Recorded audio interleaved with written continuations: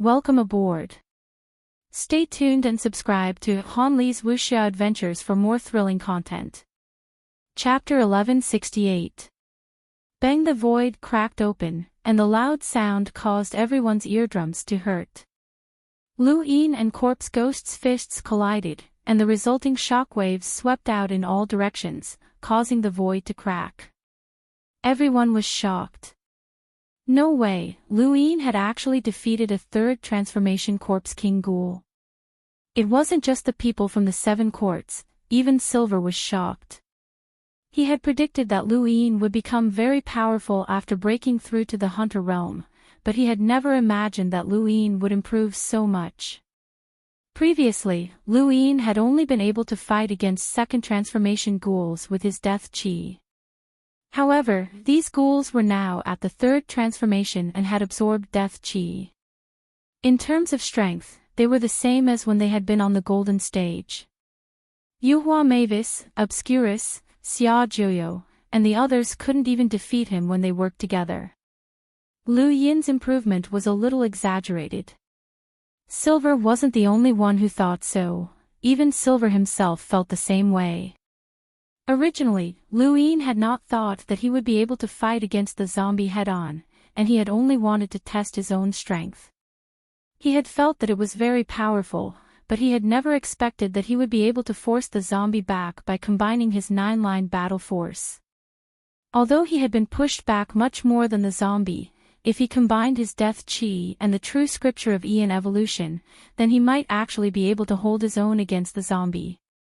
A normal person facing off against a powerhouse at the third transformation was something that even Ascension Mavis had not been able to do. Lu Yin's current strength was at least on par with Ascension Mavis. The ghoul growled as it was pushed back. It stared at Lu Yin with its blood-red eyes and charged forward again. This time, it punched out with even more power than before. Lu Yin had already tested his own strength, so he had no intention of fighting head-on. Besides, he still had the giant emperor behind him. Corpse Ghost's punch missed, as the wind from his fist did not affect Lu Yin at all. However, the giant emperor was the real problem. Lu Yin dodged the ghoul's attack and then the giant emperor's. He then looked at Xia Jiuyo and the others. "Are you just going to watch?" Hui Santong frowned. "Is there still Progenitor Chen's blood in the blood pool?" "Of course." Lu Yin shouted. Hui Santong pursed his lips. "So you don't have any? There's no need for us to fight the giant emperor head-on. See you later." With that, he was the first to rush out. Lu Yin was stunned. He had clearly said that there was. The descendant of the Hui family was really smart. Xia Shaoxian rolled her eyes at Lu Yin. That phenomenon had already been born, so it would be strange if there was still Progenitor Chen's blood. Go ahead and have fun. After saying that, she also headed off into the distance. The others glanced at Lu Yin and then left one after another. Lu Yin grew anxious, as the giant emperor had set its sights on him. He was no match for the giant emperor on his own, and he also had Silver by his side. This group of people did not intend to fight it out with Silver anymore. Even Teardrop Girl and Xu Jing had given up. Actually, he could have left as well, but he was unwilling to do so. His newly awakened second innate talent had filled him with a strong desire for the giant emperor. It was a very good experimental subject. As he thought about it, he shouted, "The bottom of the pool leads directly to Progenitor Chen's corpse." Xia Shaoxian stopped in her tracks and looked back in disbelief. Xia Jiuyo and the others were stunned. Even Hui Santong, who was the furthest away, stopped and stared at Lu Yin. "Progenitor Chen's corpse? Are you serious?" Ku Lei shouted. Lu Yin replied, "Of course. Otherwise, how could there be so much blood? I've already absorbed a big bowl, so there should be at least another bowl coming out." Although his words were crude, he had successfully convinced everyone to stay behind. Even Silver, who had been planning to use the shaman spirit doll to attack Lu Yin, paused. If they could really find Progenitor Chen's clone's corpse, then it would be very useful. The value of Progenitor Chen's blood could not compare to that. Furthermore, the chances of finding Progenitor Chen's clone's corpse here were very high. Otherwise, how could the giant emperor have obtained Progenitor Chen's blood? The more they thought about it, the more likely it seemed. Everyone's gazes towards the giant emperor grew increasingly unfriendly. It was a roadblock that needed to be kicked away.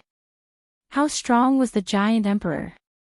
Up until now, aside from Teardrop Girl's Heartless Morning Autumn battle technique and Retribution's secret technique, only Ghoul had been able to force it back.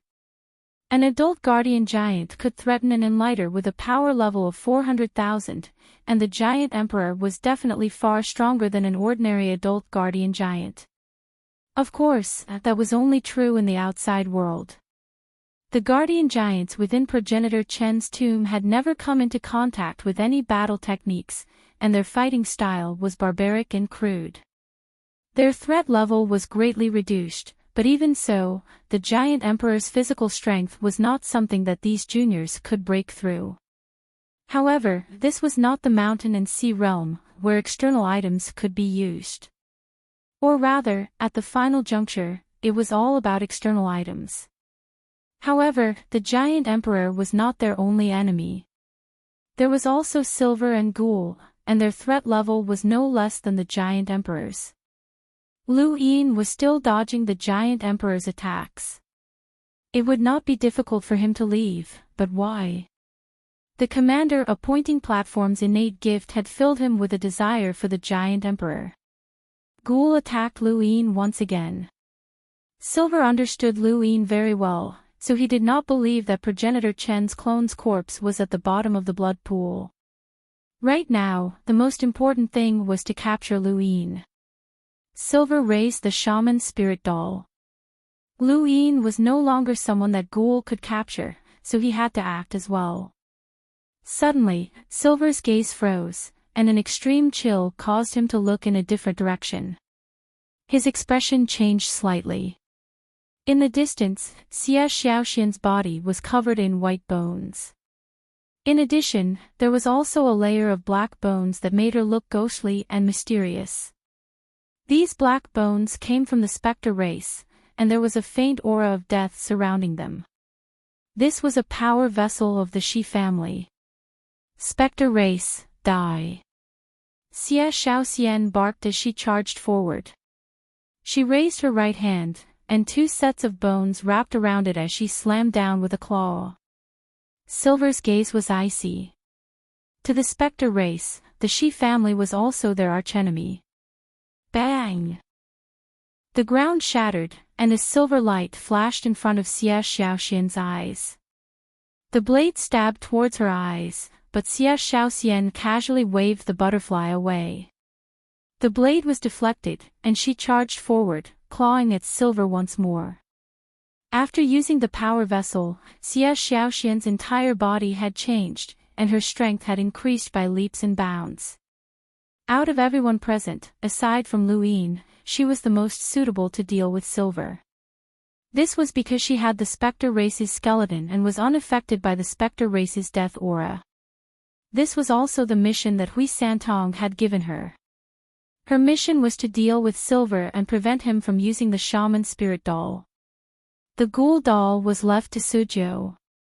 Aside from the Su family's secret art, which allowed them to avoid the Ghoul doll's attacks, they also had the motionless chessboard, which was enough to prevent the Ghoul doll from advancing. The motionless chessboard was very small, and it was useless against the giant emperor, but it was perfect for dealing with the Ghoul doll. As for the remaining people, they focused on the giant emperor. Lu Yi narrowly avoided the giant emperor's attack without panting. After breaking through to the hunter realm, his strength had increased by several times. In truth, if he counted his innate gift from the general appointment platform, he did not even know how much stronger he had become. In any case, in terms of strength, he was confident that he could match Yuhua Mavis. In terms of domains, he also had thoughts of competing with obscurity. Hui Santong appeared beside Lu Yin and threatened, "You didn't lie to us, did you? If Progenitor Chen's body isn't down there, we'll deal with you the same way we dealt with the giant emperor." Lu Yin could not stand being threatened. "Then you can leave. Once the giant emperor sleeps, I'll take Progenitor Chen's body for myself." Hui Santong glared at Lu Yin and retrieved a flask of water from his cosmic ring to take a sip. In front of him, the giant emperor punched out. Lu Yin looked at Hui Santong in admiration. The giant emperor was still in the mood to drink water at a time like this. The two dodged, and the giant emperor grew more and more irritated, attacking faster and faster. Hui Santong's gaze quickly swept past Silver and Ghoul before finally settling on Xia Jiuyo. "Brother Xia, it's up to you." Xia Jiuyo's palm glowed with a blade, and he slashed out with the Xia family's 3 styles of blade intent. The first attack was useless, and so was the second. When the third attack appeared, a blade appeared alongside it. It did not look solid, but it contained an unparalleled sharpness. When the blade appeared, the giant emperor paused and looked over in shock. Hui Santong shouted, "Brother Lu, beat him senseless." Lu Yin had just received Hui Santong's message, and he blinked in front of the giant emperor's face. He raised his hand and struck out with an empty palm. At this moment, the might of emptiness palm was completely different from before. Lu Yin's strength had increased by leaps and bounds, and the emptiness palm's power had naturally increased as well. The giant emperor's nose was struck once more, and he was forced back 2 steps as blood flowed out. Just like Ghoul's attack, Lu Yin could also use his physical strength to injure the giant emperor. The giant emperor was forced back 2 steps by the emptiness palm, and it seemed to have been struck senseless. Xia Jiuyo took the opportunity to strike out with his third attack. The blade fused into the third style of blade intent, and Lu Yin felt a chill run down his spine. The blade flashed past and left a gaping wound on the giant emperor's thigh, causing blood to flow out like a waterfall. "Ku Lei!" Hui Santong shouted. In the distance, lightning flashed as Ku Lei appeared and charged towards the giant emperor's wound. The moment he entered the wound, he hid within a piece of withered wood. This was the Ku family's power vessel, the Withering Time Wood. When Lu Yin had been ambushed, Ku Wei had hidden within the Withering Time Wood, and Lu Yin had found its defenses unbelievable. Now, Ku Lei was similarly hiding within the Withering Time Wood, and he stuck it firmly in the giant emperor's wound. Lightning suddenly erupted and spread throughout the giant emperor's body. Ku Lei had attacked the giant emperor with lightning before, but the giant emperor hadn't cared at all. However, things were different now. Ku Lei's lightning directly struck the giant emperor's wound, causing it to howl in pain. The giant emperor slapped at the wound on its thigh, but Ku Lei didn't care. The Withering Time Would guaranteed his safety. There was a thump as the giant emperor slapped at the wound. Lightning flashed once more, connecting the heavens and the earth. The giant emperor was in so much pain that its movement slowed down. On the other side, a chessboard was trapped beneath Sujio and Ghoul's feet. Ghoul roared, causing the chessboard to become unstable. Ghoul looked up and punched out, but a river appeared beneath Sujio's feet and swept him away. Then, just as Ghoul was about to attack Lu Yin again, another chessboard appeared beneath his feet. Sujio couldn't trap Ghoul on his own, so Yu Qin assisted him from the side. Xie Shaoxian and Silver's battle was just as difficult, and this was because Silver hadn't used his power vessel yet. Xie Shaoxian, on the other hand, was able to stall Silver because of her secret technique. She had used a secret technique to borrow Xia Jiuyo's third style blade intent, which had forced Silver to retreat. The giant emperor's movements were hindered by the lightning. The Tear Lady and Shu Jing attacked at the same time, attacking the giant emperor's neck. This was the second place that Hui Santong had decided to attack, as it was the only place that could kill the giant emperor. Welcome aboard. Stay tuned and subscribe to Han Li's Wuxia Adventures for more thrilling content. Chapter 1169. Lu Yin attacked as well, unleashing a barrage of empty palms. The giant emperor's face could not even roar as its neck was being continuously struck by empty palms. For a moment, it felt as if it could not breathe. The giant emperor wanted to retaliate, but lightning was released, slowing down its movements. Lu Yin stopped and could not help but look at Hui Santong. This guy had actually grasped everyone's strengths and instantly turned the situation around. Was this the heir of the Hui family? Brother Hui Kong's grandson was not bad. Should he reunite with him? Hui Santong drank some more water, and his eyes grew brighter. Lu Yin's heart skipped a beat as he thought of something. He looked at Hui Santong's water bottle with a burning gaze. What are you looking at? Attack! Hui Santong shouted at Lu Yin. He raised a hand, and a golden meteor crashed down on the giant emperor's head. However, his attack was useless against the giant emperor. Lu Yin did not have time to think about anything else. He raised a hand and struck out with empty palms. The wind from his palms swept past Lei Nu and viciously struck the giant emperor's neck. Lei Nu was startled. Even though she had not touched the wind, she could still feel the terrifying attack power as it brushed past her. She could not help but look at Lu Yin. This person had become a hunter, and his strength had undergone an earth-shattering change. It was no wonder why the prime clear lineage valued him. His defeat of Netherweep in the mountain and sea realm had not been a fluke. The giant emperor had initially been suppressing everyone, but now, it was being suppressed. Even though everyone had used their power vessels, the winner was king while the loser was in the wrong. Finally, Xia Jiuyo unleashed his third blade intent, which left a gaping wound on the giant emperor's neck. Everyone's attacks landed, and the giant emperor finally could not hold on any longer. It half knelt on the ground, and its large eyes unwillingly scanned the crowd. It did not know how to speak, but everyone could see its unwillingness. Lightning flashed once more. Lu Yin looked at the giant emperor's thigh.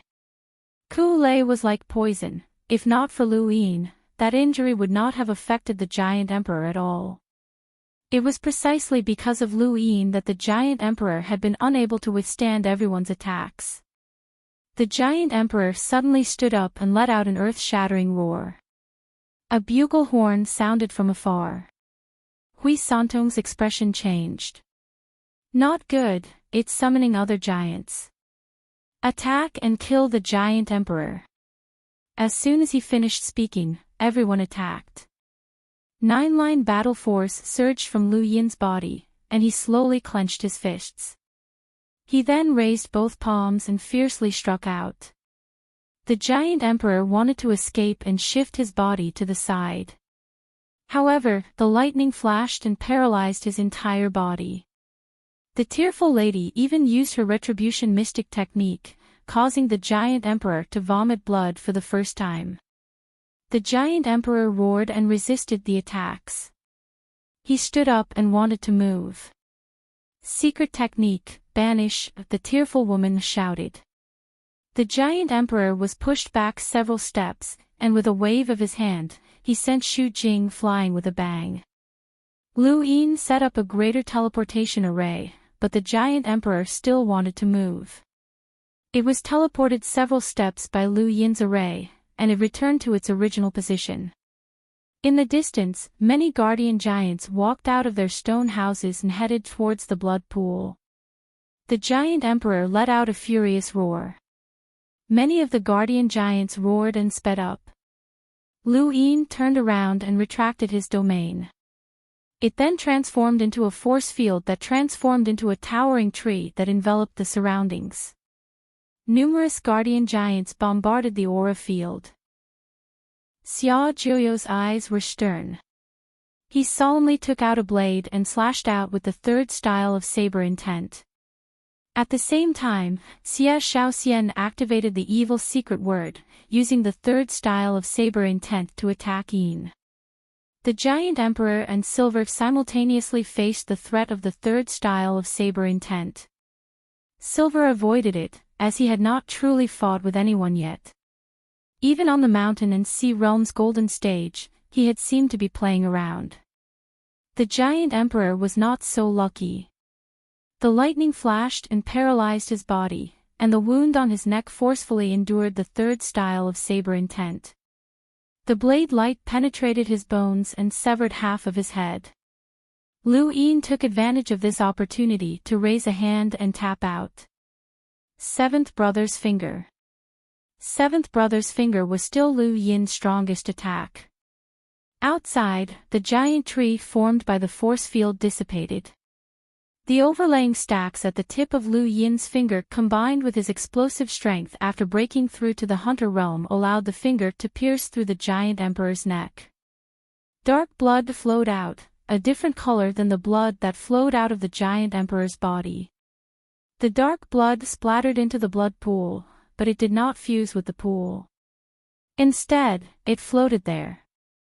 The giant emperor's eyes went blank, and he slowly fell to his knees, causing the ground to rumble. Everyone looked over and saw that the giant emperor was completely dead. He could not even escape. Lu Yin's figure flickered as he appeared on the giant emperor's shoulder. With his back to the crowd, he took out a general appointment platform. "In my name, I appoint a general." As soon as he spoke, a gust of wind blew past, and the giant emperor's brand appeared on the platform. It was so vivid that it looked like the real giant emperor. Lu Yin was excited. At this moment, many guardian giants angrily charged in from all directions and attacked the group. Hui Santong looked at the blood pool and leaped down. The rest of the group also charged in. Lu Yin pursed his lips, glanced at Silver and Ghoul, and then turned to leave. It was too late for Silver to take out the divine shaman spirit doll, as there were many guardian giants blocking the way. He could only helplessly say, "Captain, good luck." With that, he left. The guardian giants roared angrily, as the giant emperor's death was a huge blow to them. Lu Yin looked back and was inwardly speechless. At the same time, he felt a little tempted. If all of these guardian giants joined the Great Yu Empire, then he would be able to wage war against all of the Interverse powers. Right, this was Progenitor Chen's tomb. Did that mean that these guardian giants belonged to the Seven Courts? Lu Yin looked around as he distanced himself from the blood pool, but he was lost. To be honest, he had no understanding of Progenitor Chen's tomb at all. Silver had been leading the way, and this place was so huge that he might not be able to find anything good. There was a time limit to the opening of Progenitor Chen's tomb, and Lu Yin did not want to come here for nothing. As he thought about it, Lu Yin recalled the scene of Hui Santong drinking water, and he was tempted. That water must have been brewed by Hui Santong, and he wanted to drink it as well. He decided to stay and wait for Hui Santong. Not long after, Xia Jiuyo and the rest charged out of the blood pool, their expressions ugly. This was especially true for Ku Lei. "Don't let me find Lu Yin, or I'll skin him alive." Xie Shaoxian rolled her eyes. "You can't beat him." Ku Lei glared at her and snorted, but he did not say anything. Around them, many guardian giants noticed the group and raised their clubs to smash them down. The group dispersed and left. In the distance, Lu Yin's eyes lit up. He saw lightning flickering and heading into the distance. It was definitely Ku Lei. He also saw Suzhou, as the motionless chessboard beneath his feet was rather eye-catching. He saw the river carrying Yuqin away. The treasures of the heirs of these great powers were very tempting. Finally, he saw Hui Santong. The golden meteor beneath his feet was rather eye-catching. The one behind Hui Santong was the crying lady. Hui Santong felt helpless and turned around. Why are you still following me? The crying lady did not say a word and simply followed him. He felt rather sullen, as the crying lady was using him as a guiding light. He could not just leave her alone, so how could he get rid of her? He could not help but take a sip of water. Sorry, I'm thirsty. Can I have some water? A voice called out from nearby. Hui Santong's eyes trembled, and he looked over. Lu Yin was so close to him, but he had not noticed anyone. The crying lady had not even noticed Lu Yin, and she narrowed her eyes. This person was a little scary. Lu Yin smiled at Hui Santong. Let me have some water. Hui Santong's face sank. Brother Lu, it's not a good habit to borrow someone else's knife to kill. Lu Yin shrugged. I'm just helping the 7 courts. That way, your heirs won't encounter the giant emperor the next time they come in, right? Hui Santong put away his canteen. I already said that if you lie to us, we'll deal with you the same way we dealt with the giant emperor. Lu Yin was helpless. Brother Hui, you and I are actually closer than anyone else. In fact, you even have to call me ancestor. Hui Santong was furious. Lu Yin, you're too insulting. This is Progenitor Chen's tomb, and the 7 courts are outside. My Hui family's experts are all here. Lu Yin hurriedly explained, listen to me, Brother Hui. During the 6th Mainland's invasion, Night King Zhenwu almost killed me. At that time, I went to the technocracy and met someone. We almost became sworn brothers. That person was called Hui Kong. Hui Santong's eyes narrowed, and he could not help but cry out, who are you talking about? Hui Kong. Lu Yin smiled. Hui Santong stared at Lu Yin. Lu Yin, I'm not joking with you. Are you sure you're telling the truth? If you lie to me, I swear that my Hui family will hunt you down. Lu Yin seriously replied, it's true. Hui Kong told me to call him elder brother. He also said that if something happened to me in the future, he would definitely have his descendants take revenge for me. At that time, elder brother Hui Kong did not say that he was from the 7 courts Hui family, but I'm guessing that only the Hui family has that kind of power. Hui Santong's breathing quickened as he approached Lu Yin. Did you really see ancestor Hui Kong? Where is he? He said that he's in the technocracy. Why is he there? How long has he been there? He said that he's looking for the truth. Hui Santong's expression changed once more. He might not have been certain earlier, but now, he was certain that Lu Yin had indeed seen their Hui family's ancestor. Behind them, the tearful lady looked at Lu Yin in astonishment. Was this person lying or was he telling the truth?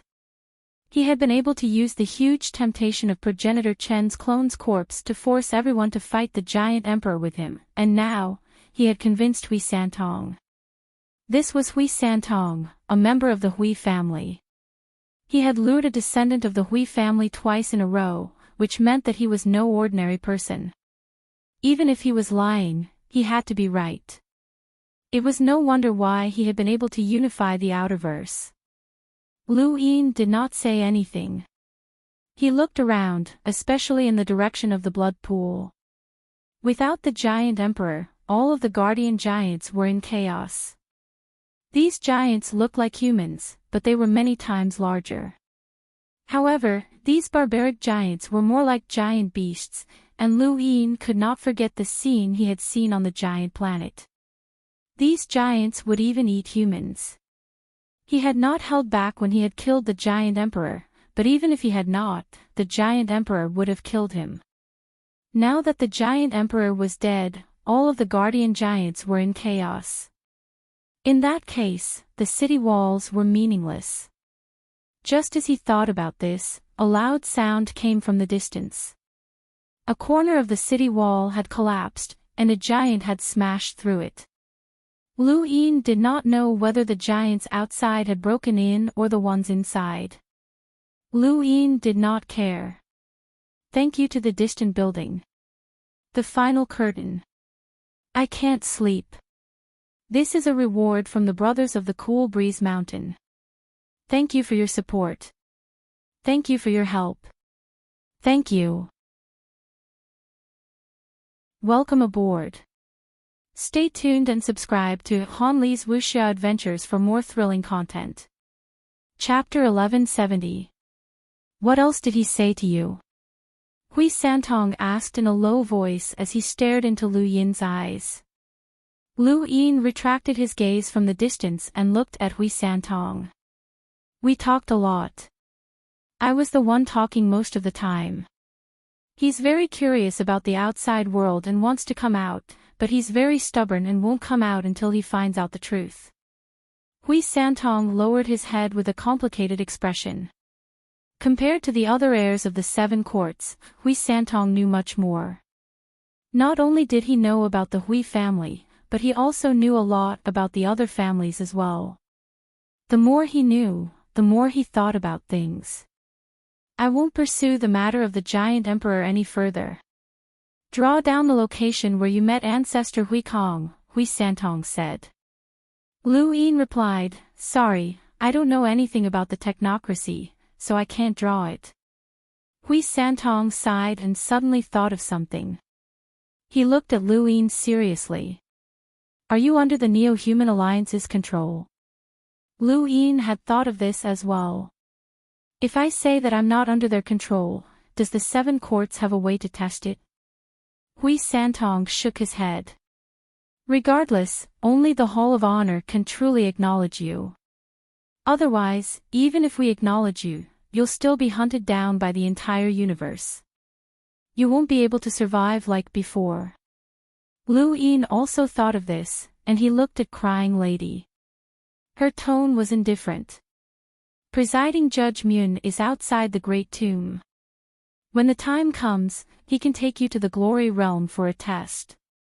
If you're really not under their control, then you'll be fine. Lu Yin nodded and looked relieved, but he was actually very worried. Who knew what that black and white fog in his heart was? If they found out that he was being controlled, then no one would be able to explain themselves. However, he had to be tested.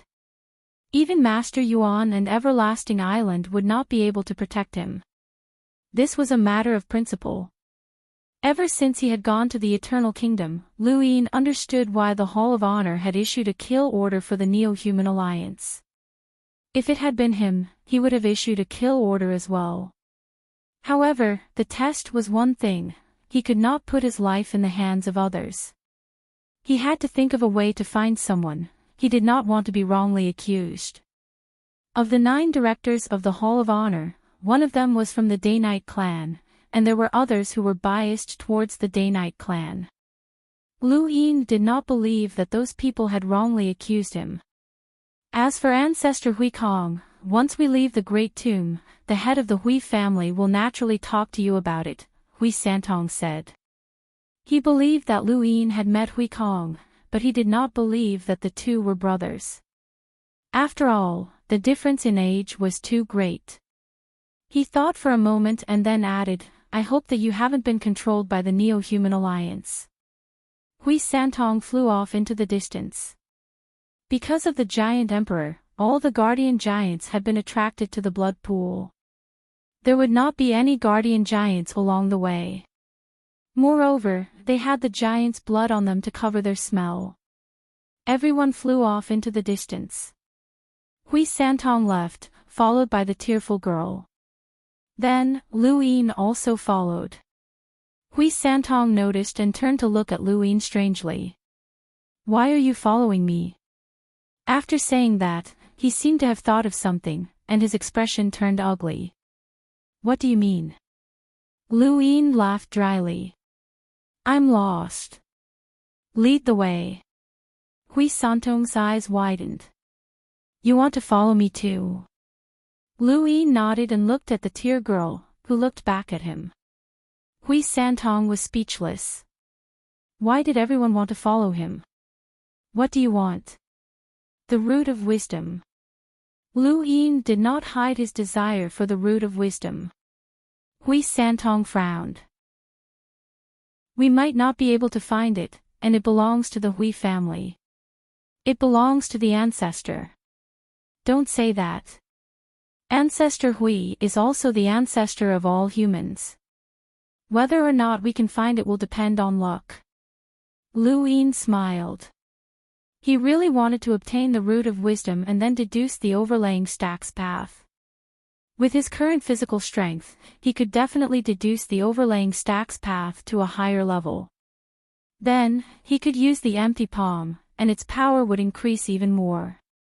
One palm strike would definitely be enough to make someone like Xia Jiuyo, who had just broken through to the Enlighter realm, tremble. Hui Santong was both helpless and amused. There had never been two people following him in history. It was almost impossible for outsiders to enter progenitor Chen's great tomb, and only Burial Garden could. However, Burial Garden's understanding of progenitor Chen's great tomb was no less than Hui Santong's, so they had never led the way before. Go ahead. You can't give up everything just because of the two of us, right? Lu Yin asked. He was still a little worried. Hui Santong looked at Lu Yin and then at Crying Lady. I'm not looking for the root of wisdom. He then flew off into the distance. Crying Lady frowned and glanced at Lu Yin with dissatisfaction. Lu Yin had not expected Hui Santong to be so decisive. Since he had decided not to look for the root, Lu Yin could not persuade him otherwise. The main reason was that both he and Crying Lady were clearly stronger than Hui Santong. Even if they found the root, it would not belong to them. With Hui Santong's intelligence, it was impossible that he had not thought of it. In that case, the place that they were heading to should be known by everyone. Lu Yin had no way of changing Hui Santong's mind, so he could only follow silently. Progenitor Chen's great tomb was indeed huge. After an hour, Hui Santong looked back and saw that Crying Lady and Lu Yin were still following him. He asked, I heard that you were captured by one of the 7 sky gods, the witch spirit god. Where did they take you? The Eternal Kingdom, Lu Yin replied. Hui Santong paused and looked at Lu Yin in shock. You were taken to the Eternal Kingdom. Crying Lady looked at Lu Yin in surprise as well, carefully sizing him up. Lu Yin said, looks like you know. That's right, it's the Eternal Kingdom. Where is it? Crying Lady asked. Lu Yin shook his head. I don't know. I only know that it's a folded space with 7 dark inheritance towers that represent the 7 sky gods. To be honest, I don't believe that you were able to escape from the Eternal Kingdom, Lu Yin. Lu Yin replied, that's why I had to do a test. No one would believe me. What about the Eternal Kingdom? I heard that it's a paradise created by the Neo-Human Alliance, and they're researching how to make people immortal. Lu Yin's face sank. That's hell, a place that should be destroyed if it's known. Crying Lady did not say anything else, and neither did Hui Santong as they continued walking into the distance. Not long after, waves of star energy rippled in front of them, and the 3 of them saw a black creature that looked like an enlarged earthworm rise up from the ground. It was at least a few thousand meters long, and there wasn't just one. There were dozens of these creatures rising up from the ground. High up in the sky were Xia Shaoxian and Xu Jing. Hui Santong's gaze turned cold, but he had no intention of helping. He simply turned around. Lu Yin curiously looked at the strange worms. What are those? Hui Santong replied, how does a person's body turn into bones after they die? Lu Yin suddenly recalled the ancient centipede's corpse that he had seen in the Northline flow zone. There had been similar creatures there as well. However, these creatures were even more powerful, as they had tried to devour progenitor Chen's clone's corpse. There were many of them, but they weren't very strong. Xu Jing could cut through many of them, and Xia Shaoxian could easily kill them all. Crying Lady looked down and her pupils shrank. She saw that the ground was filled with these worms, and they looked rather disgusting. To progenitor Chen's clone, these worms were just parasites that could be found in a normal person's hair. However, they were too big for them. Since these worms have appeared, does that mean that we can reach progenitor Chen's clone's corpse? Lu Yin asked. Hui Santong replied, it's useless. These worms have no effect on progenitor Chen's body.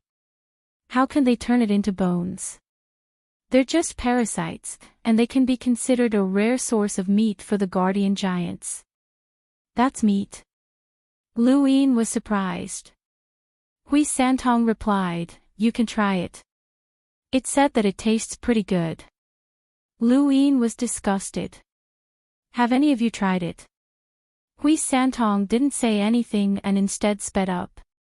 Xie Shaoxian and Xu Jing saw the three of them, especially Lu Yin. They raised their brows at this despicable bastard. Don't go. Xie Shaoxian shouted as she quickly chased after them. Everyone who had entered progenitor Chen's tomb left the blood pool and headed further away, except for one person, Ku Wei. Everyone seemed to have forgotten about him, and even he had forgotten about himself. He was now focused on hiding in the guardian giant's hair so that he wouldn't be discovered. Ku Wei blinked as he crossed the broken city wall. No way, a civilization of giants had formed here. He was clearly slower than everyone else, and if not for the guardian giant entering the city, he might not have known what was going on here. The guardian giant was more like a beast than a human. It had no intelligence, and all of its actions were based on instinct. This guardian giant had been attracted to the blood pool and had slowly approached it. There were many other guardians in the area, and they all circled around the blood pool before leaving. For some reason, this guardian giant lowered its head and then buried its head into the blood pool. To it, this was just washing its face, but to Ku Wei, this was basically throwing him into the blood pool. Ku Wei was caught off guard and fell into the blood pool. The moment he left the giant's hair, the guardian giant's eyes stared straight at him. Even though the guardian giant relied on scent to find outsiders, they still had vision, and as long as they weren't too far away, they would be able to see. At this moment, Ku Wei and the guardian giant were staring at each other. The guardian giant pressed one hand into the blood pool and grabbed at Ku Wei. It was as if Mount Tai was pressing down on him. Ku Wei was startled, and he tapped out with a finger. The giant's palm was too large, and Ku Wei was only able to break one of its fingers. However, the palm still managed to grab him, and the giant's strength almost crushed him to death. He couldn't help but open his mouth and spit out a mouthful of blood. After that, even more blood entered his body. This was the giant's blood, and there was also the giant emperor's dark blood mixed in with a trace of progenitor Chen's blood. Progenitor Chen's blood was at the bottom of the blood pool, and it was being absorbed by Lu Yin. However, progenitor Chen's blood had been in the blood pool for a long time, and there was a trace of it that had melted. Ordinary people would not be able to detect it, and that trace of progenitor Chen's blood did not exist. However, at this moment, Ku Wei had opened his mouth and drank a lot of the giant's blood, so he had naturally absorbed some of it as well. The guardian giant scooped Ku Wei up from the blood pool and looked at him.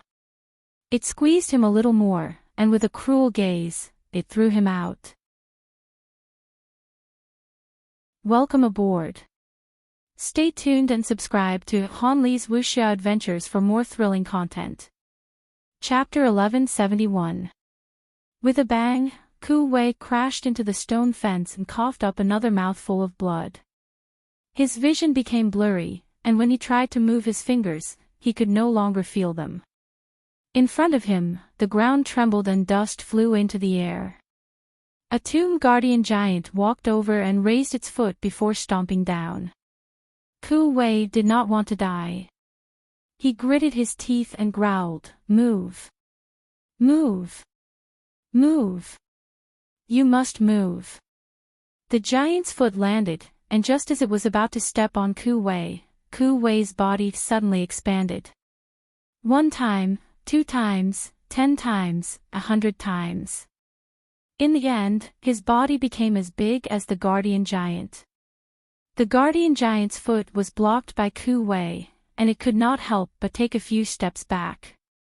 In the surroundings, many guardian giants looked at Ku Wei, their eyes filled with doubt and confusion, but they did not attack. Even the guardian giant that had attacked him at the beginning did not attack again and looked at Ku Wei in confusion. Ku Wei blinked and lowered his head. What was going on? Why did these guardian giants become smaller? No, he looked at the blood pool in front of him in shock. It was him who had become bigger. Looking at his hands, Ku Wei stood up in a daze. He had really become as big as these guardian giants. What was going on? Looking around, the scenery had completely changed. The guardian giants around him were as big as him, and the stone houses around him were like ordinary houses. This was the height of the giants. Ku Wei was completely stunned. He had actually become a guardian giant.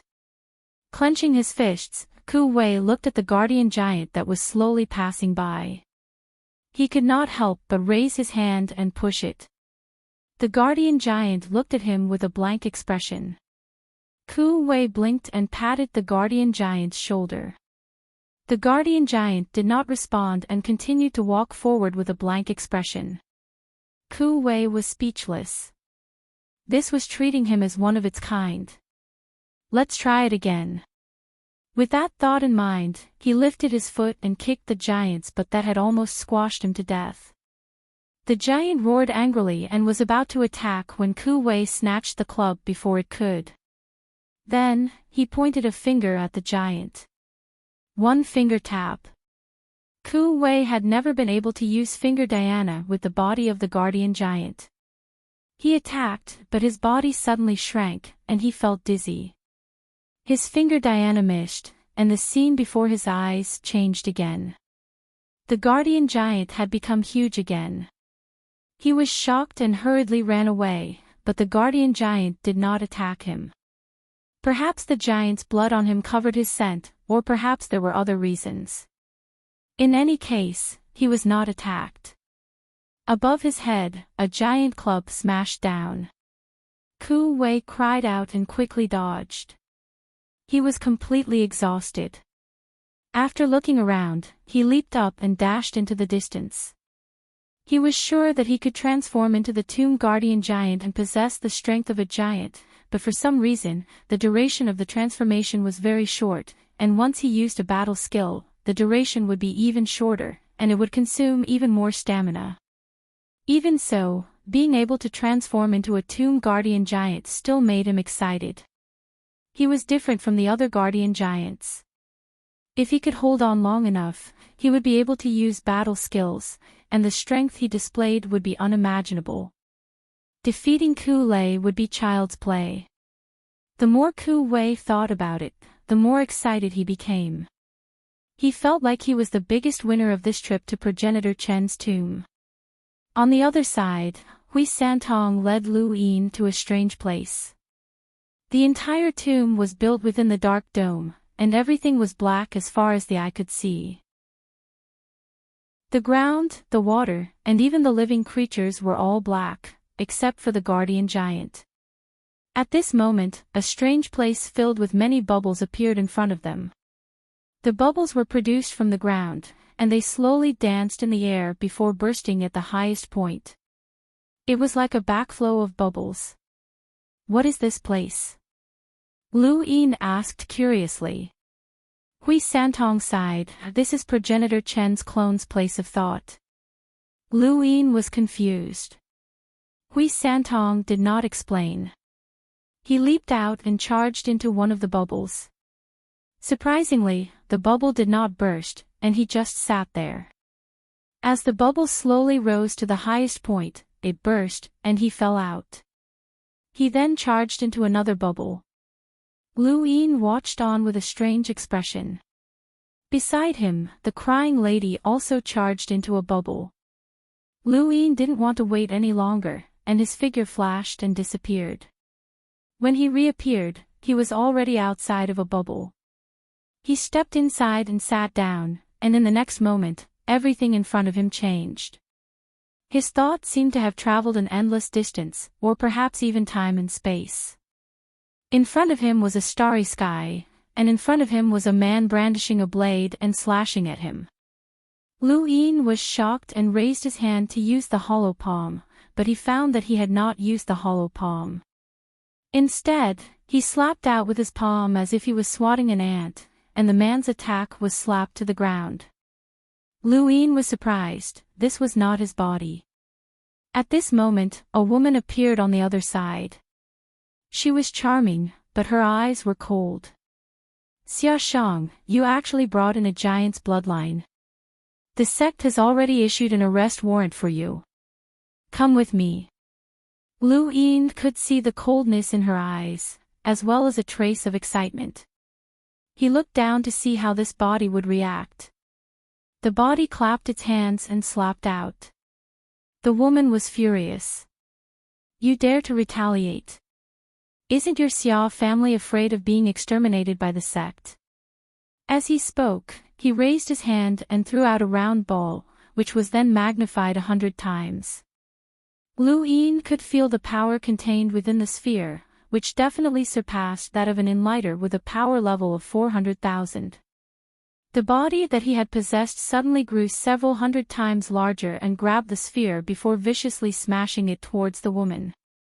The woman was terrified. No! There was a loud bang, and the ground split open. The forest was destroyed, and the void distorted as the woman was crushed to pieces. The body looked around and saw quite a few people surrounding it, all of them with fierce gazes. The body raised a hand and slapped down. At the same time, 9-lined battle force surged from its body and imprinted itself onto the giant's body. It was exceptionally terrifying. Lu Yin's fighting spirit soared. This was how he was domineering.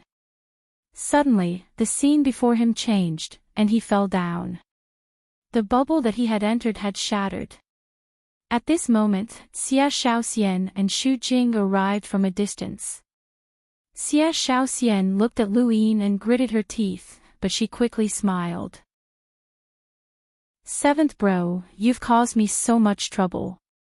If not for my power vessel, I would have been killed by that Spectre clan member.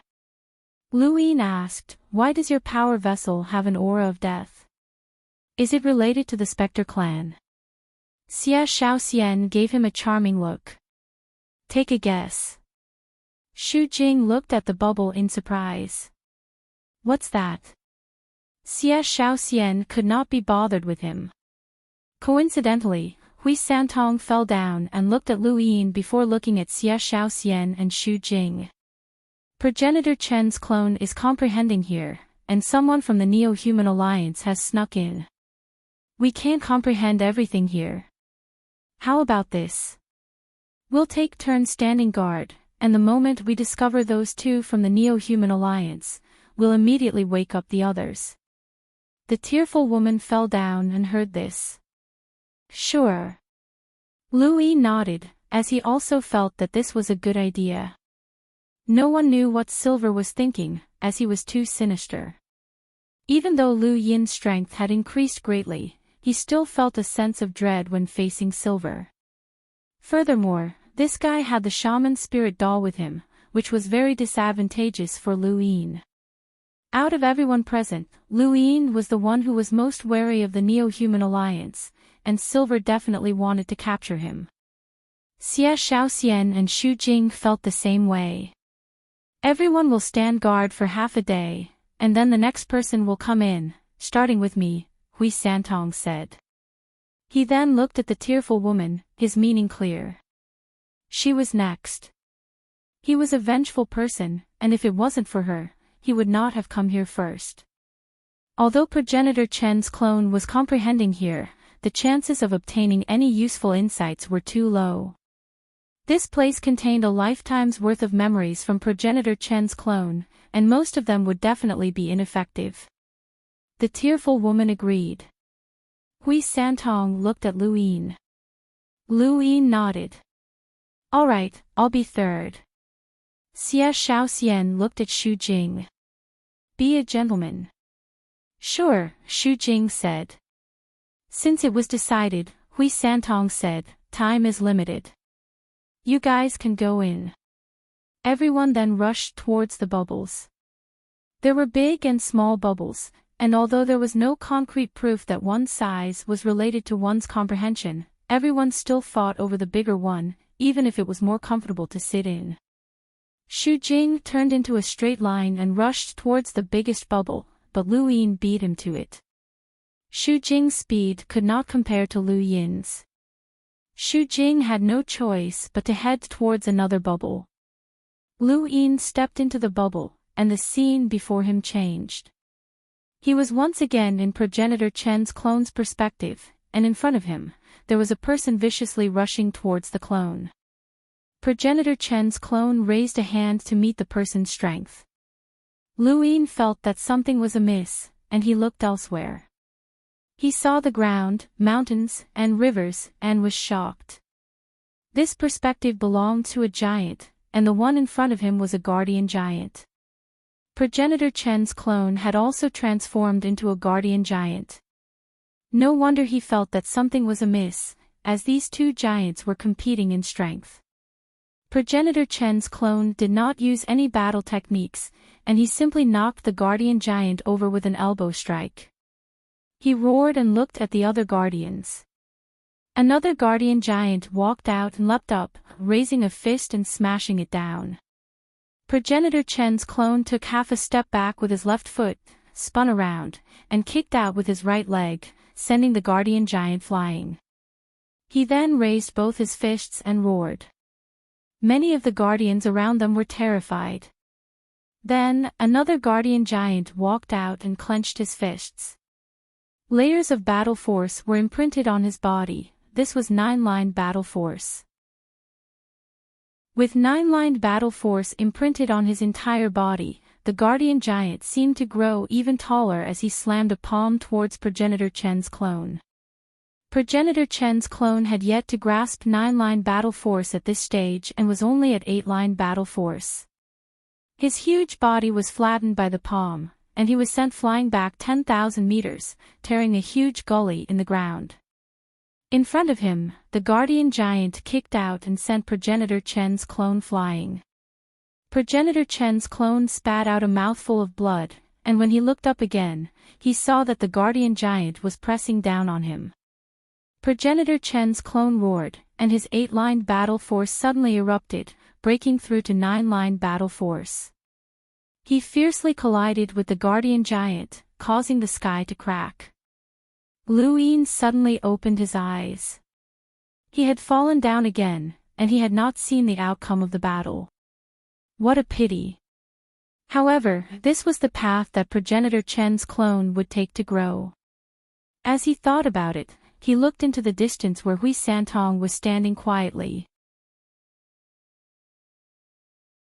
Welcome aboard. Stay tuned and subscribe to Han Li's Wuxia Adventures for more thrilling content. Chapter 1172.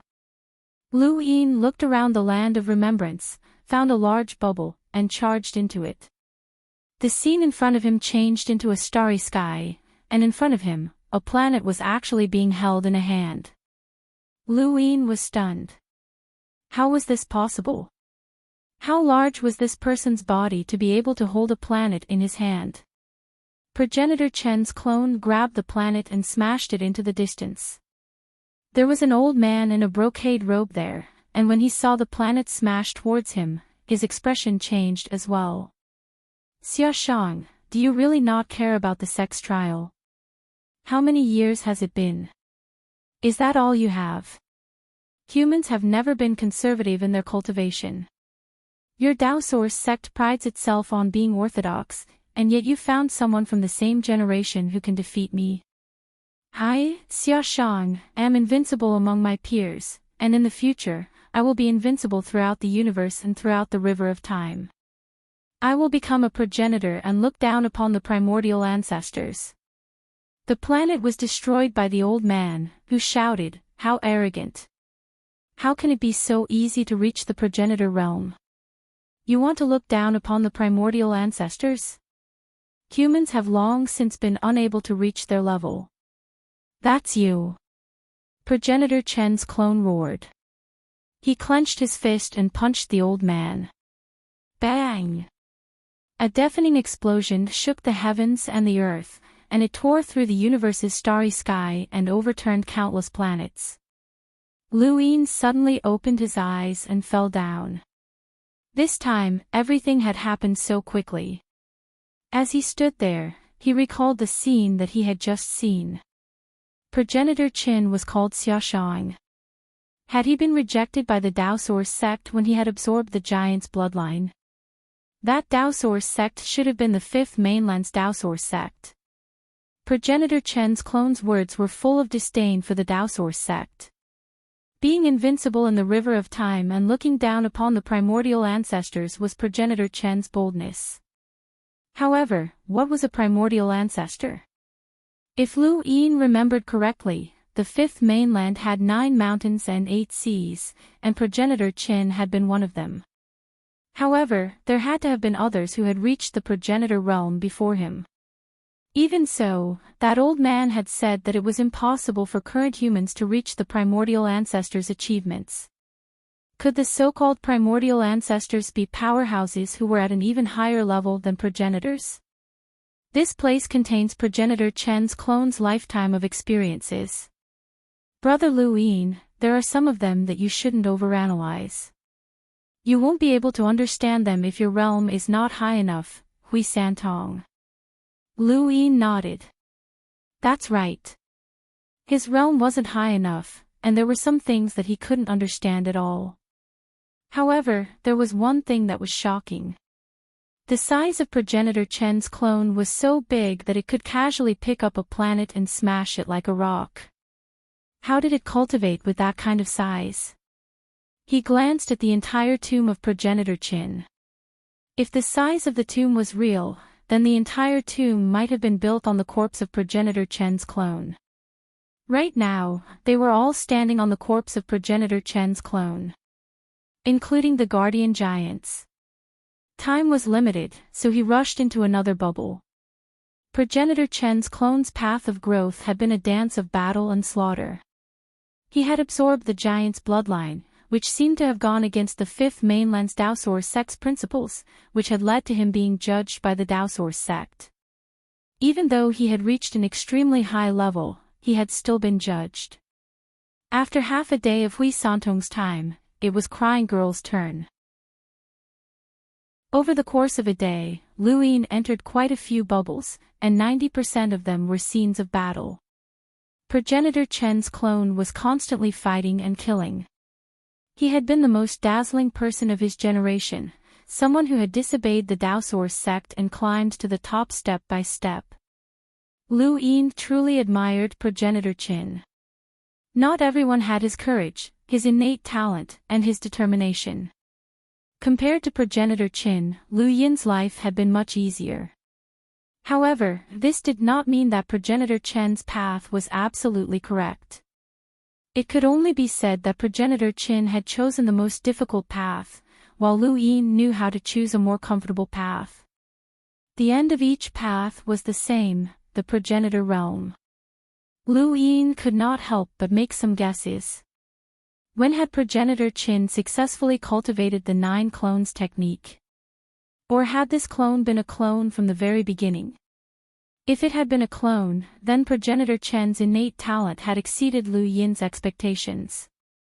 No one could have created such an earth-shattering technique at such a young age. Right, perhaps it had not been created by Progenitor Qin. Lu Yin thought about many things, and the more he looked at Progenitor Chen's experiences, the more he admired him. This time, he saw Progenitor Chen's clone drinking and chatting merrily with a group of friends, and he even got drunk. This was the first time that Lu Yin had seen Progenitor Qin with friends, and it was also the first time that he had seen him get drunk. If the Daosaur sect really wanted to deal with him, they could have done so long ago. The only reason they had not done so was because they also valued Progenitor Chen's innate talent. It could be said that the more powerful and invincible he appeared, the safer he would be. Or perhaps, the Daosaurus sect also wanted to know if there were any other cultivation paths for humans. This time, Progenitor Chen was truly drunk, and it was a rare occasion for him to be drunk. Lu Yin opened his eyes and fell to the ground. In the distance, the crying lady looked at him calmly. "It's my turn," Lu Yin said as he leapt to a spot not too far away from her. The crying lady charged towards one of the bubbles. Standing guard was very boring, but Lu Yin did not dare to let his guard down. Silver was like a venomous snake hidden in the shadows, and no one knew when he would make his move. As he thought about this, Lu Yin released his domain, expanding it further and further. Within his domain, lightning suddenly appeared, and Ku Lei appeared as well. Ku Lei was flying over, and when he sensed Lu Yin's domain, he snorted and sent a bolt of lightning into the sky in an attempt to tear apart Lu Yin's domain. Lu Yin raised his brows, as this guy seemed to be very active. As he thought about it, his domain suddenly shrank and transformed into a large tree.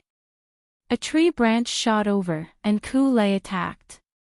Lightning transformed into a blade that sliced through the tree branch, but in the next moment, countless tree branches wrapped around him. With the power of Lu Yin's current domain, although he could not say that he could definitely defeat Enshrouded, nor could he reach the level of Enshrouded's ability to predict attacks, he was not too far off and had vaguely reached a certain limit. It might not be enough to deal with people like Yuhua Mavis, but it would not be a problem for him to deal with Ku Lei. Countless tree branches wrapped around him, and Ku Lei was able to cut through one, two, or even dozens or hundreds of them. However, in the end, he was still bound by the tree branches and ruthlessly thrown over. Ku Lei finally stabilized himself and panted heavily. Not too far away, Lu Yin smiled at him. "We meet again." Ku Lei stared at Lu Yin fearfully, feeling rather stifled. When he had first met Lu Yin in the mountain and sea realm, he had still been able to put up a fight. Now, this person was able to crush him without even moving. This guy's rate of improvement was too terrifying. After returning to the Ku family from the mountain and sea realm, Ku Lei had done some research on Lu Yin's past. He had not believed that Lu Yin could reach his current level in just 12 years, but now, he was convinced that Lu Yin was not human. If this person had become a hunter back in the mountain and sea realm, then the outcome of the battle on the golden screen might not have been certain. Ku Lei did not like Lu Yin, but he did not have the habit of looking for trouble. He snorted and charged towards the bubble. Lu Yin's figure flashed and blocked his path. "Wait." Ku Lei was annoyed. "What? Are you going to stop me?" Lu Yin was amused. "You're such a prick. If I don't stop you, does that mean that I'm afraid of you?" "You." Ku Lei was furious, but he did not say anything else. Lu Yin said, "Everyone has already discussed this. In order to prevent the Neo-Human Alliance from ambushing us, one person will stand guard every half-day. As for you, you'll stand behind Xie Shaoxian." Ku Lei snorted again and charged towards the bubble. Lu Yin looked at Ku Lei's back. "You're asking for a beating." He suddenly thought of the person he had seen in the Monolith Realm. Qianzhou was an interesting person, and his speed was very strange. Half a day quickly passed, and aside from Ku Lei, nothing else happened. Xu Jing came to Lu Yin's side, and it was his turn to stand guard. If they were facing anyone else, Lu Yin would not feel at ease letting these people stand guard. However, they were facing the Neo-Human Alliance, and everyone in the universe had come to a consensus that they would not show any mercy to the Neo-Human Alliance. This was also the basis for everyone's cooperation. Lu Yin charged into the bubble and once again experienced Progenitor Chen's battles.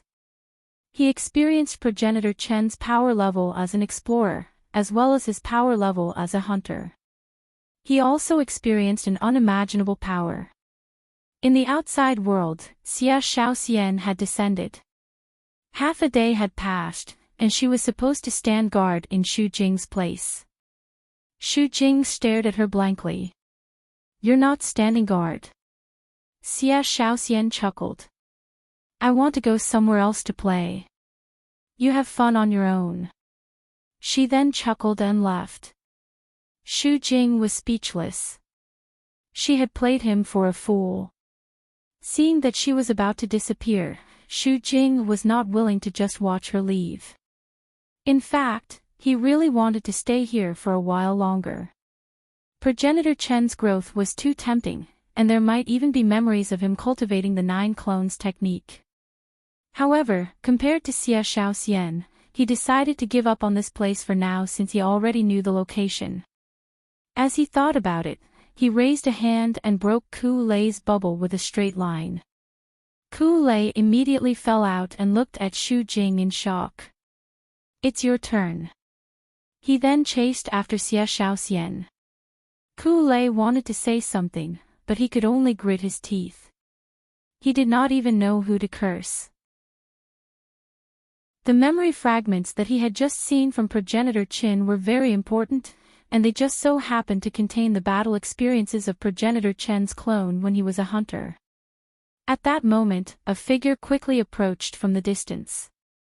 Ku Lei frowned and looked over cautiously. It was Ku Wei, and he had finally arrived. Although he had not been obstructed by the guardian giants along the way, he had encountered those bugs and had only arrived after a series of battles. Ku Lei was shocked when he saw Ku Wei, as this guy had actually managed to reach this place. He clenched his fists, as he had long since been displeased with Ku Wei. It was not only because this guy had entered Progenitor Chen's tomb, but also because in the entire Ku family, only Ku Wei could catch up to him. Ku Lei had always wanted to look down on his peers, but even though Ku Wei was much weaker than him, there was still hope for him to catch up. This made Ku Lei very unhappy. Back in the Ku family, Ku Lei had often attacked Ku Wei. It was a pity that this guy had left for the Outerverse. Now that he had returned, he had actually obtained a spot for the Yu family.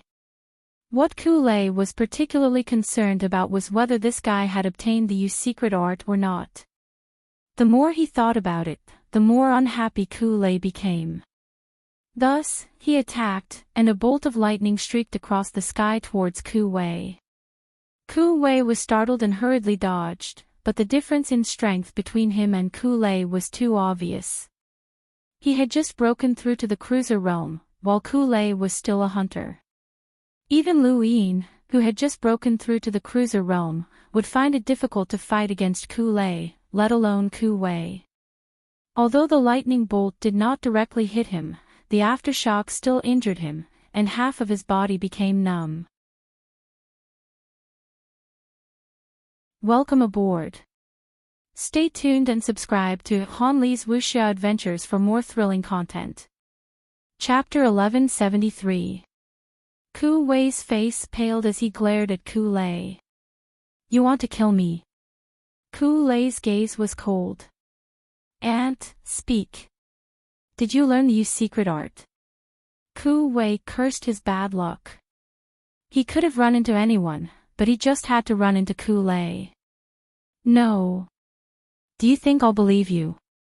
You obtained the Yu family's quota to enter Progenitor Chen's tomb, so how could you not have obtained the Yu secret art?" Ku Lei barked. He raised his hand, and lightning shot out once more. In the mountain and sea realm, Ku Lei's strength wasn't very high, and his lightning wasn't very useful. At most, it was slightly faster, but that was only against Lu Yin. Against someone at Ku Wei's level, Ku Lei's power level completely overwhelmed Lu Yin's. Ku Wei raised his hand and struck out with a finger zen. His attack made Ku Lei want to laugh. "You dare to use the Ku family's ultimate technique against me? You're courting death." He then raised his hand and struck out with a finger zen as well. Ku Wei was startled and hurriedly dodged. He panted heavily as he looked at Ku Lei in shock. At that moment, Hui Santong descended and frowned when he saw the two fighting. The Neo-Human Alliance is nearby. Gentlemen, now is not the time for internal strife. Ku Lei's tone was gloomy. When did the seven courts ever work together in Progenitor Chen's tomb? There's no need for you to be so nosy. Hui Santong was helpless. Ku Lei's personality was just too bad. Ku Wei barked, "Don't go too far, Ku Lei. The family head definitely doesn't want us to fight. You're not qualified to fight with me. I'm just teaching you a lesson so that you know how to speak to me here," Ku Lei said arrogantly. He raised his hand, and lightning streaked out. Ku Wei was struck by the shockwaves once more. He clenched his fists and glared at Ku Lei as he analyzed the situation in his mind. He wondered if he should transform into a guardian giant. If he didn't, then he might be killed by Ku Lei. If he transformed into a guardian giant, then he might not be able to defeat Ku Lei. After all, once he left Progenitor Chen's tomb, he might be dissected and studied by his family. Moreover, transforming into a guardian giant might not necessarily be Ku Lei's opponent. He didn't have the ability to use battle techniques while transforming into a guardian giant, and a brute force giant would be at a great disadvantage against Ku Lei. Suddenly, Ku Lei's father. Ku Lei snorted and raised his hand, causing lightning to flash. "I taught you how to talk to me when you were young. Kneel." Ku Wei pursed his lips. "Apart from being a disciple of the Ku family, I also have another identity." Ku Lei frowned and stared at him. Hui Santong also looked at him curiously. Ku Wei raised his head. "I, Ku Wei, am the captain of the Great Yu Empire's 10th Imperial Squadron, and I am loyal to the Great Yu Empire's royal regent, Lu Yin." Hui Santong was shocked and subconsciously looked at Lu Yin. Ku Lei's gaze turned cold. "Are you threatening me?" Ku Wei smiled and pointed behind Ku Lei. "You can think of it that way." At that moment, Lu Yin's bubble reached its peak, burst, and fell. As soon as he landed on the ground, before he could even look around, a familiar voice wailed in his ears. Your Highness, Alliance Leader, 7th Bro, your cute little Wei has been bullied." Ku Wei was filled with grief and despair, as if he had been greatly wronged. Lu Yin stared blankly at Ku Wei.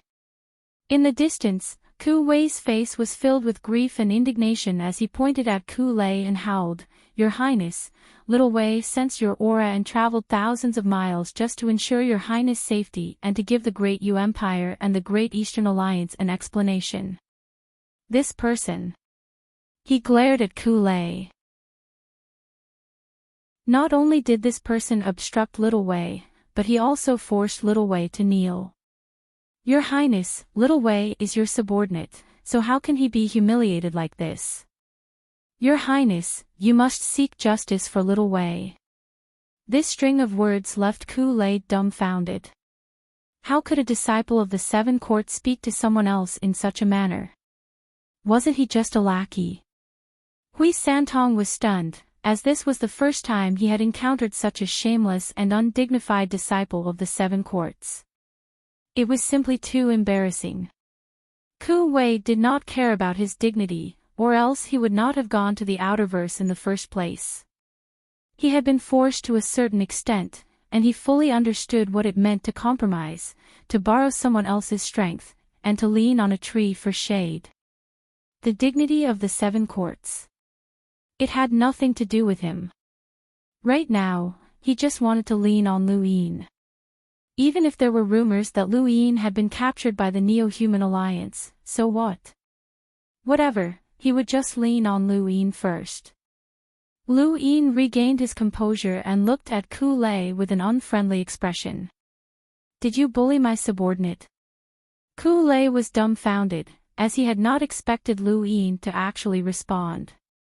However, he did not back down. This is my Ku family's matter, and it has nothing to do with you. You're asking for a beating, Lu Yin said again. He then raised a finger and flicked it out, causing a tremendous force to blast through the void towards Ku Lei. Ku Lei's eyes widened, and he transformed into a thunderbolt to dodge. However, no matter how fast he was, he could not outrun Lu Yin's finger wind. Lu Yin's finger wind had increased his strength by dozens of times after breaking through to the hunter realm, so Ku Lei was naturally unlucky to receive it head-on. He almost vomited out his organs when he was struck, and his entire body was sent flying 1,000 meters away. He spat out a mouthful of blood and glared at Lu Yin, unable to say a single word. Hui Santong's eyes narrowed. What a huge gap. Ku Wei was stunned. He knew that Lu Yin was strong, and he had even guessed that Lu Yin might have surpassed Ku Lei, but he had not expected Lu Yin to be this strong. This was not just surpassing Ku Lei, but crushing him. It was as if Ku Lei had crushed him. How had His Highness become so powerful? The gap between them was just too great. Lu Yin's strength was enough to fight against a corpse king at the third transformation, and this corpse king had fought against Yuhua Mavis, Xia Zhuyo, and a group of other experts by himself. Even progenitor Chen's avatar, an avatar of the prime clear lineage's 3 sons' ancestral qi, had been helpless against this corpse king. This was strength. It could be said that if Lu Yin did not rely on external items, he would definitely be the strongest person in progenitor Chen's tomb. A corpse king without a mind of its own would not be able to defeat him. With Lu Yin's current strength, the prime clear lineage would have been helpless against him in the mountain and sea realm, and he would have been able to suppress everyone else. Of course, if he had improved, so would the others. It all depended on who had improved more. A finger wind forced Ku Lei back, and Ku Wei's expression became even more vibrant. He quickly hugged Lu Yin's thigh. Your Highness, I've missed you so much. You don't know how many times I cried when I heard that you had been captured by the Neo-Human Alliance. I cried every day and every night until my eyes were swollen. Your Highness, Lu Yin was speechless. All right, cut the crap. Ku Wei immediately paused and smiled brilliantly. Yes, Your Highness. He then looked around arrogantly and stared at Ku Lei. Hurry up and apologize to His Highness. Do you want His Highness to take the initiative to apologize? Ku Lei was enraged, and he could not help but spit out another mouthful of blood as he glared at Ku Wei. Ku Wei was pleased with himself, but then he looked at Hui Santong in annoyance. Brat, His Highness is here. Hurry up and bow. Then use your best wisdom root to welcome him. How can you be so blind as to call yourself a descendant of the Hui family? Hui Santong raised his brows. Damn lackey. Lu Yin looked at Hui Santong. Ku Wei's words made sense. Did the Hui family use wisdom roots to welcome others? When he saw that Lu Yin seemed to agree with Ku Wei's words, Hui Santong hurriedly said, Brother Lu, we agreed on a half-day shift. There's not much time left, and progenitor Chen's tomb is even closer to opening. It's up to His Highness to decide, Ku Wei replied with a disdainful attitude that made Hui Santong want to beat him up. He was too unreasonable. Ku Wei had just finished speaking to Hui Santong when he looked at Lu Yin with a fawning smile. Your Highness, this descendant of the Hui family is right. Time is limited, so you should hurry up and find your opportunity. Don't waste your time with trash like him. He then pointed at Ku Lei. Ku Lei was furious. Lu Yin realized that as long as Ku Wei was around, he did not need to speak at all. Soon, he stepped into the bubble. As for Ku Wei, he also stepped into the bubble to give face to Lu Yin. As for standing guard, Hui Santong didn't even want to speak to Ku Wei. Besides, with Ku Wei's strength, he wouldn't even be able to shout at the Neo-Human Alliance's experts. Hui Santong only had one thought about Ku Wei. He was a piece of sh*t that spoiled the entire pot of soup. Ku Lei swore to himself that he would definitely report this to his family once he left. This bastard was too shameless, and he was bringing shame to the Ku family. Lu Yin did not know if Ku Wei's arrival had changed his luck, but he did not see progenitor Chen's clone fighting. Instead, he saw a flower bed. The flower bed was very beautiful, and there were many strange flowers and plants. In the distance, he could even see a mountain range and thatched cottages. It looked like a place where ordinary people lived, and it was very peaceful and natural.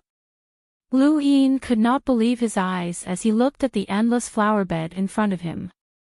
Progenitor Chen's clone's appearance had always been accompanied by battles, massacres, and rebellions, which were completely unrelated to these flowers. However, at this moment, he had appeared outside the flower bed and even squatted down to smell the flowers. It felt like his worldview had been flipped upside down. Progenitor Chen's clone waited outside the flower bed until Lu Yin's bubble burst, but he did not move a single step. Lu Yin looked for another bubble and entered it. This time, he saw another battle, but the opponent was not an expert from the Daosaur sect. At that time, the fifth mainland had not yet been destroyed, and there were many families and powers. The structure was completely different from the current one. There was no Hall of Honor or 7 courts, and there was naturally no division between the inner verse and the outer verse. However, Lu Yin did not understand the structure of the fifth mainland back then. He could only see what progenitor Chen's clone had experienced, but he could not read his thoughts. It was Hui Santong's turn to stand guard.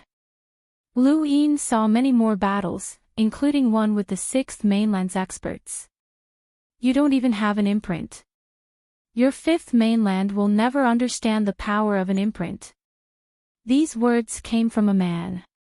Whether it was his clothing, temperament, or weapon, everything was extraordinary, and there was even a power vessel floating behind him. Progenitor Chen's clone only had one sentence, idiot. The man was enraged, and he immediately attacked. The imprint behind him seemed sacred and inviolable, and the power vessel released a powerful might that seemed capable of suppressing the heavens. However, such a powerful attack was shattered by a single slap from progenitor Chen's clone. Whether it was the man himself, his weapon, or his power vessel, everything was instantly shattered. It was just that domineering. Lu Yin watched on excitedly. At this moment, progenitor Qin was only an enlighter, and his opponent had used a foreign object. Together, they could threaten a powerhouse with a power level of 400,000, but they were still shattered by a single slap from progenitor Chen's clone. Welcome aboard. Stay tuned and subscribe to Han Li's Wuxia Adventures for more thrilling content. Chapter 1174. All along, the human domain had a common understanding that there had never been a generation where so many experts had appeared in the younger generation. Regardless of whether it was the 10 arbiters or the Neoverse geniuses, any one of them would have been invincible in their generation. Looking at the long river of time, it was rare for so many geniuses to gather in one generation. Over time, many people believed that this generation's youths were the strongest and had the highest hopes of reaching the progenitor realm. However, they did not know that even though there had never been a generation that could rival this many geniuses, there was no lack of absolute powerhouses. Progenitor Qin, Rune Progenitor, Progenitor Wushang, and even the other progenitors had been young. At that time, they had been unrivaled and were not inferior to the current generation's absolute powerhouses. Lu Yin still remembered that the first person on Astral 10's reign list was Shao Qin. Compared to those of the same generation, that person's control of star energy had surpassed Lu Yin's. There was no lack of such people throughout history. A few more days passed, and Lu Yin watched many of progenitor Chen's clones go through their experiences. Most of them were battles, with occasional breaks. When Lu Yin stepped into the bubble, he saw the crying lady standing guard outside. This time, Lu Yin saw a strange scene. Standing in front of progenitor Qin was himself. No, that wasn't right. There was someone who looked exactly like one of progenitor Chen's clones. This person should be one of the 9 clones. It was very strange for 2 identical people to look at each other. It was like looking into a mirror, but the person in the mirror was moving. After a while, the stars on progenitor Chen's body began to revolve. Lu Yin's eyes widened. Was this the serious technique? Before he could take a closer look, the bubble burst and fell out. Lu Yin was annoyed, as he had seen progenitor Chen personally use the serious technique, but he had not been able to watch the entire battle.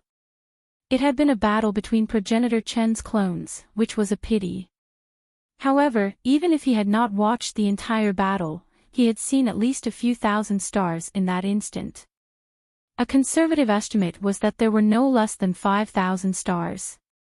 This discovery shocked Lu Yin, as progenitor Qin had only been an enlighter at that moment.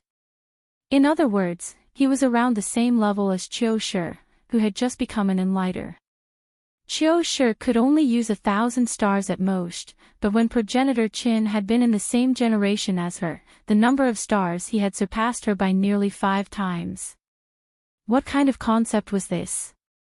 Progenitor Chen's power level was 5 times Qiu Shi's, and this was not even counting the other clones. 9 doppelgangers, 9 supreme experts. How strong would the 9 of them be when they fused together? Lu Yin didn't dare to imagine. If progenitor Qin had appeared in the mountain and sea realm of the past, he would have been able to single-handedly wipe out everyone, including the Prime Clear. This was no longer a gap that could be bridged by cultivation techniques. This was the terrifying expert that the 6th mainland did not dare to record in its history. If Ancestor Qin was like this, then what about the symbol ancestor?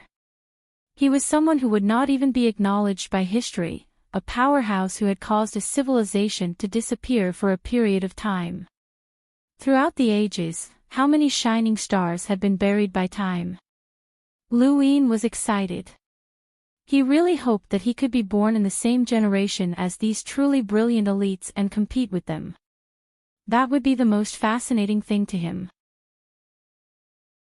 Perhaps one day, he would be able to cross the river of time and become a battle ancestor. This was Lu Yin's desire. As the bubble burst, it was Lu Yin's turn to stand guard. Hui Santong entered the bubble. Not long after, Xia Jiuyou arrived. He was ranked behind Ku Lei. The Xia clan had an advantage in entering Ancestor Chen's tomb because Ancestor Qin was the ancestor of the Xia clan. Lu Yin was very curious about what Xia Jiuyou had obtained from progenitor Chen's tomb. Everyone had their own opportunities, and Lu Yin remembered Ku Wei mentioning that there were places in progenitor Chen's tomb that needed to be unlocked, but Lu Yin had not encountered any. Lu Yin did not understand much about progenitor Chen's tomb, and being able to break through to the hunter realm was already a great opportunity. Now that he had seen the memories of progenitor Chen's clone, he would not ask for anything else. However, based on Xia Jiuyou's appearance, the opportunity that he had obtained might have been quite good. Half a day passed quickly, and Ku Lei was behind Lu Yin. Ku Lei looked at Lu Yin with anger and fear, but he did not dare to make a move. As Lu Yin stepped into the bubble, Ku Lei snorted. After half a day, Hui Santong fell out and stepped into the bubble as well. Ku Lei calculated the time, and it was almost Xia Jiuyou's turn. Suddenly, his vision went dark, and he could not see anything. He opened his mouth, but no sound came out. His hands smelled a disgusting odor, and his 5 senses were thrown into chaos. Crap, it's the Neo-Human Alliance. Although he hated Lu Yin and wanted to kill him personally, he instinctively unleashed his lightning when facing the Neo-Human Alliance. His chaotic 5 senses made it impossible for him to wake the others up, so he could only randomly unleash his lightning in hopes that he would be lucky enough to wake them up. Ku-lay was unlucky, as his lightning did not alert the others. Or rather, the ghoul had already acted and intercepted all of his lightning bolts. Silver, on the other hand, had approached Lu Yin's bubble. However, Silver's luck was also bad, as Xia Jiuyo had come out. The moment he appeared, he saw Silver and the ghoul. He raised his hand and used a nether refining palm, which flickered with a dark light as he swatted at the ghoul. Then, with the help of his innate gift of echo, he swatted at Lu Yin. Xia Jiuyo's nether refining palm did not affect the ghoul at all, and Ku-lay was sent flying by the ghoul's kick. Lu Yin's bubble was shattered by the nether refining palm, and he suddenly opened his eyes. The star chessboard appeared beneath his feet and moved. The next moment, butterfly. The blade pierced through the void, leaving behind a trail of silver light that cut through the sky. Lu Yin dodged the attack and retreated 100 meters away. You really came. Silver beamed at Lu Yin, his tone somewhat helpless. Bad luck, almost. Then, the spirit doll appeared. Lu Yin's eyes narrowed. Not good. He waved his hand, intending to move the doll. The spirit doll was moved, but its 5 senses were also in chaos. Its nose saw darkness, and its eyes smelled something. The ghoul crossed the void and punched at Lu Yin. Lu Yin instinctively activated the art of Sirius, causing 726 stars to explode. Not only did it delay the ghoul for a second, but it also woke everyone up. With a thump, the ghoul's punch sent Lu Yin crashing into the ground.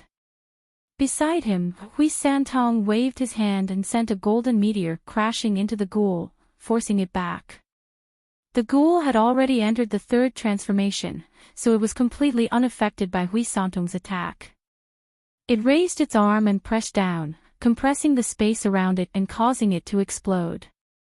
Hui Santong, Ku Wei, Xia Jiuyo, and the tear girl were all sent flying.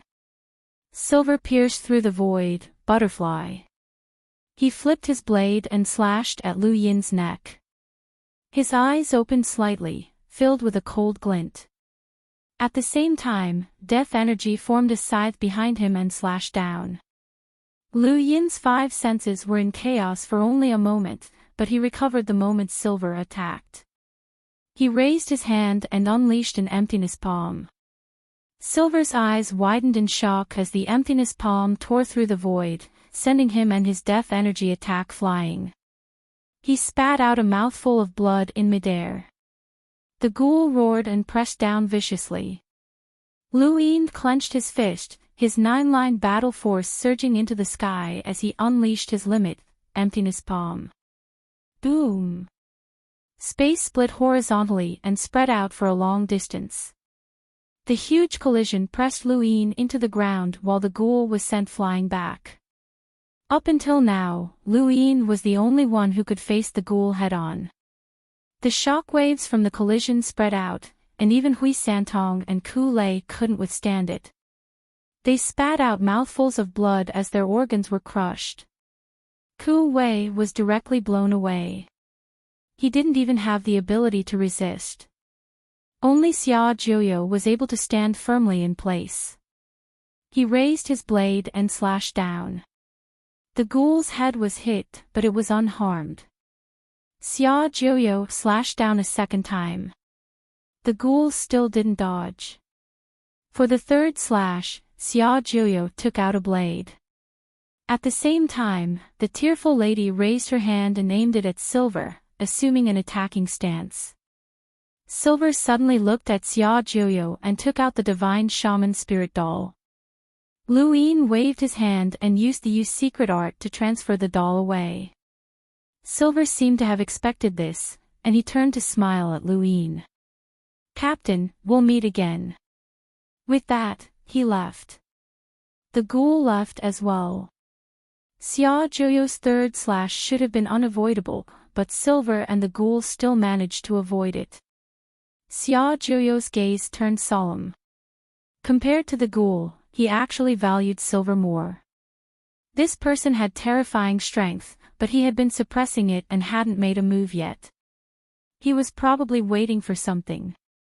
Lu Yin sighed, as he had also felt it. Even though he had broken through to the hunter realm and was confident in defeating anyone, he still couldn't see through Silver. He was like a fox, and no one knew what this guy was thinking. Perhaps only Xiao Luo could wrestle with him. When he thought of Xiao Luo, Lu Yin was reminded of Progenitor Chen's clone. Progenitor Chen's clones all looked the same, but Xiao Luo, Xia Jiuyo, and even Xia Jiuyo's other clones looked different. This was the difference between Xia Jiuyo and Progenitor Chen. Lu Yin didn't know if it was a problem with the 9 clones technique or if it was their own will. If it was their own will, then Xia Jiuyo's boldness was far inferior to Progenitor Chen's. Progenitor Chen had not feared anyone and had taken a different path. He had even dared to go against the Daosor sect, which was a supreme power. Xia Jiuyo, on the other hand, could not have done the same. Lu Yin suddenly felt that Xiao Luo's boldness would definitely surpass Xia Jiuyo's. Silver left, and the doll fell not too far away. Lu Yin walked over and picked it up. He looked at the doll's strange face and felt a chill run down his spine. Soon, the doll dissipated. The witch spirit was one of the 7 sky gods, and it was one of the top powerhouses in the universe. Even though it had not reached the progenitor realm, it was probably at least at the imprint realm. The Neo-Human Alliance had 7 such existences, and Lu Yin's heart sank when he thought of this number. The Neo-Human Alliance really thinks highly of you. Don't pretend, Ku Lei mocked Lu Yin as he endured the pain in his body. Lu Yin looked at him. Do you believe that I can knock all your teeth out? Brother Lu, why did that person call you captain? Do you know each other? Hui Santong asked a crucial question, and everyone looked at Lu Yin. Lu Yin nodded. His name is Silver, and he entered Astral 10 with me from the Outerverse. We went to the Erudite Flowzone's border warfront to train together, and he called me captain back then. Didn't any of you realize that he was from the Spectre clan back then? The tearful lady asked. Lu Yin shook his head. Even the Astral 10 mentors didn't notice. Impossible. The Astral Combat Academy mentors aren't weak, especially those from Astral 10, Hui Santong blurted out as he stared at Lu Yin. Welcome aboard. Stay tuned and subscribe to Han Li's Wuxia Adventures for more thrilling content. Chapter 1175. Lu Yin shrugged at Hui Santong's words. If I didn't discover anything, then I didn't discover anything. Why don't you ask Astral 10's mentors? Hui Santong frowned. What was Silver's strength back then? He advanced step by step, just like me, Lu Yin said, but then he felt that something was amiss. He had relied on shortcuts to increase his strength, and he had only just become a hunter. What about Silver? He had actually been an enlighter, which was strange. Everyone else looked at Lu Yin. Ku Lei sneered. You don't even have a script when you lie. Progenitor Chen's tomb is about to end, and then you'll be finished. The teary-eyed girl stared at Lu Yin, as she was also suspicious. Lu Yin was helpless, as he did not know how to explain himself. Silver had indeed been like him back then, but now, even he felt that it was strange. It was normal for others to think that he was lying, as it was impossible for someone to increase their realms so quickly. Lu Yin had relied on shortcuts and the time-stop space to increase his realm, but what about Silver? Could there be a time-stop space as well? Ku Wei walked over from a distance, rubbing his head and coughing occasionally. With his strength, he was the one who had suffered the most. As he approached the group, Ku Wei felt that something was amiss. Everyone seemed to be intentionally surrounding Lu Yin, and he immediately became agitated. It was his turn to perform, and he immediately acted like a lackey. He loudly scolded, How dare you be so rude to His Highness? Ku-lay, kneel down and apologize. He quickly arrived behind Lu Yin and glared at the group. Ku-lay glared at him, his eyes filled with killing intent. Ku-wei disdainfully leaned against Lu Yin. The truth can only be determined after we report it to the elders. Also, presiding Judge Mu En is outside, Hui Santong said as he looked at Lu Yin seriously. Before Progenitor Chen's tomb ends, I hope that Brother Lu will not leave our sight. Otherwise, we will report the truth to the family. At that time, even if Brother Lu is not controlled by the Neo-Human Alliance, you might not be able to clear your name. Lu Yin was about to speak when Ku Wei spoke up from behind him. He raised a brow and stared at Hui Santong. My name? What name? Kid, do you know who you're talking to? This is the Outerverse Great Eastern Alliance's leader, the King of the Outerverse. Only His Highness can convict others. Since when has it been someone's turn to convict His Highness? Hui Santong had originally ignored Ku Wei, but Ku Wei was too much of a troublemaker. He couldn't help but stare at Ku Wei. Shut up. Ku Wei raised his head even higher. Shameless. Who are you trying to shut up? I work for His Highness. Does His Highness need you to tell him what to do? Don't you know? Hui Santong's mouth twitched. This was a pain in the ass. Ku-lay looked at Hui Santong. He didn't know why, but when he saw Hui Santong's depressed look, he suddenly felt very good. Lu Yin realized that he really didn't need to say anything. Ku Wei had already said everything that needed to be said, and the situation wasn't bad at all. There were still a few days before the end of Progenitor Chen's tomb, and due to Lu Yin's words, everyone began to doubt him. Coupled with his innate gift and strength, even Xia Jiuyo and the crying lady weren't confident that they could withstand him alone. Helpless, everyone could only guard him and surround him. Lu Yin felt that this was very good. He could safely enter the bubble and look through Progenitor Chen's clone's memories, and there were also people standing guard for him. He wasn't worried that these people would take the opportunity to attack him. Once Progenitor Chen's tomb ended, he would be facing the entire 7 courts, and there was no way he could escape. Even if the witchcraft god of the Neo-Human Alliance's 7 sky gods was surrounded by the entire 7 courts, it would be very difficult for him to escape. There was no need for them to attack now and cause both sides to suffer. Ku Wei fully displayed his lackey's mocking and ridiculing attitude. He had steeled his heart to follow Lu Yin, and he understood the 7 courts and the Ku family even better. His value was far below Ku Lei's, and he didn't dare to say that he could transform into a tomb guardian during this trip to Progenitor Chen's tomb. That would mean that he wouldn't gain anything from the start. Compared to Ku Lei, he would be easily abandoned, and if Ku Lei attacked him, he would be finished. Right now, he only wanted to cling on to Lu Yin's thigh, even if Lu Yin might be controlled by the Neo-Human Alliance. But what if he wasn't? With Lu Yin's innate gift, he would definitely be invincible outside, and Ku Wei would be awe-inspiring.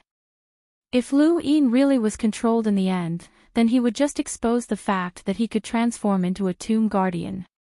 It was better to be studied than to be abandoned. Ku Wei was very smart, and he had considered everything from the moment he saw Lu Yin. He was also certain that there was a super powerhouse supporting Lu Yin. It wasn't Master Yuan, but rather a hidden super powerhouse. That was the true backing.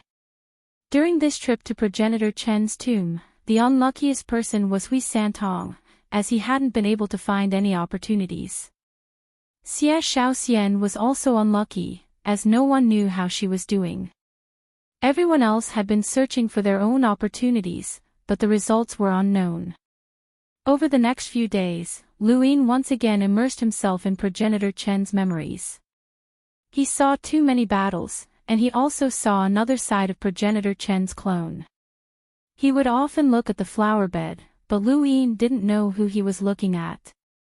A person's memories were too long, and even if Lu Yin stayed here for a year, 10 years, or even 100 years, he would only see a drop in the ocean.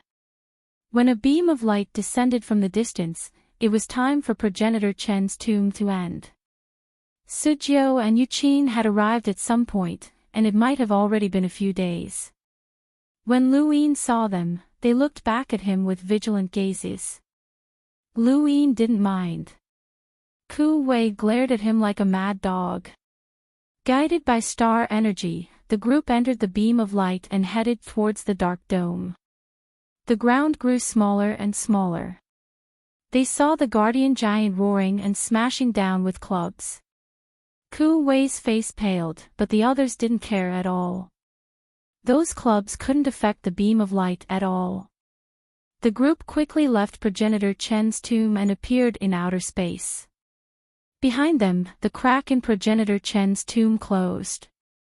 The outside world didn't know what had happened in Progenitor Chen's tomb, so when they saw Lu Yin, the family heads of the 7 courts were stunned. Lu Yin, why are you in Progenitor Chen's tomb? Ku Pu was the first to speak. Ku Lei immediately reported everything that had happened in Progenitor Chen's tomb, especially the matter regarding silver. The family heads of the 7 courts looked at Lu Yin with wary gazes. Muan looked at Lu Yin in shock. You followed the Neo-Human Alliance into the tomb. Lu Yin nodded and respectfully said, Seniors, this junior is Lu Yin, and he was captured by the Neo-Human Alliance. They tried in vain to use Death Qi to transform him. However, this junior once learned a technique that prevented Death Qi from transforming him. This was something that the Neo-Human Alliance was unable to discover, which was why this junior had the opportunity to follow them to Progenitor Chen's tomb and use this opportunity to break free from the Neo-Human Alliance. How naive. Death Qi is the source of the Spectre clan's power, and the Spectre clan used Death Qi to fight against my 7 courts. We understand the power of Death Qi better than anyone else. What cultivation technique can resist the transformation of Death Qi? Besides, the 7 sky gods were the ones who captured you. Did you think you could hide it from them? Ku Lei shouted. Ku Wei no longer dared to speak, and he put on a very obedient expression. Lu Yin calmly answered, That's why I was able to convince the Neo-Human Alliance that I was successfully transformed. Ku Lei wanted to speak, but Ku Pu stopped him and glared at Lu Yin. Let's not talk about whether you were successfully transformed by death energy. Let me ask you this, how did the Neo-Human Alliance enter Progenitor Chen's tomb? Everyone looked at Lu Yin curiously. Progenitor Chen's tomb was protected by the 7 courts. If the Neo-Human Alliance could enter so easily, then what was the point of their protection? No one from the Neo-Human Alliance had ever entered Progenitor Chen's tomb before. Lu Yin replied, by using a sourcebox array. Impossible. Yu Kersin was the first to reject this claim. No matter how mystical a sourcebox array is, it can't just teleport someone into Progenitor Chen's tomb. Someone must have located them beforehand. Lu Yin replied, I'm not sure about that. The one who set up the sourcebox array was the witch spirit god. After entering Progenitor Chen's tomb, Silver also said that they had used this array to teleport people more than once. The sourcebox array is called spatial teleportation, and it originates from true insight. Yu Kersin was shocked, and she exchanged glances with the others. The various family heads of the 7 courts all had complicated expressions. If Lu Yin's words were true, then one of them had colluded with the Neo-Human Alliance. Shut up. This must be the Neo-Human Alliance's goal. They wanted you to disrupt the 7 courts alliance, and they even told the Hall of Honor's presiding judge. Xia Yi shouted. Muan looked around, but no one knew what he was thinking. Hui Ji said, that's possible. So Elder Yen said, indeed, trying to incite internal strife in the 7 courts is a little despicable. Xia Ahua smiled. Our 7 courts have been united for so many years, and it won't be destroyed by a few words. What are you all worried about? Yu Kursin coldly said, his words weren't just for us. She then looked at Mu'en. Mu'en smiled. The Hall of Honor won't suspect someone just because of a few words from a junior. There's no need to think too much about it. Although that was what he said, everyone knew the Hall of Honor's attitude towards the Neo-Human Alliance. They would rather kill the wrong person than let the wrong person go. Even if they were wary of the 7 court strength, they would still secretly investigate the matter. Xia Yi stared at Lu Yin coldly. Junior, you must be responsible for your words. You might not be able to bear the consequences. Lu Yin looked at Xia Yi and met his gaze. I'm only responsible for conveying what I hear. As for whether it's true or not, that has nothing to do with me. Then you're deliberately inciting us. Xia Yi shouted angrily. The space around him became unstable, and he looked like he was about to attack. Lu Yin remained fearless. Senior, are you unable to make your own judgment? Or do you admit that there might be people who are working with the Neo-Human Alliance? Xia Yi's eyes widened, and he struck out with a palm. Mu'en appeared and blocked in front of Lu Yin, easily dispersing Xia Yi's attack. His expression was solemn. Family head Xia, please be merciful. Xia Yi angrily replied, Presiding Judge Mu'en, this person has appeared in Progenitor Chen's tomb. This is my 7 courts territory, and we have the final say on how to deal with him.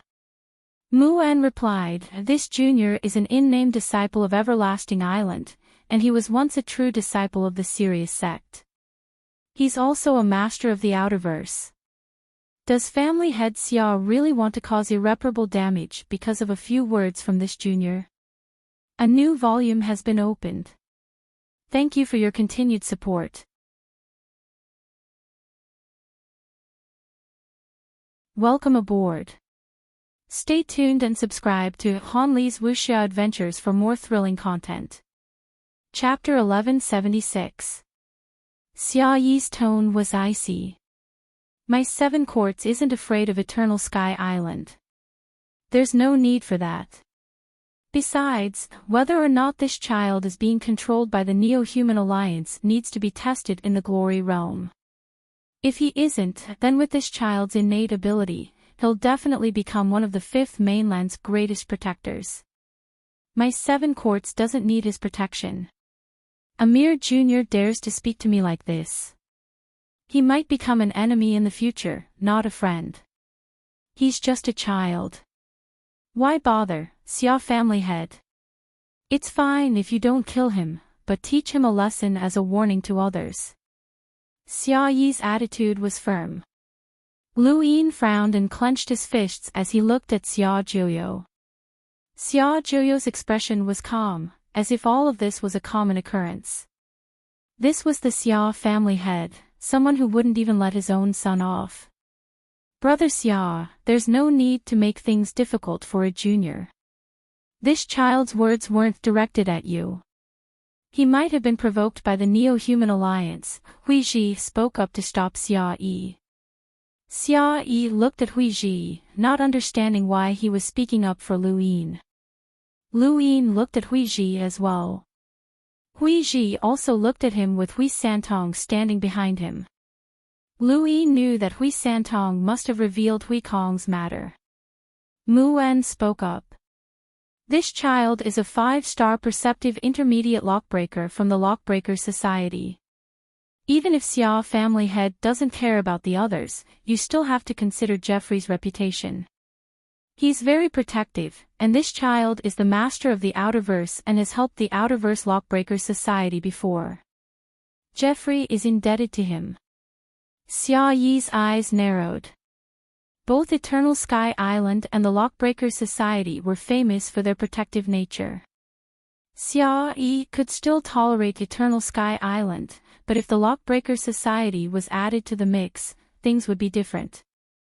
Those crazy lockbreakers were capable of anything. Yukersin looked at Lu Yin in shock. You're a 5-star perceptive intermediate lockbreaker? Lu Yin nodded. Yes. Yukersin's expression changed. Since that's the case, Brother Xia, let him off for now. Don't bother with him. Xia Yi was speechless. Yukersin was a lockbreaker, and she had learned from Jeffrey in the past. Her protectiveness was too quick. Muwen was also surprised, but he was already used to it. The Lockbreaker Society's motto was to protect their own, and the higher the level of a lockbreaker, the more protective they would be. This was because only they knew what a lockbreaker would face. Protecting their own was a tradition of the Lockbreaker Society. Lu Yin blinked. He knew that the Lockbreaker Society was protective of its members, but he hadn't expected it to be to this extent. Joining the Lockbreaker Society had been the right move, as the Lockbreaker Society had helped him a lot throughout his cultivation journey. Xia Yi stared at Lu Yin, Jr., be careful what you say in the future. Lu Yin met Xia Yi's gaze without fear. Muwen looked at Lu Yin, why aren't you apologizing to the Xia family head? He's an elder, so you should know what you're doing. Lu Yin was helpless, as he knew that Muwen was trying to help him. Xia family head, I spoke too rashly. Xia Yi snorted and clasped his hands behind his back. As the head of the 7 courts and the Xia family head, he had to consider many more things than the other family heads. Maintaining the stability of the 7 courts was his top priority, so he naturally paid the most attention to Lu Yin's words. Of course, Lu Yin couldn't think of any other reasons. He could only think of 2, the first was his responsibility as the Xia family head, and the second was that the person who had colluded with the Neo-Human Alliance was most likely from the Xia family. Otherwise, Xia Yi would not have reacted so strongly. Regardless of the reason, it wasn't something that Lu Yin could interfere with. Did you absorb progenitor Chen's blood in the Great Tomb? Hui Ji suddenly asked. Lu Yin nodded. So that means that the phenomenon of breaking through to the Hunter realm came from you? So Lao asked. Lu Yin was confused, phenomenon. I'm not sure. It came from him, Sujiu said. They had all seen it. Everyone gasped, and Mu Wen exclaimed, if only you weren't controlled by the Neo-Human Alliance. Lu Yin pursed his lips, I'm not being controlled, and I'm willing to be tested. Mu Wen smiled, that's good. Senior presiding judge, don't listen to him. Maybe the Neo-Human Alliance has a way to pass the test, Ku Lei couldn't help but speak up. Lu Yin looked at him like he was an idiot. Ku Pu slapped Ku Lei's head, shut up. The Hall of Honor isn't something that you can talk about. Ku Lei didn't know what he had said wrong. Ku Wei stifled a laugh. Muwen didn't mind. He's just a child. There's no need to be so serious, Patriarch Ku. He then looked at Ku Lei sternly, my Hall of Honor will always surpass the Neo-Human Alliance. No matter what methods they use, they won't be able to pass the test. These are the words of the Hall of Honor. Ku Lei knew where he had gone wrong. He had underestimated the Hall of Honor in front of everyone, which had boosted the Neo-Human Alliance's momentum. Everyone had many questions to ask Lu Yin, such as what he had experienced, what had changed after absorbing progenitor Chen's blood, where the Neo-Human Alliance's headquarters were, and so on. However, Mu Wen stopped them all, except for Xia Huo's question. You said that specter brat entered Astral 10 from the Outerverse at the same time as you? Was he at the same realm as you? Xia Hua asked. This question was the beginning of everyone's suspicions about Lu Yin. Lu Yin replied, yes. Seniors, if you have any doubts, you can ask Astral 10's mentors. I'm not lying. Xia Hua spoke with a complicated expression, that's possible. That silver isn't simple at all. The spectre race is about to rise from the ashes again. Lu Yin was curious. Many of the juniors looked at Xiaohua. Even Yu Kersin and Su Lao were puzzled. In terms of understanding of the spectre race, no one could compare to the Shi family. Xiaohua explained, the spectre race is like a reincarnation cycle. Every time they cultivate to a new realm, they can shed their bones and place them in death chi to cultivate. Their physical body will continue to grow. To put it bluntly, it's similar to the 9 clones technique, but it's also completely different. The reason why the Shi family opposes the spectre race is because their bones are the best material for the Shi family to cultivate. However, normally, the spectre race can only shed their bones when they reach the enlightened realm. After a period of time, they can fuse with their bones, and their strength will multiply. Since Silver was able to shed his bones at such a young age, he might be even more powerful than you think. Lu Yin wasn't surprised, as he didn't even know how powerful Silver was. He had never seen Silver use his full strength before, and he was always using his butterfly blade. Silver had an indifferent expression, but the more Lu Yin thought about it, the more terrified he became. Xiao Luo was the exact opposite of Silver. He was gentle to everyone and acted as if everything was under his control. Similarly, no one knew what he was thinking.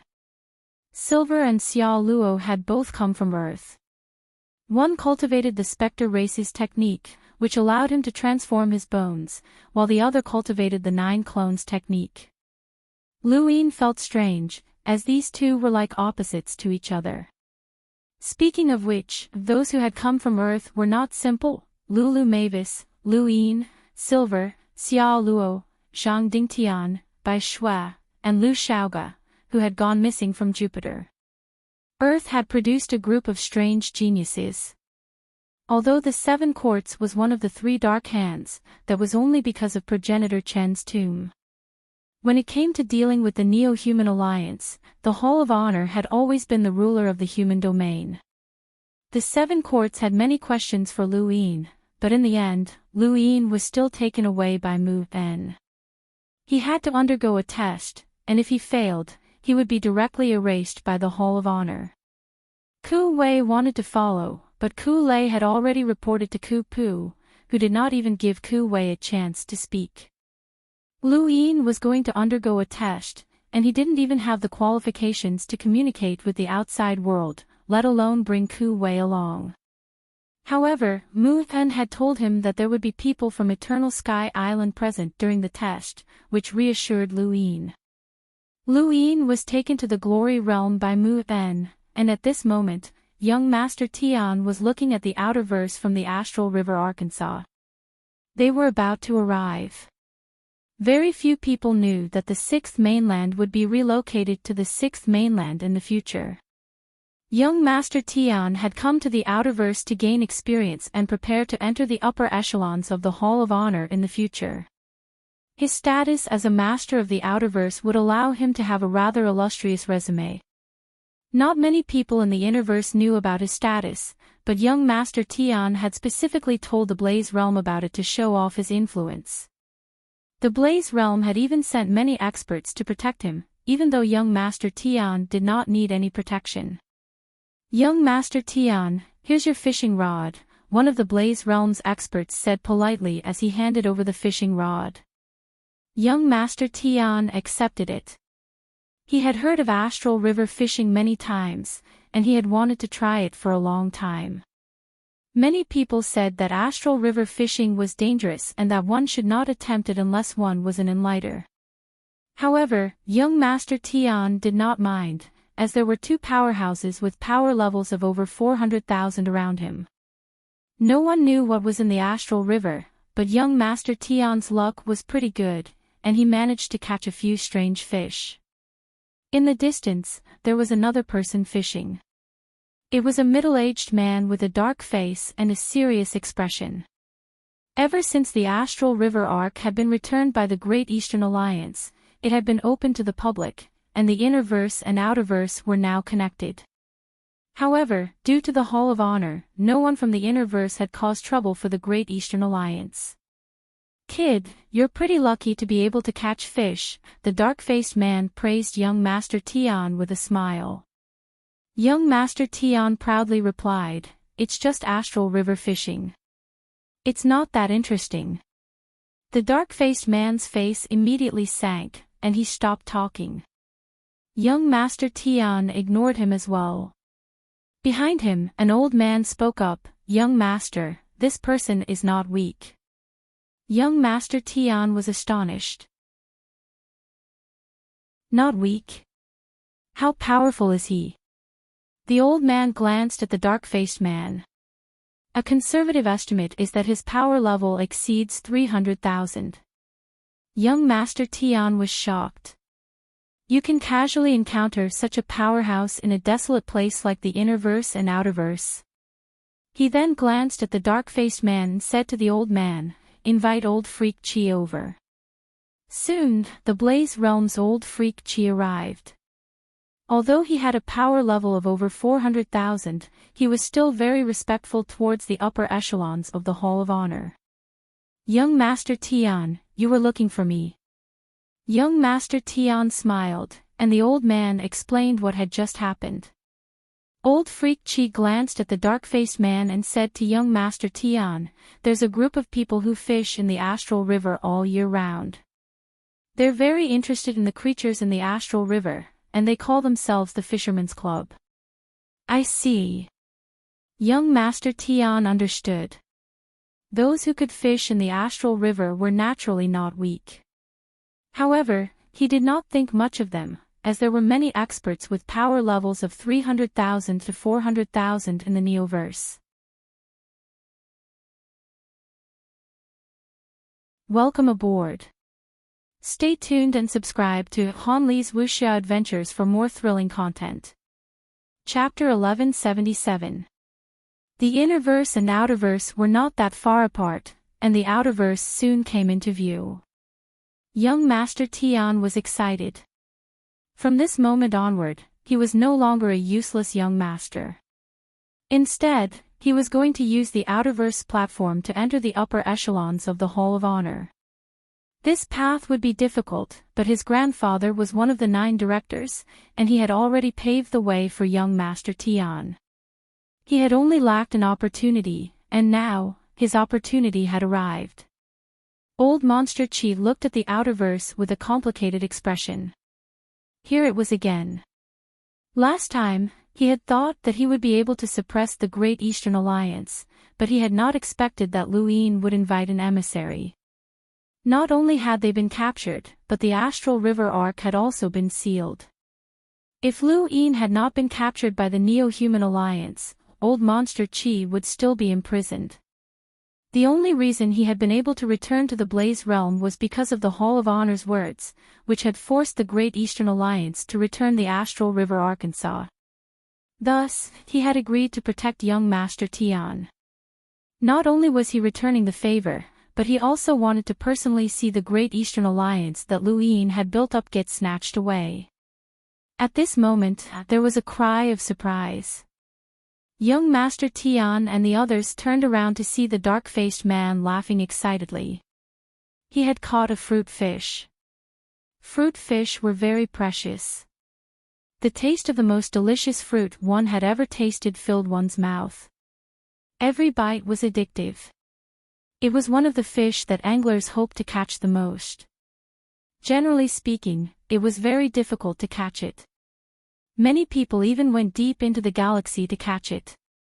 The dark-faced man had not expected his luck to be so good as to catch a fruit fish. Young Master Tian looked at the fruit fish in shock. "It's actually a fruit fish. I haven't had one in a long time. Go, buy it."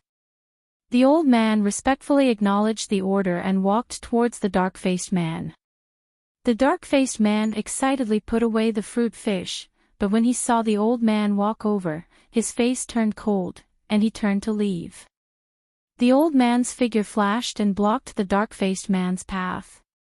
"How much for the fruit fish?" The dark-faced man stiffly replied, "I'm not selling." The old man asked again, "How much for the fruit fish?" The dark-faced man frowned. "I said I'm not selling." The old man looked up. "Kid, think carefully before you answer." A terrifying pressure descended upon the dark-faced man. It was only limited to a radius of a few meters, and it enveloped the dark-faced man.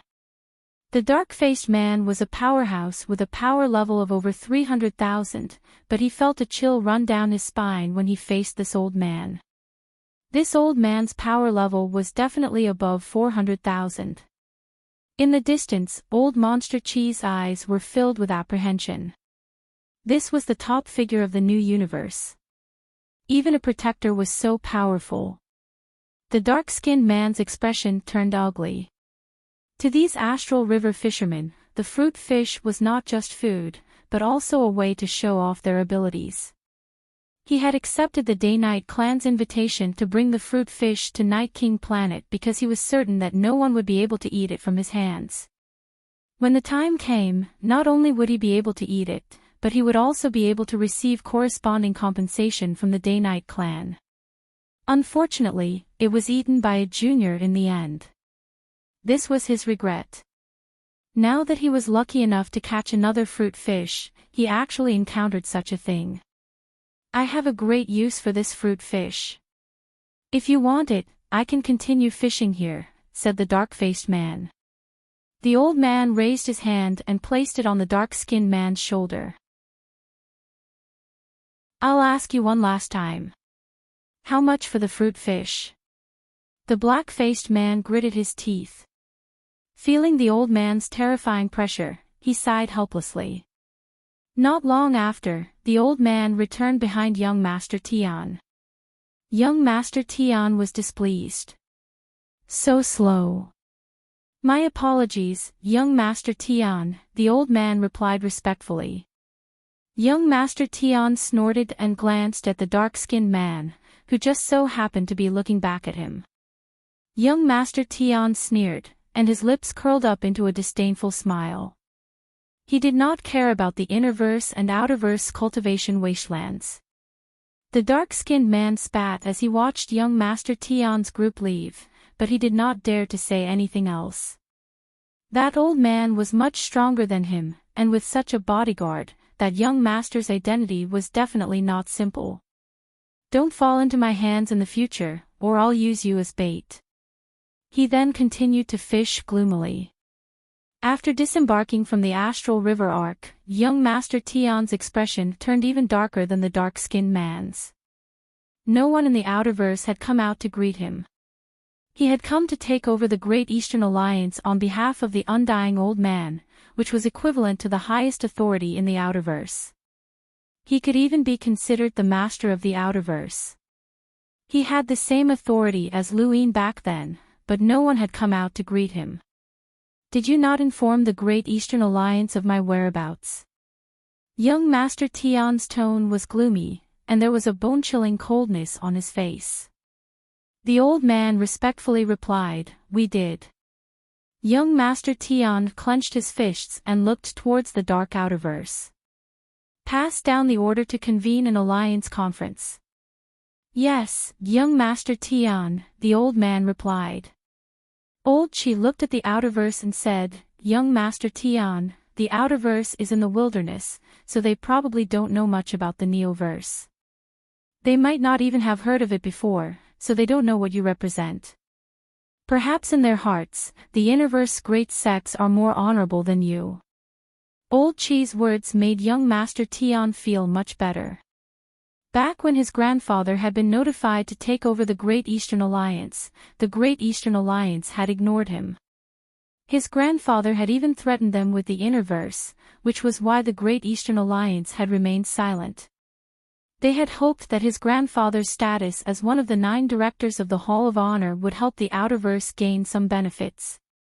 Now that the innerverse great powers did not dare to act rashly, the Great Eastern Alliance had actually adopted such an attitude. "Young Master Tian, no one is responding," the old man indifferently replied, as if this matter had nothing to do with him. Young Master Tian was furious. It must be one of Liu Yin's remnants. Let's go to the Great Yu Empire. The old man took the initiative to dissuade him. Young Master Tian, you cannot go to the Great Yu Empire. Why not? Young Master Tian was dissatisfied. The old man replied, taking over the Great Eastern Alliance has already caused Eternal Sky Island to be dissatisfied with the Hall of Honor. However, they did not interfere because they were concerned about the bigger picture. The conditions were that you were not allowed to interfere with Frostwave Weave or its surrounding weaves, and you also promised to protect everyone related to Liu Yin. If you go to the Great Yu Empire to cause trouble, not only will you be violating the Hall of Honor's promise, but you will also cause Eternal Sky Island's dissatisfaction. Leon's armada is in the Outerverse, and the Great Yu Empire is supported by the Lan family of the Starfall Sea as well as the Sea King's Dome. Seeing that young Master Tian was still dissatisfied, the old man added, the Sea King's Dome has an envoy-level powerhouse. Young Master Tian was unhappy. He had only just arrived in the Outerverse, and he had already been sullen. He suddenly felt hatred towards Liu Yin.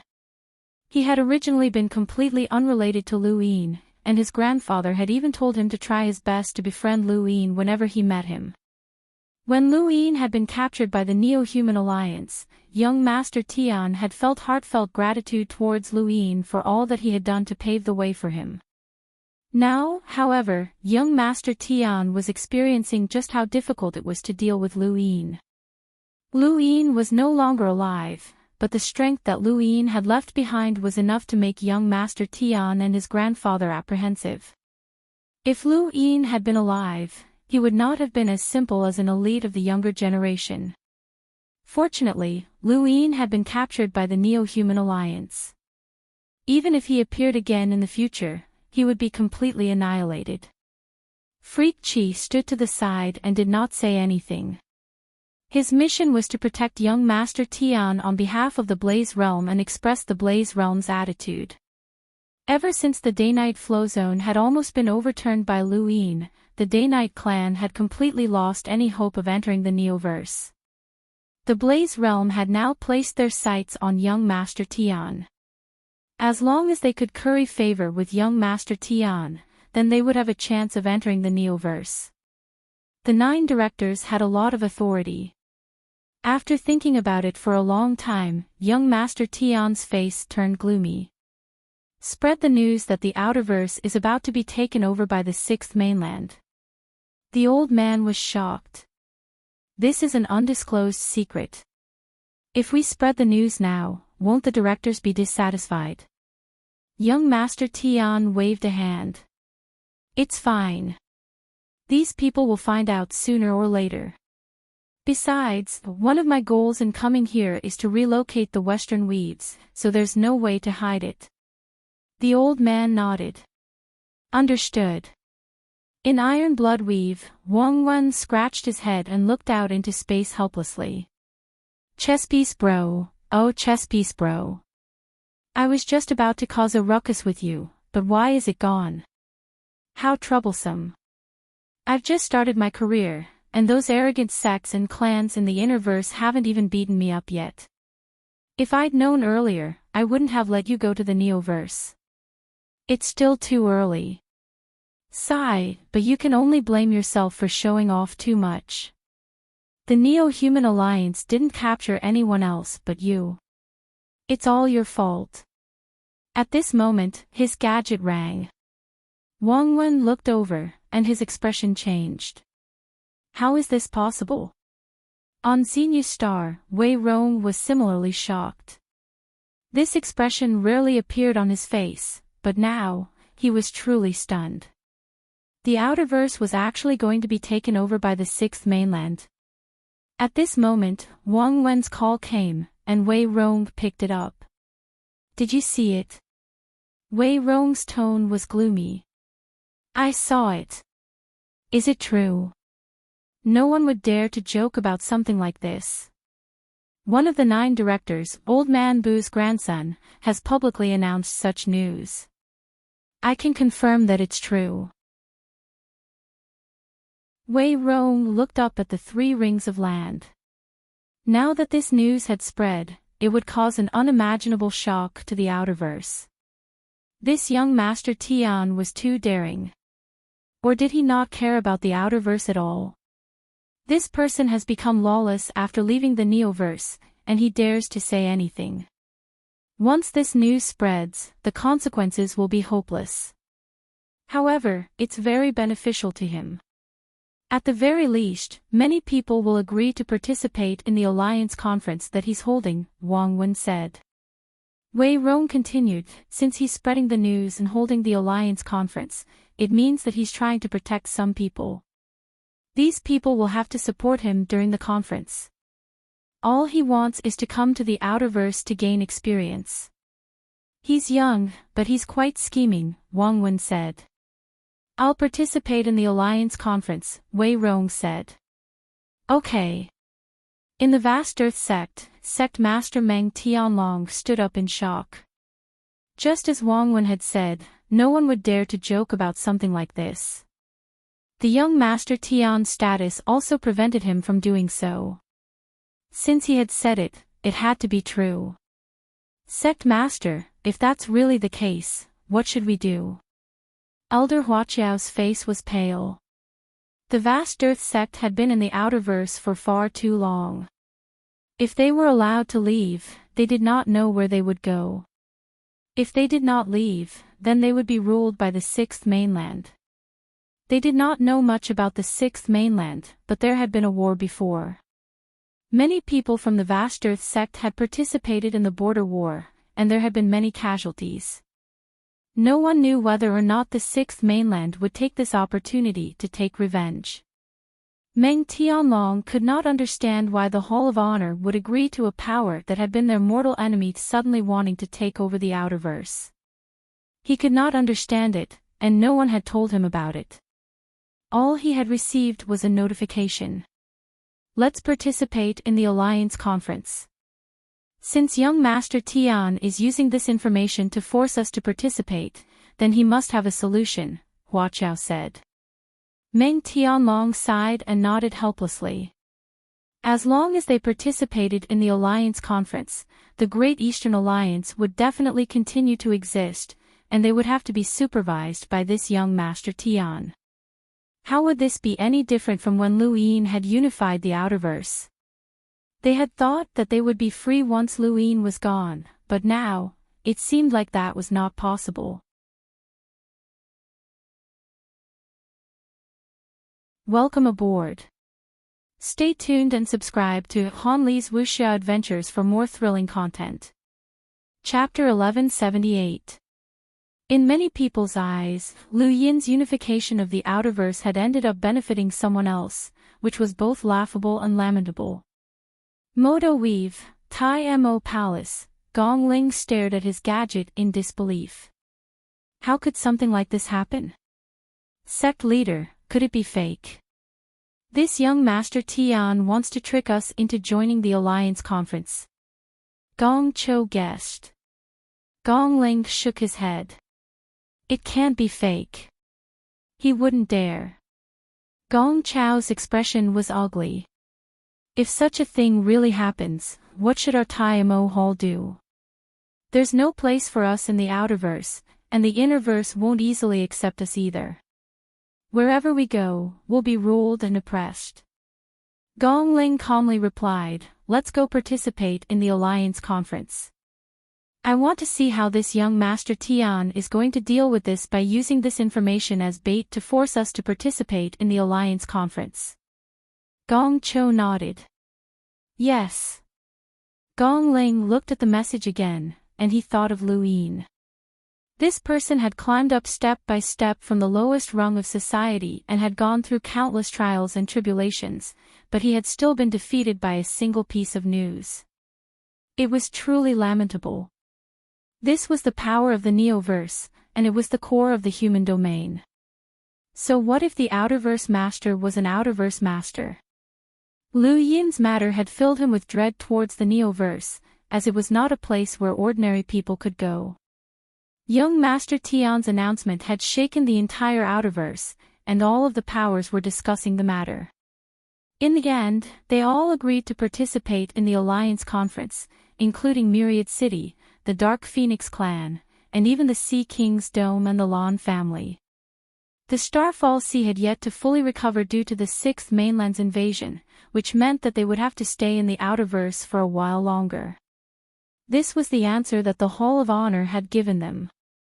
In reality, they did not know that the Starfall Sea was essentially gone.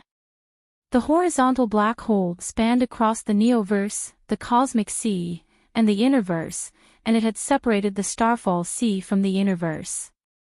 Otherwise, it would not have been connected to the Sixth Mainland. They were destined to remain in the Outerverse. Young Master Tion's lips curled up when he saw the replies from the Outerverse various powers. Since you refuse a toast only to be forced to drink a forfeit, then that's fine too.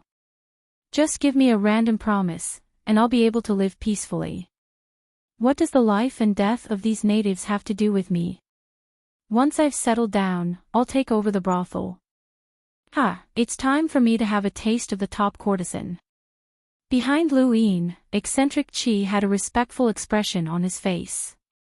The power and information that young Master Tion possessed were not something that the Innerverse and Outerverse could compare to.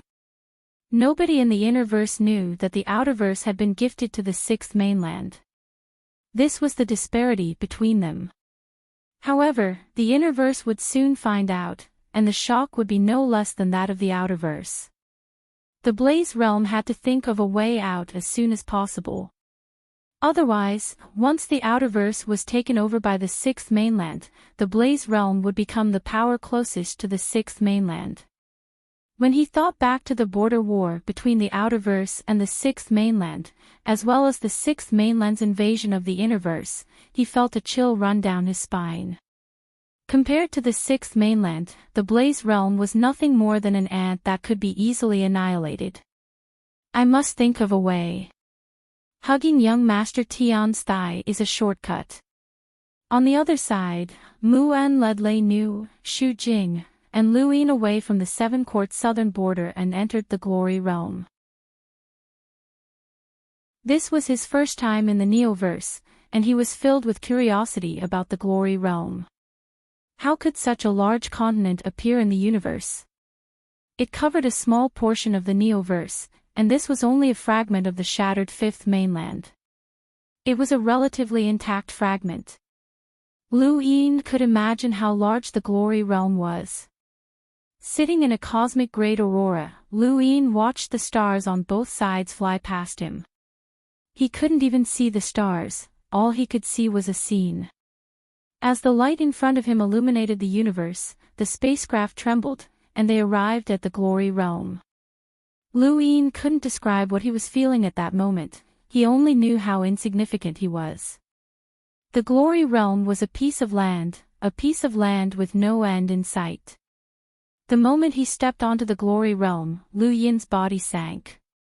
The gravity here was much stronger than the outside world, and the space was different as well. He raised a hand and unleashed an attack with a power level of over 200,000 in an attempt to tear through the void, but he couldn't. Shu Jing saw Lu Yin's actions and said, "The Glory Realm is the most intact continent in the Fifth Mainland, and it also retains the Fifth Mainland's original stability of space.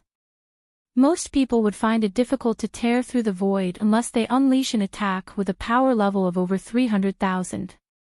Lu Yin understood. Many places had stabilized their own space in order to prevent enemies from tearing through the void. If the Glory Realm required a power level of 300,000 to tear through the void, then Lu Yin believed that if the Hall of Honor wanted to tear through the void, they would have to surpass an emissary or use some special method. Lu Yin inexplicably felt a chill run through his body. He was being observed by a powerhouse, and he walked over to the window and looked out. Powerful rune lines soared into the sky without any concealment, intimidating the surroundings. This was a portal, and Lu Yin could imagine that there were powerhouses overseeing the Glory Realm in all directions. The area that a super powerhouse could protect was usually quite large. Lu Yin had thought that the glory realm would be very prosperous, or at least that there would be a lot of people. However, when he arrived here, all he saw was land. It was desolate, and he didn't know how far it stretched. Above him was a boundless dark sky, and from time to time, giant creatures would fly past, bringing with them gusts of wind. Lu Yin could see all sorts of rune lines appearing, not just from humans, but from other creatures as well. There was a deep roar as Mu En disembarked from his spacecraft. Lu Yin, the Tear Girl, and Xu Jing followed closely behind. In the distance, an incomparably huge creature that was 10,000 meters tall and tens of thousands of meters long was walking over. Every step it took caused the ground to tremble, and it felt like the world was collapsing. Lu Yin was astonished. This creature looked like a cow, but it was covered in a thick layer of fur. The two curved horns on its sides formed a heart shape, and it looked very docile. However, there were quite a few rune lines, which were equivalent to 300,000 enlighters. This was a bit exaggerated, as any random beast could be so powerful. However, given its size, it was normal for it to have such a high number of rune lines. This is the ancient Shishio, and it's also the Glory Realm's transportation tool. The space here is too stable, and unpredictable weather changes often occur. Spacecraft are no longer suitable for travel, and accidents happen very easily. Thus, the ancient Shishio has become the best transportation tool. It's fast, has decent defenses, and can even warn of danger. Although it seems powerful, it can't attack and can only defend, Xu Jing explained. Lu Yin watched as the ancient Shishio walked over step by step. This thing can run fast. Mu En glanced at Lu Yin. Let's go to the Hall of Honor. Lu Yin nodded and took a deep breath. He was finally going to reach the highest point in the human domain. That was where the strongest powerhouses of the human domain resided, as well as the most ruthless enforcers and lockbreaker organizations. That was the core of the human domain. The ancient Shishio was very docile, and it allowed Mu En and the others to board. Its back was very wide, as it was tens of thousands of meters long. There was even a house built on its back, which was very luxurious. The four of them entered the house, and the ancient Shishio let out a low roar. It changed direction and took a step forward, and Lu Yin suddenly felt the scenery change as they left their original location. He was stunned, as this speed was too fast. Tall mountains appeared on both sides of them, and then they disappeared to be replaced by a boundless ocean.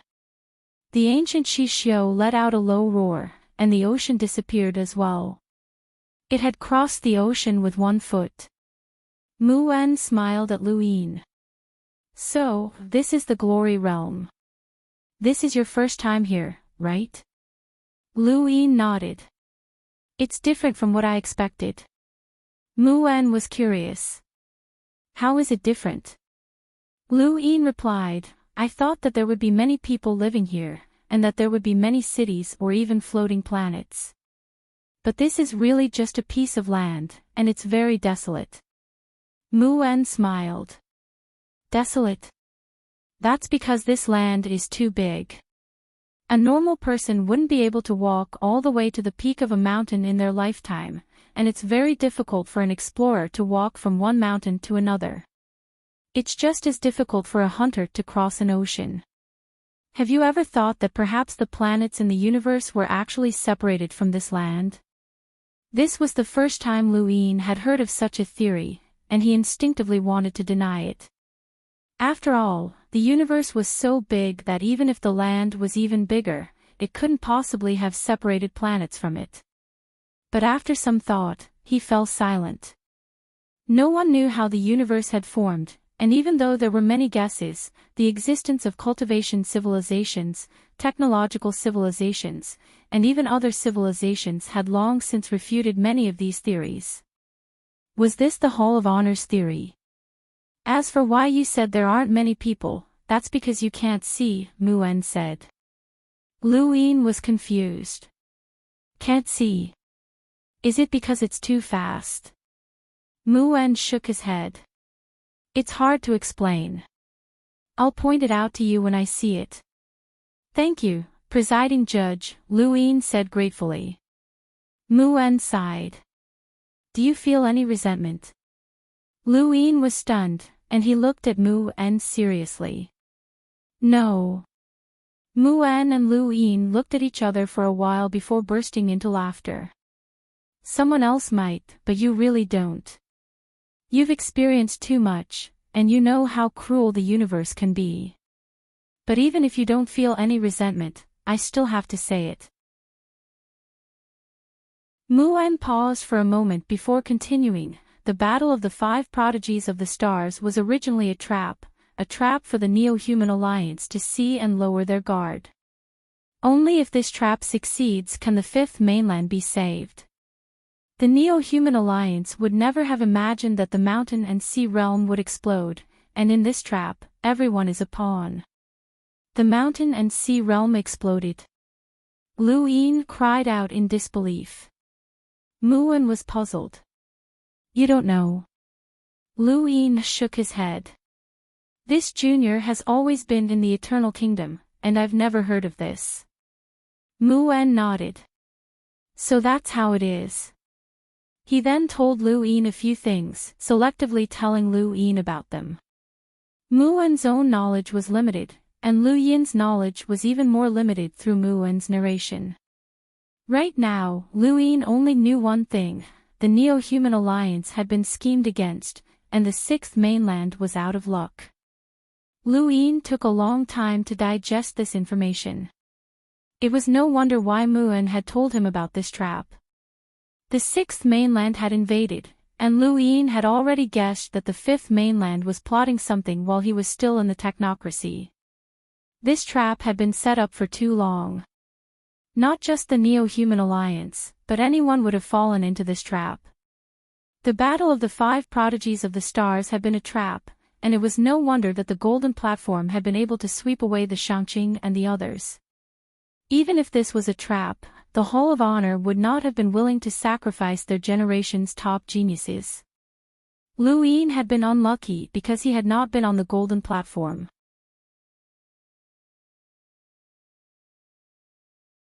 Welcome aboard. Stay tuned and subscribe to Han Li's Wuxia Adventures for more thrilling content. Chapter 1179. A low growl came from the distance. It was another primordial shishou. It quickly flew past, startling Lu Yin. Lu Yin respectfully asked Muwen, presiding judge, may I contact my family and friends? Muwen shook his head. You can't contact anyone before the test results are out. Besides, you're in the glory realm, so you can't contact anyone even if you want to. It's too far away. Lu Yin felt helpless. But don't worry. Someone from Everlasting Island has already rushed over to the glory realm and will personally witness your test. There won't be any accidents, and no one will target you. Lu Yin was grateful. Thank you, presiding judge. Muwen smiled. I'll do my best to protect you. After all, I have a good relationship with the Sea King, and you're his prospective son-in-law. Lu Yin laughed dryly. Son-in-law. He had forgotten about that. Right, when Fozzie's position had been taken away, an elder from the Sea King's dome had contacted Muwen and spoken up for him. From the looks of it, Muwen could be considered one of Lu Yin's own people, and he was also Lu Yin's helper in the interstellar arbitration.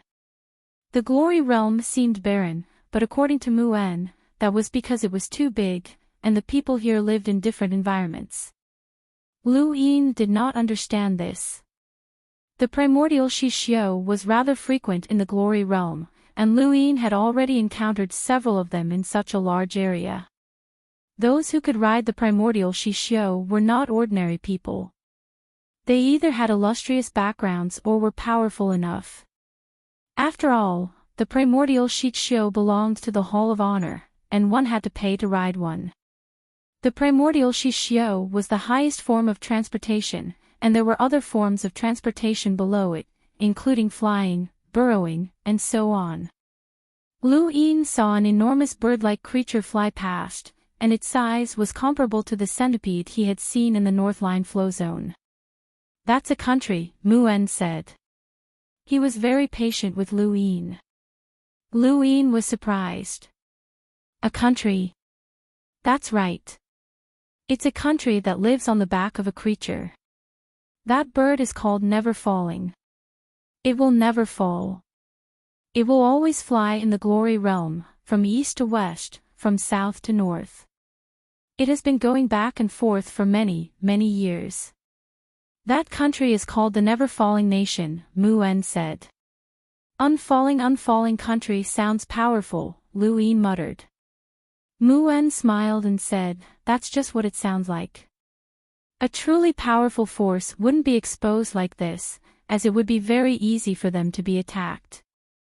Lu Yin nodded, though he did not fully understand. After coming to the Neoverse, rune lines were no longer as useful. After all, this was the home of the gods, and everyone in the Neoverse knew the methods of the home of the gods. The home of the gods would also prevent rune lines from spying on them. Thus, Lu Yin could not always rely on rune lines to determine a person's strength. A shocking battle could be heard in the distance, and when Lu Yin looked over, he could tell that it was a battle between 300,000 to 400,000 enlighters. However, the battle disappeared in an instant, as the primordial Shiho was simply too fast. Not long after, Mu Wen stopped the primordial Shiho and pointed at a giant abandoned machine in the distance. "There's a world over there." Lu Yin was surprised and stared at the abandoned machine. The abandoned machine was huge, even larger than the primordial Shiho, and that was just the parts that were above ground. If the parts that were buried underground were included, the machine's size would probably exceed any large spacecraft that Lu Yin had ever seen. "World." Mu Wen smiled, and the star energy at his fingertips turned into a beam of light that he pointed at a certain spot. Lu Yin followed the star energy beam and saw a sphere embedded in the machine. If one did not look closely, they would not have noticed it at all. It was just a component. "That's the world," Mu Wen said as he pointed his star energy at the sphere. Space rippled, and his star energy disappeared. A moment later, a man wearing strange clothes appeared in front of the sphere, and the man bowed towards Mu Wen. "Greetings, presiding judge." Mu Wen nodded. Lu Yin was astonished, as it really was a world. "Is this a folded space?" Mu Wen shook his head. "This hides the entire world." Lu Yin was stunned. "A world hides it?" "That's right. For example, your Great Yu Empire can store the entire space of the Great Yu Empire when you reach a certain level. It's just like when you create a cosmic ring, and it can be attached to an object or transform into a strange shape. There are no less than 3,000 such worlds in the glory realm," Mu Wen explained. Lu Yin was stunned, as this was the first time he had heard of such a thing. Storing a world like a cosmic ring. Inconceivable. 3,000 worlds. Mu Wen had a complicated expression. The glory realm is very dangerous. Even though it's under the rule of the Hall of Honor, it can't control everything. Where there are people, there will be conflicts. The competition between the powers here is no less than in the innerverse and outerverse. There are also natural phenomena and strange creatures. Thus, many powers do not expose themselves in the glory realm. Instead, they store the entire world and hide it. Lu Yin did not understand. There are more than 3,000 worlds. Does that mean that all of them have powers that surpass the Sword Sect and the Day-Night Clan? Mu Wen laughed. Of course not. There are very few powers that can compare to the Sword Sect and the Day-Night Clan. If that's the case, then why don't the Sword Sect, Day-Night Clan, and other innerverse powers enter the Neoverse? Don't they want to? Lu Yin asked. This question had been bothering him for a long time. He had thought that it was because they could not enter, but when he thought about the smokescreen mountains and the brothels, he felt that the sword sect would not be any weaker than them. Muan replied, "There are limited resources. Do you think that the sword sect would be willing to hide? They're like the celestial sect, they must have their own part of the starry sky. Only when they have their own part of the starry sky can they establish themselves in the new universe. The new universe can't give them that part of the starry sky, so they can't take it. What's the point of just entering the glory realm and hiding? It's very difficult for them to even recruit disciples. These hidden worlds have limited resources, and it's too difficult for them to produce exceptional geniuses. As time passes, they will only decline." Lu Yin understood. If the sword sect transformed itself into a spatial zone and hid, then they would only be able to recruit disciples from their own world. How many people could they possibly recruit? It should be known that they could recruit the entire innerverse and outerverse. Although it was difficult for these 3,000 worlds to recruit exceptional geniuses, there were still some that would occasionally appear. These people belonged to the Hall of Honor. Lu Yin's thoughts were complicated as he looked at the spherical space in the distance. He did not know how to describe it, but he felt that if he had to hide away with the Great Yu Empire and live like this forever, he would not be satisfied. Perhaps this was just the pursuit of survival. Muan looked at Lu Yin and smiled. "What I just told you is just one situation. There's another." He then had the primordial Shiho continue towards the Hall of Honor. Another situation. Lu Yin was curious. Muan explained, hiding one's own spatial world is a separate world. However, transforming one's own spatial world into other forms is not necessarily a hidden world. There are also those who could travel through the glory realm or even the neoverse. Those worlds are not simple, and they do not fear anyone. Lu Yin was shocked. "You mean that a world can travel through the neoverse?" Muan nodded, and his gaze traversed the boundless space. He suddenly had the primordial Shiho stop again, and he tapped lightly with a finger. The void rippled and rippled, filling the entire world. Within these ripples, a ball of light was fixed in place, and a voice was heard. "Presiding Judge Muan. Why are you stopping us?" Lu Yin looked at the ball of light in surprise. It was the ball of light that was speaking. Muan's tone was not as casual as when he had spoken to the spherical space. He was rather solemn. "I'm just bringing a junior to broaden his horizons." "Junior?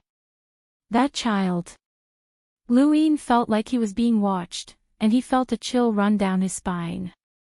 He stared at the ball of light, and the next moment, his gaze traversed through space to see a strange world.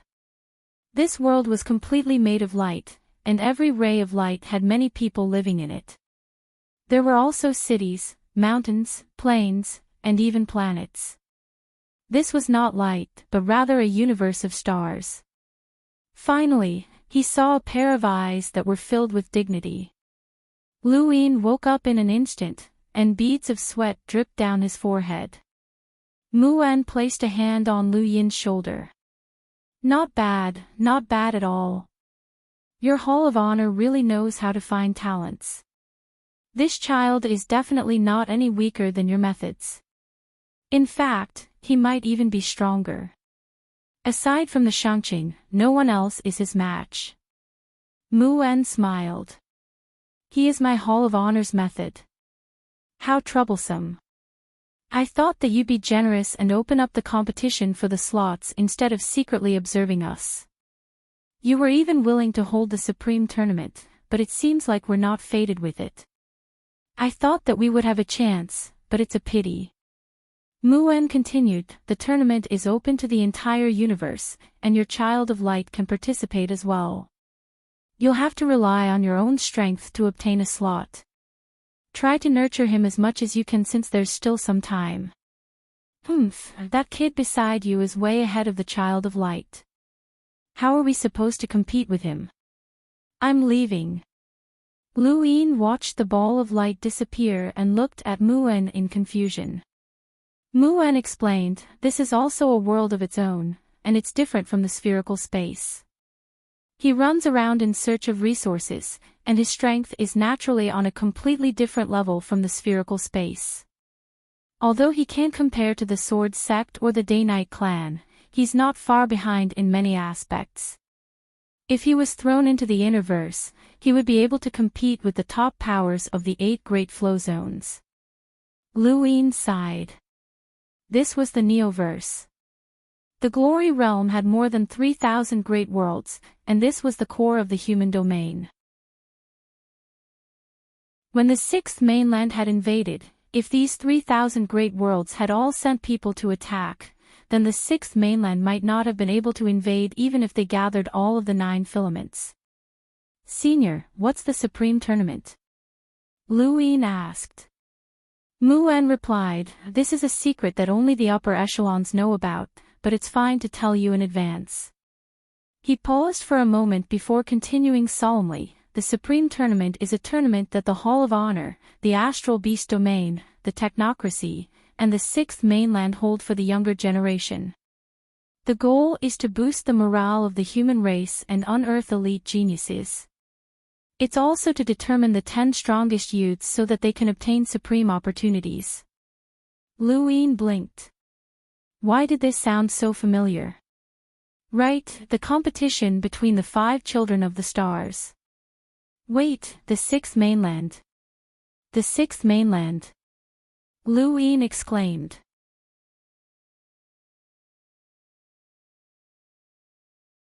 Welcome aboard. Stay tuned and subscribe to Han Li's Wuxia Adventures for more thrilling content. Chapter 1180. Muan had expected Lu Yin's surprise. You don't need to know the details. All you need to know is that you should try your best to become the strongest 10 in the Astral Supreme Tournament. It will be of great help to you in the future, and it might even determine your future. Senior, isn't the 6th mainland isolated? Why is it participating in the Astral Supreme Tournament? I can't tell you the details, Muan said. In reality, he wasn't too sure either, as there were some things that he wasn't privy to. Lu Yin's mind was in a mess. There were too many things that he wanted to know, but he didn't know what to ask. Muan explained, whether it's the Starsibyl sect's divination or the Neoverse competition for the 5 children of the stars, it's not just to set up a trap. There's another important reason, which is to create a list of 10 people. Originally, the human domain had 5, the astral beast domain had 3, and the technocracy had 2. However, due to special reasons, the 6th mainland has to join as well. It's already difficult to allocate the spots, so we might as well hold this tournament. The Hall of Honor has confidence in you, and if you can compete for enough spots, it'll boost the humans' morale. Muan seemed to sense Lu Yin's confusion, and he solemnly said, this time, it's not a fake event. Try your best to compete for it. Few in the human domain have ever obtained this opportunity. Many geniuses have been born in the human domain, but very few have actually obtained this opportunity. Once you obtain it, you will no longer be yourself, but rather the hope of the entire 5th mainland. Muan's words were true, and Lu Yin believed him. Even though he still cared about the 6th mainland, if Muan didn't say anything, he wouldn't be able to ask. The Astral Supreme Tournament. Lu Yin was looking forward to it. He had walked step by step from Earth to the Astral Combat Academy, the Innerverse, the Master of the Outerverse, and even the Mountain and Sea Realm, the highest stage of humanity. He had seen too many powerful peers along the way. The 10 Arbiters, the 5 Children of the Stars, the Realmlings, the Dowsource 3 Skies, the Astral Beast Domain, and Skymender's List experts. The Technocracy would definitely have their own as well. These powerful peers would compete on the same stage, and just thinking about it made him excited. In the past, he might not have been confident, but now, his eyes were bright. Not far away, Lei Nu and Shu Jing also heard Muwen's words. They already knew that the Starry Sky Supreme competition was very stressful. This trip to Progenitor Chen's tomb was also a preparation for the Starry Sky Supreme competition.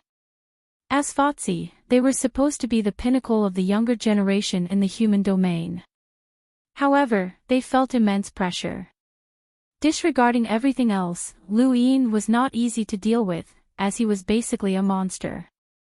The 10 arbiters were the same, and there was also the 6th mainland's Dao Source 3 skies. There were simply too many powerful peers. Fortunately, there was still some time before the Starry Sky Supreme competition, which was enough time for them to improve again. With that thought in mind, they turned around and returned to their rooms to continue cultivating. The black storm connected the sky and the earth, isolating the space that could be seen. The primordial Shishio had no choice but to stop and wait for the storm to pass. According to Muwen, this was the celestial phenomenon of the glory realm. Even with the ancient Shishio's defense, it was very likely that it would be swept away. Lu Yin was curious as to why Muwen didn't take action to bring them across, but he didn't say anything. The black storm wreaked havoc for 2 days. 2 days later, a streak of light illuminated the area ahead. The weather changed again, becoming extremely hot. The ancient Shishio activated and continued towards the Hall of Honor. Lu Yin sat on the ancient Shishio's back when he suddenly saw a card fly through the void.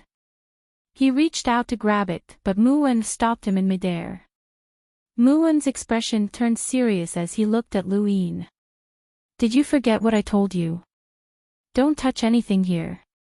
Lu Yin was puzzled. "That card?" Muwen solemnly replied, "That's a world." "A world?"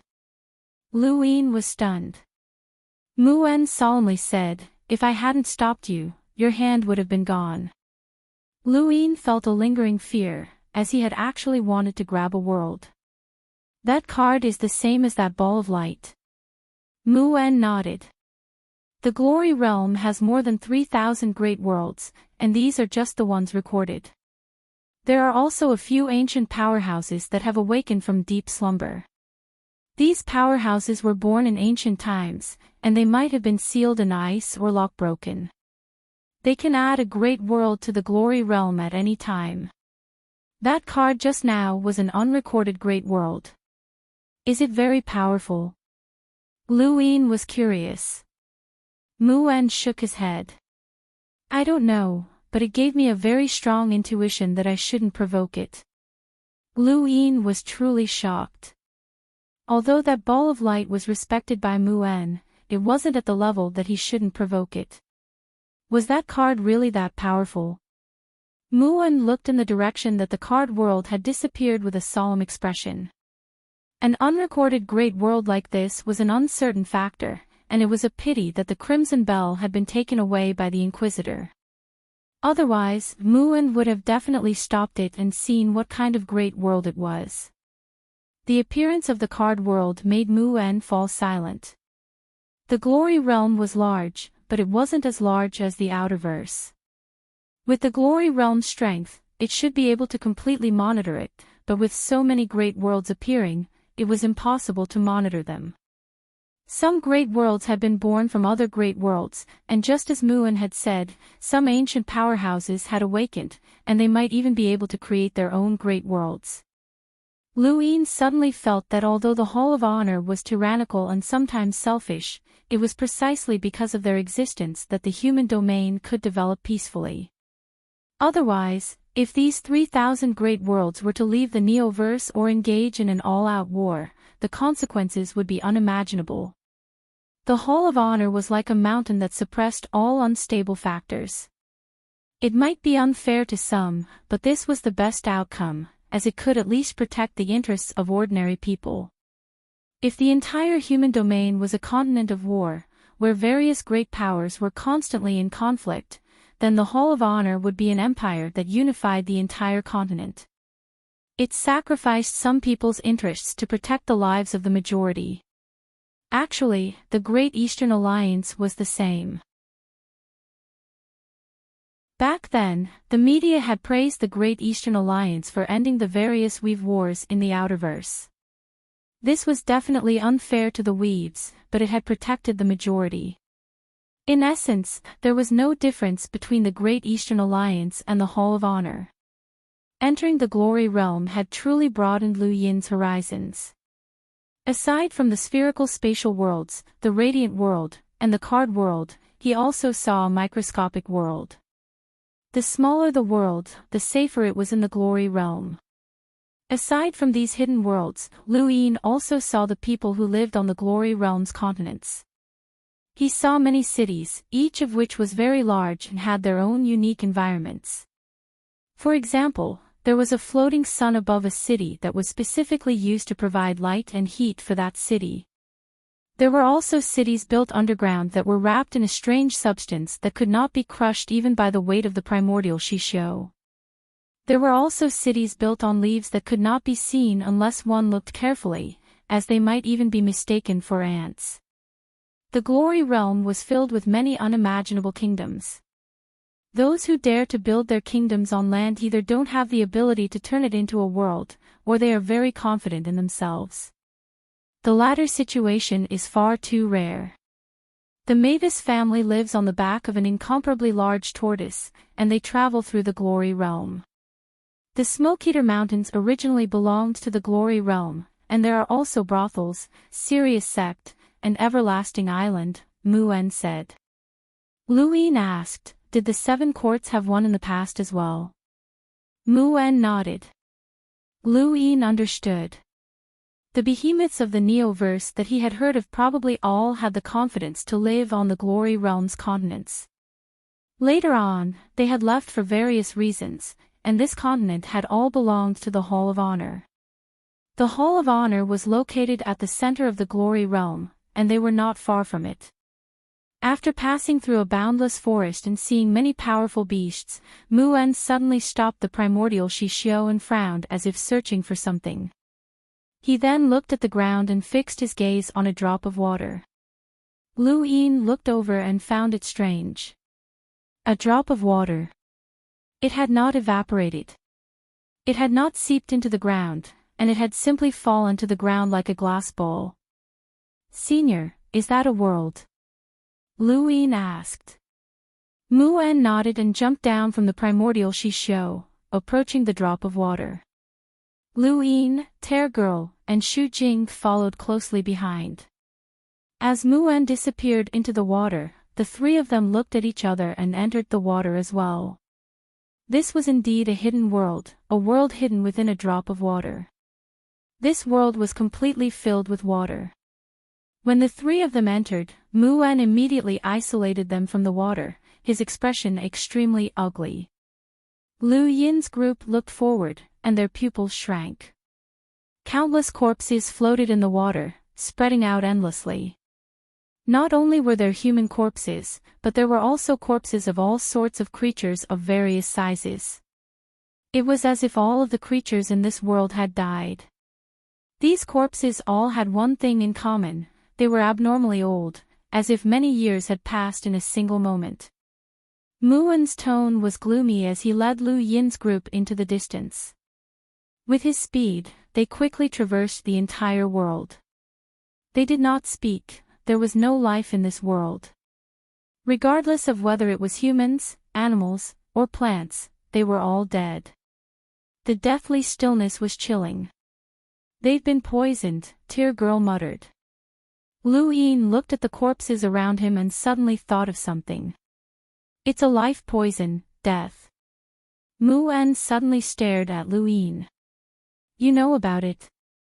Tear Girl and Xu Jing stared at Liu Yin warily. Liu Yin replied, I'm not sure, but someone in the Outerverse was poisoned with similar symptoms. Their life force was sucked dry, and that poison came from the Neo-Human Alliance. It's called Death 91. Mu-En's eyes narrowed. When did this happen? The Innerverse and Outerverse have been separated for about 1.5 to 2 years. Why was that person poisoned? Muon asked. Lu Yin replied, I didn't know at first, but I later searched the Shinwu continent and found someone from the Neo-Human Alliance. That person was doing experiments and researching death qi. Muon was puzzled. Aside from you, does anyone from the Outerverse Hall of Honor know about this? Thank you, brothers, for your continued support. Over the next few days, I will update 3 times a day. The third update will be shorter, but Windborn has already done his best. Let's keep this up for a few more days. Thank you, brothers, for your support.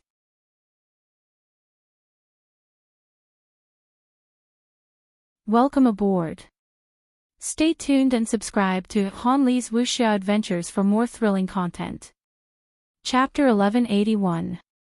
When he heard Muon's question, Lu Yin's heart sank. This was bad. The Sun family had told Elder Nuha that Elder Nuha wanted to destroy Shinwu continent, but Lu Yin had stopped him, which had exposed the Daosaur sect. If Muon contacted Elder Nuha, then not only would Elder Nuha reveal that Lu Yin could enter the Daosaur sect, but he might also reveal the existence of the blood-colored bell. Lu Yin's ability to enter the Daosaur sect was not that big of a deal, and he could fool Muon, but he would not be able to hide the blood-colored bell.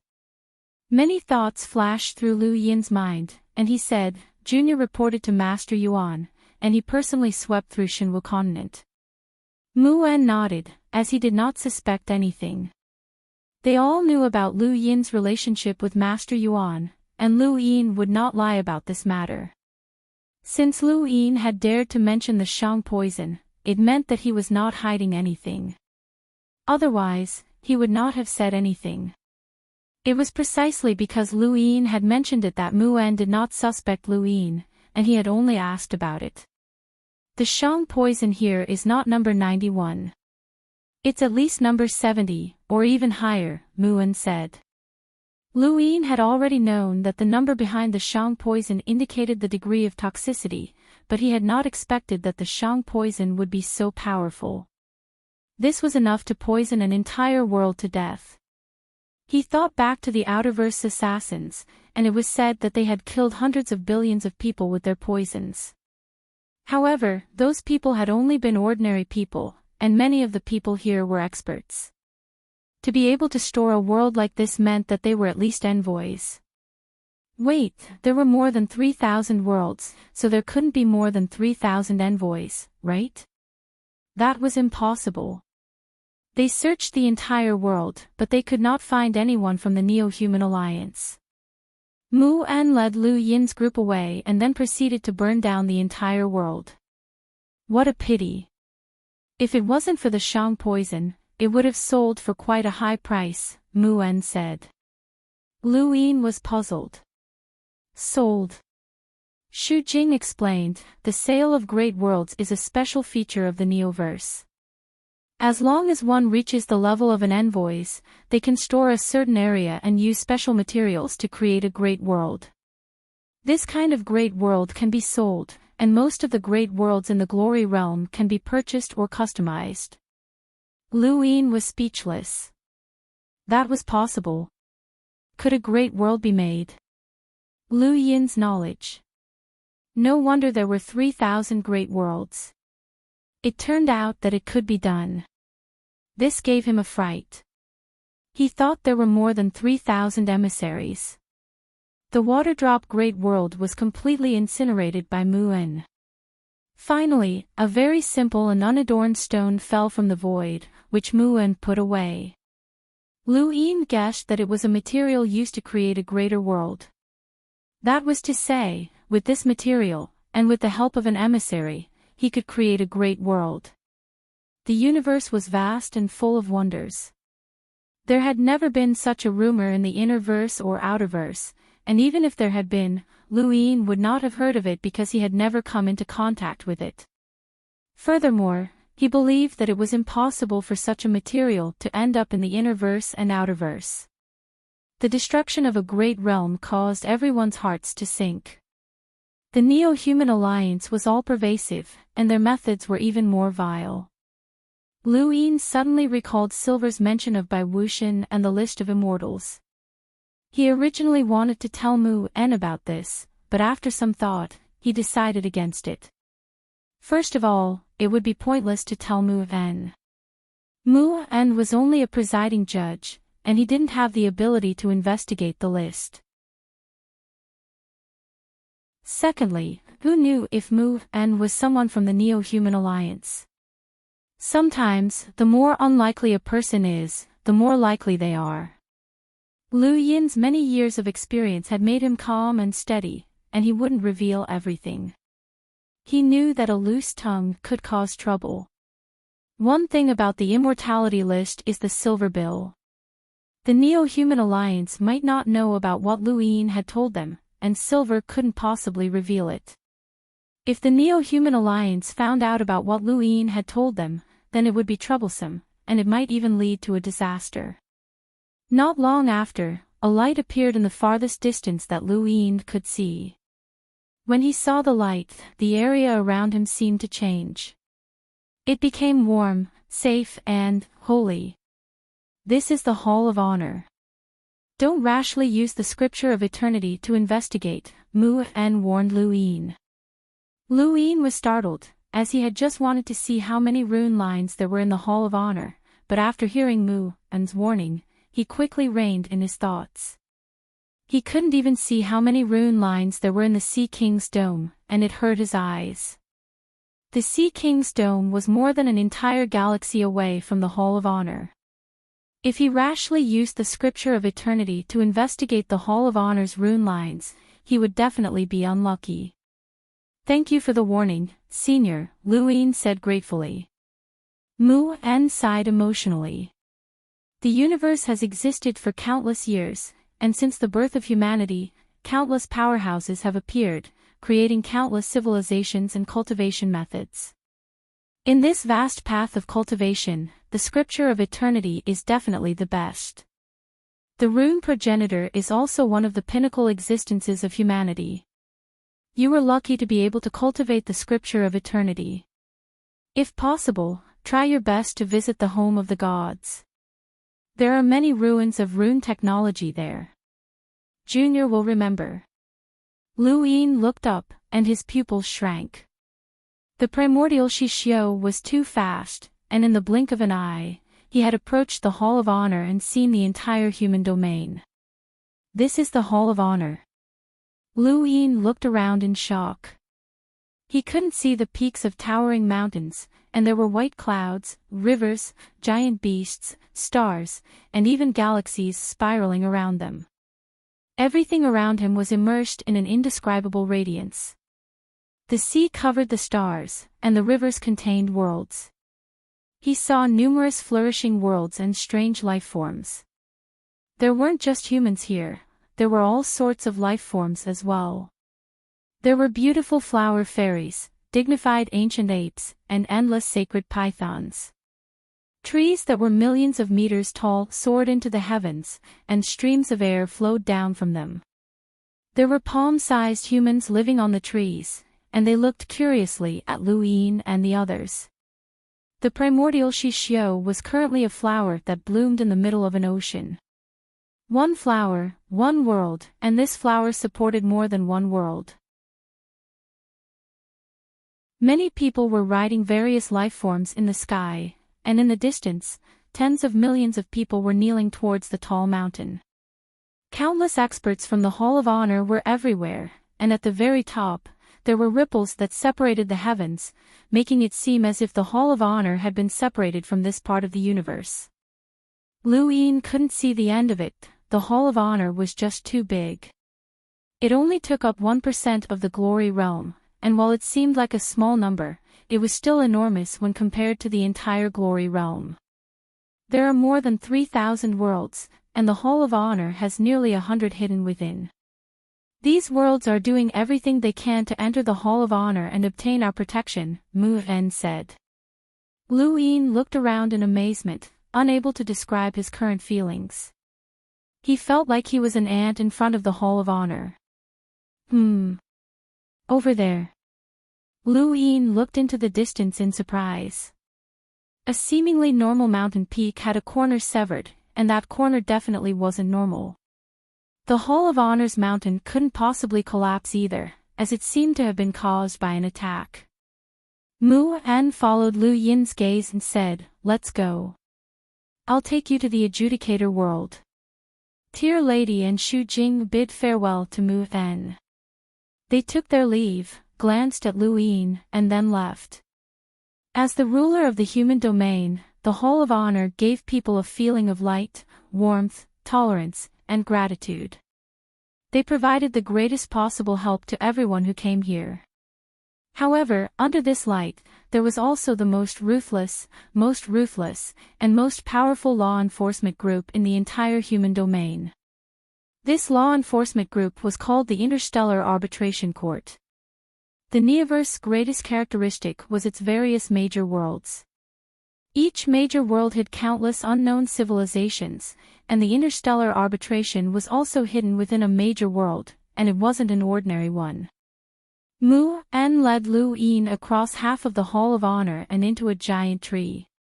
They followed the tree to the very bottom, where the adjudicator world was located. Light above and darkness below. The adjudicator world was like a nutrient for the Hall of Honor, forever hidden at the very bottom. The scene before Lu Yin's eyes changed, and the moment he entered the adjudicator world, he felt a chill run down his spine. He looked around and saw a dark sky. Although he couldn't see anyone, he knew that he had been watched the moment he entered. If he made any strange movements, he wouldn't be able to survive for even a second. This was a starry sky filled with stars. Lu Yin believed that there would be many people from the tribunal on each of these stars. These people were decisive and cold-blooded, and it was precisely because of their existence that the Hall of Honor was the absolute leader of the human domain. Lu Yin knew that he was currently in the hands of the human ruler's sword. He saw the sharpest sword of the entire human domain's law enforcement. Mu En didn't say anything else and led Lu Yin to the innermost, giant star. The moment they entered, Lu Yin paused, and beads of sweat dripped down his forehead. He could feel countless pairs of eyes staring at him from all directions. These gazes were filled with ruthlessness, killing intent, and mockery. These gazes came from the powerhouses of this star. Lu Yin almost couldn't breathe. This feeling was similar to the first time he had come to the Great Yu Empire's imperial court. Back then, he had only been a sentinel, but the gazes of the cruisers and hunters had suffocated him. Now, he felt the same suffocating sensation again, but the difference was that the gazes here were filled with killing intent. These people were like beasts that only knew how to kill. "What are you looking at?" A stern shout shook the star and even the entire adjudicator world. Lu Yin suddenly sobered up, and there was another person in front of him. He couldn't see the person's face, but the person's back was facing Lu Yin. The person raised his right hand. "If you keep looking, I'll destroy you." Mu En walked out from Lu Yin's side and came to the person's side. He respectfully said, "My apologies, Mr. Invincible. These people are used to it. Please calm down." Lu Yin looked at the person. This person had suppressed the entire adjudicator world with a single sentence? That was too terrifying.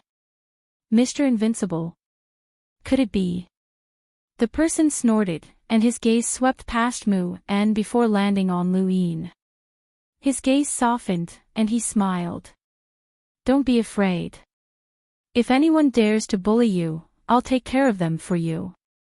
Lu Yin's eyes lit up, and he immediately bowed. Honorary disciple Lu Yin greets senior brother. This man was Eversky Island's senior brother, Hyzage Invincible. He was a terrifying powerhouse whose power level exceeded 1,000,000, and a single sentence from him was enough to suppress the entire adjudicator world. "Thank you, brothers, for your continued support.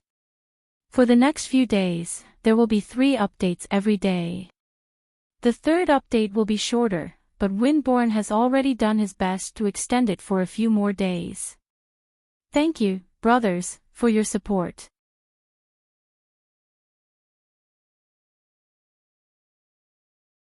Welcome aboard. Stay tuned and subscribe to Hanli's Wuxia Adventures for more thrilling content. Chapter 1182. In the entire Neoverse, there were only a few who could stand shoulder to shoulder with unrivaled Sage. In the Arbiter realm, there was only one person who could suppress unrivaled Sage, and that was the Arbiter. Lu Yin had heard Heizid Shenwei mention unrivaled Sage before. Although he had only mentioned his name and didn't know the specifics, Lu Yin felt that unrivaled Sage's strength was on par with Master Yuan's. Unrivaled Sage smiled and nodded, patting Lu Yin's shoulder. Come, I'll take you to the Arbiter. I believe that you aren't controlled by the Neo-Human Alliance, but the outcome will be decided by the Arbiter. Lu Yin nodded and followed behind unrivaled Sage. With unrivaled Sage around, Lu Yin felt more at ease. He had an enemy in the Hall of Honor, which was one of the 9 Great Counselors, the Day-Night clan. However, the 9 Great Counselors only dealt with worldly matters, and they were not the ones who truly controlled the Hall of Honor. The Arbiter was an existence that the 9 Great Counselors could not influence. Lu Yin had long heard of the Arbiter's Arbiter, especially after he had stolen the blood-colored bell. He had dreamt of the Arbiter chasing after him many times, and that fear was still unforgettable. When he thought about meeting the Arbiter, he panicked, extremely panicked. His theft of the blood-colored bell hadn't been exposed, right? Definitely not. Lu Yin stood on the scale in amazement, as this was the first time he had seen someone being judged stand on a scale. There were 2 sides to the scale, life and death. The Arbiter's judgment would decide which side the scale would favor. Not everyone had the right to be judged in such a manner. There were many planets in the Interstellar Arbiter Court, but there were only a few scales. Only those who had reached a certain level were qualified to be judged by the scale. Most people would be judged with a single sentence, and they would not be brought here. Lu Yin was from the younger generation, and logically speaking, he did not have the right to be judged by the Arbiter himself. However, he had Master Yuan and Everlasting Island behind him, and he was also a master of the Outerverse. Just being a master of the Outerverse was enough to invite the Arbiter. The Outerverse was a very large territory that made up the human domain, and only the Arbiter had the right to judge a master of the Outerverse. Besides unrivaled Sage and Mu'en, there were 2 other Arbiters, Mu of Despair and Death's Shadow. Lu Yin curiously looked at Despairing Mu, a solemn middle-aged man who looked a little old. This was the presiding judge who had helped the Day-Night clan. Lu Yin had heard of this presiding judge who brought despair to others. Many people spoke of him with fear and hatred. As for Death's Shadow, Lu Yin had seen him before. During the battle between the Cosmic Sea and the 6th mainland, Death's Shadow had brought along the blood-colored bell. This person was said to be the strongest and oldest of the 3 Inquisitors, and it was said that he was of the same generation as the Inquisitors. Lu Yin's gaze attracted Mu of Despair's attention. Mu of Despair looked at Lu Yin with a smile and a nod, appearing very friendly. Lu Yin returned the greeting, becoming even more wary of this person. The trial begins. The head judge's voice rang out. However, the head judge was nowhere to be found. The 3 chief inquisitors were already used to the fact that the head inquisitor did not show up easily. Invincible Sage wasn't surprised either. This wasn't the first time he had experienced a trial. He was certain that he hadn't been controlled by the death chi, but he was also certain that he had used it to cultivate. He didn't know how the head judge would judge him, but he had no choice. He had to go through this trial. Right now, the person Lu Yin looked forward to the most was Mr. Mu. Master, you've been absent for so long. It's time for you to show up and support your disciple. The scales stopped moving, and the 3 chief inquisitors looked solemn. Invincible Sage looked at the highest point of the scale, where the head judge should have been. There was no one there, but he knew that the head judge was staring at Luin. In truth, he didn't have much confidence in Luin. He was well aware of the Neo-Human Alliance's methods, so how could Luin escape so easily? Luin might not even know that he was being controlled. Everlasting Sky Island felt guilty towards Luin. If they had known that the Neo-Human Alliance would act, they would have told Luin the truth. At the very least, he would have had a chance to grab the golden curtain and disappear with it. The trial was a process of mental struggle, especially when it involved one's own fate. Luin's breathing almost stopped. After a while, the head judge's voice rang out. Judgment. The three chief inquisitors and invincible sage all stared at Luin. Luin's body moved as an invisible force pushed him towards one end of the scale. That end was life. Luin couldn't control his body at all, and he only relaxed when he saw that it was life. Invincible Sage also relaxed and was overjoyed. Mu-En smiled and nodded. The shadow of death's expression couldn't be seen. It was just a shadow that was very similar to the monkey. The despairing Mu and Mu Tianluan's eyes flashed as they looked at the head judge. You haven't been controlled, but you've cultivated death energy. I hope that you can remain true to yourself and not be controlled by the death energy.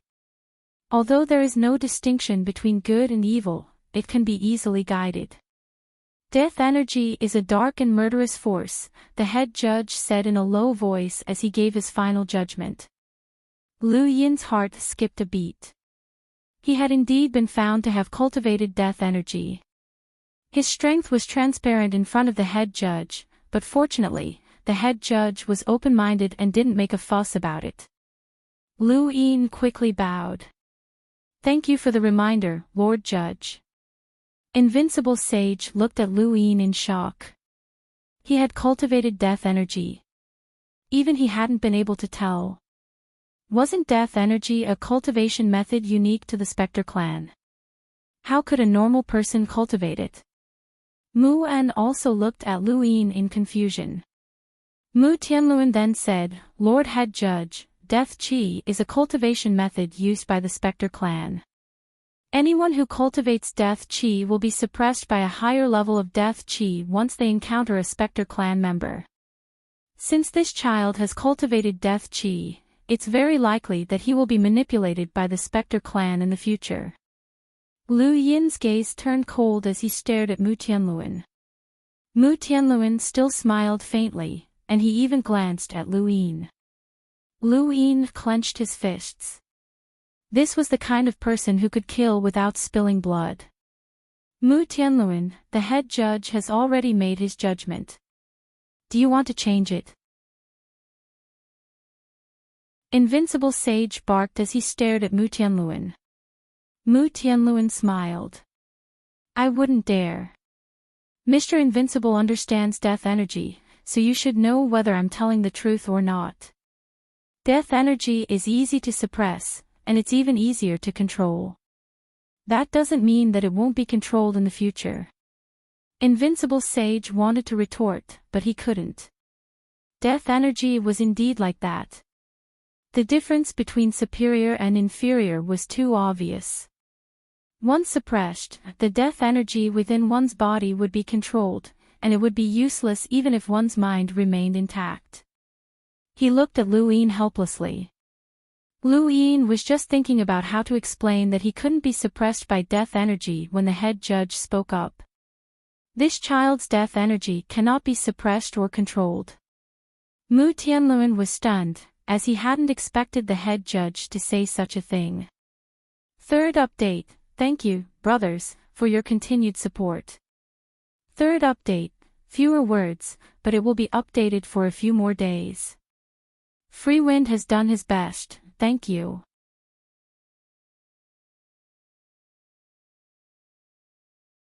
Welcome aboard. Stay tuned and subscribe to Hanli's Wuxia Adventures for more thrilling content. Chapter 1183. Lord Inquisitor, Even if the death energy in this child's body cannot be controlled, it can still be guided. Furthermore, this child is one of the human domain's top geniuses and one of the Hall of Honor's methods. If news of him cultivating death energy spreads, it will be detrimental to the Hall of Honor, Mu Tianluan continued. There are thousands of paths to cultivation. Back then, progenitor Qin went against the Daosaur sect's orders and merged his clone with the giant's bloodline to walk the path of invincibility. The Daosaur sect was magnanimous, so why can't we follow suit? The head inquisitor asked. Mu Tianluan frowned and looked at the empty seat with a strange expression. Mu En and Death's shadow also looked over curiously. The head inquisitor had never spoken so much, and he was clearly protecting Lu Yin, which was not right. With the head inquisitor's personality, this protectiveness was too obvious. Even if Lu Yin had Master Yuan and Eversky Island's backing, the head inquisitor would not be so protective of Lu Yin, as he was one of the Hall of Honor's true rulers. Even Woody could tell that the head inquisitor was protecting Lu Yin, and he looked at Lu Yin strangely. Was this child related to the head inquisitor? Lu Yin did not feel anything, as he did not understand the head inquisitor.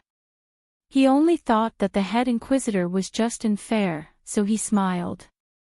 Thank you, Lord Inquisitor. Lord Inquisitor is fair and impartial. Mu Tianluan was still unwilling to give up, and he looked at Lu Yin. Child, you don't understand death energy. We are not targeting you on purpose, but with your status, cultivating death energy will cause too much of an impact. It's also very vile. What do you think? Lu Yin blinked. I think it's fine. Muen's lips twitched, and he felt like laughing. Woody's lips curled up. Mu Tianluan did not understand Lu Yin. Lu Yin was not afraid of anything, and he had even almost overturned the day-night flow zone. He naturally would not be intimidated by a mere inquisitor. How did you suppress the death energy and cultivate it? If it's not stable, you can't continue cultivating, and you'll have to cripple your death energy, Mu Tianluan continued. Woody barked, Mu Tianluan, are you trying to force him to tell you his cultivation technique?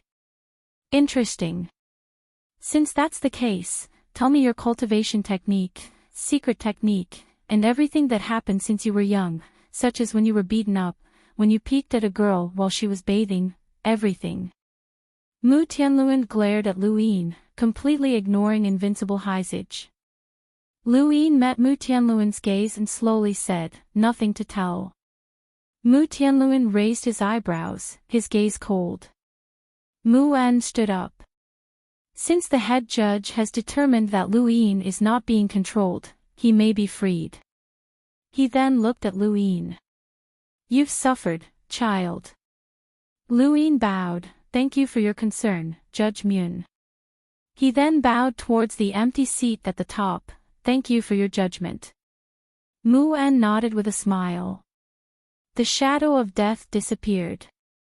Mu Tianluan stood up with a gloomy expression. Just as he was about to leave, Heizage Woody grabbed his shoulder. He looked at Heizage Woody, who stared at him and exerted some force. Mu Tianluan's expression changed. Mr. Woody, what are you trying to do? It's nothing. I just want to say that my everlasting Sky Island isn't a place that's easy to bully. His right hand exerted force, crushing Mu Tianluan's shoulder. Mu Tianluan didn't even make a sound. Shangxing Woody loosened his grip and coldly harumphed. Mu Tianluan continued to walk forward and left. Mu En sighed. Lu Yin put down the scale, and Heizage Woody asked, since little Yin is free, he should be able to regain his identity as Fatsi. Mu En nodded. Don't worry, the head judge just instructed me to make a request to the 9 directors. Heizage Woody was puzzled, and he asked in a low voice, what's little Yin's relationship with the head judge? Mu En was puzzled as well. I don't know. You don't know. How would I know? Heizage asked. The two looked at Luin. Luin was confused, as he was still immersed in the incident with Mu of Despair. He had to admit that it had been too satisfying. This guy had helped the Day-Night clan back then, and now, he had finally gotten his revenge. Right, since Luin is back, the Hall of Honor can remove Bulao from his position as overseer of the Great Eastern Alliance. Luin was shocked. Appointing Bulao to oversee the Great Eastern Alliance. He hadn't known about this. Muan was troubled. I'm sorry, Mr. Woody. This matter was decided by the 9 directors, and it has nothing to do with the interstellar arbitration. We have no right to interfere. Don't give me that. The 9 directors are just on the surface, and it's not like I don't know about that. Muan smiled bitterly. Even so, as the head judge, I can't order the 9 directors around, right? Hyzage Woody thought about it and agreed. I'll look for the head judge. Muan did not say anything and instead had someone bring Lu Yin's cosmic ring and gadget over to him. Lu Yin silently put away the cosmic ring.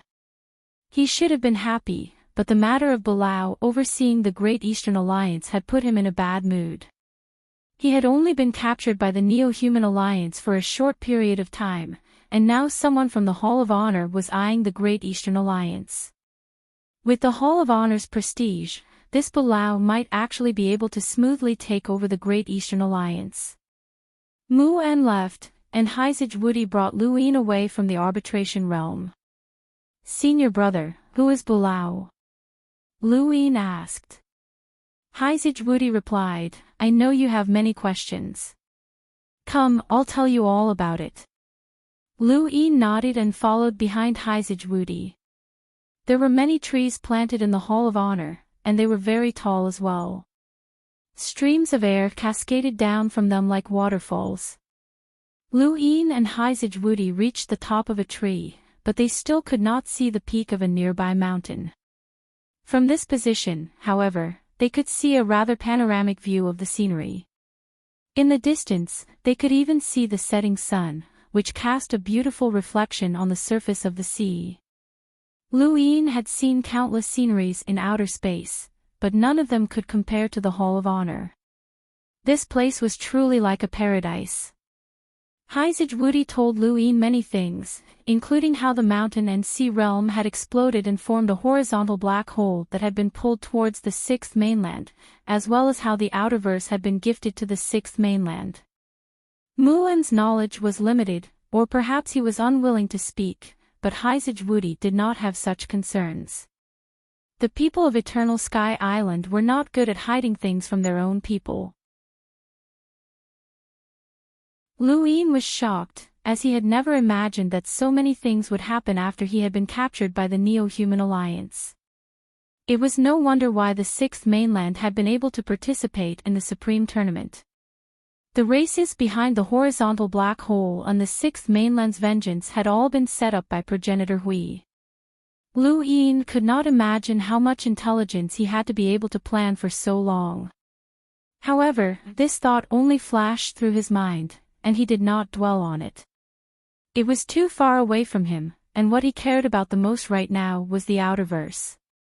Is it really confirmed that the Outerverse has been gifted to the 6th mainland? Lu Yin asked again, still in disbelief. Hyzage Woody helplessly replied, if we don't, then the 6th mainland's 3 progenitors won't help us, and a calamity will befall my 5th mainland. At that time, let alone the Outerverse, the entire human domain, the technocracy, and the astral beast domain will be finished. What kind of creature is it that's being blocked? How can a progenitor be helpless against it? Lu Yin asked. Hyzage Woody seriously replied, I can't tell you right now. Once you become an emissary, you'll be qualified to know. Lu Yin was melancholy. An emissary? How far away was that? He was just a hunter. The most important thing for you right now is to prepare for the Supreme Tournament. I know that you've improved a lot, but don't underestimate the others. Even during the mountain and sea realm struggle, some people might not have been able to display their full strength. If we can know about that situation, then so can others. Lu Yin's eyes trembled, and he earnestly replied, I understand, senior brother. Haizij Wudi sighed. Back then, your eldest apprentice brother failed. You can't fail. If I become one of the 10 strongest people in the Supreme Tournament, what will I get? Lu Yin couldn't help but ask. Haizij Wudi didn't answer, and he merely smiled. A great opportunity and a wider world. Lu Yin didn't understand. Haizij Wudi didn't explain further. Wait here. I'll help you get Fotzi's position back. If I don't hurry him, who knows how long it'll take. Senior brother, I want to contact the Outerverse, Lu Yin said. With his gadget, it was impossible for him to contact the Outerverse from the Neoverse Glory Realm. Haizij Wudi said, Come, I'll take you somewhere. He then led the way. The Hall of Honor space was the most stable out of all the places Lu Yin had ever seen. Only envoys could tear through the void and move about, which was something he couldn't do. Haizij Wudi could do it, but he wouldn't do it out of respect for the Hall of Honor. After so many years, the Hall of Honor had still been the ruler of the human domain. Although it was tyrannical and sacrificed some people's benefits, it still allowed the majority to live a normal life. Even Everlasting Island had to maintain its respect. Lu Yin followed behind Haizij Wudi, passing through numerous towering trees that reached into the heavens until they arrived at the foot of the Hall of Honor's main mountain. This mountain bears the weight of the Hall of Honor. In the beginning, the Hall of Honor only had one mountain, and it was named Realm Mountain. Lu Yin stood at the foot of the mountain and looked up. He couldn't even see the top of the mountain, not even from a tree. There's no need to look. You can't see anything with the naked eye. Let me tell you this, even I wouldn't be able to topple this mountain, Haizij Wudi said. Lu Yin was shocked. Haizij Wudi was a powerhouse with a power level of more than 1,000,000, which was enough to rank him at the peak of the human domain. He was comparable to Master Yuan, and in the 6th mainland, he would be a cosmic imprinter. How could he not topple a mountain? Realm Mountain contains many great worlds, and one of them is called the Starlink Great World. Have you heard of this name before? Haizij Wudi asked Lu Yin. Lu Yin found the name familiar, and his eyes lit up. An internet company that connects the entire universe? Haizij Wudi nodded. That's right. The Starlink network company connects the entire universe. Their headquarters are located at Realm Mountain, and they are under the protection and supervision of the Hall of Honor. Lu Yin recalled that the Starlink network originated from the Innerverse. They had originally wanted to connect the Innerverse to the Outerverse network, but they had never been able to do so. They could only develop systems like the Iron Blood system that connected fixed regions or territories.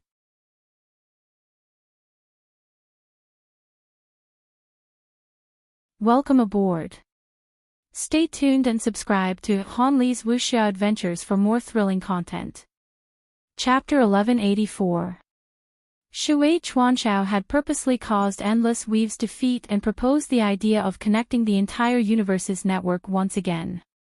Starlink Network had won the bid and become the largest network company in the universe. The reason why they had succeeded was not only because they had paid a huge price, but also because they had built all kinds of systems for the various forces over the years. These systems could be connected instantly. It could be said that they had seen this day coming and were just waiting for the issue to pass. When Lu Yin had first found out about this matter, he had asked Denya about it, and she had told him that someone from Starlink Network had approached Shui Chuanshao and reached an agreement with him. That was how Shui Chuanshao had intentionally caused Endless Weave's defeat. Lu Yin had always been curious about Starlink Network. This company had seen the future and had found the right person. This was no longer a matter of foresight. What made them think that Shui Chuanshao would be able to help them? What made them think that the entire universe would be connected one day? All of this made Lu Yin curious. Right, how many honor points do you have? Woody suddenly asked. 20, Lu Yin replied. Woody nodded. That's enough. Most people can't enter, but 20 honor points are enough. He then placed a hand on Lu Yin's shoulder and his figure flashed. By the time Lu Yin could clearly see his surroundings, he had already arrived at a sealed space. There was a figure nearby, but it did not move. Woody said, "Go on in. Just walk over. I'll hurry the 9 directors." Lu Yin nodded and walked over.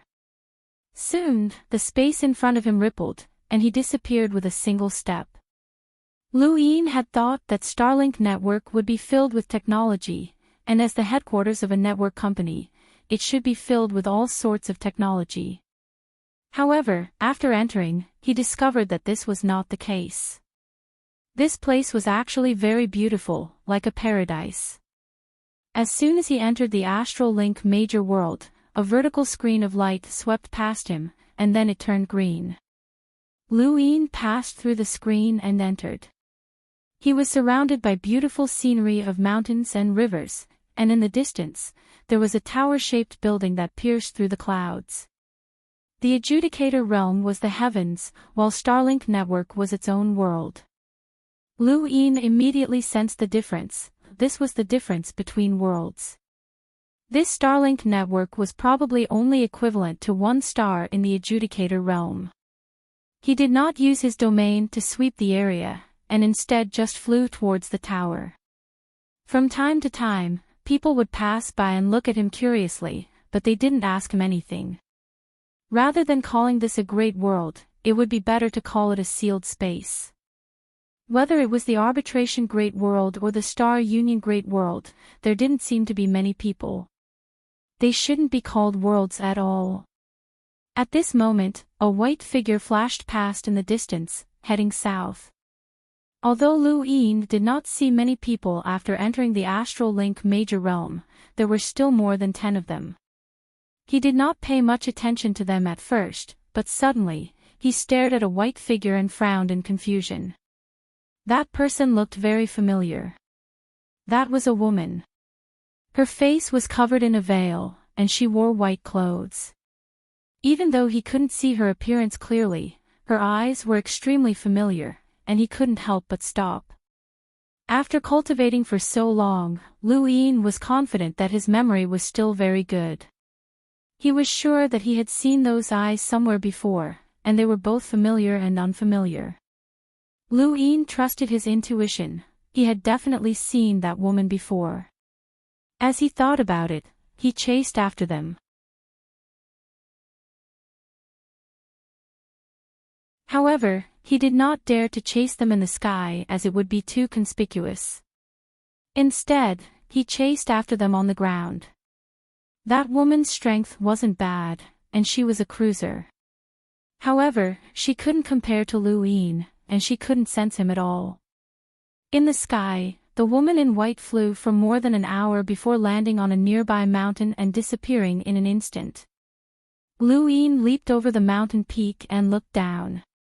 His pupils shrank, and his expression became very interesting. The mountain peak was concave, and the center of the depression was a hot spring. At this moment, 2 women were in the hot spring.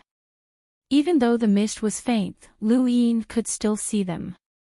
Pure white, grand, slender, and black-haired. These were the only things that Lu Yin could think of in an instant. At that moment, he also saw the woman's appearance. Bai Shui. Lu Yin was stunned. Who was that? Inside the hot spring, one of the women's eyes turned cold, and she suddenly turned to look at the mountain peak. How dare you! She slapped the hot spring water with one hand and splashed it at Lu Yin.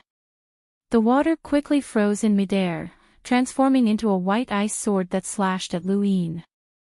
Lu Yin was shocked. What a sharp sword technique! He raised a hand and flicked his finger, causing a huge force to shatter the ice sword. Even though the ice sword was sharp, it could not get close to Lu Yin. "Sorry, it's just a misunderstanding," Lu Yin hurriedly explained and turned around. Within the hot spring, the two women put on their clothes and flew into the air. One of them took out a sword from her cosmic ring and slashed at Lu Yin. The tip of the sword froze, and the void froze as ice flowers spread out. This attack shocked Lu Yin once again, this attack. With a bang, the woman's sword was frozen by Lu Yin's domain. Even though her sword technique was powerful, she could not break through Lu Yin's domain.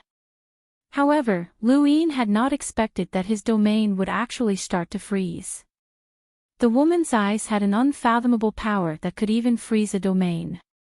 Lu Yin's gaze turned cold, and his domain erupted, shattering the ice. The woman held her sword and stared at Lu Yin coldly, but then her expression turned to one of shock. "It's you." Lu Yin stared at her, and the more he looked at her, the more familiar she seemed. At first, he had thought that she was Bai Shui. Their appearances were too similar, but there were also some differences. Although Bai Shui was cold, she had a gentle beauty to her. Suddenly, Lu Yin thought of someone. "You're Bai Qian." The woman sheathed her sword, her gaze cold. "Why are you here? Are you really Bai Qian? Bai Shui's sister?" Lu Yin was stunned. The other woman spoke up and looked at Bai Qian. "You know her?" Bai Qian indifferently replied, "I've seen her before, but I don't know her." Lu Yin was stunned. It really was Bai Qian. She was a legendary woman who had been the first to reach Neptune on Earth. She was also the one who had discovered Night King Qingyu and brought him to Earth. If not for her, Earth would not have experienced the crisis of Armageddon. It could be said that this woman had changed many people's lives. Lu Yin still remembered Bai Shui mentioning that her sister, Bai Qian, had a face that could make the rainbow pale in comparison. She was also a woman who had a mind of her own. This woman should have left at the beginning of Earth's apocalypse with Starsibyl's invitation. It was said that she had already reached the Sentinel realm at the time and was ahead of everyone else. Lu Yin had already forgotten about this woman and assumed that she had been obliterated in the universe. He had not expected to meet her here. This was the glory boundary of the Neoverse universe, the Starlink realm. How could she have made it here? "Why are you here?" Lu Yin asked again. He was too curious about this woman's experiences. Bai Qian stared at him coldly. "That's not a reason for you to peep." Lu Yin felt awkward. Unintentionally. "You have a domain, so how is that unintentional?" The woman beside Bai Qian looked at Lu Yin curiously. Her tone was questioning, but her gaze was not as sharp as Bai Qian's. Instead, it was filled with curiosity and an indescribable meaning. Lu Yin explained, "Domains can't be used carelessly. It's very rude." "So peeping isn't rude?" She smiled faintly. Lu Yin pursed his lips. "Why are you here?" Bai Qian asked coldly as she stared at him. "I was captured by the Neo-Human Alliance, but I escaped and was put on trial by the Inquisitor. Now that I'm free, I want to contact the Outerverse through Starlink Corporation." Bai Qian remained calm and did not ask any more questions. "Lu Yin, right?" "I know you," the woman beside Bai Qian said. Lu Yin looked at her curiously. "And you are?" She smiled. "Zijing. You have to remember this name." "Why?" Lu Yin was stunned. She raised her brows. "So that you'll know who you've seen naked. If I can't get married in the future, I'll look for you." Lu Yin laughed dryly. This was not the first time he had experienced something like this. He had fallen into Ming Yan's bathtub and used his domain to look at Wendy, but she had warned him not to use his domain to look at others. He had never thought that something like this would happen again, and he did not know what kind of luck he had. However, he blinked. He had indeed seen her clearly, and she had been very beautiful. No, the more he thought about it, the more unbearable he felt. He quickly changed the topic and looked at Bai Qian. Why are you here? There hasn't been any news of you for so many years, and Bai Shui thought that you were dead. A complicated expression flashed across Bai Qian's face at the mention of Bai Shui, but it quickly disappeared. Is she doing well? Lu Yin shook his head. Not good. She was first controlled by someone else, and then she disappeared. No one knows where she went. Where did she disappear? Bai Qian was puzzled. Lu Yin glanced at Zijing, but he did not say anything. Zijing smiled. Looks like there's a secret. You guys can chat. She then seemed to recall something and looked at Lu Yin. I can read fortunes. Lu Yin was confused. What do you mean? The first thing he thought of was the Starsibil sect. Zijing smiled. I can tell that you'll have something to ask of me very soon. Lu Yin was stunned. She smiled and left. Lu Yin's eyes flashed, and he looked at Bai Qian. What's her relationship with Starlink Network? Bai Qian indifferently replied, Boss. Boss? Her. Lu Yin exclaimed. Bai Qian frowned. Where did Bai Shui go missing? Lu Yin casually replied, Jupiter. He then looked in the direction that Zijing had left. She had gone to the tower. Was this woman the boss of Starlink Network? No way, she was so young. How could she have built such a massive organization that even the Hall of Honor could monitor? Perhaps she was not young, but she had maintained her youthful appearance. There were many such people in the universe. Bai Qian stared at Lu Yin. Jupiter. She went to Jupiter. Lu Yin nodded. She was sucked in with Zhang Dingtian. I wanted to go in and bring them out, but I couldn't. Bai Qian fell into deep thought. Lu Yin temporarily set aside his suspicions about Zijing's identity and looked at Bai Qian. Where have you been all these years? You only left because of Starsibil's invitation. Bai Qian indifferently replied, I went to the Astral Combat Academy. Lu Yin was shocked. Astral Combat Academy? Which academy? Astral 1, Bai Qian indifferently replied. Lu Yin was puzzled. Why haven't I seen you before? Poor results, weak strength, and annihilated everyone, Bai Qian indifferently said before descending. I'm going to continue soaking in the hot springs. Do you want to watch? Thanks to my brothers for your support. I'm not going to update much, so I'll try my best to update a few more days. Thanks, brothers.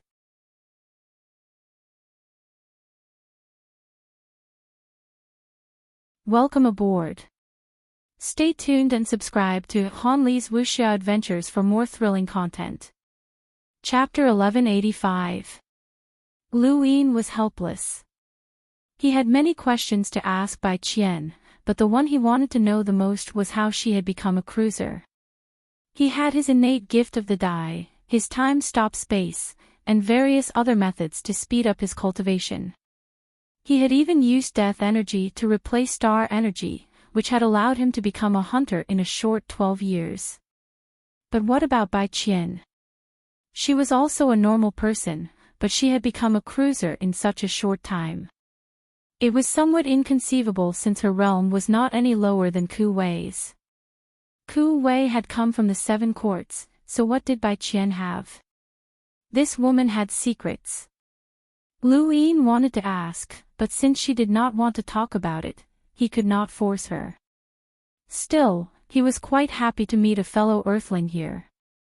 Go back to Earth when you have the time. Maybe you can bring Bai Shui and the others back from Jupiter, Lu Yin said before heading towards the tower. Below, in the hot spring, Bai Qian looked up at Lu Yin's departing figure and fell into deep thought. If Lu Yin was surprised by her increase in power, then she was shocked by Lu Yin's increase in power.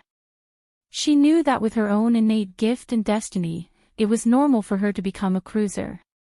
Even though it seemed inconceivable to outsiders, she herself felt that it was a little slow. But what about Lu Yin?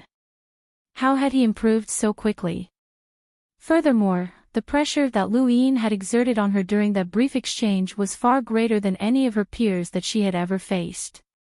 From the astral combat tournament to the decisive battle with the Sixth Mainland in the Cosmic Sea, and now, Lu Yin's improvement was unimaginable. His innate gift and destiny even surpassed hers. With complicated thoughts, Bai Qian sank into the hot spring. As for Bai Shuai and Zhang Dingtian, since they had already gone there, they would walk on a different path. One day, they would return, and it was also possible that they would be waiting for them on the other side. Earth would be discovered one day. Lu Yin was too high profile, and the more high profile he was, the faster the calamity would befall Earth.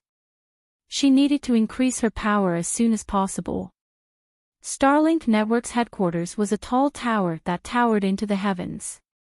From a distance, the tower did not seem very large, but that was because it was too far away. It was so far away that Lu Yin had expected it to be. Only when he got closer could he truly understand how large the tower was. It was not an exaggeration to say that this tower could hold billions or even 10 billion people without being crowded. It could also hold countless technological products. Through this tower, one could connect to the outerverse from the neoverse. It had been some time since Lu Yin had left the outerverse, and the Hall of Honor's decision had made him rather anxious. He needed to regain control of the outerverse as soon as possible. There were no obstructions to entering the tower, but Lu Yin found it strange that this place was so open. The first level was very wide, and one couldn't see the end of it. From afar, it looked like a tall tower, but from close up, it looked like it was made up of many pieces of land. This was the Starlink Network company that Lu Yin remembered. The most advanced technology was everywhere, and people moved around the screens, disappearing and reappearing in the blink of an eye. Everyone had their own matters to attend to. Suddenly, a mechanical voice sounded in Lu Yin's ears, "Mr. Lu, please ascend." Just as Lu Yin was feeling puzzled, a beam of light descended from the sky and enveloped him, causing his body to float up uncontrollably. The binding force of this light beam was not strong. He could easily break free, but there was no need for that. His speed grew faster and faster as he flew higher and higher.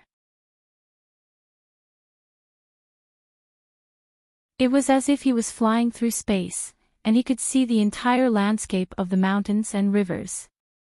Soon, he arrived at the top of the tower. This was not an office, but a garden. Lu Yin stepped into the garden and heard a familiar singing voice from afar. His heart skipped a beat, and he looked over. It was Zi Jing. Zi Jing looked up and smiled when she saw Lu Yin. "Look, I told you I could read fortunes." Lu Yin laughed as he walked around the garden. There were all sorts of strange flowers and plants here that he did not recognize, but they were all very beautiful. Zi Jing walked amongst the flowers like a gardener, occasionally watering them. She seemed to be very happy. "Are you the boss of Starlink?" he asked. Zi Jing nodded and looked at him. "Why? You don't look like it." "You don't look like it at all," Lu Yin said, but then he realized that he was being a little rude. "You're too young and too beautiful." "Ah, Lu Yin, you always coax girls like this. You're so sweet." Zi Jing smiled. Lu Yin smiled. "Tell me, how can I contact the outerverse? I told you I could read fortunes, and now you're begging me." Zi Jing smiled happily. Lu Yin knew that women could not be offended. He could contact Muan and have Zi Jing agree to let him contact the outerverse, but but doing so would offend this woman.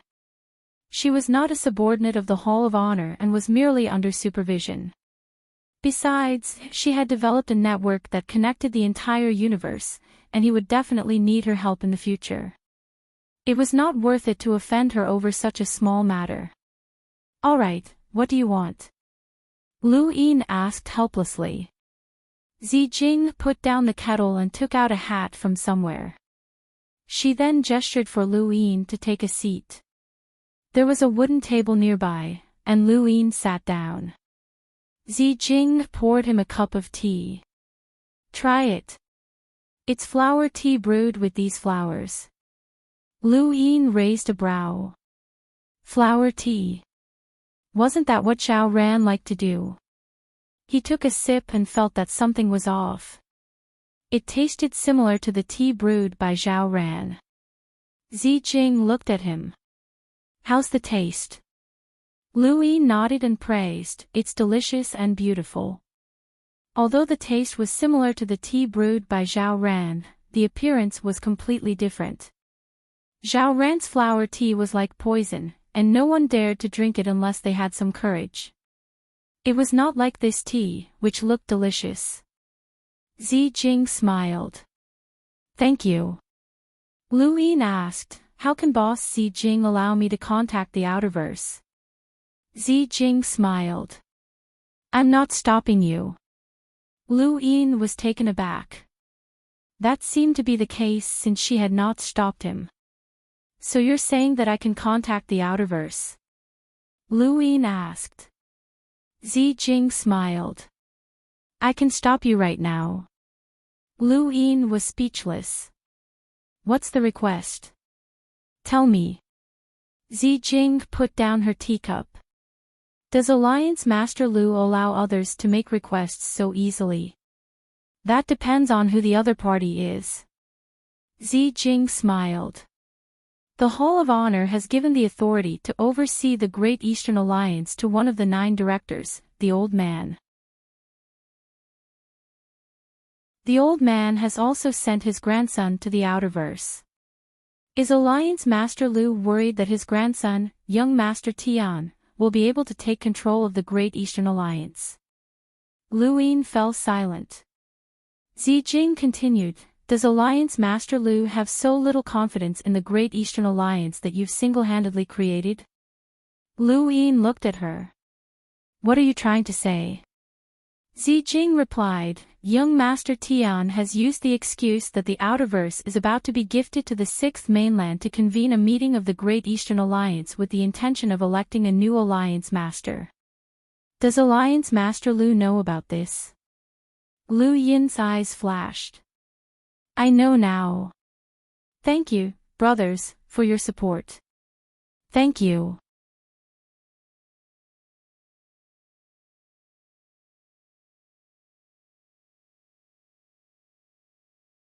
Welcome aboard. Stay tuned and subscribe to Han Li's Wuxia Adventures for more thrilling content. Chapter 1186. Then Alliance Head Lu will have to hurry. The Alliance Conference is currently being held, and it's almost time for the voting. Back when Alliance Head Lu was elected, although he didn't say how long it would take to elect a new Alliance Head, 6 years have passed in the blink of an eye. If young Master Tian elects a new Alliance Head now, no one will say anything, said Zijing. Lu Yin asked, "Then can I contact the Outerverse?" Zijing took a sip of tea. "It's ready." She then clapped her hands, and a girl arrived at the top floor through a beam of light and handed him a gadget. "Alliance Master Lu, you can discard your gadget. This is a newly developed gadget, and through a specific signal, it can connect to the Innerverse and Outerverse, the Neoverse, and the Cosmic Sea. There are less than 50 people in the entire human domain who have this gadget," Zijing said. "Why are you giving me this?" Zijing's expression changed, and she looked at Lu Yin seriously. "Alliance Leader Lu, do you still remember what you promised Enya?" Lu Yin suddenly had an idea. "You want me to save Commander Shui Chuanshao?" Zijing said in a low voice, Commander Shui intentionally caused Endless Weave to lose the war. In terms of war, he's a sinner, but he's also used this to connect the entire human domain's network, allowing the human domain's information to be transmitted in a timely manner. This is a great contribution, and Alliance Master Lu should deeply understand the importance of timely information transmission.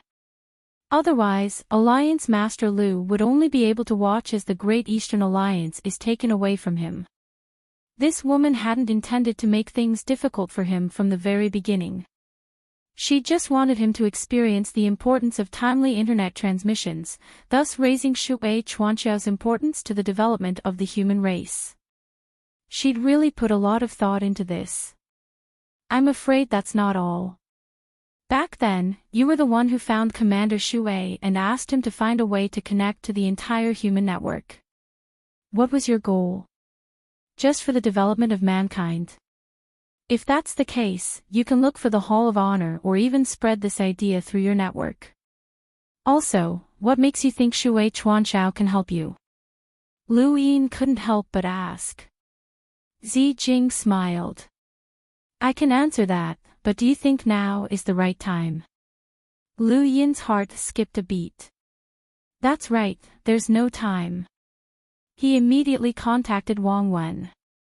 At the same time, in the Outerverse, where young Master Tian had appeared in the Outerverse, an alliance conference was being held on an ordinary planet not too far away. The representatives of the hundreds of Outerverse powers, both large and small, were engaged in a heated discussion. Some of them were the ruling powers of their respective weaves, while others were the powers that had been given control over their own weaves. The news that young Master Tian had released had shaken the entire Outerverse, and this had attracted everyone to convene an alliance conference. The conference proceeded smoothly, and just as Xi Jing had said, it was almost time for the voting.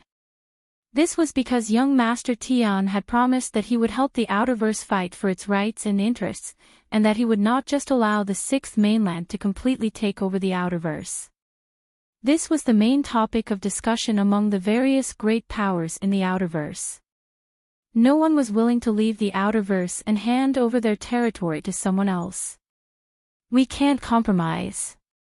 Back when the Sixth Mainland attacked the Outerverse, we didn't even lose, so how can we give up so easily? Our ancestors have been living and thriving in the Outerverse for generations, so there's no reason for our generation to stop. That might be the case, but it was the Hall of Honor that fought against the Sixth Mainland. They had an absolute powerhouse like Master Yuan as well as many hidden experts. Even so, they still suffered heavy casualties. Now that the Hall of Honor has given up on the Outerverse, what right do we have to stop them? Forget it. Things are still fine in the East. Even if the Sixth Mainland wants to take over, it will still take a long time. What about the Western Weaves? Didn't young Master Tian say that he would help us? He's the grandson of one of the 9 directors, the Unaging Elder. Furthermore, the Unaging Elder is currently in charge of the Great Eastern Alliance. As long as the Alliance can bring him great benefits, there's no reason for him to give up on us. That's right. Since the 9 directors have spoken, we won't be given up so easily. There's still a chance for things to turn around, and it all depends on what young Master Tian does. The vast Earth Sect Master, Meng Tianlong, listened to the discussions and occasionally glanced at the silent Wei Rong. This youth was truly unfathomable. Since the start of the Alliance Conference, Wei Rong had not spoken at all. Even when young Master Tian had forced him to express his stance, Wei Rong had only said a few polite words before changing the topic. Meng Tianlong definitely did not believe that Wei Rong was loyal to Lu Yin, but Wei Rong had not expressed his loyalty to young Master Tian. As a smart person, Meng Tianlong knew that such an attitude would not please either side, as it would not be a wise move. Gong Chou from the Tai Mo Palace also glanced at Wei Rong as he listened to the discussions. When he heard that these people had placed their hopes on young Master Tian, a mocking look appeared in his eyes. The Outerverse did not know much about the Neoverse, and their understanding of the Hall of Honor was even more shallow. Since the news of the Sixth Mainland taking over the Outerverse was true, how could a mere director be able to salvage the situation? Even if all 9 directors acted together, it would still be useless. In the end, the directors were just a layer of face that the Hall of Honor presented to the outside world. The ones who could truly make decisions were not the directors. Perhaps the 9 directors did not even know why the Outerverse was being handed over to the Sixth Mainland. Young Master Tian was just using this as a pretense to force everyone to accept his supervision. Even though he knew this, Gong Cho did not intend to expose young Master Tian. If the Outerverse was truly being handed over to the Sixth Mainland, then the Taimo Palace would have to think of a way to survive. Under such circumstances, it was not worth offending young Master Tian. He glanced at Wei Rong again. What was he thinking? He couldn't be waiting for Lu Yin, right? Lu Yin had been captured by the Neo-Human Alliance, and it was impossible for him to return. What a pity. Doro propped her chin up with one hand and watched the discussions without saying anything. Bardweave was located in the Eastern Weaves and was very far away from the Sixth Mainland. Even if the Sixth Mainland wanted to take over, it would take a very long time. In truth, although the elders of Evenground Palace were as anxious as fleas, she was not in a hurry. At worst, she would just go to the Innerverse. After all, she had no plans to become the palace master of Evenground Palace. As for her master, he was probably even happier. He might even be thinking of ways to contact Lan Si. Anji, Cheung Shir, Zhu San, Zi Xianxian, Zi Fang, and the people from the Nailan family were all present at the Alliance conference. Only the Lan family and the Sea King's Dome were not present. The Outerverse did not only include the Weave's powers, but also the 4 major corporations. It could be said that this Alliance Conference was the true Great Eastern Alliance's Alliance Conference, and it was much larger and more formal than the first one that Lu Yin had held. This was the effect that young Master Tian wanted. He was the true leader of the Great Eastern Alliance, and he would leave a mark in history. As for Lu Yin, even if he did not die, he would become a zombie. History would not give him a high evaluation, and at most, it would be fair. Young Master Tian's lips curled up as he watched the discussions. The more intense the discussions, the better. The more intense the discussions, the more despair they would feel, and the easier it would be for him to succeed. Young Master Tian's gaze swept across everyone, and then he looked at Wei Rong with a cold gaze. Wei Rong had followed him after being defeated by Lu Yin, and he was very smart. Young Master Tian had seen Wei Rong's resume and wanted to recruit him for his own use, but he had not expected Wei Rong to fail to appreciate his kindness and ignore him. Young Master Tian then looked at Gong Cho, Lu Phineas of the Dark Phoenix clan, Cheong Shir, and Zi Xianxian. These people did not know how to appreciate his kindness, and they all ignored him. They were a bunch of idiots who had not seen the world. But that was fine, and there was no rush. He would let these people understand the Neoverse and the Hall of Honor. Right, there was also the group of people who had escaped from the Starfall Sea to the Outerverse, and they were just as troublesome as Leon's Armada. The Outerverse currently had Master Yuan, the group from the Starfall Sea, and Leon's Armada, so young Master Tian did not dare to be too impudent. However, that might not be the case in the future.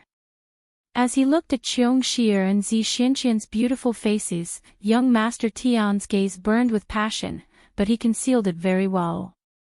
This was the first time in his life that he was serious about something, and he could not afford to make any mistakes. For this reason, he had already concealed his true nature very well, but he still had to continue. Disguising himself was a compulsory course for him. Cough, cough. Everyone, how did the discussion go? Young Master Tian smiled as he looked at the crowd. Wei Rong glanced at him with a faint smile. His eyes were empty, as if this person did not exist. He recalled Wang Wen's words. Wait, continue to wait. Wait until the final moment.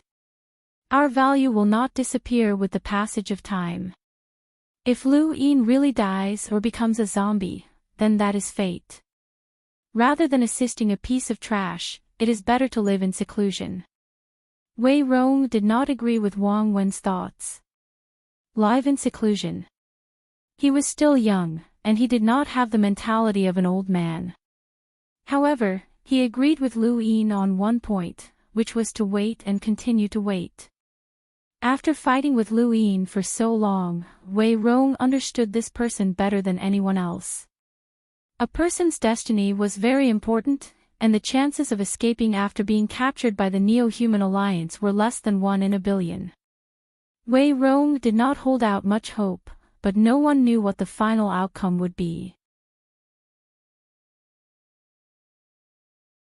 There was no loss in waiting, and he was confident that his value would not disappear with the passage of time. Those who truly had authority in the Outerverse were all waiting. They were not waiting for Lu Yin, but rather for the Hall of Honor's decision. As for Lu Yin, no one held much hope for him. Besides, no one was willing to be oppressed by a ruler. Lu Yin's presence or absence did not make much of a difference to most people. In fact, most people hoped that Lu Yin would disappear and never appear again. Green Peak Gorge was the most obvious example of this. Out of the various great powers, they had been the first to express their attitude towards young Master Tian, which had allowed them to sit in a position that was second only to young Master Tian. They looked down on everyone else, and when they looked at Wei Rong, their gazes were filled with intense hostility. Green Peak Gorge had always been fearful of the Great Eastern Alliance, and they had always acted cautiously. They had only been able to sit there because they had replaced Darkstar Gorge. Darkstar Gorge's fate had caused Green Peak Gorge to not dare to show any disrespect to the Great Eastern Alliance and Lu Yin. The more they feared someone, the more arrogant they would be when that person disappeared. Young Master Tian, we have already discussed this. Only the Hall of Honor and the old man can lead us out of the Sixth Mainland's control. We hope that young Master Tian can show us the way. Green Peak Gorge's master, Feng Shu, said respectfully to young Master Tian. Young Master Tian nodded in satisfaction and looked at Feng Shu with admiration. He then looked at everyone else. What does everyone think? Everyone looked at each other, and some agreed while others did not. Feng Shu looked at Wei Rong. Brother Wei, what does the Great Yu Empire think? He had specifically mentioned the Great Yu Empire, and his meaning was clear. In the future, there would only be the Great Yu Empire in the Outerverse, and there would be no leader of the Great Eastern Alliance.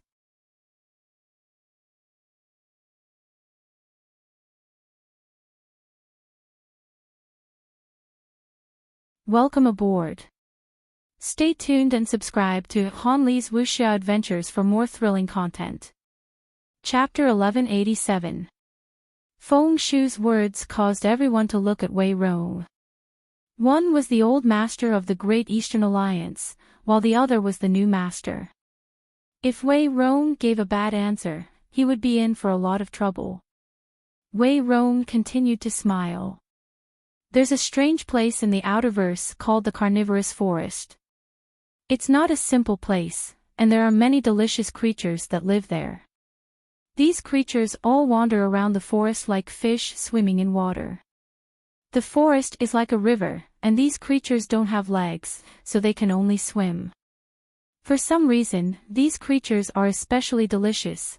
Wei Rong spoke a lot, and everyone was stunned. Qiongshi smiled faintly. Gong Cho had a strange look in his eyes. Zi Xianxian rolled her eyes. Feng Shu raised an eyebrow. Brother Wei, I'm asking you a question. Don't change the subject. Wei Rong sighed. Young Master Tian stared at him with a solemn expression. Everyone else became serious. Were they going to answer? It's a pity that the edible forest is too far away from the eastern region. I can't eat it. What a pity. According to the book, everyone was speechless. He couldn't eat it, yet he said it as if it was true. Feng Shu still wanted to say something, but young Master Tian stopped him. Enough. Brother Wei wants to have a meal in the food forest. I'll bring you there when I have the time. Does anyone else have any thoughts? Feng Shu stared at Gong Cho. Brother Gong Cho, the Temple of Tai Mo is one of the 3 strongest powers in the outerverse, and it has the right to speak. What does the Temple of Tai Mo think? Young Master Tian stared at Gong Cho. He had heard of the Temple of Tai Mo before, and there weren't many powers in the outerverse that he had heard of. The Temple of Tai Mo was definitely one of them, and it had an emissary overseeing it. Although there were no more emissaries in the outerverse, the Temple of Tai Mo had contributed greatly during the border war. Even young Master Tian could not afford to offend the Temple of Tai Mo, otherwise, he would be judged internally by the Hall of Honor. The Hall of Honor valued those who had performed meritorious deeds greatly. For example, in the Great Yu Empire, even the unaging elder could not be touched because of Lu Yin's meritorious deeds, even without the support of Master Yuan and those from Everlasting Sky Island. It was precisely because of this that the Hall of Honor was able to firmly control the human domain. Rewards and punishments were clear. This was the Hall of Honor. Gong Chao's expression was solemn as he seriously looked at Wei Rong. Is it really that delicious? Everyone was dumbfounded. Wei Rong seriously replied, "It's delicious. It's worthy of the name Eating Forest." Which book did you read that from? Can I take a look at it? My father is also very interested in it, Gong Cho said solemnly, as if they were working together to resist the Sixth Mainland. Wei Rong's reply was even more serious. Yes. Feng Shu's brows twitched. Young Master Tian's face darkened. Feng Shu snorted and stared at Cheong Shi. He didn't believe that this woman would be so daring. Miss Cheong Shi, Myriad City.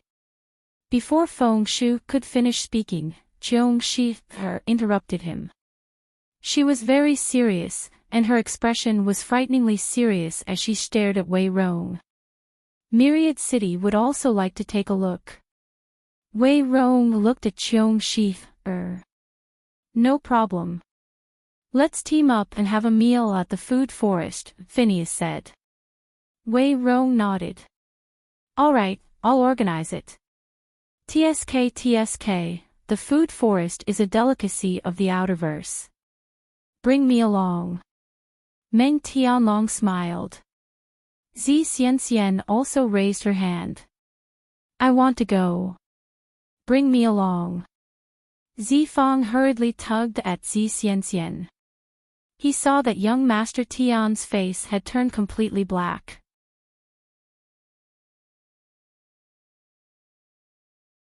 It was so black that he couldn't see anyone.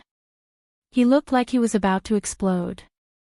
Feng Shu was a little confused, and his mind kept replaying the words food forest, and so on. These people had such serious expressions, and Wei Rong and Cheong Shi were said to be the smartest people in the outerverse. Even the Temple of Tai Mo and the Dark Phoenix clan had gotten involved. Could this so-called food forest be hiding some huge secret? In that instant, all sorts of strange treasures from the outerverse flashed through his mind. He then moved closer to young Master Tian's ear. Young Master Tian, let's go to the food forest as well. Scram! Young Master Tian barked as he glared at Feng Shu. He felt like this guy was deliberately trying to disgust him. Bastard, you can't be a spy, right? Just you wait, I'll make you wish you were dead. Feng Shu was dumbfounded. The Alliance Conference had been led astray by Wei Rong, and everyone was now thinking about the food forest. Some people even used their gadgets to search for it, and some even announced its location.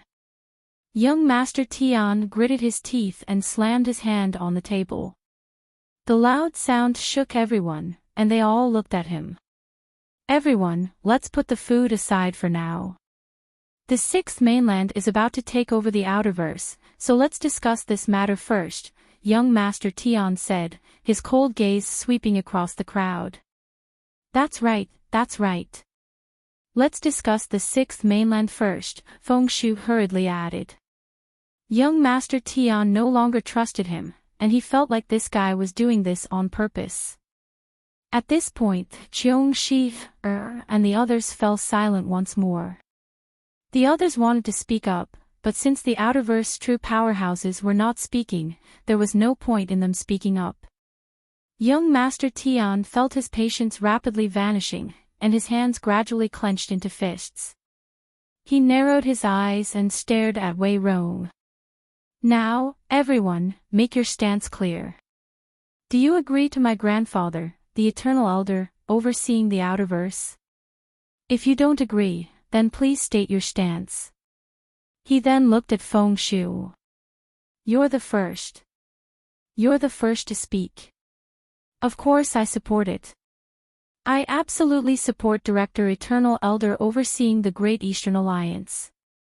Young Master Tian snorted and looked at the person seated below him.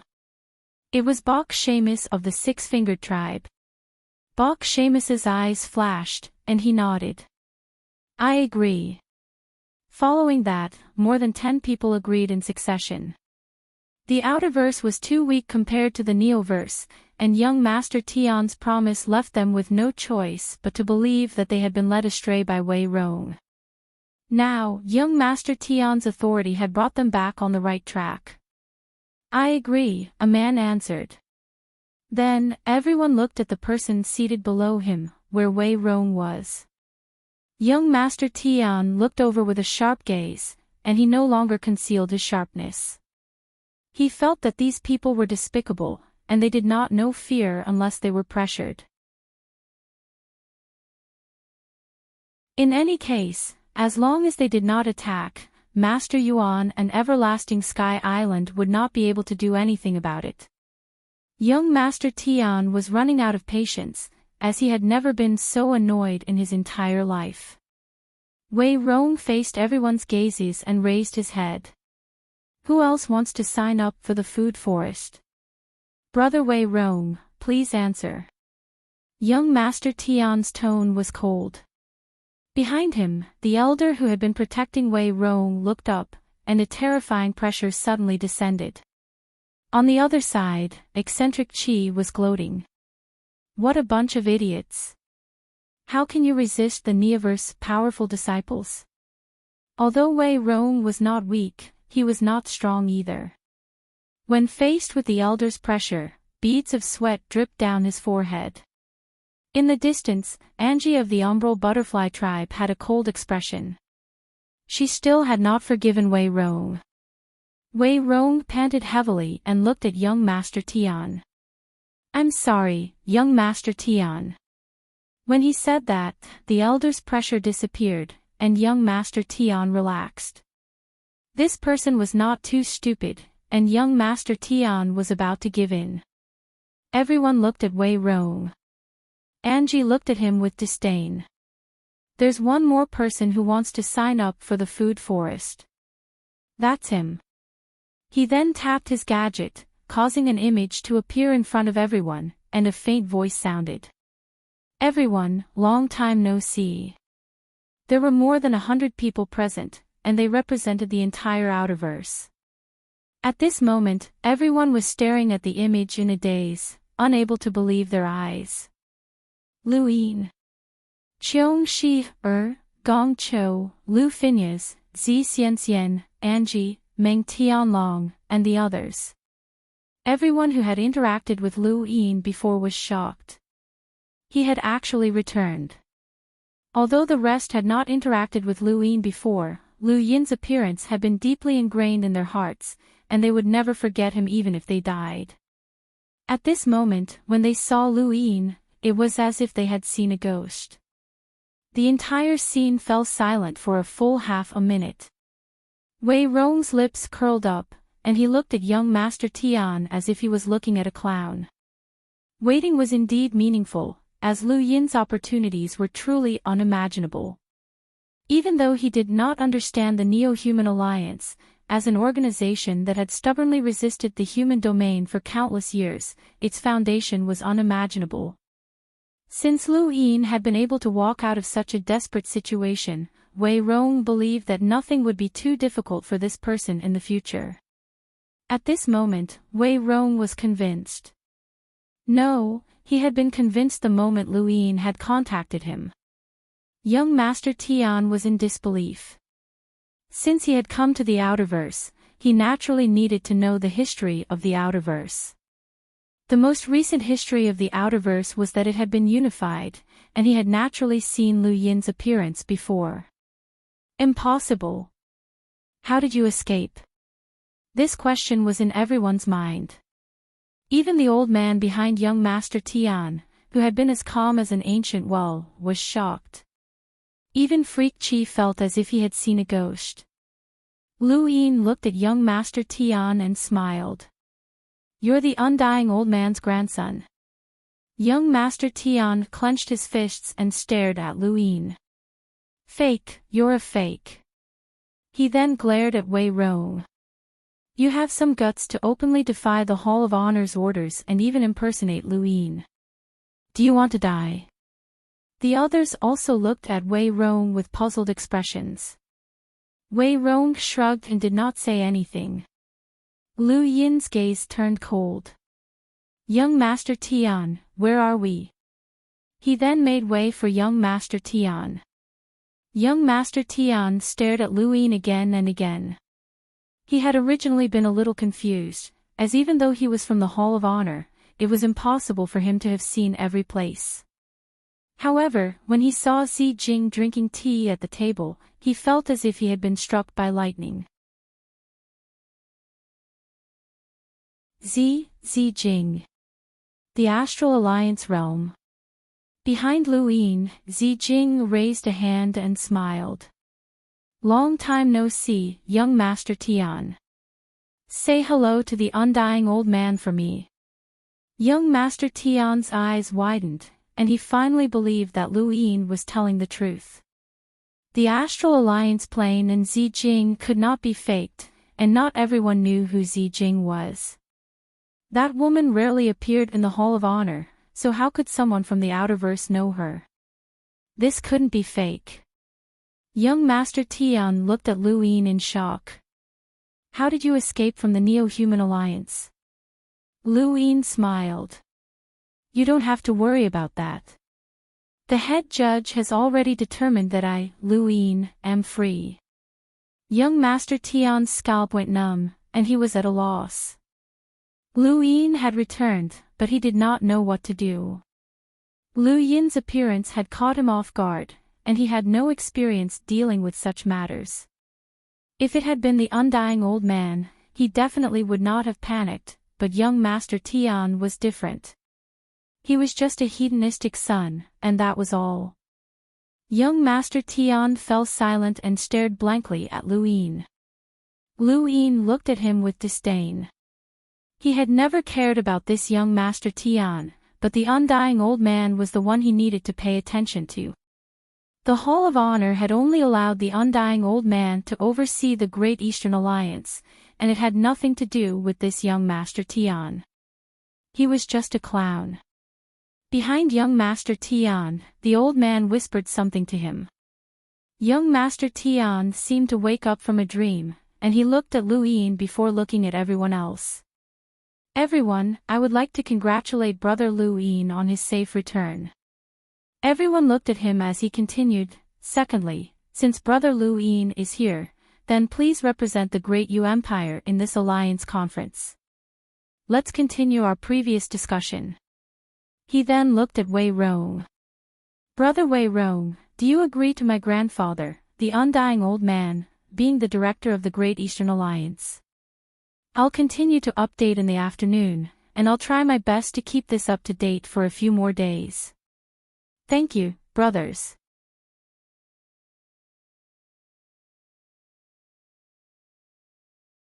Welcome aboard. Stay tuned and subscribe to Han Li's Wuxia Adventures for more thrilling content. Chapter 1188. No one spoke, and they all looked at Lu Yin. Wei Rong did not speak either, as there was no need for him to speak at this moment. Lu Yin looked at young Master Tian in astonishment, and then he looked at the elder behind young Master Tian and laughed. You're young Master Tian, right? Young Master Tian looked at Lu Yin. That's right. My grandfather is one of the 9 directors of the Hall of Honor, the unaging old man. Lu Yin nodded. I know, I've heard of him. Young Master Tian was proud. Lu Yin looked at him and smiled. Do you want to die? Those 3 words caused the scene to fall silent once more. Everyone stared at Lu Yin in shock. What? Even Wei Rong had not expected Lu Yin to be so domineering. He had actually dared to threaten the grandson of one of the 9 directors.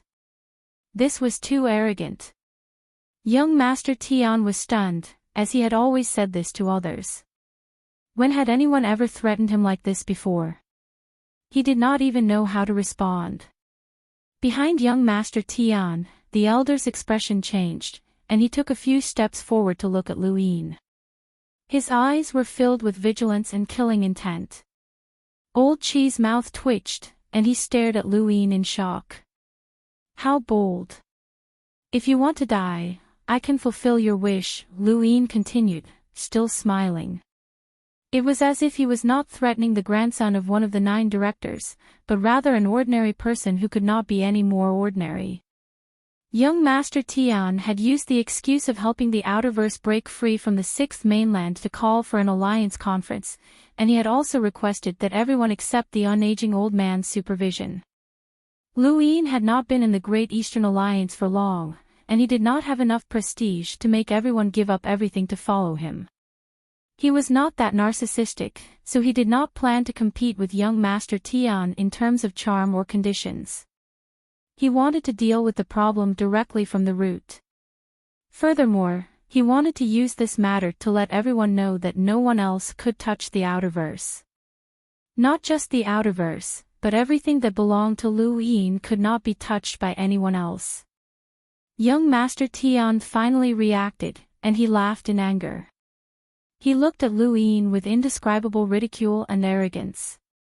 You're threatening me. Are you threatening me, young Master Tian? Lu Yin smiled. Your smile is similar to Night King Jinwu's, but he's much smarter and stronger than you. Young Master Tian's face sank. Don't compare me to some trash from the Interverse. Lu Yin was astonished. Who gave you the confidence to think that you can surpass the 10 arbiters? Even though I hate Night King Jinwu, I have to admit that he's one of the most powerful enemies of my generation. You, on the other hand, don't qualify. Lu Yin, don't be arrogant. You're just an ant from the Outerverse, so how can you compare yourself to me? What right do you have to threaten me? The young master was furious, and he glared at Lu Yin. Do you believe that I can destroy the entire Great Yu Empire with a single word? Everyone you care about will die. Lu Yin's gaze turned cold. Is this old man's idea? Young Master Tian still wanted to say something, but he was pulled back by the old man behind him, who kept whispering to him. Young Master Tian was unwilling, but he could only nod helplessly. Everyone looked at Lu Yin and then at young Master Tian with complicated feelings. On one hand, they were afraid of Lu Yin's methods, but on the other, they hoped that young Master Tian would keep his promise. They wanted to help young Master Tian, but they were also afraid of Lu Yin. This was especially true for Feng Shu, who had already sided with young Master Tian. He had stuck his head out too much, and at this moment, he only wanted to stuff his head into the ground. Since Lu Yin dared to threaten young Master Tian, it proved that he had the ability to back up his words, and no one dared to interrupt. Wei Rong was speechless. Lu Yin was becoming more and more overbearing, which meant that he was becoming more and more upright. Wei Rong thought back to the time he had spent in the Outerverse with Leon's armada, as well as the vague rumors about the power behind Leon's armada. Wei Rong believed that Lu Yin would do as he said. Lu Yin did not care about young Master Tian at all. So what if young Master Tian was one of the 9 council members? Haizij Wudi's words had convinced Lu Yin that the 9 council members did not have as much authority as they seemed. He had even dared to rebuke the presiding judge, so why would he be afraid of someone like the 9 council members, whose positions could be changed at any time? Besides, he had already offended one of the 9 council members, which was Night King Zheng of the Day-Night clan. He did not care about adding another old man to the mix. Lu Yin hoped that there would be as few enemies as possible, but he would not compromise just because of this. Young Master Tian looked at Lu Yin unwillingly, and then he activated his gadget to contact someone. Lu Yin looked at young Master Tian's gadget, which was exactly the same as his own. It was the latest model and could connect to the Innerverse and Outerverse, the Cosmic Sea, and the Neoverse. The person that young Master Tian was contacting was most likely the old man. Lu Yin's expression turned solemn, as he was about to meet the old man face to face. Even though he had dared to offend the 9 council members, it would still be a little complicated if they actually met face to face. Behind Lu Yin, Zijing beamed at him. He was a very domineering man, even though he was a little skinny. Young Master Tian did not avoid the Outerverse participants of the Alliance Conference and directly contacted the old man. Soon, the old man's image appeared in front of everyone. Everyone was filled with respect, and even Wei Rong and the others, who did not care about young Master Tian, had solemn expressions. The old man and young Master Tian represented different things. The 9 council members of the Hall of Honor were existences that even the experts of the Innerverse 8 Great Flow Zones might not be able to meet. They were existences that stood at the pinnacle of the human domain, and a single word from them could determine the rise and fall of a weave. Even though Lu Yin had unified the Outerverse and everyone was fearful of his methods, compared to the old man, even though this old man was all smiles, he still caused everyone to feel a chill in their hearts. This was an old man with true authority. Along with authority came power, and the old man behind young Master Tian was the power that the old man had recruited. The old man was an ordinary-looking old man who was dressed in plain clothes. If they had met him on the streets, no one would have spared him a second glance. But now, everyone was staring at him, not knowing what would happen next. Grandfather, young Master Tian bowed respectfully. The old man behind young Master Tian bowed as well with a respectful expression. Freak Chi stared at the old man, and when he saw the old man looking over, he hurriedly bowed. At the same time, everyone participating in the Alliance Conference bowed as well. Even Wei Rong, Gong Chou, and the others bowed, as this was a sign of respect for the 9 council members. Most people in the Outerverse did not know about the Neoverse, let alone the 9 council members who stood at the pinnacle of the human domain. When facing such people, everyone would subconsciously bow. The old man had a smile on his face, as he was already used to everyone bowing to him. Only one person looked at Lu Yin. Lu Yin did not bow, and he merely raised a hand in greeting. Greetings, senior old man. How dare you, the old man behind young Master Tian barked as he glared at Lu Yin. How dare you speak to a council member in such a manner? Junior, you don't know any manners. Lu Yin did not care about the old man at all. The old man also raised a hand. That's enough. He's just a child, so be more tolerant. The old man immediately lowered his head, not daring to say another word. When they saw this scene, everyone felt a chill run down their spines. That old man was an enlighter with a power level of at least 400,000, and such a person would be considered an elder in the Innerverse. Yet, he was actually bowing to the old man. This old man's methods and boldness could be imagined. Follow wind, please do your best to update for a few more days. Thank you, brothers, for your support. Thank you.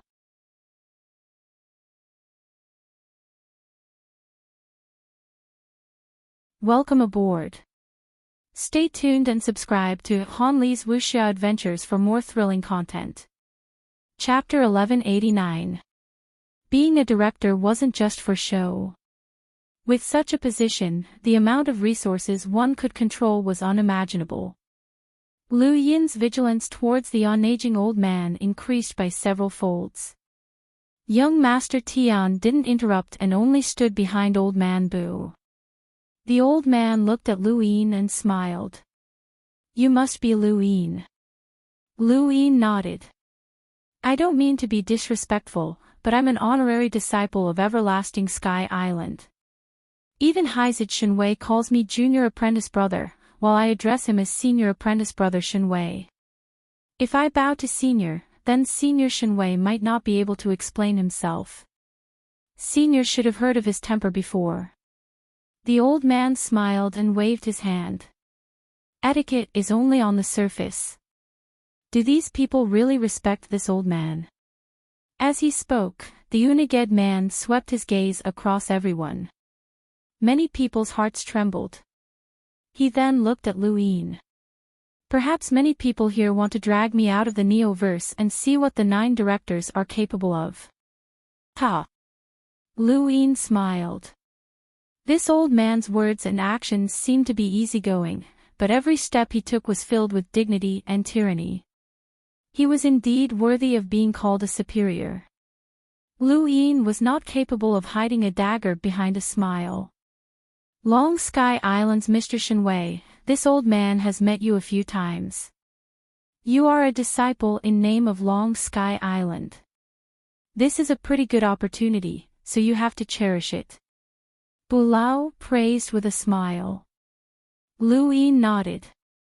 I understand. By the way, this old man is very curious. How did you leave the Neo-Human Alliance? Where is their headquarters? Bulao suddenly asked as he stared at Lu Yin. Tian Shao subconsciously raised his head to look at Lu Yin. It was the same for old Monster Chi. The people of the Outerverse did not really understand why Lu Yin had been able to escape from the Neo-Human Alliance. They only knew that it was inconceivable. However, the old man knew that the person who had captured Lu Yin was one of the 7 sky gods, an existence that truly stood at the peak of the human domain. He was an existence that could fight against Elder Chan and escape unscathed. Yet, someone who had been captured by such a person had actually managed to escape. This was an extraordinary shock to the Hall of Honor. If Lu Yin hadn't been backed by Eternal Sky Island and Master Yuan, someone from the Hall of Honor would have suggested that they capture him and interrogate him. I don't know where the headquarters are located, but as for leaving the Neo-Human Alliance, that was just a coincidence. The old man's eyes flashed. This sentence was equivalent to not saying anything. May I know why Senior has appeared at the Outerverse Great Eastern Alliance Conference? Lu Yin asked even though he already knew the answer. Old Man Bu smiled. The Outerverse is about to be gifted to the 6th mainland, and the Hall of Honor has appointed me to oversee the Great Eastern Alliance in order to prevent any unrest from occurring. Actually, this is also to pacify the Outerverse. After all, the Hall of Honor is not willing to give up on the Outerverse unless they have no other choice. I've come here to discuss with everyone how we can survive this crisis. The unaging old man's words stirred up quite a few people at the Alliance conference. Compared to Lu Yin, they naturally believed that the unaging old man could lead them through this crisis. Lu Yin silently scolded himself for spouting so much nonsense. He had also subconsciously asked this question, which gave Bulao an opportunity to rope in the others. Senior, there's no need for you to worry about the Outerverse matters. With Master Yuan around, I've already discussed this matter with the Interstellar Arbitration's presiding judge, Muan, and the other directors. There will definitely be a way. I appreciate Senior's good intentions. Faced with the suppression of the unyielding elder's status, Lu Yin could only bring up Master Yuan. Although the people from the Outerverse did not understand the division of power within the Hall of Honor, they knew that Master Yuan was definitely at the highest level. Lu Yin had Master Yuan behind him, and the old man was a director. Everyone felt extremely conflicted. Other directors. Which directors? The unaging old man asked. Lu Yin shrugged. It's a private matter, so it's not convenient for me to reveal it. Senior, you can let your grandson return to the Neoverse. This junior just so happens to be at Realm Mountain, and I would like to invite young Master Tian to show me around. Young Master Tian raised his head and asked coldly, didn't you want me to be unable to return to the Neoverse? The unaging old man glared at Lu Yin. Lu Yin was not afraid. That will depend on young Master Tian's choice. I'm very curious. What choice will you make that will prevent my grandson from returning to the Neoverse? The unaging old man asked. His face sank, and he was no longer smiling. He had realized that Lu Yin did not care about his attitude, and his tricks were obviously useless against Lu Yin. Young Master Tian looked at Lu Yin provocatively. Since the conversation had already reached this point, Lu Yin did not intend to be polite. Senior Shinwei once told this junior that there will be no complaints if one dies in a battle between peers. However, if the older generation interferes, they will not agree.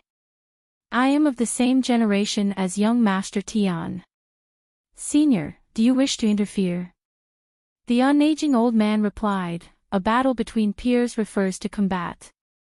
My grandson is not proficient in combat, so how can he compete with you? He's currently overseeing the Great Eastern Alliance on my behalf. The Great Eastern Alliance does not need anyone else to oversee it. Lu Yin's tone turned cold, and he even raised his voice. The unaging old man frowned. You wish to defy the Hall of Honor's orders? Lu Yin looked at the unaging old man. If I remember correctly, although the Hall of Honor has the ability to command the entire universe, it is not the ruler of the universe. It also does not have the authority to arbitrarily interfere with the internal affairs of the various great powers. The Great Eastern Alliance was established by me, and even the Hall of Honor does not have the authority to take over it. The Sixth Mainland. The unaging old man had just started to speak, but Lu Yin rudely interrupted him. Forget about the Sixth Mainland. Even if the Sixth Mainland wants to take over the Outerverse, it will take a very long time. Besides, his eyes went wide. Whether the Outerverse stays or leaves is up to us. No one can make the entire Outerverse give up resistance with just a single sentence.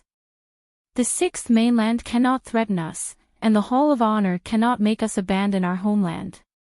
Even if we die, we will resist to the end. That's right, we will not abandon our homeland. A man suddenly shouted during the Alliance conference.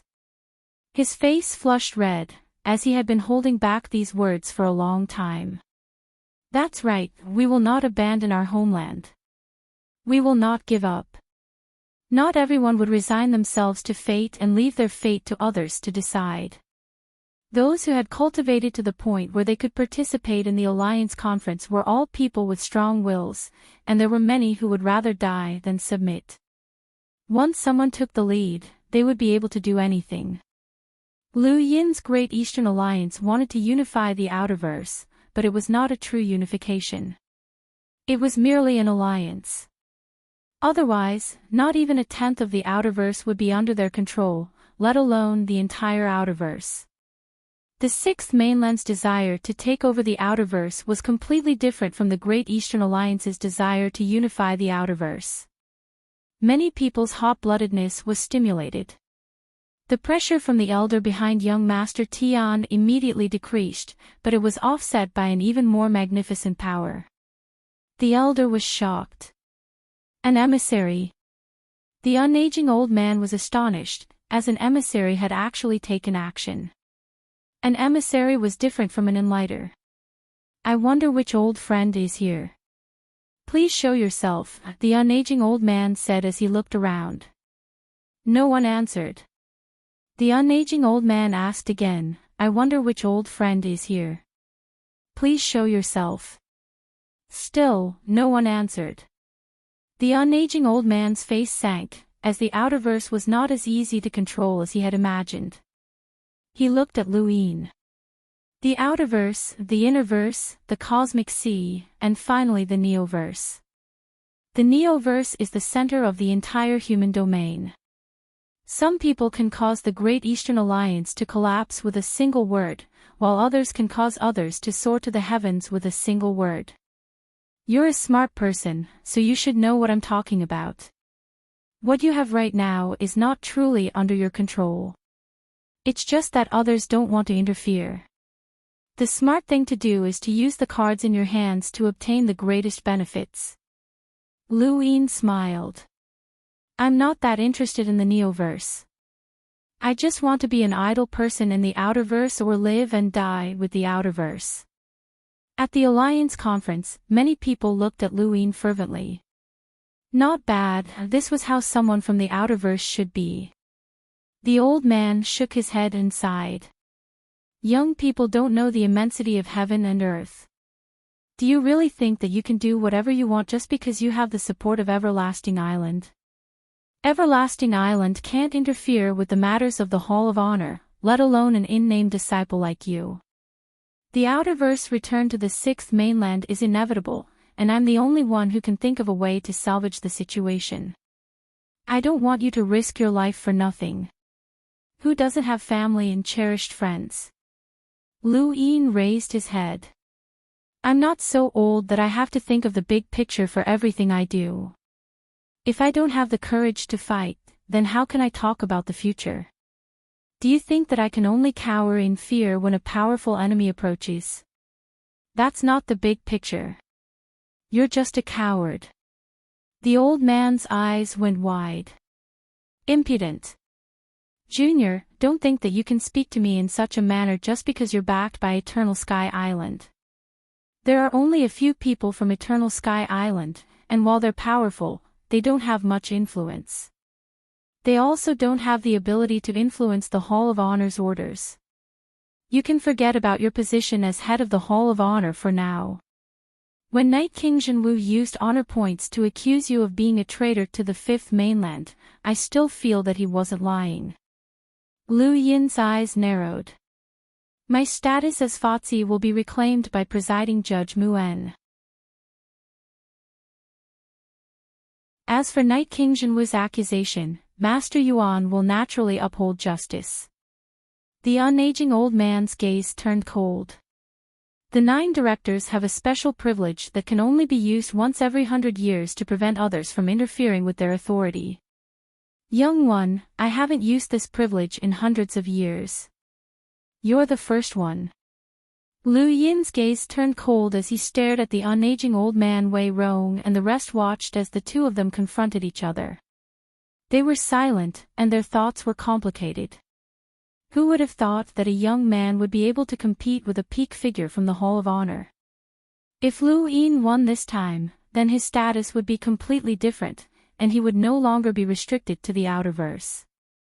At this moment, the blueprint that he had once drawn up appeared in his mind, but he had always felt that it was unrealistic. That blueprint represented his desire to attack the innerverse, and it represented his desire to create a great undertaking. Lu Yin had to win. Just as Lu Yin and the unaging old man were confronting each other, another person appeared where the unaging old man was standing. It was Invincible Heizage. Of the 9 directors, the unaging old man was widely acknowledged to have the best temper, and he was also the director who listened to the opinions of others the most easily. He was very popular, and he never offended anyone. He also frequently defended the interests of the lower echelons of the Hall of Honor, which was why he had a very good reputation in the Hall of Honor. What people loved to talk about the most was that he did not put on any airs at all.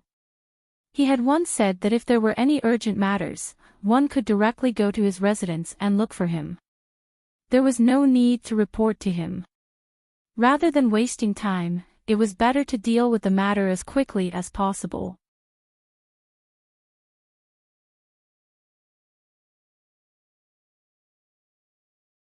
Welcome aboard.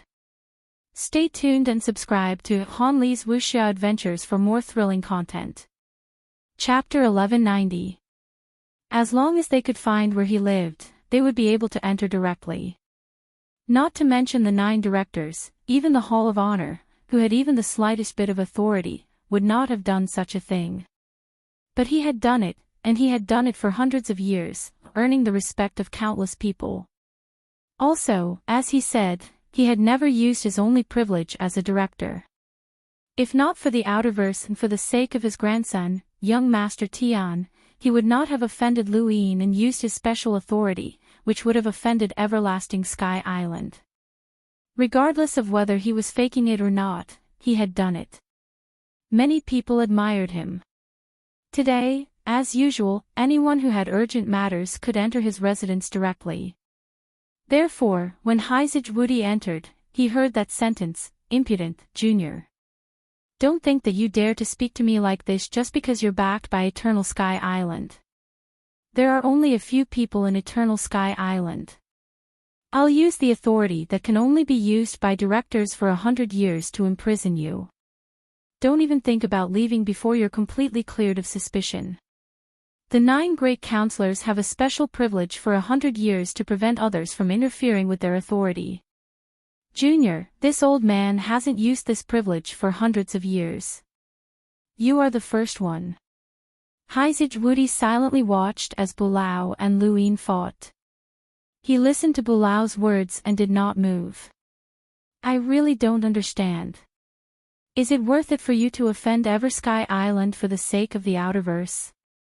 You're just a director, you can be replaced at any time." The old man shouted coldly, "So what if it's Eternal Sky Island? It can't affect me at all. Besides, I'm only suspecting that you're a traitor of the 5th mainland. Even if Eternal Sky Island wants to interfere, it's useless. I'm the one who will decide your fate. I will keep your identity as Fartzi for 100 years. Actually, I don't need 100 years. Once you leave the younger generation, you will no longer be Fartzi. This is my only privilege as a director. No one can help you." Heizage Wudi silently turned around and left. His gaze was as gloomy as water. Back in the Star Alliance Major Realm, Lu Yin stared coldly at Ageless. This old man had already decided to shed all pretense of cordiality for the sake of his grandson, and he didn't even care about Eternal Sky Island. Hold on, Lu Yin suddenly remembered that this old man had already been a director for several hundred years, and he might be stepping down soon. He was trying to think of a way to get his grandson to replace him. It seemed unlikely, but if his grandson could really manage the Great Eastern Alliance, with his dazzling resume, it might not be impossible under his control. At most, it would only take a few more decades. This old man must have operated for a long time for his grandson. Otherwise, he wouldn't have put all his eggs in one basket to promote his grandson. For the sake of a future director position, he would not hesitate to offend anyone. Just as he was thinking about this, the screen suddenly disappeared. He looked at Zi Jing strangely and saw someone standing behind her. It was Invincible Heizage. Invincible Sage's expression was unsightly. "Senior Brother Wudi." Lu Yin was puzzled. Heizage Wudi came to Lu Yin's side and placed a hand on his shoulder. "You talk too much. Today, I'll show you how Everlasting Island handles matters." With that, he disappeared with Lu Yin. Zi Jing face-bombed. Something big was about to happen. In the Outerverse, at the Alliance Conference, Lu Yin's image disappeared, leaving everyone puzzled. Old Man Bu found it strange, and he hoped that Lu Yin would give up on the Outerverse. He didn't want to offend Everlasting Island or Master Yuan over this matter, but he had no other choice. He would retire in a few more decades at most, and he had started operating the Great Eastern Alliance 100 years ago for his son's sake.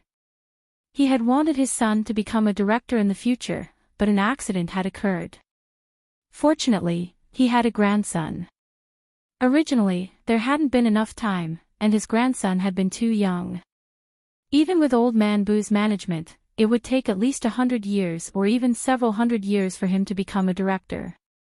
Who would have thought that the Outerverse would have such a large piece of cake?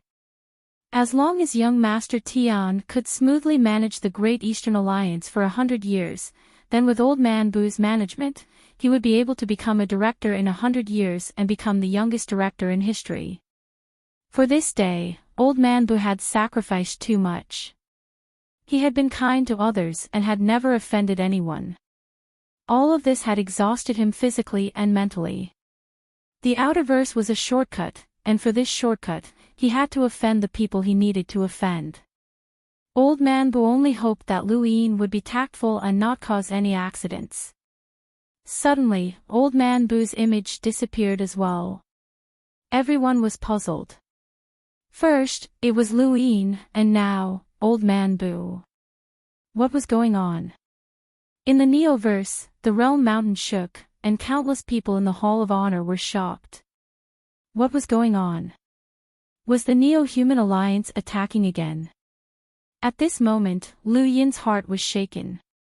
He had personally seen Invincible Sage attack the Realm Mountain. That's right, he had attacked the Realm Mountain, the headquarters of the Hall of Honor. It was the core of the human domain that housed dozens of great worlds. Invincible Sage had acted so decisively and destroyed an entire mountain with a single palm strike. Was he crazy? Lu Yin was bold, but at this moment, he felt that Invincible Sage was even bolder. He was crazy. Many powerful auras swept over. Senior Invincible, what are you doing? Brother Invincible, let's talk things over. Invincible Sage, have you gone mad? Lu Yin's scalp went numb. Many unimaginable auras had appeared at this moment. These people couldn't all be powerhouses with power levels in the hundreds of thousands, right? How could there be so many of them? Had he poked a hornet's nest? On the Realm Mountain, the unaging elder walked out pathetically from the mountain that had been attacked by Invincible Sage. His face was pale, and he looked up. When he saw Invincible Sage and Lu Yin, his eyes narrowed, and his heart sank. Invincible Sage sneered at him.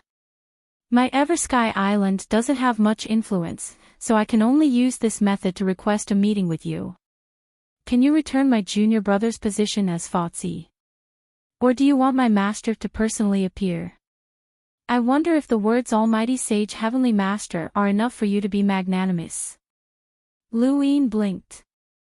This was a conversation between him and the unaging elder. How did his senior brother know? The unaging elder thought that Lu Yin was complaining, and he hurriedly shouted, Senior Invincible, don't listen to a junior's instigation. I've been in the Hall of Honor for so many years, and you should know what kind of person I am. Why would I slander Eversky Island? Around them, one figure after another appeared. There were men and women, young and old, and they all watched this scene while staring at Invincible Sage warily. Even though these people were on high alert, Invincible Sage didn't care at all. At his level, there were too few people who could suppress him. Even the Hall of Honor, which was sacred and inviolable to countless people, he still dared to make a move. Lu Yin was speechless. Were the people of Eversky Island all like this? Heizage Leon had formed Leon's armada and subdued the pirates of the human domain. He was known as the Pirate King, and Heizage Shenwei often visited brothels when he had nothing better to do. He spoke like a hoodlum, and this Invincible Sage was supposed to be a normal person. Who would have thought that he was the most abnormal? Would a normal person attack the Hall of Honor? This was simply inconceivable. However, from the expressions of the people around him, it seemed like this wasn't the first time he had done something like this. Invincible Sage stared coldly at the unaging elder. I heard it with my own ears. You said that Eversky Island doesn't have much influence, so I can only do things that have influence. The unaging elder's expression turned ugly. He suddenly remembered that his home was open to anyone, let alone someone like Invincible Sage. The people surrounding Invincible Sage all looked at the unaging elder. Although Invincible Sage was bold, he wasn't an unreasonable person. It seemed like this was the reason behind his actions. The Hall of Honor was very complicated. Aside from the Interstellar Arbitration, the Lockbreaker Society, and other large organizations, there were even more detailed divisions. For example, the 9 great counselors were responsible for dealing with mundane matters, while others were responsible for dealing with extreme powerhouses. The Realm Mountains were existences that did not interfere with each other. But now, Invincible Sage, Invincible Elder had taken action and implicated all of these people.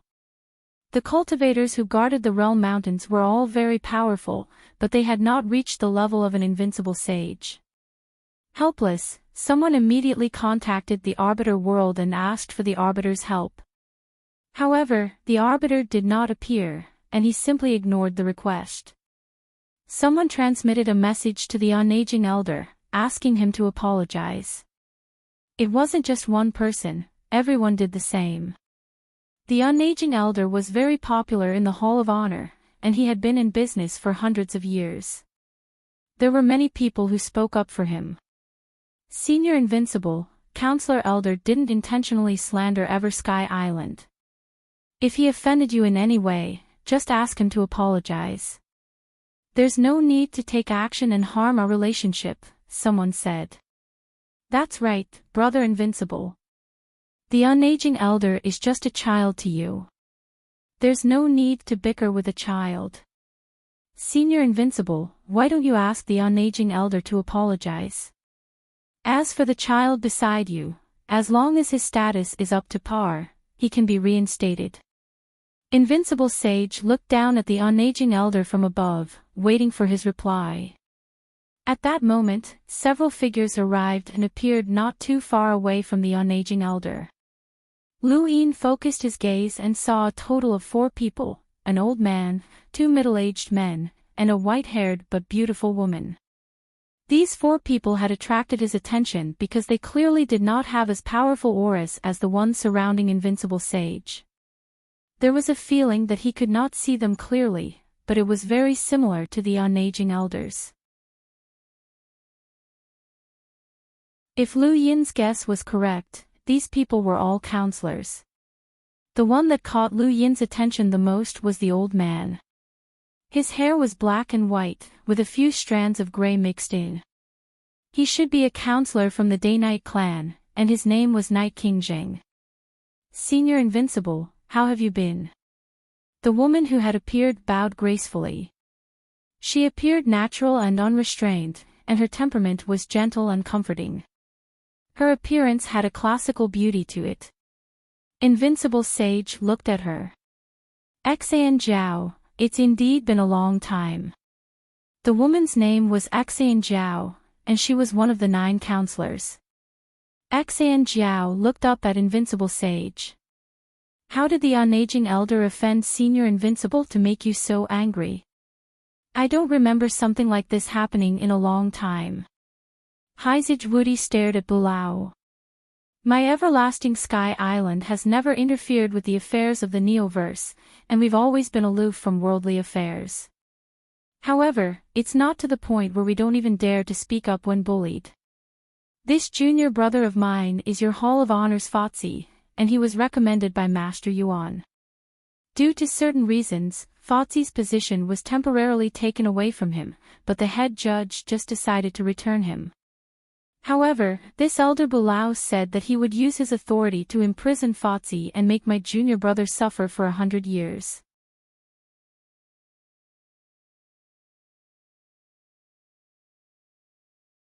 Welcome aboard. Stay tuned and subscribe to Han Li's Wuxia Adventures for more thrilling content. Chapter 1191. Many people looked at the unaging elder in confusion. This director had never competed with anyone, and he had always cultivated good karma. Why was he so brazenly offending Everlasting Sky Island today? That shouldn't be possible. No one would believe it, as the unaging elder's temper was just too good, and he had an excellent reputation. However, the other directors' expressions did not change. They were all directors, so how could they not know what kind of person the unaging elder was? It was normal for him to act one way in front of others. Xian Jiao looked at the unaging elder. Is that so? The unaging elder's face was pale, and he bowed to Heizage Wudi. Senior Wudi, this junior did not mean to slander Everlasting Sky Island. It's just that Knight King Jinwu's accusations against Fatsi Luyin were too strong, and he paid the price of 20 honor points to prove that Fatsi Luyin was a traitor to the Fifth Mainland. Although there is no proof, this junior believes in Knight King Jinwu's words. I was arguing with Fatsi Luyin just now, and he claimed to be a disciple of Everlasting Sky Island and tried to threaten this junior. In a moment of desperation, this junior said something unfavorable to Everlasting Sky Island. This junior is at fault, and this junior is willing to accept any punishment. Lu Yin raised a brow. This old fox had actually dragged him away to divert attention. Heizage Wudi glared at the youth. You still dare to slander me? You must be tired of living. With that, the heavens collapsed and pressed down on the unaging elder. Lu Yin was the closest to Heizage Wudi, and he could sense an unimaginably terrifying power disintegrating the void. He could not comprehend this power, and it felt like an ant facing a storm. If this had been the same Lu Yin who had participated in the Mountain and Sea Realms competition for the 5 astral children, then he would have only sensed that this power was terrifying, but he would not have been able to sense anything more. However, after the competition, his control over star energy had reached the level of a world deity, and he had also broken through to become a hunter in Progenitor Chen's tomb. Heizage Wudi's attack had shattered everyone's understanding of the universe, and it felt like another universe was pressing down on the universe that was visible to the naked eye. He suddenly recalled the astral sources that Master Yuan had mentioned before, as well as the true universe. Above the emissary level, the true universe was battling, and this was the true universe collapsing. The unaging elder was shocked. The few people around him who were constantly on guard against Heizage Wudi immediately acted, joining forces to block the unaging elder. Only barely managed to stop him. Senior Wudi, this is the Hall of Honor. Do you want to kill 9 directors? The head judge. This chapter is not finished, please turn the page. Upper Sage was suppressing these people. These people were the true guardians of the Hall of Honor. At this moment, it was extremely difficult for them to face Upper Sage. This was the highest level battle in the human domain. Those below the level of emissary could not understand it. Even the old man Bu didn't really understand. He only knew that once those people left, he would be dead for sure. At this moment, Knight King Jing spoke up. Senior Wudi, the old man's words aren't without reason. If Lu Yin isn't wrong, then why would Knight King Jinwu be willing to give up 20 honor points as the price for his complaint? Everyone knows that honor points are hard to come by, and they're even harder to come by for a young person. 20 points. Forget Knight King Jinwu, even the Hall of Honor's #1 expert, Shangqing Fatsi, wouldn't be able to afford such a price. Many agreed with Knight King Zheng's words, as 20 honor points was just too much. Most of the people present did not have that many honor points. Xian Jiao glanced at Knight King Zheng and frowned. Brother Wudi, what you're doing now is no different from silencing a witness. Do you want to clear that junior's name, or do you want him to carry the stigma of being a traitor for the rest of his life? Shouted one of the unrivaled saints. Upper Sage paused and looked at Lu Yin. Lu Yin regretted that he had been too hasty in killing Knight King Jinwu. Otherwise, he would have been able to get Night King Jinwoo to withdraw his complaint, and he would not have been in so much trouble. It looks like the directors have decided that I'm a traitor of the Fifth Mainland. Lu Yin asked loudly as he looked at the old man and the others, especially Night King Jing. This person probably wanted him dead even more than the old man Bu. Night King Zhang's gaze was calm. Whether or not we've decided to do so requires an investigation. The Hall of Honor's motto has always been that those without evidence are innocent. Even if we decide that you're a traitor, there's nothing for you to worry about without evidence. Director Old Man Bu wants to use his only authority as a director against you. He's just too angry, and he's not targeting Eversky Island. Lu Yin laughed. So you're saying that even without evidence, you've decided that I'm a traitor? We didn't say that, Night King Jing replied. Lu Yin laughed. Everyone knows that the Night King clan has a deep grudge with me. I was the one who killed Night King Jinwoo, not Director Old Man Bu. It might seem like it has nothing to do with me, but his grandson is trying to seize the authority to oversee the Outerverse Great Eastern Alliance, and the Great Eastern Alliance was founded by me. At this point, Lu Yin looked around. Everyone, is it fair for me to let these two exercise their authority as directors? This chapter is not finished. Please turn the page. Everyone fell silent, as they were not stupid. These two obviously had a grudge against Lu Yin, and they were clearly targeting him. Upper Sage looked at Xian Jiao. I remember that there are 9 directors. Why? Are the other directors not going to care? Xian Jiao smiled. Of course not. We've just discussed the investigation of this child, and the old man Bu and Night King Zheng have decided to withdraw.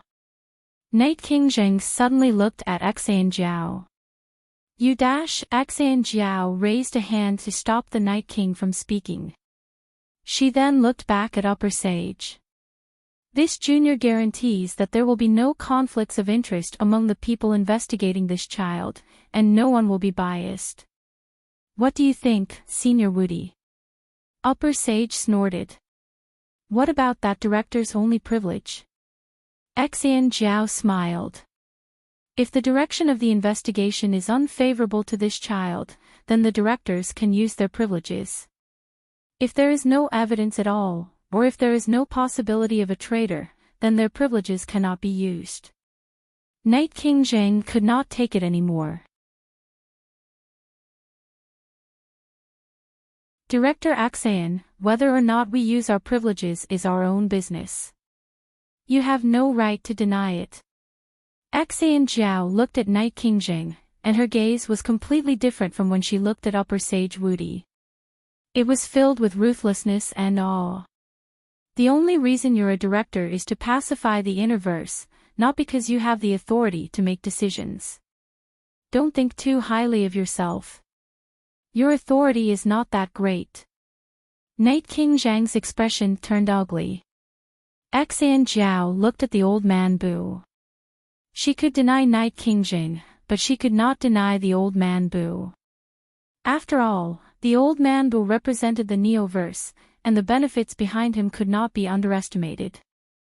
The old man Bu raised his head and shouted, as for whether or not Lu Yin is a traitor, the other directors will investigate. I will not interfere, nor will I use my privileges. However, Lu Yin cultivates death energy, and as one of the 9 directors of the Hall of Honor, I have no choice but to supervise him. If necessary, I can use my privileges. The old man Bu's words caused an uproar in the crowd. Death energy was something that the Spectre clan cultivated. The Innerverse and Outerverse did not know much about it, but how could the people of the Neoverse, especially the Hall of Honor's headquarters, not know about it? Anyone who cultivated death energy would be considered a member of the Spectre clan, with the exception of the 7 Courtshi family. Thank you, brothers, for your continued support. Follow the Wind will continue to update. Persevere, persevere, persevere. Although the 3rd chapter is a little short, Follow the Wind will do his best. Thank you, brothers, for your support and understanding. Thank you. End of chapter.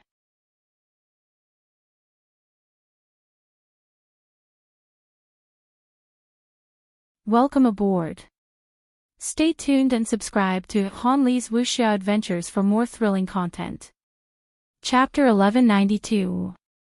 By mentioning Lu Yin's death qi cultivation, the unyielding elder had completely shed all pretense of cordiality with Eternal Sky Island. He had already offended Heizage, so it did not matter if he offended him again.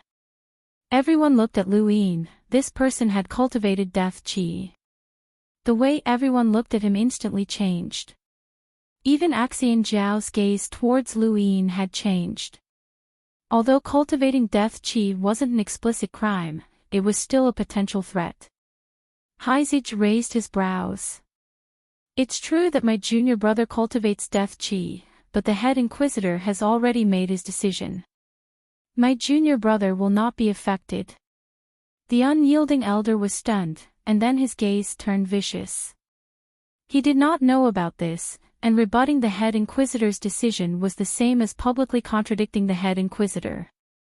Many people around them looked at the unyielding elder as if he was an idiot. The unyielding elder felt his scalp go numb as he saw many mocking and sympathetic looks. He steeled his heart. Since he had already spoken, there was no way he could take back his words. He thought about it and said loudly, "The Interstellar Tribunal's decision is based on whether the person is guilty or not. Cultivating death qi is not a crime, but the Spectre clan's death qi has a special characteristic: it can be easily suppressed by higher-level specters, and it can even be manipulated. Everyone knows about this. If Lu Yin was just a normal cultivator, it would not be a problem, but he is the master of the Outerverse Great Eastern Alliance, which is equivalent to the Outerverse Master. Who can guarantee that he won't be controlled by the Spectre clan? Who can guarantee that he will always remain conscious while cultivating death qi? Even Eternal Sky Island cannot guarantee that." Lu Yin's eyes narrowed. Only the head inquisitor, the three inquisitors, and Heizage knew that he cultivated death qi. Since the unyielding elder knew about it now, it was obvious that Mu Tianluan had told him about it. This despairing elder Mu was quite hostile towards Lu Yin. Also, the unyielding elder still dared to talk about death qi. It seemed like the head inquisitor did not have enough authority, or perhaps it was just as the head inquisitor had said, the president did not interfere with the director's authority. Lu Yin discovered a problem. Master Yuan and Eternal Sky Island did not have any direct influence on the Hall of Honor, and the head inquisitor might not even be able to influence the Hall of Honor. The people who supported him were all extremely powerful, but they did not care about the Hall of Honor's affairs. This gave the unyielding elder the courage to speak up here. Even though the directors could be removed by these people, if they didn't do anything, even Ancestor Realm experts wouldn't be able to support him. This was a problem. Not even an invincible high saint could refute the words of the unaging old man. Although the director was someone who held power on the surface, he was still someone who held power after all. Many people still believed in what he said. The wayless old man had thrown caution to the wind and fought Lu Yin to the death. Unless unparalleled sage slapped him to death, he had every right and reason to imprison Lu Yin. Death qi was something that Lu Yin could not deny. He had no way of convincing others that he was not under the control of death qi, and if he did, they would only suspect that he was from the Spectre clan. Even Lu Yin felt troubled. The old man's words had not been wrong. Even though Eternal Sky Island was powerful, it did not have enough influence. An invincible Heizage would not be able to convince the masses to trust Lu Yin unless the head inquisitor personally intervened, but why would the head inquisitor appear for Lu Yin's sake? There was a moment of silence. Everyone was discussing the death aura. The situation was developing in a disadvantageous direction for Lu Yin. The old man was breathing heavily. Since he had already offended the Long Sky Island, he might as well offend them all the way. He wanted to create his own image as an iron-blooded director who did not fear the Long Sky Island. I'm sorry to interrupt," a stuttering voice spoke up from below, sounding a little fearful. Everyone subconsciously looked down. At the foot of the destroyed mountain peak, there was a very rustic youth with a mushroom hairstyle and large spectacles. He looked very young as he struggled to raise his right hand. He was still hugging a book that was half a meter thick. When he saw the crowd look over, the youth seemed to be frightened. He swallowed hard and coughed. I'm sorry to interrupt. Actually, death chi is just a type of cultivation power. It's essentially no different from star energy, so there's no such thing as good or bad." The old man's gaze turned cold, and he shouted, "What did you say? Say it again." The mushroom hairstyle youth panicked, and the book fell to his feet. He howled in pain, clearly frightened. Luin was stunned. The Hall of Honor's headquarters actually had such a strange person. Wasn't this guy cultivating? He was even a melder, so how could it hurt to be hit by a book? The crowd looked at the youth strangely. The mushroom hairstyle youth picked up the book with great difficulty and looked at the old man fearfully. This is written in the history books.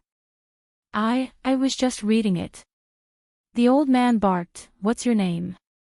The Hall of Honor will not allow someone with a weak will like you to appear. You want to cultivate death chi. Arrest him." Luin shouted, "How impressive. Director old man, are you not going to let others speak?" The old man's gaze turned sinister, and he snorted coldly as he stared at the mushroom hairstyle youth. Xian Jiao smiled at the youth, "I remember you. You're from the History Research Institute, right?" The mushroom hairstyle youth pushed up his spectacles and nodded, "I am Little Sure." "All right, Little Sure. What are you trying to say?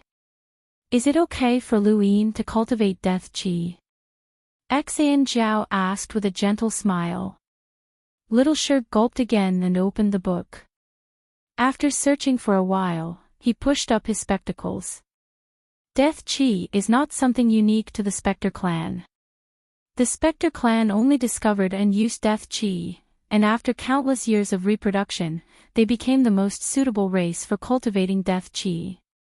In theory, anyone can cultivate death chi, and as long as they slowly accept it, their descendants will be able to cultivate it after many years. The more they cultivate, the better they will be able to create another Spectre clan. Those who cultivate death chi will be suppressed or even controlled by the Spectre clan. This kind of power is used by the Spectre clan to recruit spies, the old man barked. Little Sure pushed up his spectacles, star energy can be suppressed as well. The old man raised a brow, those who cultivate death chi can easily be controlled by higher-level specters. Little Sure cowered, that's just being suppressed and unable to resist. It's the same for normal cultivators. Luin laughed, Director old man, you're trying to control Brother Mushroom right now. With your strength, controlling a melder is too easy. Could it be that you can't cultivate star energy? The old man solemnly replied, no matter how you explain it, death chi is enough to make it easier for the Spectre clan to control you. You will never be able to escape. That's right, unless you abolish death chi, Knight King Jing said loudly. Little Sure raised his hand and gulped. Haizij Wudi pointed at him, speak. The old man and Knight King Jing both glared at Little Sure. Countless people around them looked at him in surprise. A minor melder had actually dared to butt in. Who gave him the guts? Little Sure was very nervous, and he flipped open his book again to steal a glance at the old man. He was very afraid, but he still said, actually, death chi also has its own suitability. It doesn't mean that someone who cultivates death chi will be controlled by the Spectre clan. There's also a possibility that that person is more suited to cultivating death chi, or that they've obtained some sort of opportunity, such as a technique or innate gift, that they can use death chi to control the Spectre clan. The old man was furious, and he wanted nothing more than to slap Mushroom Head to death. Lu Yin raised his head. No wonder I didn't feel anything when I cultivated death chi. Everyone can check with the 7 courts. I, Lu Yin, was not controlled by the Spectre clan at all in Progenitor Chen's tomb. In fact, I even suppressed them. The old man opened his mouth to say something, but no words came out. As long as there was a possibility of controlling the Spectre clan, then he could not use his only authority to target Lu Yin. Otherwise, he would not be offending Eternal Sky Island, but rather, Hyzage Woody might actually slap him to death. Night King Jing gloomily stared at Mushroom Head. Kid, don't spout nonsense. Death Chi is the Spectre clan's power. This is common knowledge in the universe, and it's publicly acknowledged. Little Shi's attitude suddenly changed, and he glared at Night King Jing with a furious expression. You're the one spouting nonsense. It's people like you who have messed up history. People who treat common knowledge as history are the most foolish. Death Chi doesn't belong to the Spectre clan, but the Death God. You idiot. Night King Jing was enraged. What did you say? Little Shi was stunned, but he quickly reacted and crouched down, placing the book above his head to block his mushroom head. Sorry. I didn't mean it. Night King Jing raised a hand, about to attack Little Shi, but Hyzage Woody snorted and dragged Little Shi over. Lu Yin caught him, and Night King Jing did not dare attack again. The old man shouted, Everyone, did you hear that? This kid is spouting nonsense. There's no such thing as a death god. He's just making things up. Night King Jing replied, That's right. Does death chi belong to the death god? Then does star energy belong to the star god? This isn't the home of the gods, so there's no such thing as gods. Little Shi looked up and mumbled, I'm not spouting nonsense. The death god is the most ancient existence, and it was the death god who created death chi. Lu Yin's heart skipped a beat, and he looked at Little Shi. The book above his head was huge. No one believed Little Shi's words, as the death god was too ridiculous. There was no such thing as a death god. At that moment, a figure suddenly appeared in the sky. Perhaps it had just appeared, or perhaps it had been there for a long time, but no one had noticed it. Hyzage Woody was the first to notice, and his expression changed as he respectfully said, Woody greets Elder Chan.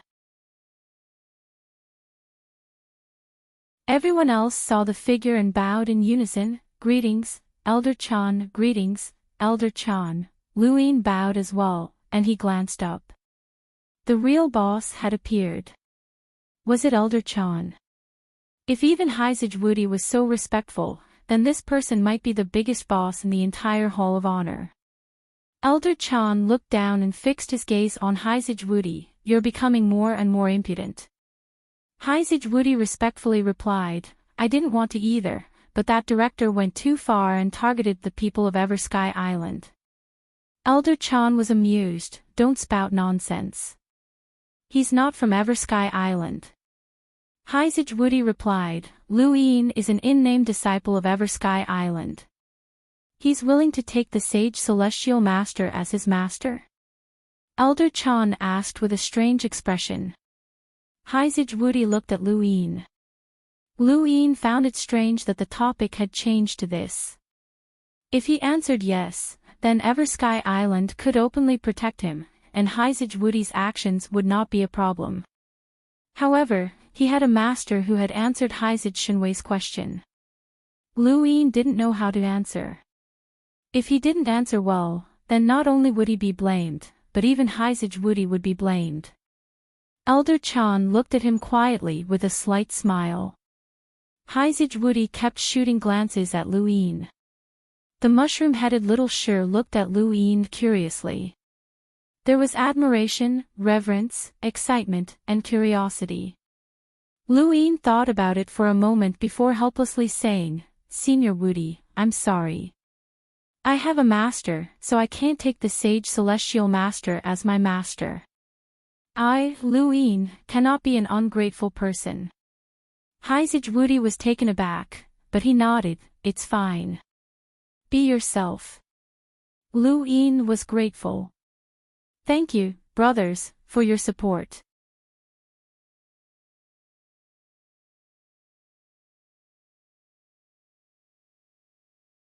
Welcome aboard. Stay tuned and subscribe to Hanli's Wuxia Adventures for more thrilling content. Chapter 1193. Sage Woody looked up at Elder Chan. Luin is an honorary disciple of Everlasting Sky Island. Even though he has yet to become a disciple of the sage, he still has the status of a disciple. Elder Chan was amused. Below, the unaging elder bowed respectfully. "Elder Chan, please make the decision." Luin is suspected of betraying the Fifth Mainland, and now that he cultivates death energy, he might become a puppet controlled by the Spectre clan. "I wanted to exercise my authority as a director, but Senior Woody threatened me with his life." Night King Jing took the opportunity to speak up. "Elder Chan, please make the decision. Our lives were threatened." Xan Jiao and the other three directors did not speak.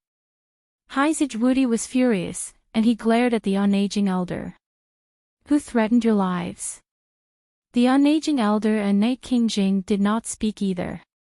As a junior, Luin was even less suited to speak at this time. Everything was awaiting Elder Chan's decision. Elder Chan waved his hand. "It's just a farce. Disperse." Everyone was stunned.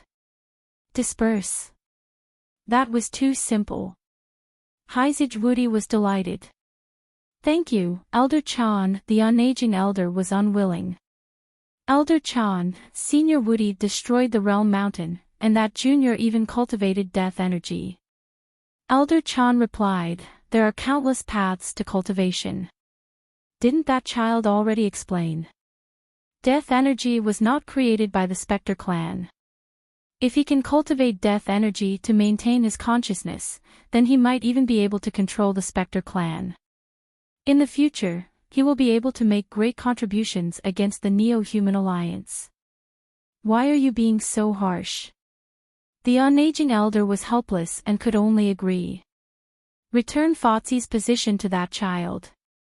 Also, let the Outerverse matters be handled by them. Don't interfere. My Hall of Honor has always been at the peak of the human domain, and we do things fairly. We are not tyrannical. This time, you've gone too far." Elder Chan glanced at the unaging elder. "Your privileges are revoked." He then looked at Luin with a gentle gaze. "Kid, you're not bad. Very good." Luin was stunned, but then he bowed deeply. "Senior, you flatter me. Thank you for making the decision for me."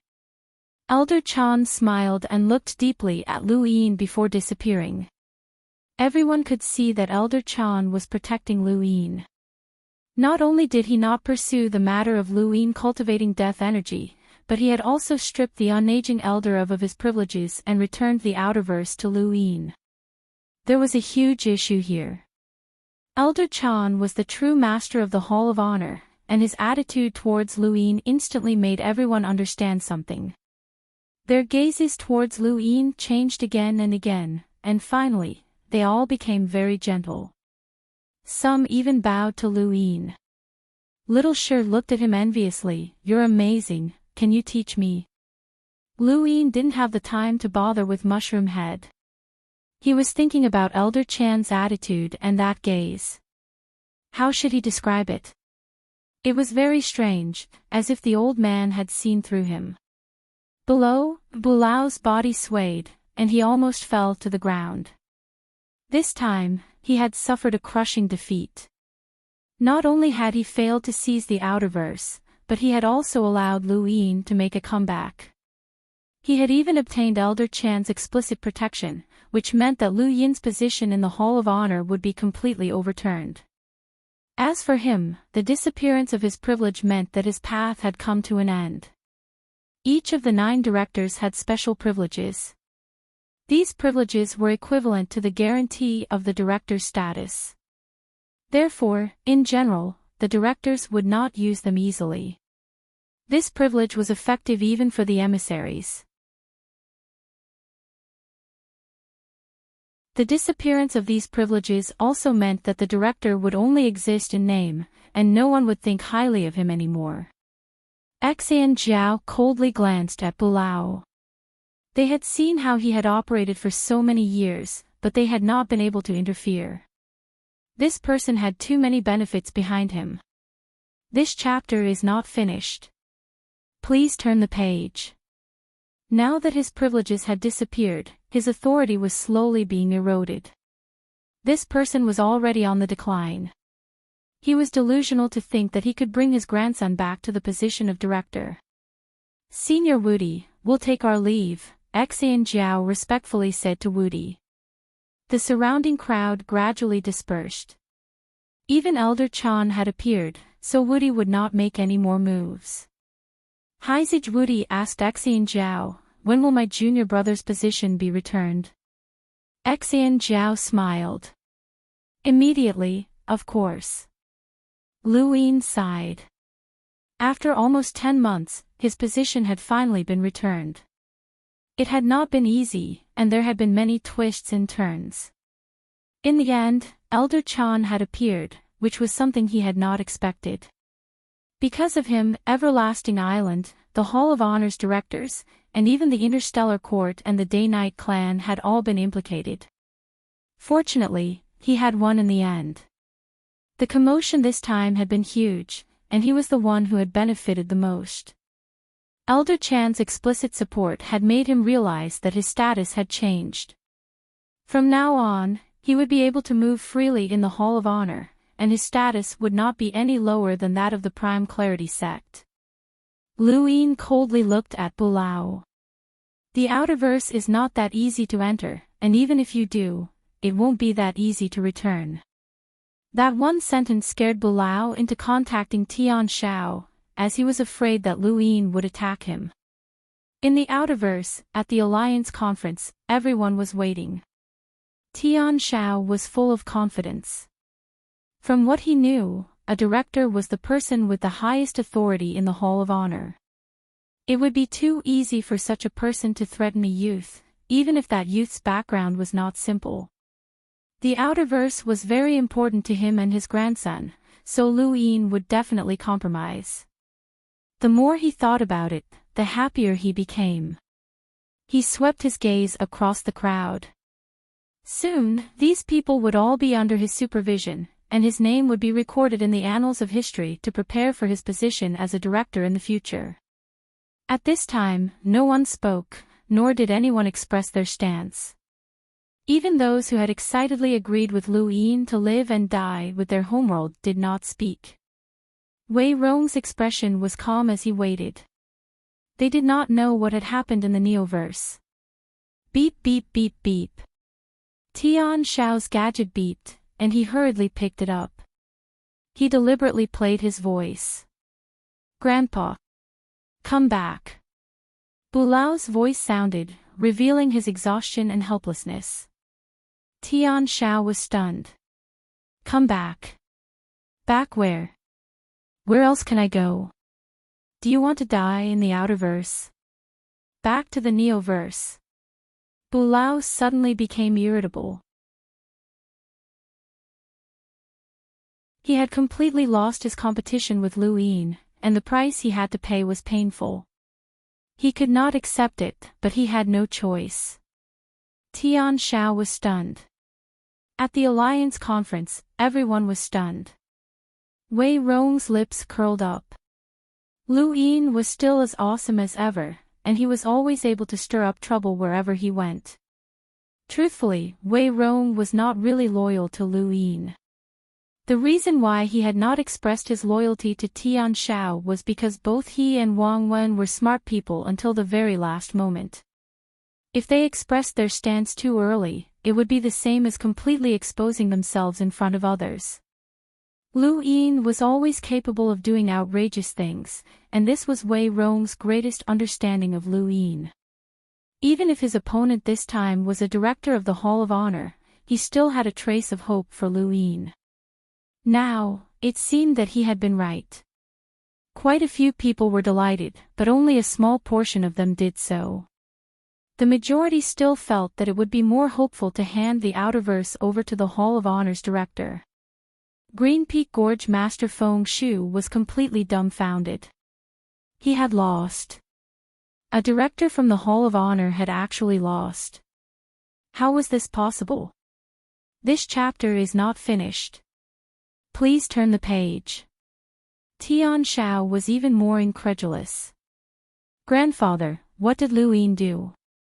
How could he have defeated you? That's impossible. You're one of the 9 directors, so don't you have special privileges? Grandfather, use your special privileges. There's no need to hide anymore. Shut up. Come back when I tell you to. Brother Jean, please bring him back, Bulao said tiredly. The elder behind Tian Shao hurriedly answered, yes, director. Tian Shao stared blankly at the disconnected call, unable to react for a long time. How could he have lost? This was impossible. This should not have happened. The elder placed a hand on Tian Shao's shoulder and then disappeared with him. The current situation was very clear, and there was no place for them in the Outerverse. This was Lu Yin's territory, and from the director's tone, he knew that they had caused quite a ruckus this time. It would be best for them to quickly return. Old Qi was also stunned, and he did not know what to do. At that moment, Wei Rong's gadget beeped. He tapped it open, and Lu Yin's image appeared once again. Xiao Shi's figure was beside him, and the two of them were looking curiously at the crowd at the Alliance conference. Greetings, Alliance leader. Wei Rong stood up and bowed. Meng Tianlong, Gong Chou, Doro, Anji, Cheong Shir, and the others all bowed at the same time. Greetings, Alliance leader. Even Feng Shu and the others who had submitted to Tian Shao also bowed respectfully. They lowered their heads in fear, afraid that Lu Yin would settle accounts with them later. Lu Yin swept his gaze across the crowd, and his gaze finally landed on Old Qi. Do you want to tour my Great Eastern Alliance's Alliance Conference? Get lost. The person who had shouted was an enlighter with a power level of over 400,000. He was someone who could be considered a powerhouse even in the Blaze realm. However, even though Lu Yin had shouted at him, Old Qi did not dare to say a single word. Even the Hall of Honor's director had been defeated, let alone him. Old Qi left with an ugly expression. Everyone present at the Alliance conference was shocked. Although Lu Yin had once been the leader of the Great Eastern Alliance, that had only been limited to the Outerverse, and his influence had not reached the Innerverse, let alone scold such a powerhouse. But now, he was acting so casually, as if Old Qi and the others were no longer worthy of his attention. This sort of power made everyone tremble in fear, and they were certain that Lu Yin had undergone an earth-shattering change in the Neoverse. Lu Yin asked, "Where's Tian Shao?" Wei Rong replied, "He left. He should have gone to the Neoverse." Lu Yin's gaze turned cold. He had originally wanted to find someone to take action, but after some thought, he decided against it. This incident had caused too much of a stir, and even though he was the victim, the 9 directors were the ones who decided to oversee the Great Eastern Alliance. Some of the directors were already dissatisfied that he had snatched back the position of Alliance leader. If he went after Tian Shao, it would seem like he was going too far, and he would offend even more people. Lu Yin did not want to offend too many people unless it was absolutely necessary. These directors all had powerful backers behind them, and he did not want to make enemies for no reason. Furthermore, Tian Shao would still be useful to him in the future. I'll still be in the Neoverse for some time, so the Great Eastern Alliance should still proceed according to the previous plan. Wei Rong, I hope that after I return to the Outerverse, that plan can be carried out as soon as possible, Lu Yin said. Wei Rong respectfully replied, rest assured, Alliance leader. I've never slacked off. Wei Rong paused for a moment, and then he recalled something. He then whispered, Your Highness, Yan Yan went missing a few days ago. Lu Yin was puzzled. Missing? What do you mean? Wei Rong shook his head. I don't know. It's just that he's gone. I don't know if he left on his own or if he was taken away by someone else. Lu Yin nodded. Wait for me to go back and deal with it. He then looked at the crowd one more time before his image disappeared. Thank you for your support, brothers. Thank you. End of chapter.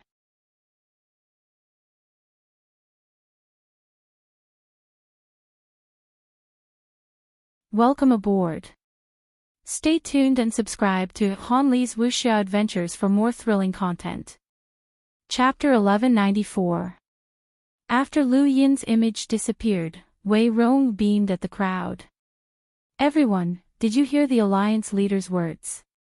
Everyone looked at each other and then silently left. Feng Shu's scalp went numb, and his entire body trembled. He had forgotten that the Great Eastern Alliance had another plan after the plan to topple the day-night flow zone. Although he did not know the specifics of this plan, the amount of resources mobilized and the time span exceeded the plan to topple the day-night flow zone. The goal of this plan had to be even grander. It couldn't be the entire Interverse, right? He was frightened by this guess, but he was even more frightened by Lu Yin. Would he still be able to survive after what he had just done?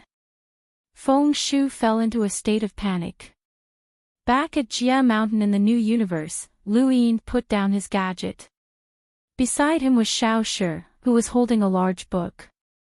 As for Heizij Wudi, he had left with an ugly expression, saying that he had been called away by Elder Chan. Lu Yin believed that Heizij Wudi's fate would not be good. This was not the first time he had caused such a ruckus at Jia Mountain, so it would be strange if Elder Chan let him off. Before Heizij Wudi had left, he had told Lu Yin to wait for him at Jia Mountain, and Lu Yin did not want to just wait. Do you know where I can take the lockbreaker test? Lu Yin asked Xiao Shi. Xiao Shi's eyes lit up. You want to go to the lockbreaker realm? I'm going there as well. Let's go together. Lu Yin nodded. Is it far? It's not far. It's just at Jia Mountain. The Lockbreaker Realm is one of the many worlds here, Xiao Shi said as he led the way. Lu Yin glanced at the mountain peak that Heizij Wudi had destroyed. This was where the unaging man had lived, and after this battle, that old man's days were over. Although the Lockbreaker Realm was not far away, with Xiao Shi's speed, it would still take some time to get there. Lu Yin could only grab him and fly to the other side of Jia Mountain. They did not fly at high altitudes, as this was Jia Mountain. Lu Yin was not as unbridled as Heizij Wudi, and he only dared to fly at low altitudes. Why did you help me just now? Lu Yin asked curiously. Xiao Shi pushed up his glasses and looked at Lu Yin in confusion. Help you? When? Lu Yin was puzzled. Weren't you helping me just now? Explain the source of the death qi. Xiao Shi gulped and adjusted his glasses again. I'm just explaining. It seems like everyone doesn't quite understand. This is true history, and I don't want others to misinterpret it. Lu Yin was taken aback. It turned out that this fellow wasn't trying to help anyone, but was instead trying to decipher history. That was too careless of him. You've offended the undying old man by doing this.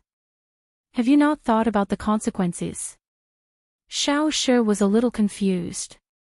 Why did you offend him? He doesn't understand either, so I have to explain. Lu Yin was speechless, and there was no way for him to continue this conversation. Was there something wrong with this guy's head, or was he really that naive?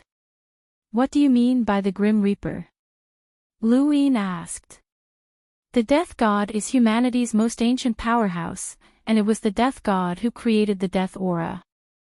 The Death Aura is a kind of energy that the Death God cultivated, and it has nothing to do with good or bad. It's really not like what most people think. The Death Aura seems to be unique to the Spectre clan, but that's not the case. The Spectre clan was only the first group of people who received the Death Aura and used it. That's all. They're also humans, and so are we. You're saying that if a normal person can absorb Death Aura, then their descendants can use it as well? Lu Yin asked. Xiao Shi answered seriously, that's not what I mean. It's recorded in the history books. The books don't say that it's certain, but the possibility is very high. The more Death Aura is used, the more people who can directly use it will be born. The Spectre clan has cultivated Death Aura for so long that their descendants can not only directly absorb Death Aura, but their pupils can also change at birth. Most people need to absorb Death Aura to change their pupils. Death Aura is the power of the Death God. Anyone who cultivates Death Aura is theoretically a descendant of the Death God and not a member of the Spectre clan. The same goes for you. Lu Yin was astonished. Is there really such a person as the Death God? Xiao Shi nodded seriously. Yes. Lu Yin blinked. It wasn't that he didn't believe it. Humanity had developed for countless years, and even their history was incomplete. It was normal for a powerhouse to appear who was known as the Death God, but he felt that these words were unbelievable coming from this fellow's mouth. You don't believe me? Xiao Shi retorted. He opened the book and pointed at it. Look, it's recorded here. Lu Yin looked at the book, but it was completely blank. He stared at Xiao Shi, this fellow was messing with him. Xiao Shi looked at Lu Yin seriously. Do you believe me now?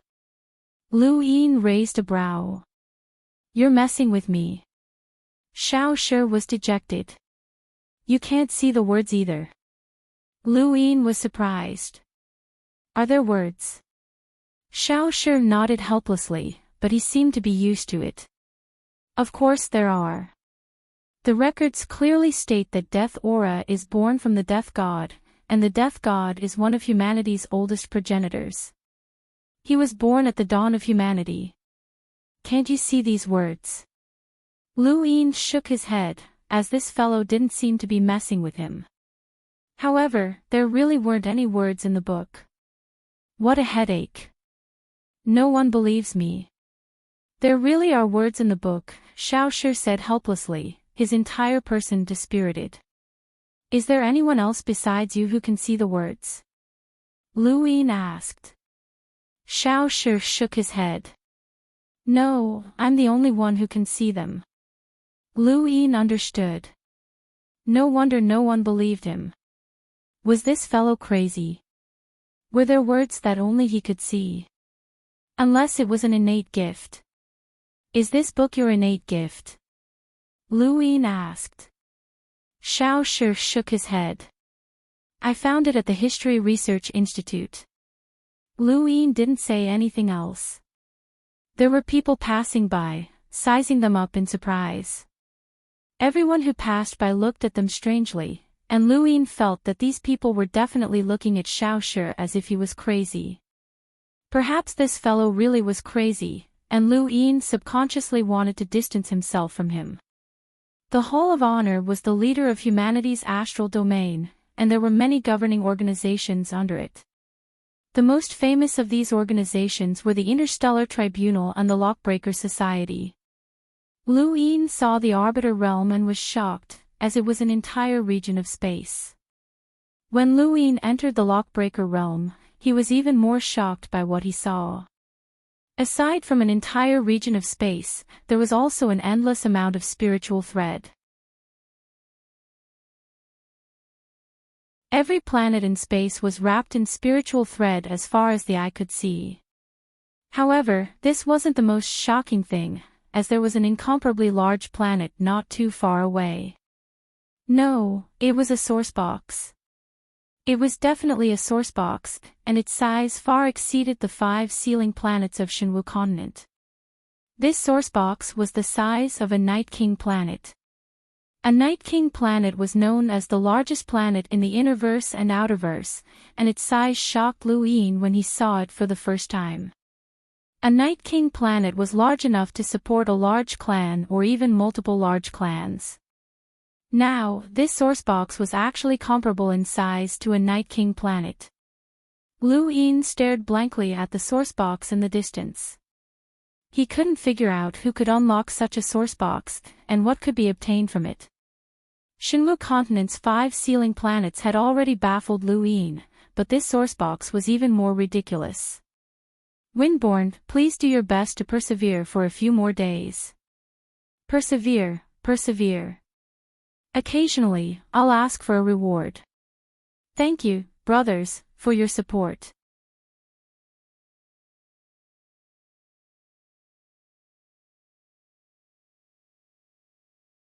Welcome aboard. Stay tuned and subscribe to Han Li's Wuxia Adventures for more thrilling content. Chapter 1195. Actually, what are you looking at? Xiao Shi asked, following Liu Yin's gaze. That's the sourcebox array in the Lockbreaker realm. Liu Yin's lips twitched. What? A sourcebox array? Xiao Shi nodded. A sourcebox array. Liu Yin pointed at the unbelievably large sourcebox in the distance. So there's more than one of those? Xiao Shi nodded. There's a total of 6. Liu Yin had cultivated for many years and had traveled from the outerverse to the neoverse, so he could be considered knowledgeable. However, this was too exaggerated. He could imagine how terrifying the killing intent contained within these sourceboxes was. Even an envoy would find it difficult to withstand, and 6 of these sourceboxes had formed an array. Who created this array? Liu Yin subconsciously asked. Xiao Shi thought about it. I can't say. You know about it? Liu Yin was shocked. He had only asked subconsciously, as such matters were generally kept secret. Xiao Shi nodded. It's recorded in the history books, but I can't tell you. Liu Yin looked at Xiao Shi in amazement. Did this guy really know about it, or was he just pretending? He pointed at the book. Was it also recorded in that book? Xiao Shi nodded. Liu Yin was speechless and could not communicate with him.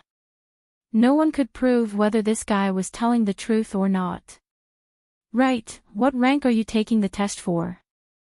Xiao Shi asked, looking at Liu Yin curiously. Liu Yin replied, Boundless Advanced. Xiao Shi was shocked. Boundless Advanced. You? Liu Yin pursed his lips. You don't believe me. Xiao Shi was excited and stared at Liu Yin. You're really amazing. Can you teach me? Teach you what? Teach me how to become amazing. That way, people will believe whatever I say. Liu Yin glanced at the book. People would believe it if there were some words in the book, but the key was that there were none. Only a fool would believe that. The Lockbreaker realm was a part of space, and there were guards on the planet at the entrance. Liu Yin could feel powerful auras sweep past him, which made his hair stand on end. Any random expert in the Hall of Honor could make him feel this way. He did not feel safe here, and the outerverse was much better. The center of the Lockbreaker world was not a planet, but rather a piece of land. It was a piece of land that floated on the surface of the sea, while the sea floated in the starry sky. There were many space wonders, so this was not strange. However, when he saw someone pull out a source box from the sea, his expression changed. What does that mean? Lu Yin asked. Xiao Shi explained, there are all sorts of source boxes in the sea.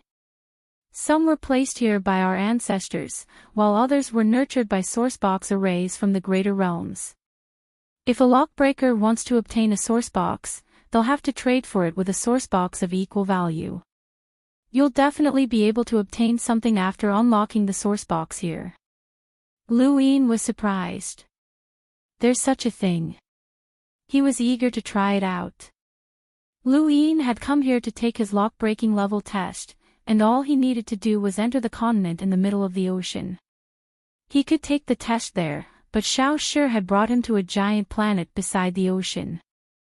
Xiao Shi had told him that the people on the planet could also help him take his lock-breaking level test. They were all very powerful lock-breakers, and since they were acquaintances, there was no need to trouble them. Lu Yin suspiciously followed him up, mainly because he was curious about the powerful lockbreaker that Xiao Shi had mentioned. Since he was an acquaintance, perhaps he could ask some questions about lockbreaking. At this moment, two figures flew out of the great world. When they saw Xiao Shi, they were shocked. Isn't that the Qi and Shi duo? This chapter is not finished, please turn the page, that's normal. The duo is about to reunite again, As he listened to their discussion, Lu Yin looked at Xiao Shi strangely. The shit-eating duo. Xiao Shi was a little embarrassed. The more Lu Yin looked at him, the more he felt that this guy was crazy. You have quite a heavy taste. Xiao Shi was confused. What taste?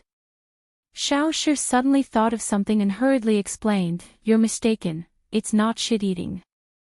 It's Qi Shi, the Qi as in measuring, the Qi as in history books, Qi Shi. Lu Yin relaxed, as he had thought that Xiao Shi was referring to the shit-eating duo. My friend's surname is Qi, and he's called Xiao Qi. My surname is Shi, and I'm called Xiao Shi, so... Xiao Shi was a little embarrassed. Lu Yin found it strange, but he did not ask any further. If it was because of their surname, then no one would call him that, as it was too insulting. This Xiao Shi was a little weird, so could that Xiao Qi be the same? Not long after, Lu Yin realized that his guess was correct. He looked at the mushroom-headed youth in front of him, who wore large glasses and had a cute face. He then looked at Xiao Shi. Were these two brothers? Wow, Xiao Shi, long time no see. The mushroom-headed Xiao Qi was pleasantly surprised. Xiao Shi was also very happy. Long time no see, Xiao Qi, why didn't you come? I missed you. I was explaining history to others, but they didn't believe me. They still don't believe me. They're too stubborn. What about you? Can anyone understand the romance of a mushroom head? No, not even one. Master always scolded me and told me to cut off my mushroom head.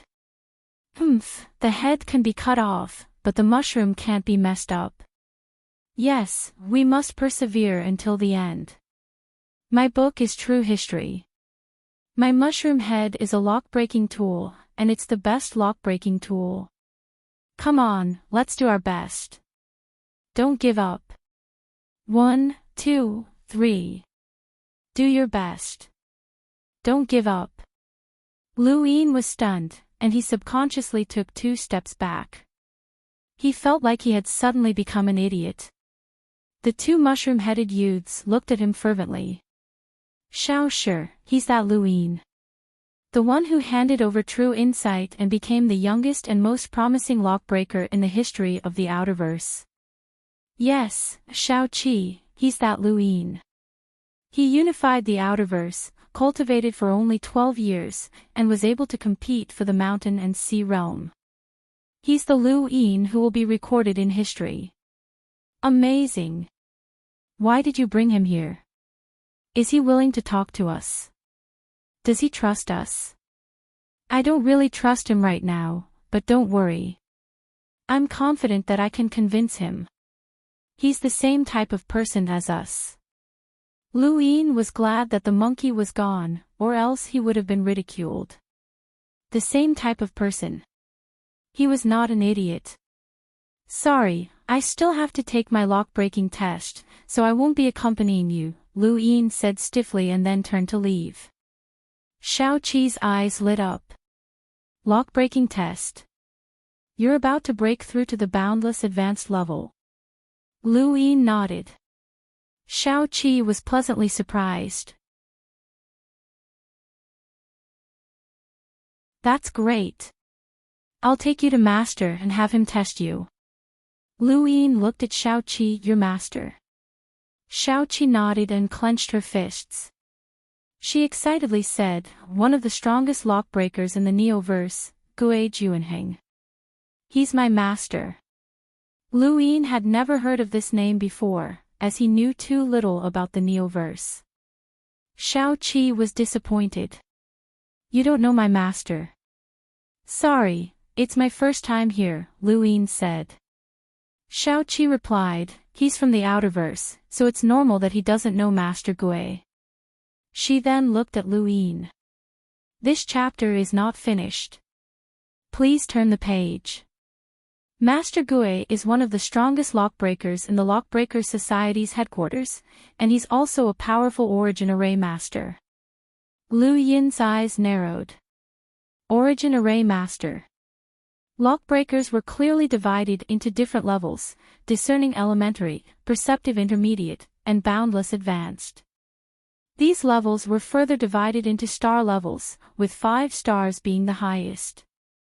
This was common knowledge in the Innerverse and Outerverse. However, above Boundless Advanced Lockbreakers, there was another level called Origin Array Master. Origin Array Masters were those who had reached the level of 5 Boundless Advanced level and were able to control sourcebox arrays. This meant that Master Gue's lockbreaking ability had surpassed that of a 5-star Boundless Advanced Lockbreaker, and he had also mastered sourcebox arrays. Any lockbreaker who had mastered a sourcebox array could not be underestimated. Although the value of a sourcebox array could not compare to that of a secret technique, there were still certain aspects in which they could achieve effects that secret techniques could not. Some sourcebox arrays could even transform the world and create something out of nothing. The reason why the Neo-Human Alliance had been able to enter the Mountain and Sea Realm and Progenitor Chen's tomb was because of sourcebox arrays. Mastering a sourcebox array made a huge difference in status. Any Origin Array Master was a treasure to the human race. If Lu Yin had not coincidentally entered the Mountain and Sea Realm's eye and used his time-stop-space to comprehend his star energy to the world realm, who knew how long it would have taken for him to comprehend a sourcebox array? Furthermore, the sourcebox array that he had comprehended was not very powerful, and it was far from being able to ignore space. Only by reaching the level of an Origin Array Master could one unleash the power of a sourcebox array. Lu Yin had never expected that this seemingly crazy person's master would be an Origin Array Master. Lu Yin's expression was respectful. Please introduce me to an Origin Array Master. Xiao Qi was satisfied, as Lu Yin's respect for his master made him proud. Wait a moment, I'll call Master. He then activated his gadget and sent a message. Not long after, Xiao Qi said to Lu Yin, let's go to Master's place. You can take the lock-breaking test there. As long as you reach the level of an Origin Array Master, you'll have the right to take the lock-breaker test, Xiao Shi said. At that moment, Xiao Qi leaned over and whispered something into Xiao Shi's ear. Xiao Shi was shocked. He's there too. Should we wait for a while before going? Xiao Qi gritted his teeth. Now. He then glanced at Lu Yin. Don't we have him? What's there to be afraid of? Xiao Shi puffed out his chest. That's right. Let's go now. There's nothing to be afraid of. Lu Yin felt strange. He kept having the feeling that these two were discussing something that had something to do with him. Were they trying to drag him into some strange situation? As he looked at the two mushroom heads, he started to panic. There was no origin array master in the outerverse. No, there was one, Jeffrey. Jeffrey was not from the outerverse, but had been transferred from the neoverse. Thus, there was not a single native origin array master in the outerverse. Lu Yin did not know if there were any in the innerverse, but there should be. At the very least, the president of the Outerverse Lockbreakers Society was definitely one. According to Shao Qi, there were only a few people in the neoverse. Gui Juanheng. No one in the innerverse or outerverse knew of her, but she was also known by everyone. When Lu Yin had joined the Lockbreakers Society, there had been a video of a powerhouse unlocking a towering plant's root. That video had greatly affected everyone who had joined the Lockbreaker Society, and Lu Yin was no exception. That person was Gui Juanheng. Lu Yin had thought that this person was an ancient powerhouse, but he had never expected that it would be Gui Juanheng. When Shao Qi told him about this matter, Lu Yin was shocked. At the same time, he found it strange that such a powerhouse would accept Shao Qi as a disciple. If Shao Qi had not mentioned that she was an origin array master, Lu Yin would not have wanted to get close to her. Thank you for your support, brothers. End of chapter.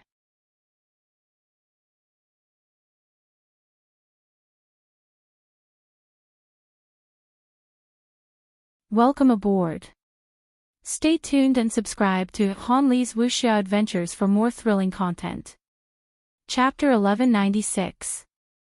On the other side of the planet was Gui Juanheng, and Shao Qi brought Lu Yin and Shao Shi there.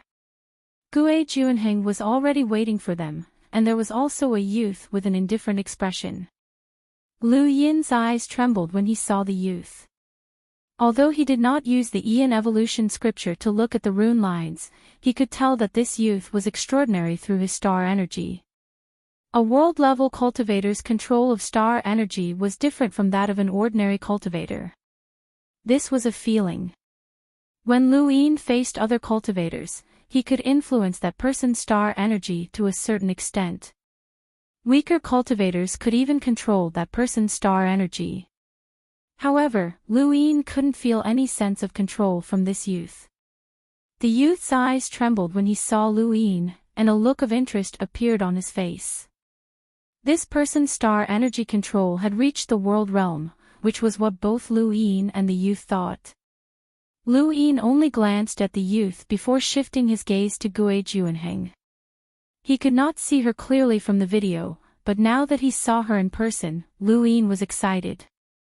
Junior Lu Yin greets Senior Origin Formation Master Gui Juanheng.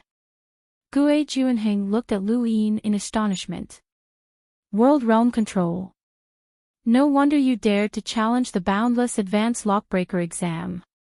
You have a good chance of passing. Lu Yin solemnly replied, Thank you, Senior. Gui Juanheng nodded and looked at the youth beside her. The youth stepped forward and faced Lu Yin. My name is Wu Dan, and I'm a one-star Boundless Advanced Lockbreaker. Lu Yin's gaze was serious. It's an honor to meet you. Wu Dan earnestly replied, It's an honor to meet you as well, Lu Yin. Your name has been ringing in my ears more than once. Lu Yin was confused. What's the reason? Wu Dan calmly replied, You improved very quickly. You went from a discerning elementary lockbreaker to a perceptive intermediate lockbreaker, and then directly jumped from a 1-star perceptive intermediate lockbreaker to a 5-star perceptive intermediate lockbreaker. This is a rare occurrence in history, and your name even spread from the outerverse to the neoverse and into the lockbreaker world. Lu Yin listened quietly. I didn't pay much attention to you at first, as lockbreaking requires experience and not just talent. However, I never expected that your star energy control would reach the world realm. You're the only one in the outerverse who can compare to me, Wu Dan said. Lu Yin raised a brow. What about the 5 lockbreakers? Wu Dan disdainfully replied, They're just 5 pieces of trash. None of them have reached the boundless advanced lockbreaker level, and no one will be able to reach that level in the next 10 years. That one step is the difference between heaven and earth. They will never be able to compare to me. What about Master Wuxing? Wu Dan was similarly disdainful. He's seen as the successor to the Interverse Lockbreaker Society's president, and his lockbreaking talent is indeed very high. However, his cultivation is too low. Lockbreaking relies on more than just lockbreaking ability. It's useless if he doesn't have any life-saving abilities. He'll never be able to compare to me, whether it's in terms of cultivation or lockbreaking ability. Lu Yin looked at the youth in front of him. He had criticized all of the most outstanding lockbreakers in the Innerverse and Outerverse, but only this youth was worthy of his attention. No, before this, Lu Yin had also looked down on this youth. Wu Dan did not even look at Shao Qi and Shao Shi. Instead, she turned around and left the planet. You'll definitely be able to reach the boundless advanced level. After that, try your best to comprehend sourcebox arrays. Otherwise, it'll be too boring. I'll participate in the Supreme Astral Tournament as well, and I'll show those people how powerful lockbreakers are. I don't want to be alone. As he watched Wu Dan leave, Lu Yin did not know where the man's confidence had come from. This person was at most a hunter, while the top powerhouses of the mountain and sea realm had all been enlighters. Lockbreakers did have an advantage in battle, but they were definitely not. This chapter is not finished, please turn the page. It wasn't strong enough to be on par with him. Even he himself wasn't sure how strong he was.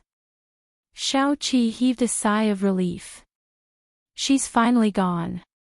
That was scary. Shao Shi nodded. Too scary. Gue Juanheng glared at Shao Qi. I told you to work harder so that you wouldn't be afraid to participate in the Supreme Astral Tournament. Look at what you've become. Hurry up and cut off your mushroom head. Shao Qi was just as timid as Shao Shi, but he was unexpectedly persistent when it came to the mushroom head. The mushroom head is this disciple's lockbreaking tool, and it's a very powerful one that surpasses all other lockbreaking tools. You can't cut it off. Shao Shi nodded. My history is the correct one. Lu Yin was speechless as he looked at the two of them. They really were the same. This was clearly not the first time Gue Juanheng had seen such a situation, and she helplessly patted her head. She looked at Lu Yin and smiled. I've made a fool of myself. Let's go, I'll take you to the Boundless Advanced Lockbreaker exam. Lu Yin respectfully replied, Thank you, Senior. Gue Juanheng waved a hand. No need to call me Senior. Just call me Master Gue. That's what they all call me. Alright, Master Gue.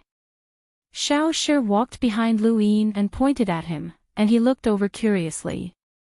Shao Shi whispered, Master Gue is easy to get along with, but if he's trying to lockbreak, run away immediately. Why? Lu Yin was stunned.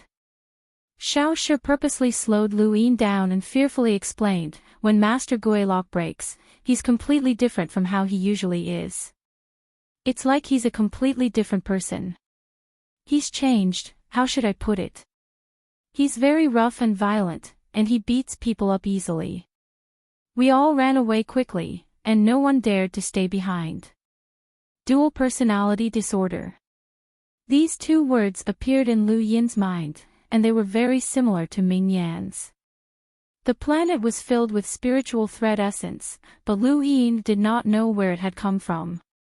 The entire Great Eastern Alliance had only managed to gather enough spiritual thread essence to fill an entire secret room, but this lockbreaker world was filled with it. Spiritual thread was the most effective material in stopping the dangers of sourceboxes. Even though many sourceboxes were dangerous enough to cause even super powerhouses to raise their eyebrows, they could still be stopped by spiritual thread. It had to be said that everything had its vanquisher, and this was the universe's biosphere. Gue Juanheng stopped, and Lu Yin and the other two stood behind him. He waved his hand, and the spiritual thread that had been spread out on the ground in front of him swept up and rushed into space. A bridge then appeared on the ground. Xiao Shi and Xiao Qi did not feel anything, but Lu Yin's entire body turned solemn. The moment the spiritual thread disappeared, the star energy around the bridge completely changed. The void distorted, but it did not seem real. Countless voices could be heard, including worship, quarrels, battles, cultivation, and so on. It was as if the bridge had experienced someone's entire life. Gue Juanheng looked at Lu Yin. This bridge is a boundless advanced source box. You may begin. If you succeed in lockbreaking, you will become a boundless advanced lockbreaker. Xiao Qi was shocked. Master, where did this bridge come from? Why haven't I seen it before? Gue Juanheng glared at him. Why would you want to see it? There are many perceptive intermediate source boxes that you can't even see. Xiao Qi was startled, and he quickly hid behind Xiao Shi. Lu Yin bowed to Gue Juanheng and then cautiously approached the bridge. At the same time, his eyes filled with star energy. Since he was going to lockbreak on this planet, he could use the Aeon evolution scripture. As his eyes transformed into runes, Lu Yin saw the rune lines that filled the entire bridge. It was very large, and he estimated that there were rune lines with a power level of 300,000. This chapter is not finished. Please turn the page. This was no longer a simple boundless advanced source box. It should be known that a boundless advanced source box corresponded to a hunter's cultivation, which meant that even the weakest boundless advanced source box could be unlocked by a hunter. There were not many hunters in the entire universe with a power level of 300,000. This source box was definitely not a one-star boundless advanced source box. Gue Juanheng's voice sounded out. You can give up on taking the test from me. You can see that this source box is not simple. Lu Yin replied, there's no need. This junior can give it a try. Gue Juanheng nodded in admiration. Normal people would naturally give up, but you participated in the Battle of the Mountain and Sea Realm. This source box is not unlockable, and you should have no problems protecting yourself. The reason why I want you to unlock this source box is because Wu Dan recently advanced to the boundless advanced level, and she unlocked a similar source box. Lu Yin understood that she wanted to compare him to Wu Dan, and this might be Wu Dan's intention as well. This was a challenge, and Lu Yin grew excited as he approached the bridge. At the same time, many lockbreakers from various planets in the lockbreaker world were watching this scene, and Wu Dan was no exception. The Lockbreakers Society had a registered membership of 630,000, but in reality, the number of lockbreakers in the lockbreaker world was much higher than that. No one had a detailed count of the lockbreakers in the lockbreaker world, and many lockbreakers did not like to show their faces. Of course, even if the number of lockbreakers exceeded this number, it was not by much. Otherwise, lockbreakers would not have been so aloof. News of Lu Yin's boundless advanced lockbreaker test quickly spread throughout the lockbreaker world and then to the outside world. Before long, the Innerverse Lockbreaker Society would also find out. Regardless of how the outside world reacted, Lu Yin did not have the time to care. Using the Ian derivation scripture, he stepped into the area where the rune lines were spreading out and received the first wave of attacks from the source boxes. A thunderous rumble resounded in his mind, and Lu Yin was shocked. This was the power of a predecessor, and it was a spiritual force attack at that. It was no wonder why there were so many rune lines. What he saw was completely different from what the bystanders saw, and the bystanders could not even see anything. Spiritual force attacks were formless and invisible. Fortunately, there was still a gap between the spiritual force attacks here and Night King Jinwu's Night King heaven-splitting technique, and Lu Yin was already a hunter, so he could easily withstand the attacks. Otherwise, he would have to memorize the Stonewall scriptures. As he approached the bridge, the spiritual force rumbling in Lu Yin's mind became even more powerful. When he was about a meter away from the bridge, he could even see an ancient scene. He saw numerous youths kneeling in front of the bridge while an old man stood on the other side. "You wish to join my sect today, so you must cross this bridge to prove your firm will. Those who cross this bridge will join the sect. You cannot cross this bridge, so leave immediately. This bridge represents the immortal glory of my sect, and it will not be tainted by others." The scene changed, and the moment Lu Yin touched the bridge, a terrifying attack descended from the sky and sent the bridge flying. At the same time, the sword Qi split the enormous sect behind the bridge in two. "We immortals should not be like this. My sect should not be defeated like this. We are unwilling to accept this, so we sealed this bridge. This bridge contains my sect's supreme battle techniques, and whoever obtains them shall rebuild my sect. My sect shall be known as the Stone Soul Sect." Lu Yin pressed a hand against the bridge, and his eyes widened. He saw boundless rune lines converging towards him. His gaze turned cold, and he immediately recited the Stonewall scriptures. Boundless spiritual force ruthlessly pressed down on Lu Yin, transforming into sounds of battle that spread out in all directions and stirred up the void. End of chapter.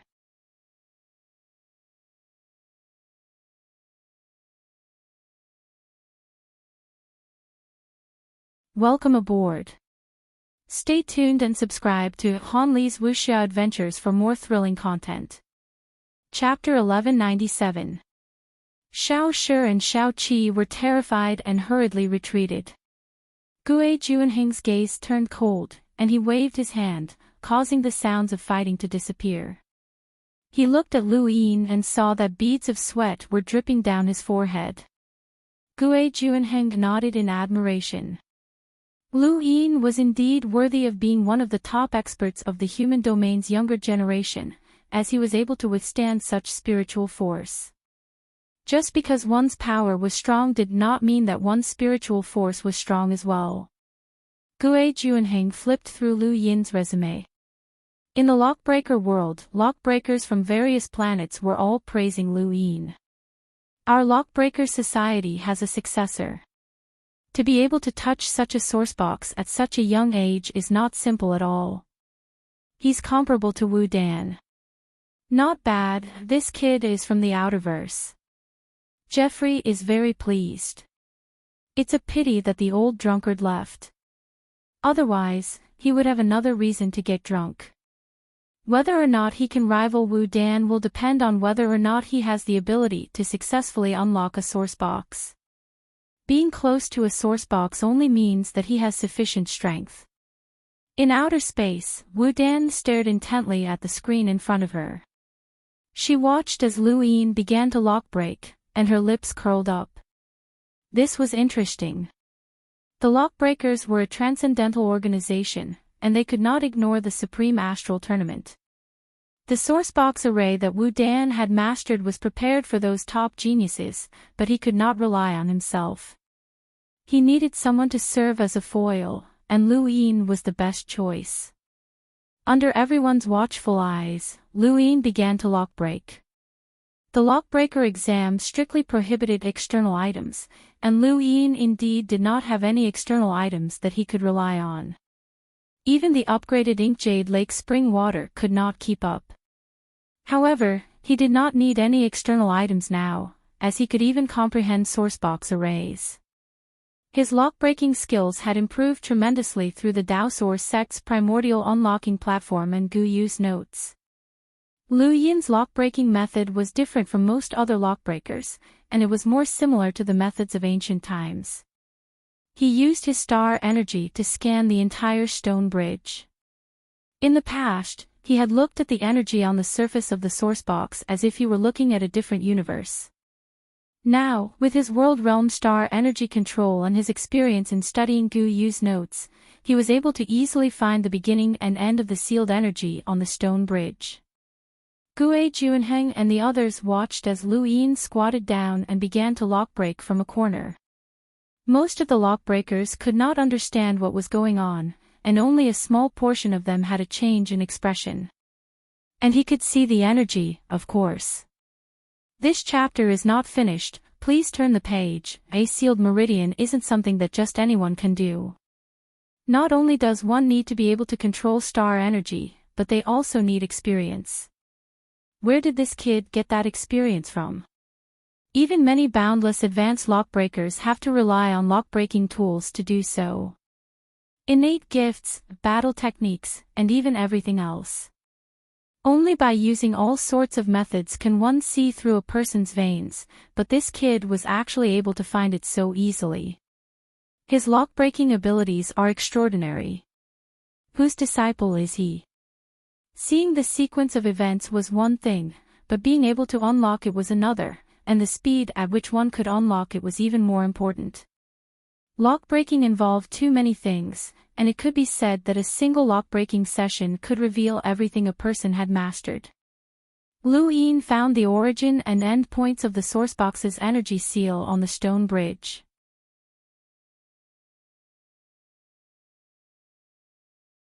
His eyes turned into runes as he stared at them, and he was able to see through the energy seal. 726 stars revolved around the surface of his body, enveloping the entire stone bridge. Within the lockbreaker world, someone was astonished. It's actually the serious art, and it's reached the third stage. Is this kid from the serious sect? Someone from my serious sect. Haha, that's great. So he's from the serious sect. That makes sense. Not far from the planet, there was a piece of land above the ocean. This land was where many of the lockbreaker examinations were held. On this land, there was a secluded area where a person lived. His name was Xiao Ming, and he was the president of the Lockbreaker Society in the Neoverse. He was also a super powerful lockbreaker known as Master Xiao Tian. There was a thatched cottage, a flower bed, and a waterfall. This was where Xiao Ming lived. Xiao Ming sat on a recliner and gently rocked back and forth as he looked at the screen in front of him. He was rather surprised and delighted. What an amazing young man. The society has a successor, but this kid's scheming is deeper than Wu Dan's. Even if his lockbreaking talent is extremely high, his future accomplishments will be limited, and he won't be able to reach the top. What a pity. He should be trained. If he's properly trained, he'll be able to become a president. Jeffrey won't be able to teach him. Xiao Ming then seemed to recall something, and he opened his gadget. Long time no see. The society doesn't have anything to trouble you with, but you should teach your own student. You should be familiar with Lu Yin, right? At the peak of Realm Mountain, Elder Chan calmly watched the screen, which was showing the scene of Lu Yin unlocking the stone bridge. Behind him, Invincible Hyzage sat cross-legged on the ground, occasionally looking up with a dejected expression. He sat down cross-legged. This chapter is not finished. Please turn the page. It was a very simple action, but to Invincible Hyzage, it was like purgatory. It was clear that his experience was different from others. Elder Chan, you seem to be very interested in my junior brother, Invincible Hyzage asked curiously. Elder Chan calmly replied, don't call him junior brother in the future. I've already told the Elysian Master that Lu Yin no longer exists on Eternal Sky Island. Invincible Hyzage was puzzled. Why? Does Elder Chan have a problem with him?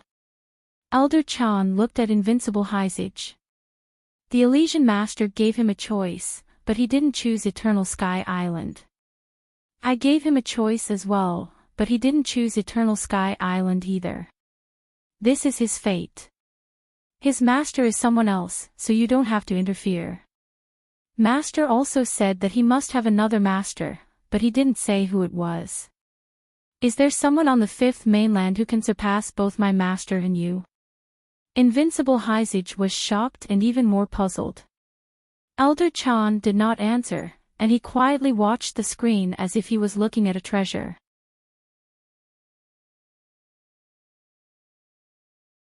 In the Innerverse, at the Lockbreaker Society's headquarters, Casanova was bored and constantly scrolling through his gadget. He wanted to find a beauty to chat with.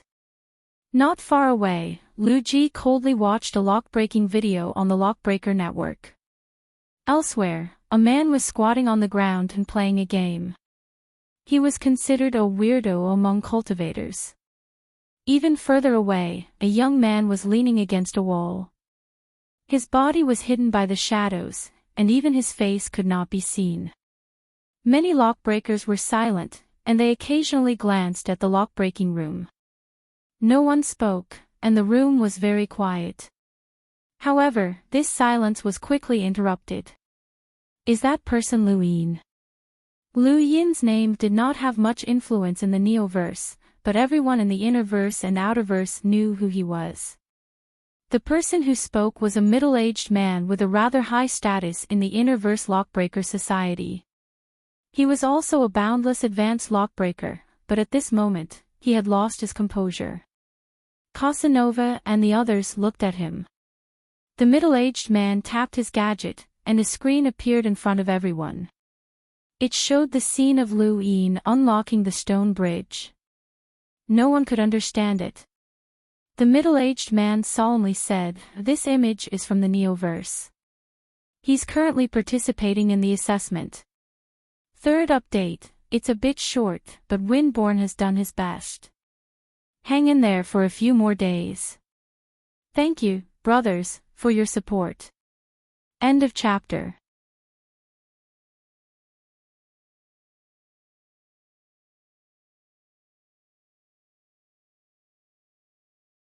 Welcome aboard. Stay tuned and subscribe to Han Li's Wuxia Adventures for more thrilling content. Chapter 1198. There were still some who did not understand, but even more were horrified. Everyone knew that Lu Yin was 7th Bro, and 7th Bro had jumped from a 1-star Perceptive Intermediate Lockbreaker to a 5-star Perceptive Intermediate Lockbreaker, which had caused a huge commotion in the Lockbreaker Society. Now, there was another assessment, and it was obvious that this was the Boundless Advanced Lockbreaker assessment. Lu Yin was taking the test to become a Boundless Advanced Lockbreaker. Everyone gasped. It can't be, right? So fast. Casanova pursed his lips. What a freak. Lu Ji was stunned, and her desire to challenge Lu Yin vanished. Even though Lu Yin had yet to successfully unlock a boundless advanced sourcebox, for some reason, everyone believed that he would succeed. The other two youths stared at the screen. They were also part of the Lockbreaker Society's 5 heroes. One was called Mi Wen, and he was a 3-star Perceptive Intermediate Lockbreaker. The other was called Qing Jiyu, and he was the leader of the 5 heroes. He had just become a 5-star Perceptive Intermediate Lockbreaker the day before, and even Wu Dan did not know about this. But even if she did, she would not have cared. Just as he had said, a difference of one word could make the difference between heaven and earth. Lu Yin is truly a legend. Miwen smiled and then looked at Qing Jiyu. If he joins the Innerverse Lockbreaker Society, then he can replace you.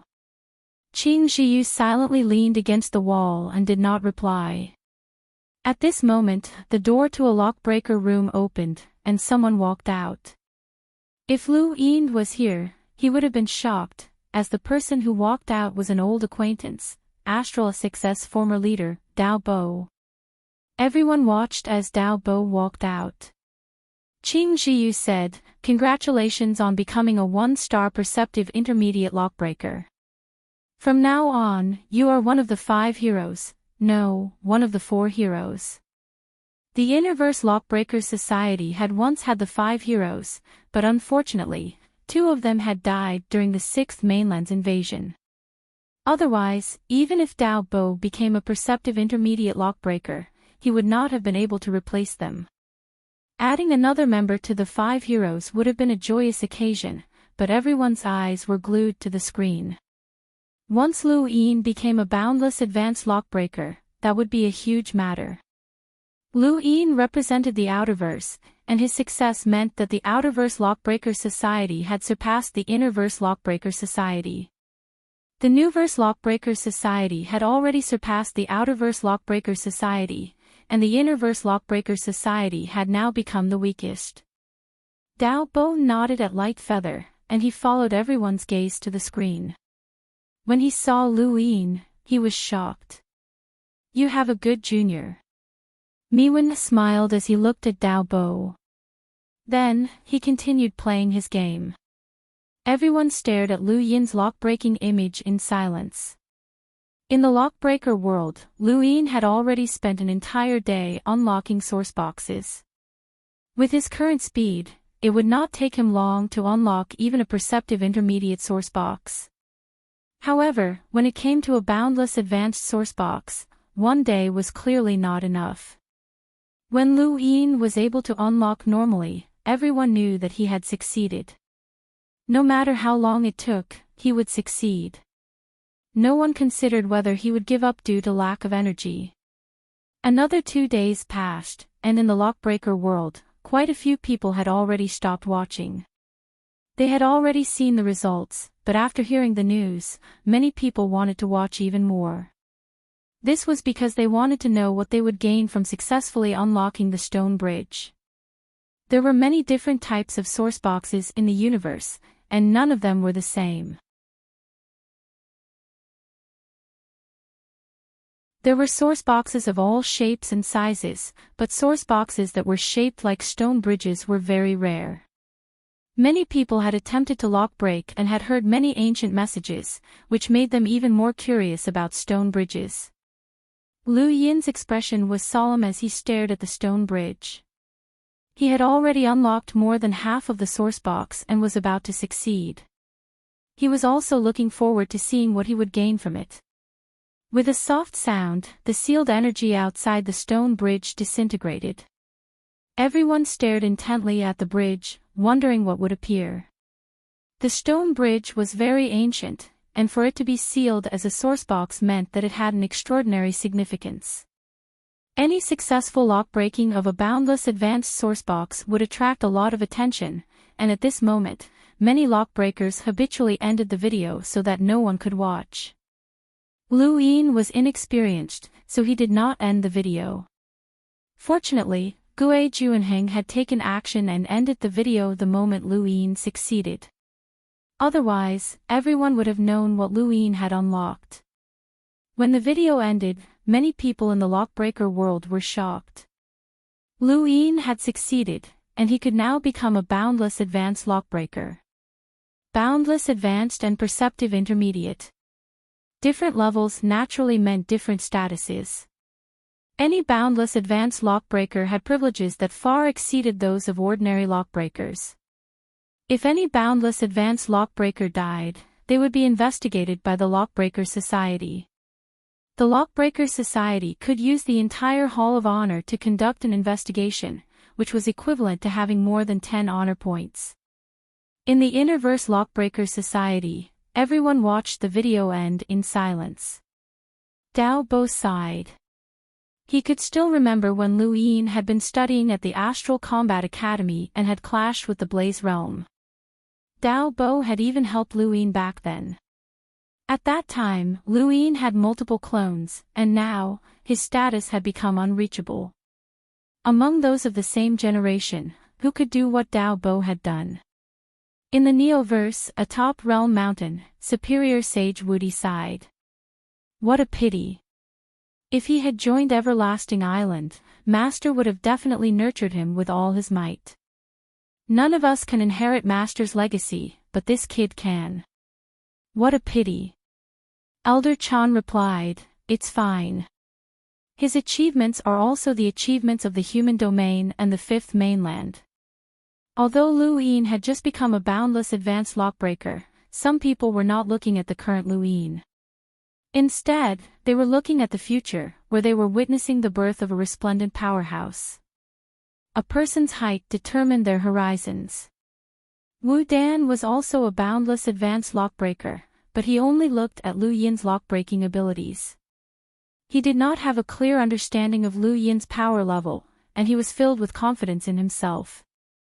Yu Hua, Mavis, and the others had only looked at Lu Yin's power level, not his lockbreaking abilities.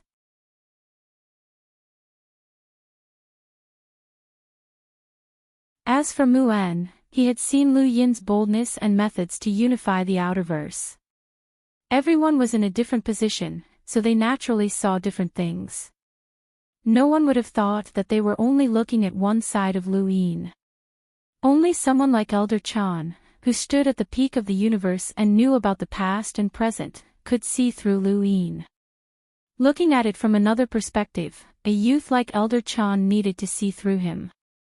What kind of genius was that? In the lockbreaker world, Lu Yin stared blankly at the stone bridge where he had successfully unlocked it. There was only a pile of sand and nothing else. He pursed his lips. He had successfully unlocked the stone bridge, but it had also disappeared. This was the pain of being a lockbreaker. They had paid a huge price to succeed, but in the end, they had gained nothing. Shao Qi sighed. There's nothing. Bad luck. Shao Shi shook his head. Gue Juanheng looked at the sand on the ground, and her eyes flashed. There's something there. Just as she spoke, Lu Yin also saw that there was something hidden within the ordinary sand. Was that Fate Zen? Lu Yin was shocked and blew away the sand. There were 16 grains of Fate Zen on the ground. Fate Zen was very precious, and Lu Yin had met many people in the innerverse and outerverse, but there were very few who had Fate Zen. Back then, he had even stolen Hong Ying's Fate Zen and fused with it. Now, he had actually obtained 16 grains of Fate Zen. Lu Yin was delighted, as this was good stuff. Gue Juanheng nodded and sighed. It's rare to be able to obtain something from lockbreaking. Lu Yin put away the grains of Fate Zen. Thank you, Senior, for granting me this source box. Gue Juanheng smiled. There's no need to thank me. After you pass the test, the society will compensate me with a boundless advanced source box. I didn't lose out, and I even got to personally witness the birth of a boundless advanced lockbreaker. Ha! Lu Yin smiled, and then he suddenly thought of something. He raised his hand, and 2 grains of Fate Zen appeared. He handed them to Shao Qi and Shao Shi. For you. The 2 mushroom-headed youths were stunned, and they looked at each other before looking at Lu Yin in confusion. Lu Yin said, Thank you for introducing me to this senior. This is my thanks. Giving something to Gue Juanheng was a slap in the face. She was a senior, and Lu Yin did not have the qualifications to do so, so he could only give it to these 2 youths. Shao Qi was Gue Juanheng's disciple, so giving it to him was also considered giving it to Gue Juanheng. Gue Juanheng beamed as she watched. The 2 mushroom-headed youths cowered. Lu Yin smiled. Take it. It's fine. The 2 youths accepted the source boxes. Lu Yin had a use for the Fate Zen. He had been able to fuse with Hong Ying's Fate Zen, so he should be able to fuse with these grains as well. He definitely needed to fuse with the Fate Zen in his heart to block that black and white fog.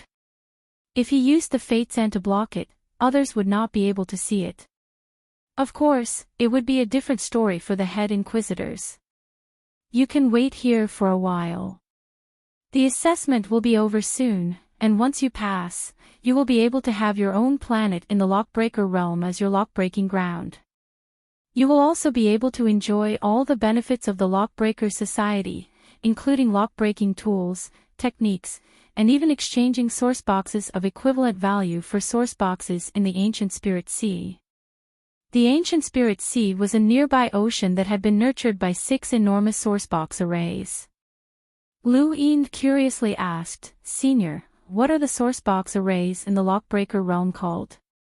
Gue Juanheng casually answered, 6 ancient spirit arrays. Lu Yin was shocked. Xiao Shi looked at Lu Yin in shock. You've heard of them? Lu Yin shook his head. Nope, but the name sounds amazing. At that moment, Gue Juanheng's gadget beeped.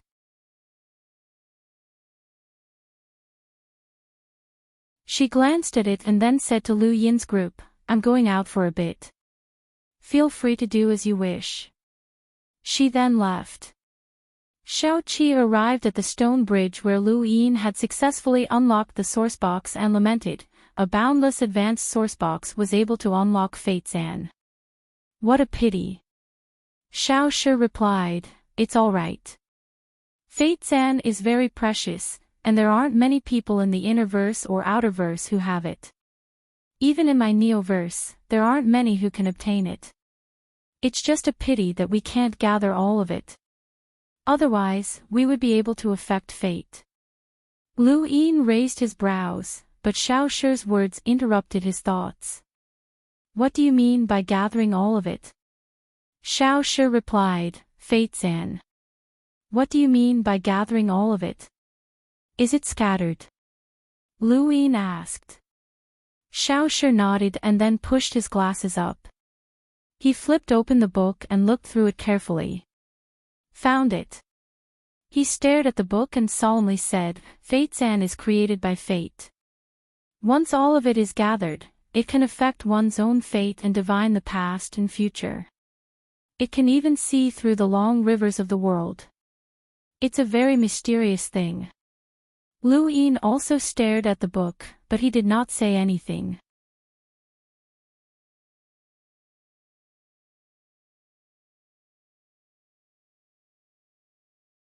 Welcome aboard.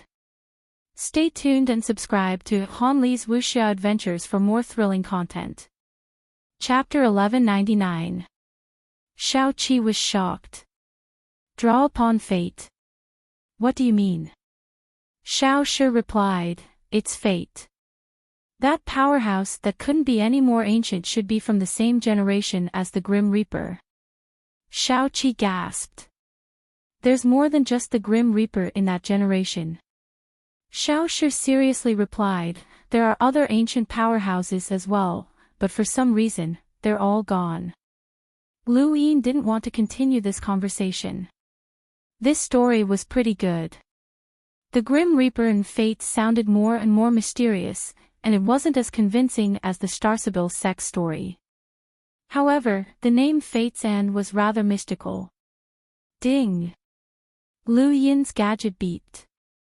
He looked over and saw that 7th Bro's name had changed from a 5-star perceptive intermediate to a 1-star boundless advanced. He had succeeded. At the same time, he received a constant stream of congratulatory messages from various parties. He had received these messages when he had reached the perceptive intermediate level, or rather, he had received more each time he had advanced, but he had never paid attention to them. However, there was one piece of news that made him happy: he had a planet in the Lockbreaker realm. Any Lockbreaker who had reached the boundless advanced level could obtain a planet upon arriving at the Neoverse Lockbreaker realm. Saul could obtain one as well, but he had never been to the Neoverse before, so he naturally didn't have one. The planet that Lu Yin had obtained was in a very good location, right next to Gue Juanheng's planet and very close to the ancient Spirit Sea. Lu Yin brought Xiao Shi and Xiao Qi to the planet. So it's this planet, Xiao Qi said. Xiao Shi was puzzled. You know about it? Xiao Qi nodded. This planet originally belonged to a 3-stars boundless advanced lockbreaker. I've seen him a few times, and he's always outside. However, after the 6th mainland's invasion, he never returned. The Lockbreaker Society has added him to their death list. Lu Yin was conflicted. Too many people had died during the 6th mainland's invasion, and he hadn't seen many of them. However, there were many who had died throughout the human domain. The sixth mainland owed the fifth mainland too much blood. Perhaps this was also why they had moved to the outerverse. Only the outerverse had fewer blood debts, as the innerverse could not accommodate them. On the planet, all of the lockbreaker's belongings had long since been taken away. Lu Yin was the only person who lived on the planet, along with a few mechanical servants. There were very few ordinary people in the lockbreaker world, and those who came were all lockbreakers. Many powerful lockbreakers' servants were actually their students. Lu, Big Brother Lu, are you going to recruit students? Shao Qi asked, looking very expectant. Shao Shi's eyes lit up as she looked at Lu Yin. Lu Yin laughed. So what if I do? We can help you find one. Shao Qi was eager to give it a try. Exams were very fun. Lu Yin shook his head. There's no need. I'll be heading back to the outerverse soon, and I don't come here often. Shao Qi was disappointed. You guys have fun. I'm going into seclusion to unlock the source boxes that I obtained before, Lu Yin said. Shao Qi looked at Lu Yin. What kind of source box? Do you have any humanoid ones? Lu Yin shook his head, but then he was surprised. There's even a humanoid source box. Shao Qi and Shao Shi looked at each other and nodded. I've never seen such a source box before. What kind of source box is this? Lu Yin was curious. Shao Qi's expression was serious. He's human, but he might not be a good person. Lu Yin did not understand. Shao Shi tugged at Shao Qi and whispered into his ear. Shao Qi nodded from time to time and then looked at Lu Yin. Big Brother Lu, you're now a boundless advanced lockbreaker.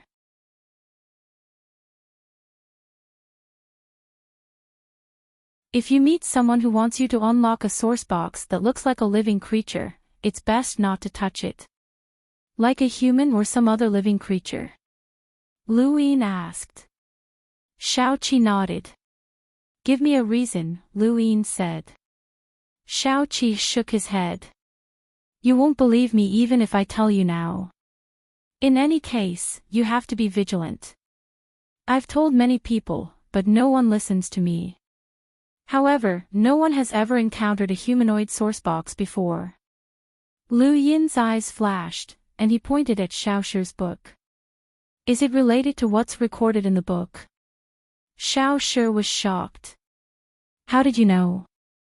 Lu Yin could not be bothered with them, and he went in after finding his seclusion area, leaving the two mushroom-headed individuals to look at each other. Do you think he'll believe you? Probably not. No one believes us, not even the president. It's fine. That kind of thing probably won't happen, and it's not likely to happen. The seclusion area was very large, and many of the planets in the Lockbreaker realm were covered by spiritual silk, which meant that spiritual silk was not worth much here. Lu Yin did not have any source boxes to unlock, so what he needed to do was roll his die and comprehend true insight. He had already handed over a page of true insight, but he still had 5 pages left. With 5 pages of true insight, he wondered how many sourcebox arrays he would be able to comprehend, and he was looking forward to it. Right, Guyu's notes also seemed to contain some sourcebox arrays, but no matter how he looked at them, they seemed incomplete. Lu Yin raised his hand, and his die appeared. He did not place his cosmic ring to the side, as it had been a long time since he had rolled enhance. It would not be bad if he could roll enhance this time. As he thought about it, he tapped the die, and it slowly came to a stop. Lu Yin was speechless, as it really was enhance. The scene in front of him changed, and he appeared in a strange place.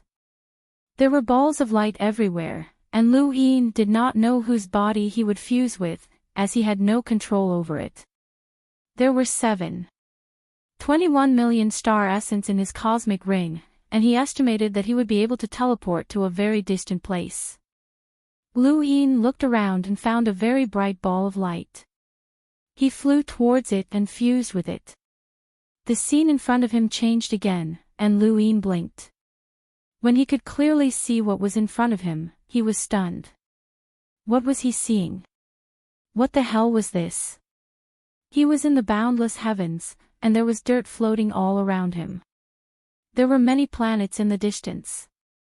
Lu Yin was also in outer space, and in front of him was a strange beast that was devouring a planet.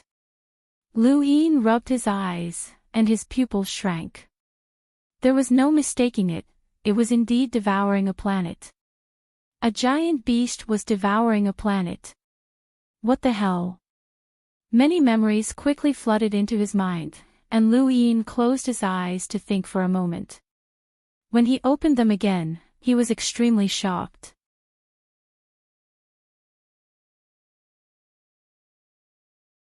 This planet-devouring beast was called the Star Devourer, and it was a member of the Astral Beast Domain Skyminder list. This place was the Astral Beast Domain. Lu Yin had never thought that he would end up in the Astral Beast Domain and fuse with one of the Star Devourer's protectors. This protector had a power level of over 300,000, which was very attractive to Lu Yin. By coincidence, he had actually seen the Star Devourer devouring a planet. At that moment, another memory flooded into his mind, and Lu Yin's head swelled. Gradually, he began to understand. The sixth mainland had invaded the fifth mainland, and besides invading the human domain, they had also invaded the Astral Beast Domain. The Astral Beast Domain had suffered heavy losses, and nearly half of the members of the Skymender list, who had once been considered as comparable to the 10 Arbiters, had died. It was only after news of the Supreme Tournament had spread that new members had joined the Skymender list. The Star Devourer was one of them. It was a mysterious astral beast that was like the celestial hoe in that it was rarely born. It ate planets, and the more planets it ate, the stronger it became. The Star Devourer could digest planets and convert them into energy. If the Mavis family was the representative of the human domain, then the Star Devourer was the representative of the Astral Beast Domain.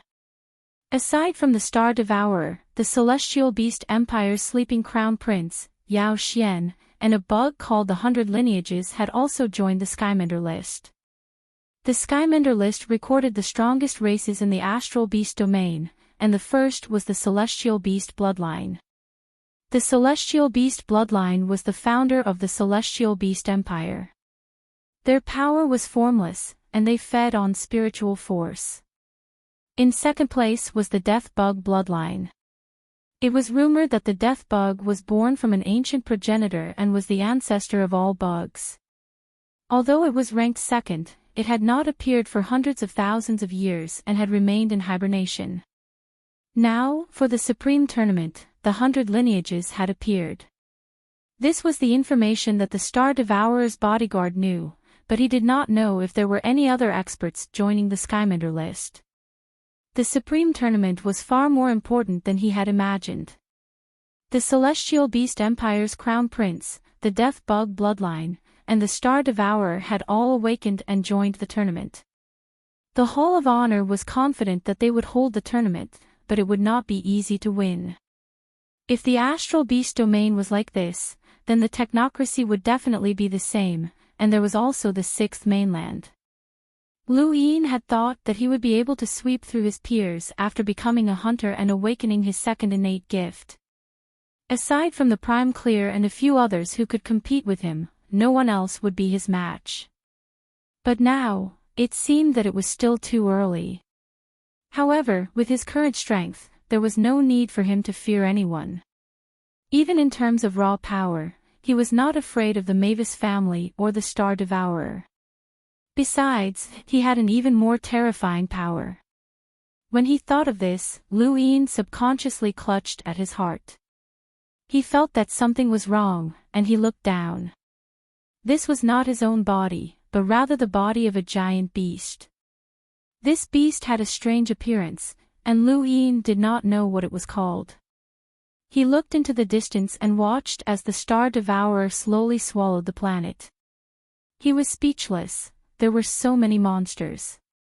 Lu Yin watched as the Star Devourer swallowed a planet, but just as he was about to leave, another memory suddenly flooded into his mind.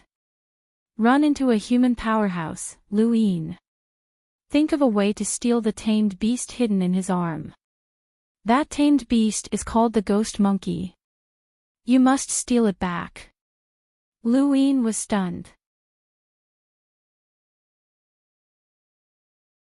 This memory came from the Celestial Beast Empire's state preceptor, Skymender, who had ordered the Star Devourer to steal the ghost monkey.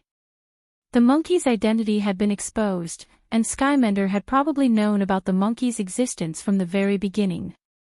He had just been unable to make a move. Hold on, they must have known that the monkey had become Lu Yin's tamed beast during the battle in the mountain and sea realm.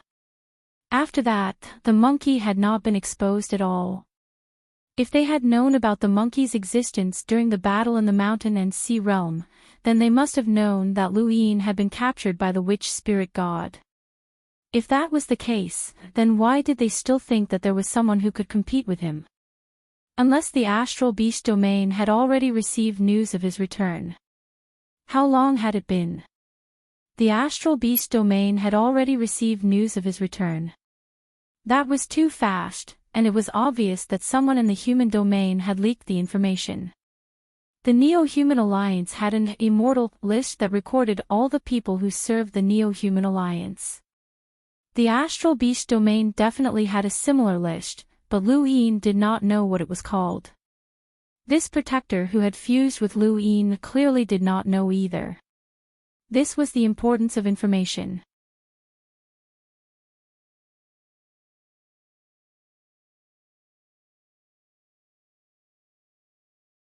Welcome aboard.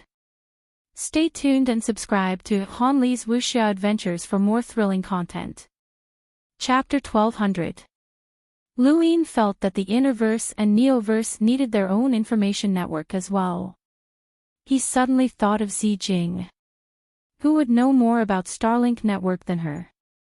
Unfortunately, Starlink Network belonged to the Hall of Honor, and it was even supervised by the Hall of Honor. The Hall of Honor had not hesitated to bestow a great world upon them, so it was impossible for them to be loyal to Lu Yin. As the scene in front of him changed, Lu Yin withdrew from the fusion and returned to his original body. He subconsciously checked his cosmic ring, and to his dismay, he discovered that there should have been 21 million star essence, but now, there was only a measly 300,000 star essence left. He had used up 9 million star essence in an instant, which had been too fast. Still, it was worth it for him to learn so much. With 300,000 star essence left, Lu Yin did not hesitate and rolled his die again. This time, he rolled 1, and a token fell out of the void. It should be some sort of imperial token, as Lu Yin used a bit of force and it shattered. This sort of material could only be used by a certain star system's imperial authority. It could not even reach the level of a weave, so it was useless to him. He continued rolling his die, but this time, he rolled 3 pips. There were no more star essence, so he gave up and tried again. On his last try, Lu Yin rolled 4 pips, time stop space. The scene in front of Lu Yin changed, and he entered the time stop space. 300,000 star essence could only increase the time by 200 days at most, but Lu Yin had enough star energy to condense star crystals. Although it was a little troublesome, he could still extend the time by nearly a year. Back when he had been in the giant eye of the mountain and sea realm, he had stayed there for nearly a year and raised his star energy control to the world realm.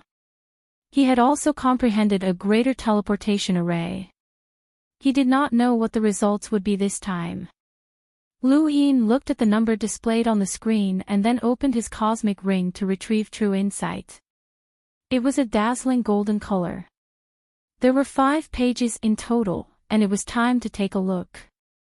True insight had a total of 36 pages, and it was stored in the Hall of Honor. It was a supreme tome for lockbreakers. Only boundless advanced lockbreakers could comprehend it, and even then, they might not necessarily be able to comprehend it. Lu Yin had originally thought that his ability to comprehend a greater teleportation array would allow him to comprehend the sourcebox array within true insight. However, he had underestimated it and overestimated himself. Perhaps the greater teleportation array that he had seen before was just a simplified version that was meant for disciples to study, so Qiu Shi could also comprehend it. In any case, Lu Yin did not really understand the sourcebox array within true insight. How should he put it? This chapter is not finished, please turn the page. However, if he wanted to fully comprehend an array formation, he would need several years, perhaps even decades, or even centuries. There were some sourcebox array formations that people would never be able to fully comprehend in their lifetime. Lu Yin looked through all 5 pages of the sourcebox array, and in the end, he chose one page to comprehend. This should be the simplest sourcebox array, and it was called the origin opening array. Lu Yin did not know what it was used for, so he decided to comprehend it first. In any case, time had stopped. The main reason why one had to raise one's control of star energy to the world level in order to comprehend a sourcebox array was because only a world-level cultivator would be able to mimic the killing intent of a sourcebox array. Otherwise, one would have to find a sourcebox that was identical to the killing intent of a sourcebox array, which was almost impossible to find. To put it bluntly, a sourcebox array was simply a simulation of the power of the previous generation's wisdom. First, he would simulate and learn. Then, he would transform the knowledge into his own comprehension. Finally, he would be able to set up his own sourcebox array. It was rumored that the best origin array masters could see through the combination of multiple sourceboxes at a glance, and they could set up the most powerful sourcebox array in the shortest amount of time. Right now, Lu Yin was struggling to even unlock a boundless advanced sourcebox, let alone reach this step. Of course, he did not bite off more than he could chew. He would take it one step at a time, and there would come a day when he would completely comprehend it. Time was just a number to cultivators, and by the time Lu Yin excitedly discovered that he had comprehended the origin opening array, there was not much time left. The origin opening array was a sourcebox array that protected one's spiritual force. Once this array was used, one's spiritual force would become as stable as a boulder.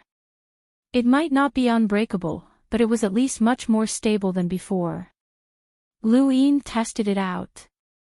If he had known the origin opening array during his battle with Night King Jinwu, then the Night King heaven-splitting technique would not have had much of an effect on him. Even if Night King Jinwu had cheated with his innate gift, Lu Yin would not have been able to win, but he would not have lost either. Furthermore, the origin opening array had an even more important effect, which was that it could nourish one's spiritual force. Although the effects were not that great, it was still better than slowly increasing it. Once there was a suitable way to strengthen one's spiritual force, then the origin opening array would be even more perfect. Although this formation did not seem to be very useful, as it could not attack, heal, or defend against physical attacks, the essence, energy, and spirit were the weak points of many people. Some people focused on cultivating the essence, energy, and spirit, and these people were usually very powerful. With the origin opening array and the Stonewall scriptures, Lu Yin could be considered to have made up for his spiritual force's weakness. At the very least, he would not have to worry about facing a spiritual force expert. Wait, why did he need to defend himself? Couldn't he take the initiative to learn stronger spiritual force attacks? This chapter is not finished. Please turn the page. Nightfall was useless against people like Night King Jinwu, but it would still be very effective against other experts. If Lu Yin's spiritual force was strengthened even further, then he should be able to threaten peak experts like Yu Hua Mavis. The more Lu Yin thought about it, the more he felt that he should improve his spiritual force. He just so happened to have a way to do so, and there was no other race in the universe that was more proficient in spiritual force than the Day-Night clan.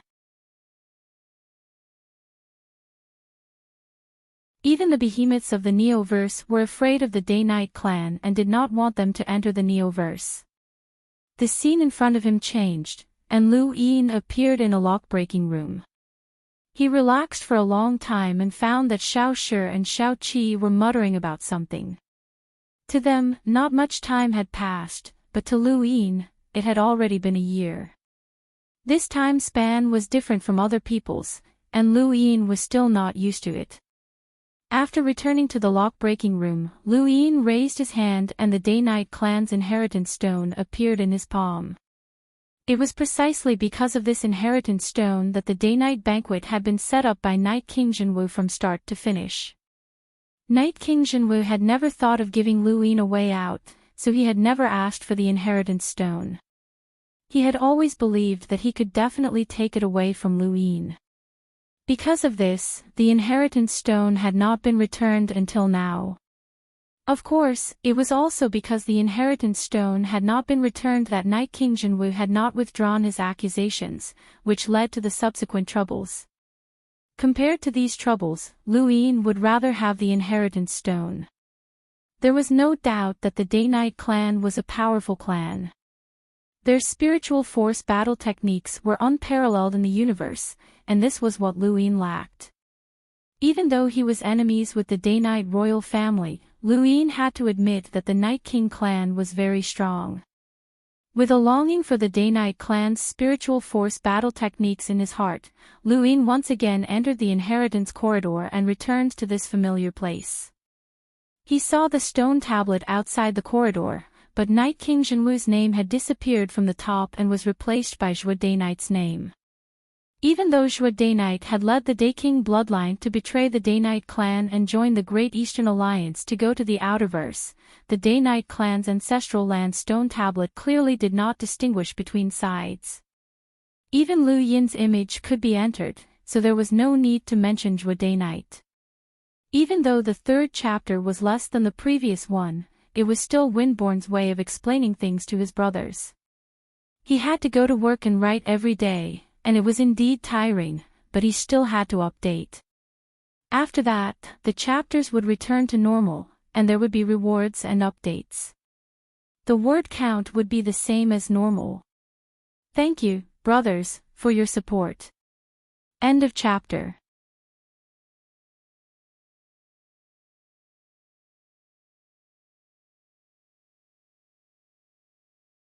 Welcome aboard. Stay tuned and subscribe to Han Li's Wuxia Adventures for more thrilling content. Chapter 1201. Zhou Day-Night had replaced Night King Jinwu as the first person on the ancestral land stone stele. Her image was exceptionally dazzling to the Night King clan, and Lu Yin's image was even more dazzling.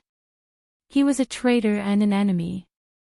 The third person was Zhanlong Day-Night, who had followed Zhou Day-Night to the Outerverse. He was also a traitor and a member of the Day-King bloodline. The ancestral land stone stele had these three people at the top, which caused the entire Day-Night clan to sink into depression. No one could surpass these three, and even Night Queen Yanqing, who was currently ranked 4th, could not do so. Ever since Lu Yin had killed Night King Jinwu and stepped over the Day-Night clan to step into the Neoverse, the entire clan had been sealed off. The Day-Night flow zone was completely different from before, and the Day-Night clan's arrogance had gradually faded away. Even when Lu Yin had been captured by the Neo-Human Alliance, the Day-Night clan had not said a single word. Everyone was staring at the images on the stone stele, wanting to surpass these two. No matter how loathsome or arrogant the Day-Night clan was, they still had their own pride. They were one of the strongest clans in the universe, and they would not allow others to step on them. If they did not surpass Lu Yin's group, the Day-Night clan would not reappear. Pitiful people had their detestable aspects, but detestable people also had their respectable aspects. The Day-Night clan's actions caused the various powers of the Innerverse to raise their eyebrows. On this day, many Day-Night clansmen were sitting cross-legged beneath the stone stele in the ancestral land. They were trying their best to comprehend battle techniques and improve their images. Occasionally, some would spit out blood, but they still persevered. Night King Dejiang was personally overseeing the situation below the stone stele, and he was staring at Night Queen Yanqing in the distance. Night King Jinwu was dead, and Night Queen Yanqing was now the Day-Night clan's greatest hope. Her innate gift was extremely high, and even though she was still far from Night King Jinwu's, it was not impossible for her to improve. He then looked at Night King Gu and secretly shook his head. Once one surpassed the younger generation, one's potential would only decrease, not increase. He then looked at the other Night King clansmen and was dissatisfied. He then looked at the Day-Night clan and shook his head again. This generation of the Day-Night clan had produced many geniuses with innate gifts. The clan's elders had once said that this generation's destiny would all belong to the true martial sect, but that was not the case. Shua Day-Night, Zhanlong Day-Night, and even Night Queen Yanqing all possessed innate gifts that surpassed the average person. However, aside from Night Queen Yanqing, all of these geniuses were traitors. Night King Dejiang's gaze turned sinister as he recalled the scene where he had been suppressed by High Saint's divine might. His entire body erupted with killing intent, and the entire ancestral land trembled. Beneath the stone tablet, many of the Day-Night clan members felt their blood run cold, but none of them dared to make a sound. During this period of time, they had experienced this feeling too many times. They were constantly on the brink of death. Not far away, the elder from the Night King bloodline sighed, not daring to speak either. The dignified Day-Night clan had been turned upside down by a mere junior, and everyone was responsible for that. Night King Yuanjing's gaze turned cold. Lu Yin, that bastard. If he had known that such a day would come, he would have eliminated this scourge first, but it was too late now. With that in mind, he looked up at the top of the stone stele, at Lu Yin's image, and felt as if he could devour him.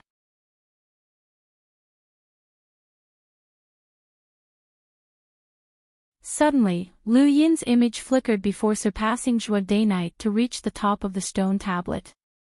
Night King Yuanjing was aghast, and he stared in disbelief as if he had seen a ghost. At the same time, the others had also noticed this scene. Many Day-Night clan members had entered the Inheritance Stone to comprehend battle techniques, and they had risked their lives in order to rely on the stimulation provided by the three people at the very top. Now, Lu Yin had leaped to the very top and appeared at Night King Jinwu's original position, which was why he was immediately discovered by others. The Day-Night clan's ancestral land was silent as everyone stared blankly at the top.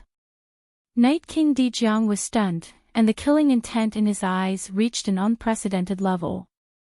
Zhuo Day-Night had only reached the top after comprehending the Day King's ultimate technique, Night's End, Daybreak. This Lu Yin had actually surpassed her. What had he comprehended? Could it be? The back of the inheritance corridor was still as dark as ever. This was not Lu Yin's first time here, and he was already very familiar with it. He had entered the depths of the inheritance corridor before, and this time, he had directly reached the original limit. It was here that he had comprehended Nightfall. Now, he could take another step forward and slowly approach the deepest part of the corridor. As he took a step forward, a shocking slash appeared in front of him. It was not a real slash, but one that was driven by spiritual force. This was the Night King Heaven-Splitting technique. Lu Yin had not expected to comprehend the Night King Heaven-Splitting technique just by taking a step forward. He was excited as he silently recited the Stonewall scriptures and stared straight ahead. He was well aware of how powerful the Night King Heaven-Splitting technique was, as he had experienced it more than once. If not for the Stonewall scriptures, he would have long since died to this battle technique. Now, he was actually able to learn it. Night King Jinwu's ultimate technique, which was also the first Night King's silent battle technique, had finally unveiled its mysterious veil in front of Lu Yin. There were two ways to comprehend the Day-Night clan's ultimate battle techniques. The first was to enter the corridor, as their innate gifts would help them comprehend battle techniques.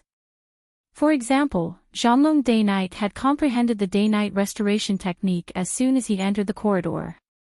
The second method was to advance with one's own strength. As long as one could reach the deepest part of the corridor, they would be able to comprehend any battle technique. This was Lu Yin's method. He was not a member of the Day-Night clan, and the clan's battle techniques would not allow him to comprehend them. After an unknown amount of time, the scene in front of Lu Yin's eyes disappeared. He was excited. This was the Night King heaven-splitting technique. He raised his hand, and a strange power gathered. It was his spiritual force, which then transformed into a sharp slash that tore through the void.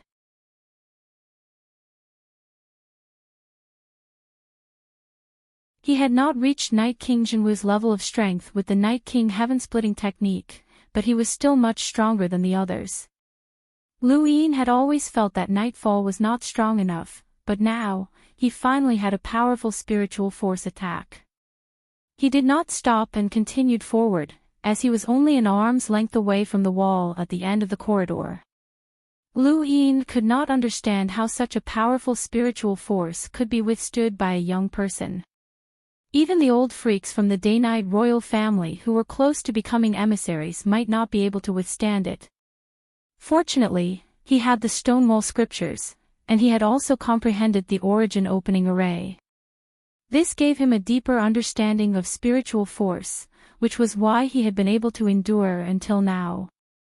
He took a step forward, and this step was the moment he surpassed Zhua Day-Night and reached the top of the Day-Night clan's ancestral land stone tablet. In front of him was the end of the corridor, and Lu Yin saw a mural on the wall. He could not understand it, but it seemed to be describing something that had happened in ancient times. It was probably a scene of a battle. Lu Yin studied it carefully. He had not received any battle technique inheritance, so he could only look at the mural. He looked at the vivid images of the characters, all sorts of creatures, and even a cloud. Lu Yin's expression was solemn as he stared at the mural. There was a cloud symbol on a woman's clothes. That symbol represented the power that held the remnants of the mountain and sea realm's spiritual force, and that power represented the dream finger. Lu Yin had never expected to see such a symbol in the Day-Night clan's inheritance corridor. It represented a power and a certain will. It also represented his extreme rage and hatred. Who exactly did this symbol represent? Lu Yin's breathing quickened, and he wanted to see it more clearly. He endured the spiritual force suppression and took another step forward. He placed a hand on the mural at the end of the corridor, and at the same time, a finger descended through the void. Lu Yin's pupils shrank. The dream finger. No. His expression changed. The finger in front of him contained day and night. This was the Day-Night clan's spiritual force battle technique. At that moment, he seemed to hear 5 words, Night King's immortal descending finger. It was clearly the same, but it was also different. Lu Yin could not help but raise his hand and tap out with his finger to meet the Night King's immortal descending finger. It seemed the same, but one was a fingertip battle technique that contained an indescribable charm, while the other was a spiritual force battle technique that contained an irresistible pressure. They seemed the same, but they were definitely not the same battle technique. However, they definitely originated from the same battle technique. Lu Yin's eyes flashed. This battle technique had appeared at the end of the corridor, but its power was not as strong as the Night King's heaven-splitting technique. Either he had comprehended it in the wrong direction, or this battle technique represented a special meaning that was not just a battle technique. This battle technique was definitely related to the dream finger, and it was also related to the power represented by the cloud symbol. After comprehending the Night King's immortal descending finger, the spiritual force pressure that had been suppressing the entire corridor suddenly disappeared. Lu Yin raised a hand to touch the mural, and it felt as if he had touched upon an ancient scene. There was only one mural at the end of the corridor, and there was nothing special about it. No matter how Lu Yin touched it, he could not find any treasures. Half a day later, he retracted his hand, but there was nothing there. This was the end of the Day-Night clan's inheritance corridor, and there was only the Night King's immortal descending finger. He was not disappointed, as he now knew that the Day-Night clan might be related to the power represented by the cloud symbol. Lu Yin turned around and left the corridor. He had only taken a few steps when his body suddenly stopped, and he froze in place. At this moment, what appeared in front of him was not the corridor, but the heavens. There were countless interstellar battleships, and countless space-exploring experts were kneeling on one knee. Greetings, Alliance Leader. Greetings, Alliance Leader. Greetings, Alliance Leader. In the distance, the astral river was resplendent, and everyone on the giant ark was kneeling on one knee as well. After crossing the astral river, Lu Yin saw the Blaze Realm, the Blazing Mist Flow Zone, and the Day-Night Flow Zone. He saw powerhouses that had once stood tall in the heavens, and the powerful clans that had once illuminated the universe were all kneeling before him. He then looked past the inner verse and saw the cosmic sea, the Neoverse, the Glory Realm, and the entire Realm Mountain. Everyone was kneeling before him, and everyone was submitting to him. At this moment, he had reached the pinnacle of his life, and he stood at the peak of the entire human domain. No one was above him, and he could look down on everyone else. He was the master of this universe. Lu Yin blinked, stunned. What was going on? Suddenly, he thought of something, and his lips curled up. So that was how it was. It seemed that Night's End, daybreak was not only hidden in the bloodline of the Day King clan, but also in this corridor. Night's End, daybreak, and the Day King had used an era-soundless battle technique that was known as the most powerful illusion. Even if one knew that this was an illusion, they would still fall into it. Back when Zhuo Day-Night had used Night's End, daybreak, she had almost caused Night King Zhenwu to fall for it. The gap between the two of them was enormous, which showed just how powerful Night's End, daybreak was. Lu Yin had not held much hope for Night's End, daybreak, but he had not expected to actually comprehend it.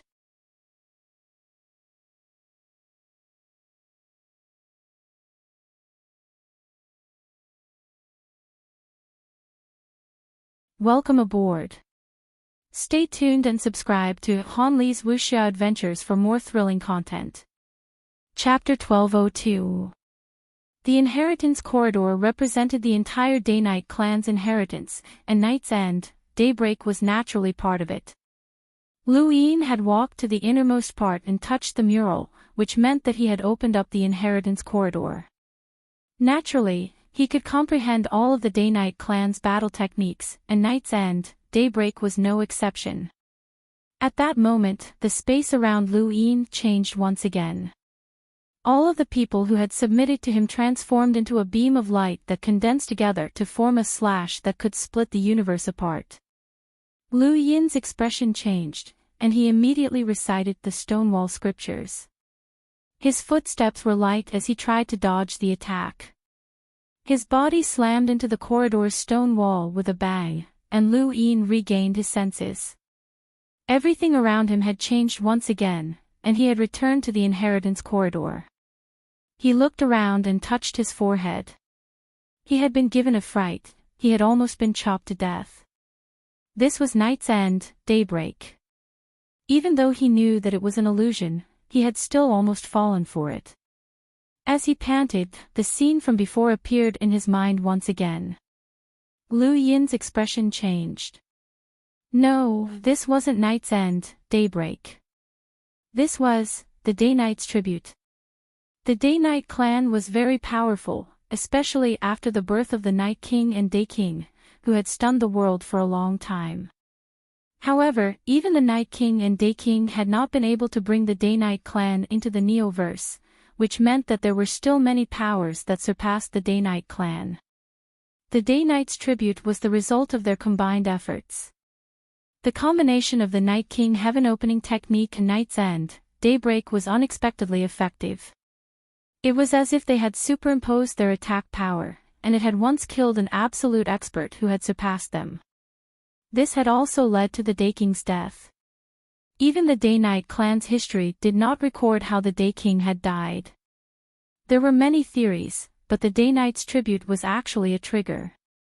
Not only had the Day-Night clan angered the power behind that expert's death, but the Day-Night's tribute had also raised the Day-Night clan's status to another level, causing some people to feel apprehensive. The Day-Night's tribute was a technique that allowed the user to endlessly use the Night King Heaven opening technique within the illusion of Night's End. Night's End, Daybreak's specialty was to cause people to fall into a trance and use the illusion to cause irreversible damage. Regardless of whether one was within or outside of the illusion, such damage would occur. If the Night King Heaven opening technique's infinite attacks were added into the mix, then how terrifying would it be? Lu Yin's breathing quickened. This should be the final legacy of the entire corridor. Day-Night's tribute.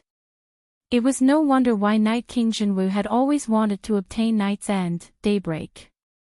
He must have known about the Day-Night's tribute, and once he grasped it, his power would be completely different. Lu Yin could imagine Night King Jinwu using Night's End, Daybreak to drown everyone and then unleashing the Night King Heaven-splitting technique without limit. This sort of attack technique could even be used by all of the top powerhouses on the Golden Stage. Shi Ju had broken through to the Enlighter realm because he did not have a sufficient foundation, but Day-Night's salute was Night King Jinwu's foundation. If Night King Jinwu was able to master the Day-Night's tribute and break through to the Enlighter realm, then Lu Yin was absolutely certain that Night King Jinwu would become one of the top powerhouses in the Mountain and Sea realm. Yuhua Mavis had gathered great mastery of strength, and she had also gathered great mastery of her domain without being able to see the light. As for Night King Jinwu, he had gathered great mastery of his spiritual force. Both of them represented some sort of pinnacle, and now, this pinnacle had been given to Lu Yin. Lu Yin stayed under the inheritance stone for more than 10 days. These 10 days were extremely difficult for the Day-Night clan, and everyone stared blankly at Lu Yin's name at the top of the ancestral land stone tablet. Anger, helplessness, and sullenness filled the hearts of the Day-Night clan members. Even Night King Di Jiang stared at Lu Yin's image in a daze. In the future, once this young man matured, would the Day-Night clan still have room to survive? Di Jiang really wanted to eliminate this person, but it was already too late. Night Queen Yanqing clenched her fists as she stared at Lu Yin's image. The gap between her and this person was growing wider and wider, to the point where it made her feel despair. Would she be able to surpass him in the future? On a planet in the Lockbreaker realm, Lu Yin walked out, feeling a little dizzy. He had cultivated his spiritual force too much, but it was very refreshing.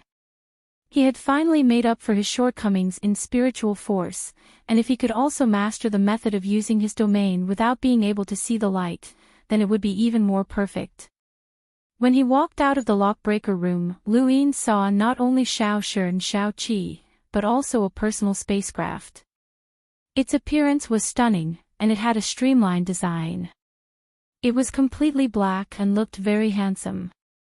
More importantly, it was a collapsible spacecraft, a black hole-grade Aurora Universal collapsible spacecraft. It was rumored to be a product that had yet to be developed. The two mushroom-headed youths circled around the spacecraft with envious expressions on their faces. Lu Yin appeared. Whose spacecraft is this? Aside from the three of them, he did not sense anyone else on the planet. The two mushroom-headed youths were startled, and when they saw that it was Lu Yin, Xiao Shi enviously said, "It's yours." Xiao Qi continued, "Any lockbreaker who reaches the boundless advanced lockbreaker realm will receive a reward from the Lockbreaker Society. Your reward is a black hole-grade Aurora Universal collapsible spacecraft and 2 million star essence." Lu Yin was stunned, but then he was overjoyed. "Really? It's all mine." Xiao Qi nodded and opened her hand to reveal a red Mavis bank card. "There are 2 million star essence here. It's the Lockbreaker Society's reward for you." Luin had not expected to receive such benefits, as the Lockbreaker Society was too generous. Aside from the black hole-grade Aurora Universal Collapsible Spacecraft and 2 million star essence, this planet in the Lockbreaker realm was also a reward. In addition, he had unlocked a boundless advanced source box, and the items he had obtained were also his. There were 16 grains of Fate Sand, and he had given 2 to the 2 mushroom-headed youths, so he still had 14 grains of Fate Sand.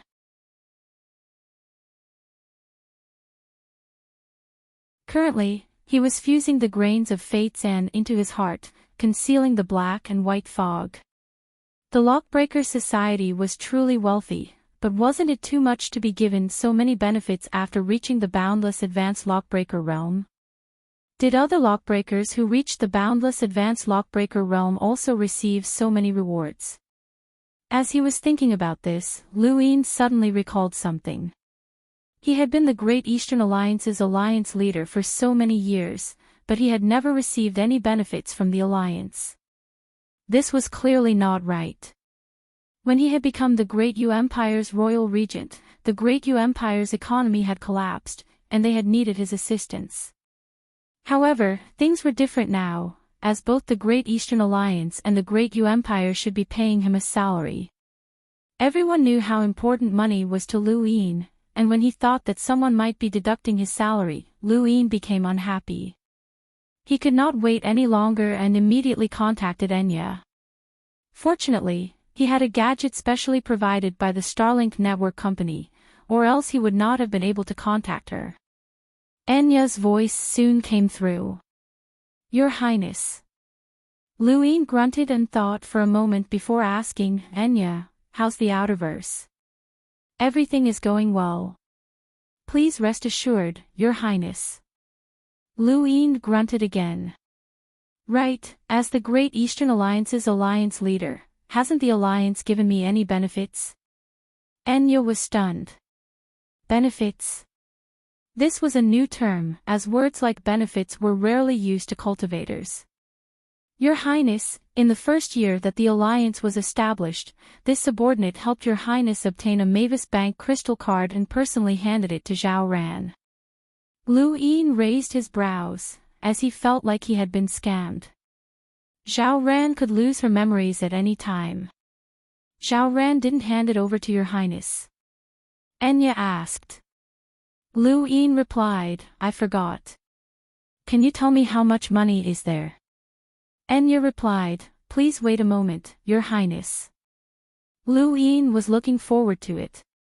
Not long after, Enya spoke again. "My apologies, Your Highness. The alliance has only been established for a short period of time, and the resources that the entire Outerverse has contributed to Your Highness aren't that much." Luin's heart sank. "However, the amount will increase every year. As the alliance's interactions become more frequent, the number of shipping routes will increase, and the economy will strengthen. Your Highness benefits will also increase accordingly," Enya continued. "Just tell me how much money is there," Luin said, as he no longer held any expectations. Enya replied, 11,520,000 star essence. Luin was stunned, as he suspected that he had misheard. "How much did you say?" 11,520,000 star essences, Enya repeated. Luin was speechless. How was that little? However, he soon realized who he was. He was the master of the Outerverse, and although the resources of the Outerverse could not compare to the Innerverse, they were not that far off. An Outerverse master who had been in the Outerverse for nearly 8 years would only earn a little more than 10 million star essence, which was indeed very little. Even the leaders of the Innerverse 8 Great Flow Zones would not be able to earn that much after 8 years, let alone the master of the Outerverse. "Your Highness, the alliance has only been established for a short period of time, and we have yet to fully integrate ourselves. We still need to build an army, and we've already waged war against the Day-Night Flow Zone and Blazing Mist Flow Zone. There are also various losses." Enya was interrupted by Luin before she could finish. "All right, I understand. there's nothing else. Enya softly replied, "Yes, Your Highness."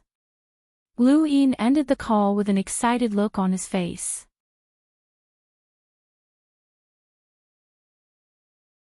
"10 million star essence was indeed very little compared to the master of the Outerverse, but he had never expected to gain anything from it.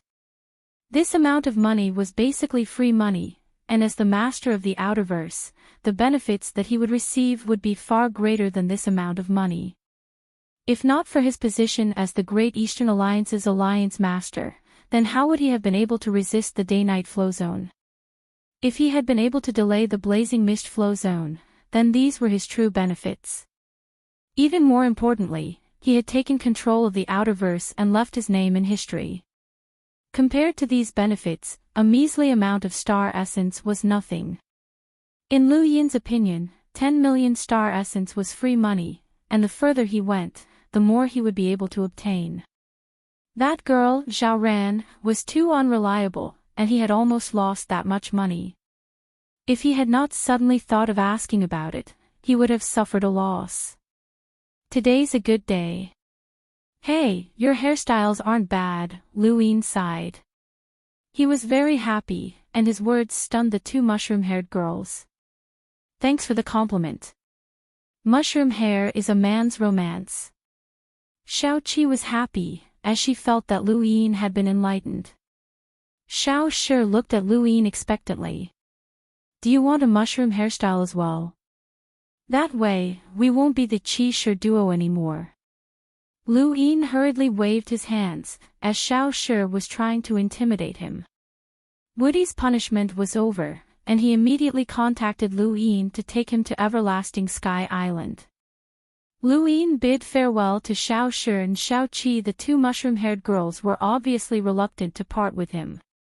You must not randomly lock break. It'll bring about disaster, and it'll be very, very scary. Xiao Shi waved his hand. Xiao Qi waved back. How about a mushroom hairstyle? It's a man's romance. Lu Yin left the lockbreaker world without looking back, as he was afraid that someone would see him with the two mushroom-haired girls. The Qi Shi duo. The Qi Shi trio. Just the thought of it was terrifying.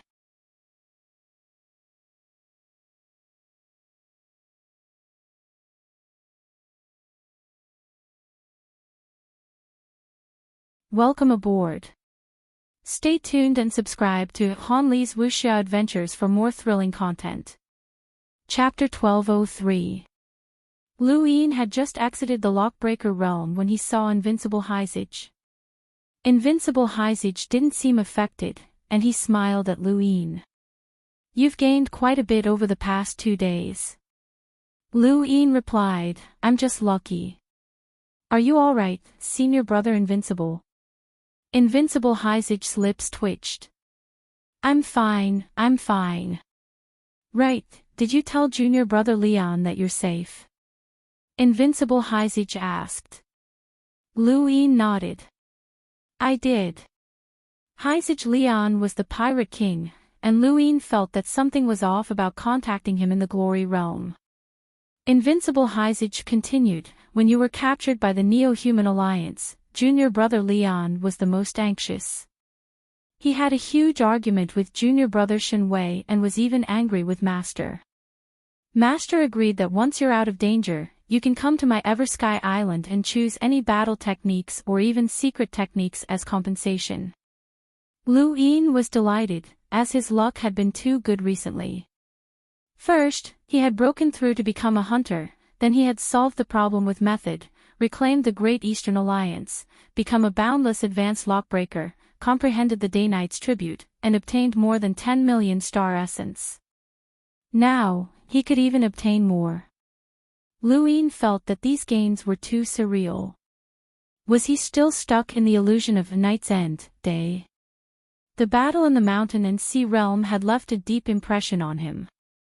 He had thought that defeating Night King Jinwu would allow him to stand at the peak, but the peak was even higher. He had been a spectator from the start of that battle, even after defeating Yu Weep.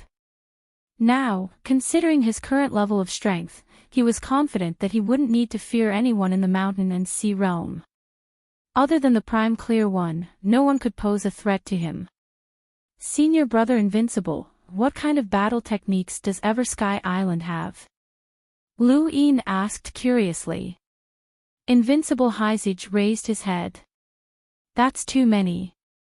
My Eversky Island has 13 ultimate techniques that are famous throughout the universe.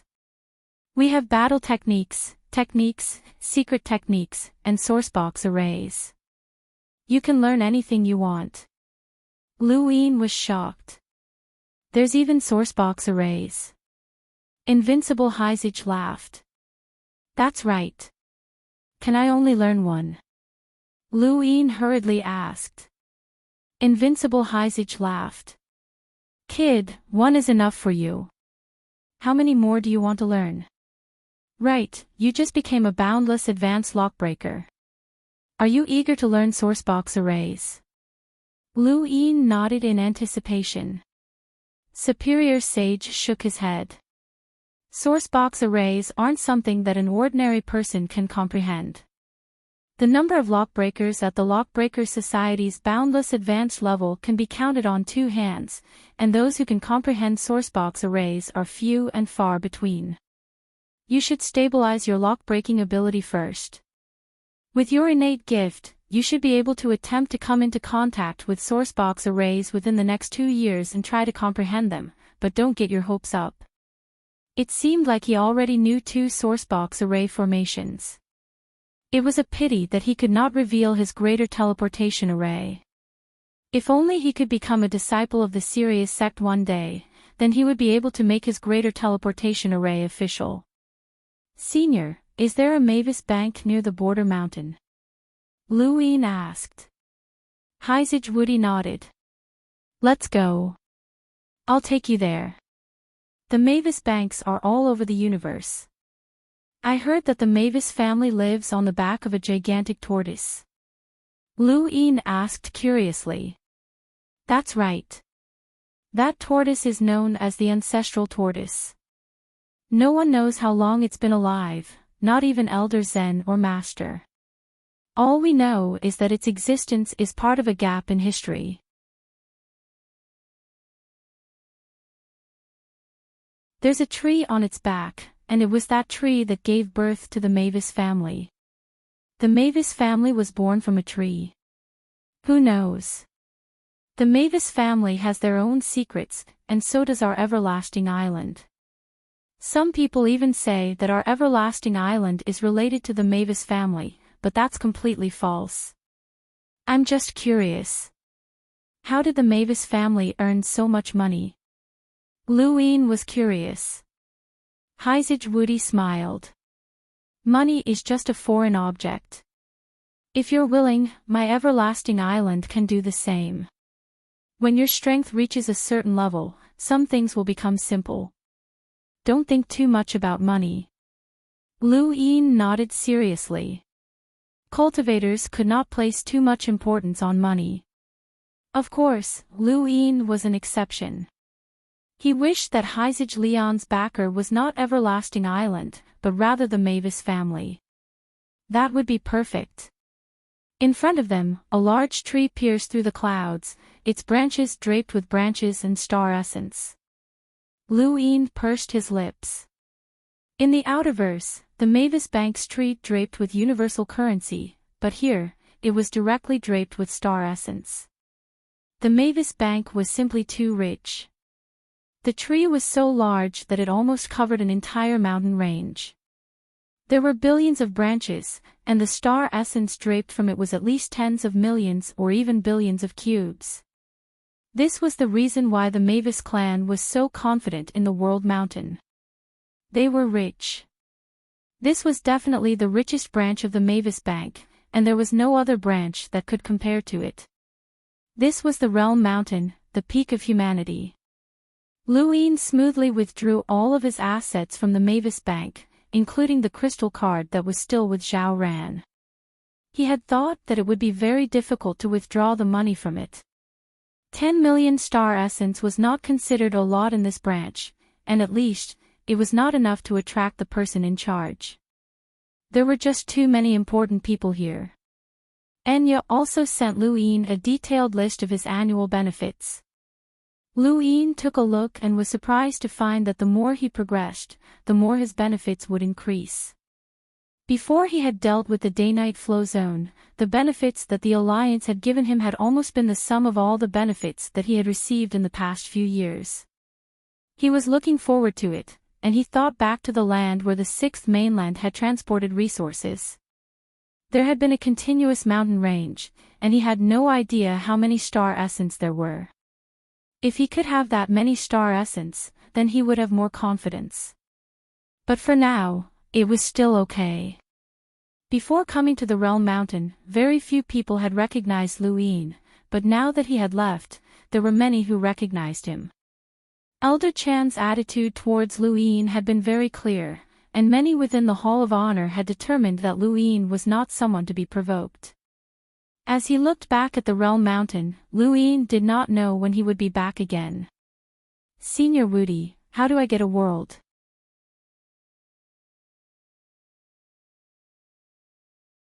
Lu Yin suddenly thought of something and asked. Woody replied, it's not simple. The materials are hard to come by, and the Hall of Honor forbids the long-term existence of a world outside the glory realm. Once it's discovered, it's immediately taken back. Otherwise, there would have been people rushing to buy it. Lu Yin was disappointed, but he did not expect to be able to obtain a world right now. Senior Woody, do you know about the general appointing platform? Woody's eyes flashed, and he looked at Lu Yin. Why do you ask? Lu Yin replied, back then, I was almost killed by Night King Jinwu because of the general appointing platform. That's why I want to take it away as a memento and also as a way to encourage my cultivation. I can even buy it. Woody shook his head. Don't even think about buying it. The Hall of Honor will never sell it to you. The general appointing platform is not ordinary, so don't even think about it in the future. Lu Yin grunted, and his eyes flickered. Could the general appointing platform be the same as his second innate gift? If it was, then the owner of the platform might be related to him. Innate gifts could be passed down through one's bloodline, and an unrelated general appointing platform should not appear in the universe. Lu Yin left the Realm Mountain and headed towards Everlasting Island. At this moment, in the Outerverse, Yumu was cautiously submitting a video to the upper echelons. This video was a recording of Lu Yin's battle with him, and he had highlighted the giant's right arm. What are you trying to say? A low voice came from a terminal. Yumu replied, this is the giant's technology, and it should belong to a destroyed race. I'm wondering if this Lu Yin is related to that branch of giants. Even if he's related, it has nothing to do with us. Shamrock Enterprises wasn't the one that destroyed that branch of giants. Yumu continued, if Lu Yin can control the giant's technology, then he might be able to recreate the glory of the giant civilization. Don't forget that the giant civilization was destroyed because they posed too great of a threat. Lu Yin has been in the Outerverse for so many years, and he has grasped too many external powers. These might have come from the giant civilization. The other side fell silent. Yumu was unwilling to accept this. Are you planning to give up on the giant civilization? There is civilization that can rival an emissary's power armor, and even the Hall of Honor is wary of them. I understand. I'll look into it. Yumu hung up. Yumu sighed and looked at the video. Don't blame me, Lu Yin. You can only blame yourself for being too sharp. The universe isn't that simple, and what you see isn't that bright. Far away from Yumu, Wei Rong was conversing with someone. This person was young but pretended to be mature, but his eyes were filled with unease, vigilance, and curiosity about the future. There was even a trace of excitement. This was the kind of gaze that Wei Rong liked the most. There was another person standing beside Wei Rong, a woman named Lily Rose. Brother Page, what kind of help can we provide to your Tinderflame Alliance? Or rather, to what extent can we help you? Wei Rong asked with a smile. Lily Rose clenched her fists and looked at Paige expectantly. This day had finally arrived. Paige took a few deep breaths and excitedly replied, "We have a plan." Wei Rong smiled brilliantly. "Of course, I like to work with people who have a plan, and His Highness will be happy to hear that. Then, we can discuss this. The Blaze Realm is a good place." Paige nodded vigorously. Wei Rong smiled. In the entire Great Eastern Alliance, Luyin had the highest status, while Wang Wen, Enya, and a few others were just below him. Wei Rong did not have much actual authority, but he was something like a military advisor.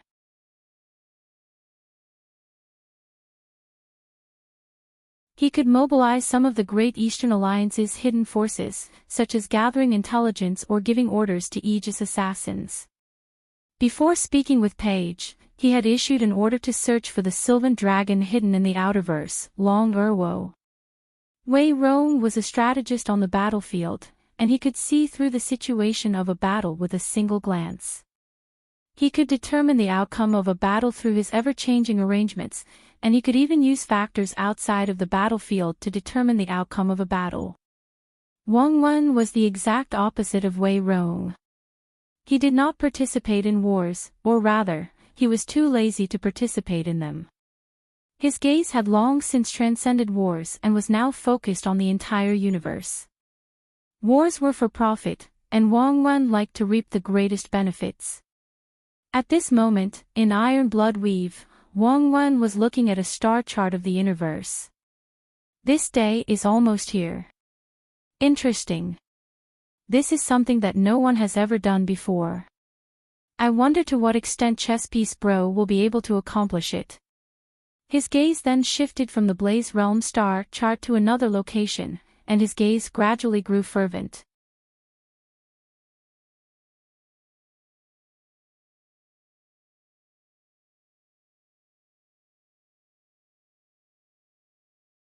Welcome aboard.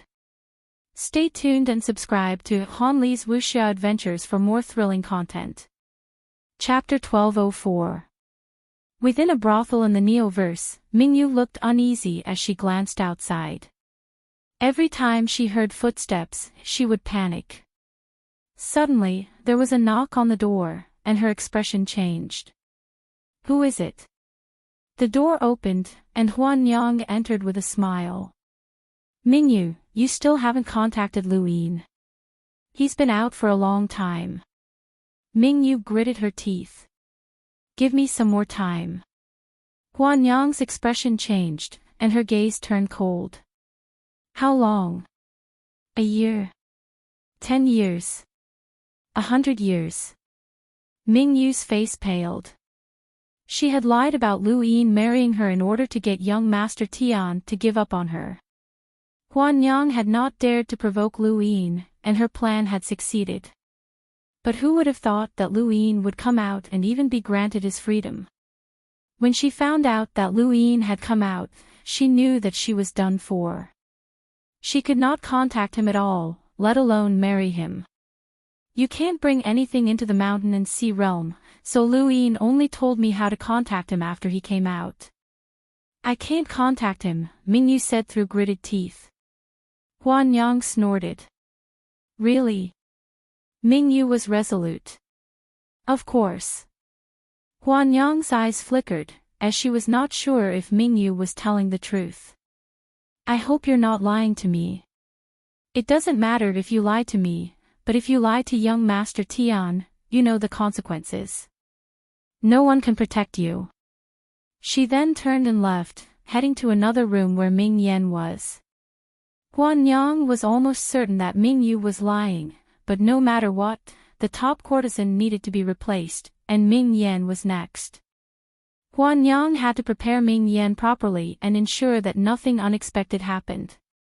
When she entered Ming Yan's room, Huan Yang's attitude was not as gentle as she had been with Mingyu. You'll replace Mingyu as the new top courtesan in a few months. The brothel will promote you then, so don't let anything happen to you. Ming Yan's back was to Huan Yang as she replied, "There won't be any accidents."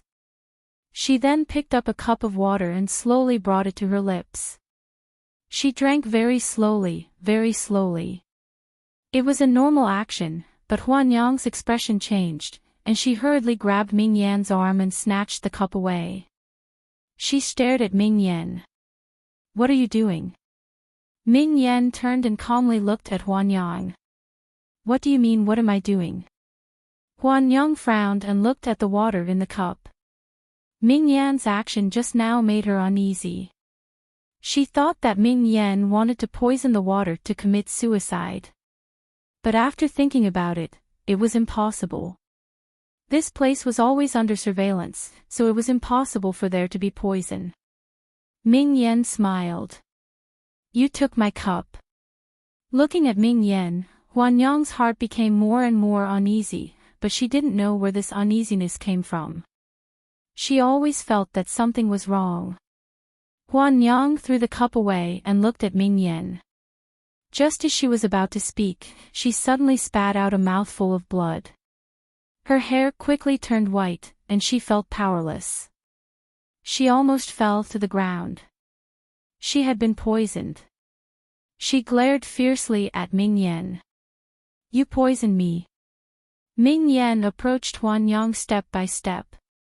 "I told you, you took my cup."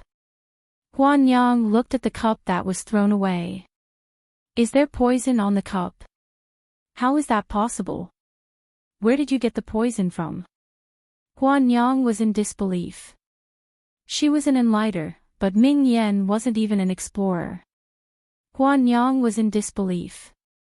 Huan Yang suddenly attacked Ming Yan. Ming Yan narrowed her eyes and said, "Look at your own hand." Huan Yang paused and looked at her hand. It was withered and old. She frantically rolled up her sleeves, and her skin wrinkled as if she had aged several decades.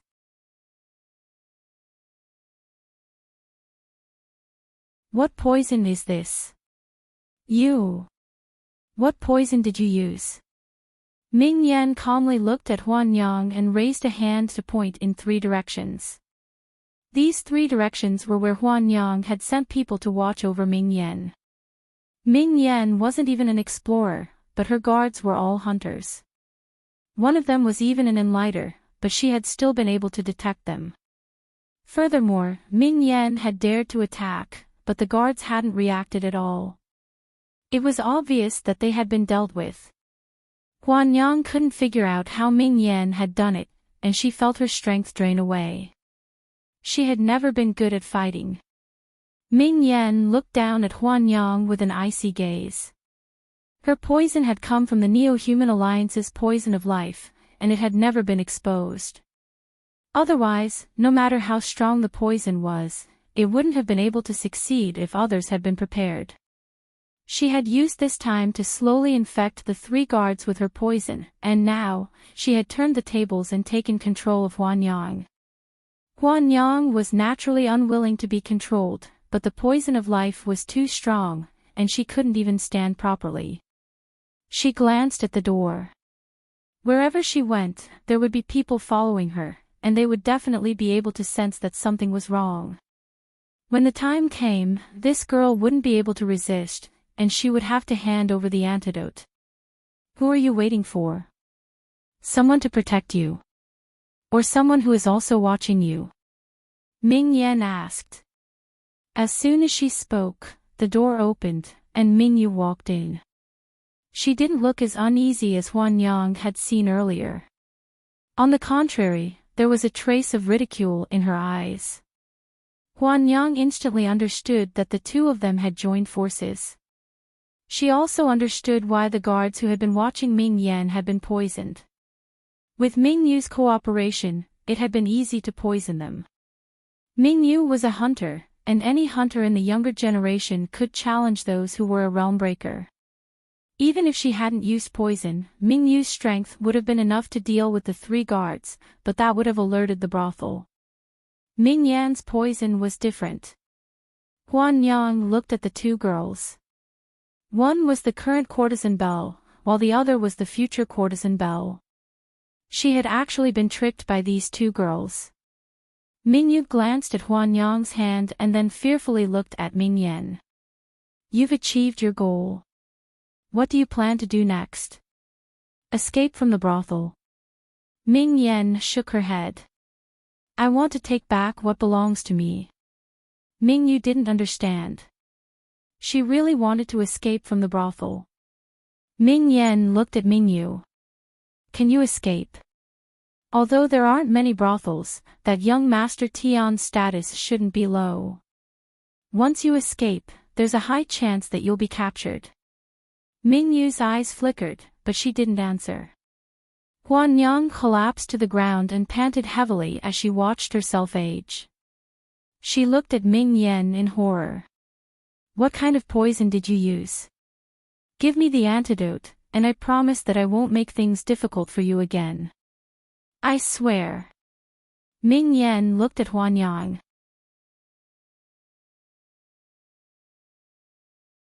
Do you think that we can escape from the Neoverse? Huan Yang did not hesitate. Impossible. Behind the brothels is the Forgotten Land's Black Street. The Black Street is filled with outlaws who have been isolated and abandoned in the Neoverse. These people are well informed, and the Black Street Master has a grasp of the situation in the Neoverse. You won't be able to escape, so don't even think about it. I swear that I won't make things difficult for you. Mingyu gritted her teeth. She was a scheming person, and the more she thought about it, the more fearful she became of the brothels. She had heard of the Black Street before, and even if she escaped to the Outerverse, there would still be people hunting her down unless she married Lu Yin. The universe is vast, and there's no place for you, Ming Yan said indifferently. Mingyu looked at her. What do you want? Ming Yan and Mingyu looked at each other. Let's cooperate and take down the brothels. Mingyu was stunned, as if she had just heard something unbelievable. Huan Yang was also stunned, and then her expression turned strange. It seemed like she was mocking Mingyu, but it also contained the fear of being poisoned. It was as if she had heard the funniest joke in the world, but she did not dare to laugh. Do you know what the brothels represent? Do you know what the Black Street behind them represents? You want to control the brothels. Mingyu cried out. Ming Yan looked at her calmly. With my poison, I can do it. Mingyu did not believe her at all. Ming Yan had been the empress of Shenwu continent for many years, and even though she had split into two personalities, she could still see Mingyu's misgivings. Let's try. If we fail, I have a backup plan that can guarantee that we can escape unscathed. Mingyu's eyes flashed, and she looked at Ming Yan in disbelief. If there was a backup plan, why would they be sent to a brothel? Ming Yan looked at her gadget, and her lips curled up into a smile. I'm Lu Yin's woman. In the Sinew Eternal Southern World, the 7 courts resided in the land of Spirit Void, where the Ku family resided. The land of Spirit Void was the Ku family's land of inheritance. Spirit Void was the origin of the land's name. The land of Spirit Void was ravaged by lightning all year round, and there were many withered trees growing on the land. These were the raw materials for the Ku family's power vessel, the time-withering tree. In a corner of the land, within a mountain range, 2 giant beasts roared and tore at each other. Both beasts had the strength of an explorer, and as they tore at each other, the mountains cracked and rivers flowed backwards. Suddenly, a wretched figure walked out of the void, clutching his abdomen. He gritted his teeth and looked back with a furious gaze. Then, a bolt of lightning flashed past and reduced the 2 beasts to dust. The lightning condensed in the void and transformed into Ku Lei, who looked down at the figure. Where do you think you're going? This is the land of Spirit Void, and I can find you no matter where you go. The figure was Ku Wei, and he had been chased by Ku Lei for several days. He was in a sorry state, and he was exhausted to the extreme. He had offended Ku Lei greatly in progenitor Chen's tomb, and he had thought that he could follow Lu Yin after they left. However, Lu Yin had gone to undergo a test, and Ku Pu had stopped him from taking Ku Lei away. After returning to the land of Spirit Void, he had been targeted by Ku Lei. Not only had he been robbed of all his resources, but he hadn't even had the right to meet the family head, much less leave the land of Spirit Void. Ku Lei was playing a game with him, a game of cat and mouse. With a hiss, a bolt of lightning flashed and pierced Ku Wei's knee. Despite the intense pain, Ku Wei resisted the urge to kneel and glared fiercely at Ku Lei. Ku Lei sneered, "Go on, keep running. You don't want to kneel. I'll beat you until you kneel."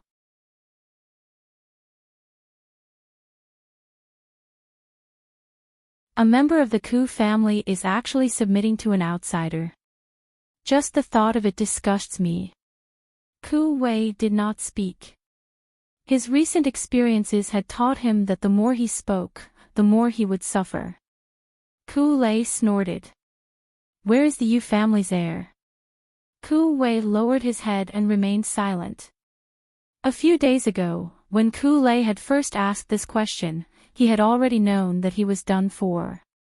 This question had not been asked by Ku Lei, but rather by the family head. It was only then that he realized why Ku Lei had been able to attack him so recklessly. It was no wonder that Ku Lei had only been toying with him and had not intended to kill him. The Ku family wanted to know the Yu family's whereabouts. Another bolt of lightning smashed Ku Wei into the ground, causing him to spit out a mouthful of blood as his flesh was lacerated. Ku Lei arrogantly said, "We'll stop here today. Let's see how long you can endure." He then turned into a bolt of lightning and left. Ku Wei looked at Ku Lei's departing figure with unwillingness, and he sank into despair. Ku Wei endured the pain as he cleaned his wounds. Not long after, a figure arrived and left after leaving behind a human terminal. Ku Wei stared blankly at the figure. "Thank you, brothers, for your support."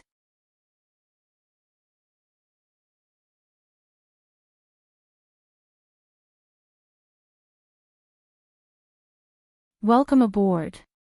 Stay tuned and subscribe to Han Li's Wuxia Adventures for more thrilling content. Chapter 1205. On the other side, Lu Yin had left the Realm Mountain with Heizage Wudi and was now sitting on the primordial she used back. Every time they passed by a large world, Invincible Sage would introduce it to Lu Yin, which made him envious. These great realms were all close to the Hall of Honor. Perhaps they would be protected, but at the same time, they could also pay a price to hire the experts of the Hall of Honor to stabilize their great realms. Why doesn't the Hall of Honor allow a large world to appear in the innerverse and outerverse? A greater world is too easy to destroy. Once an expert destroys a greater world, none of the people inside will be able to escape. The Hall of Honor won't even be able to stop them in time. Lu Yin understood that this was a barely acceptable explanation. At this moment, his gadget rang. It was Ku Wei. He had almost forgotten about this qualified lackey. Your Highness, you have to save me," Ku Wei's weak voice rang out. Lu Yin asked, "What's wrong?" Ku Wei recounted everything that had happened during this period of time and said bitterly, "Your Highness, I can't stay in the Ku family any longer. Ku Lei will kill me. Please take me away." The Ku family was one of the 7 courts, and they were not Lu Yin's subordinates. They would not be so easily bullied, and it would be difficult to take Ku Wei away. He looked at Shangxing Wudi. Shangxing Wudi had also heard their conversation. Heizage Wudi shook his head. Everlasting Sky Island has never had any dealings with the 7 courts, and there is no enmity between them. It's not convenient for us to intervene. Ku Wei had helped him before, and he was also the captain of the Great Yu Empire's 10th Imperial Squadron.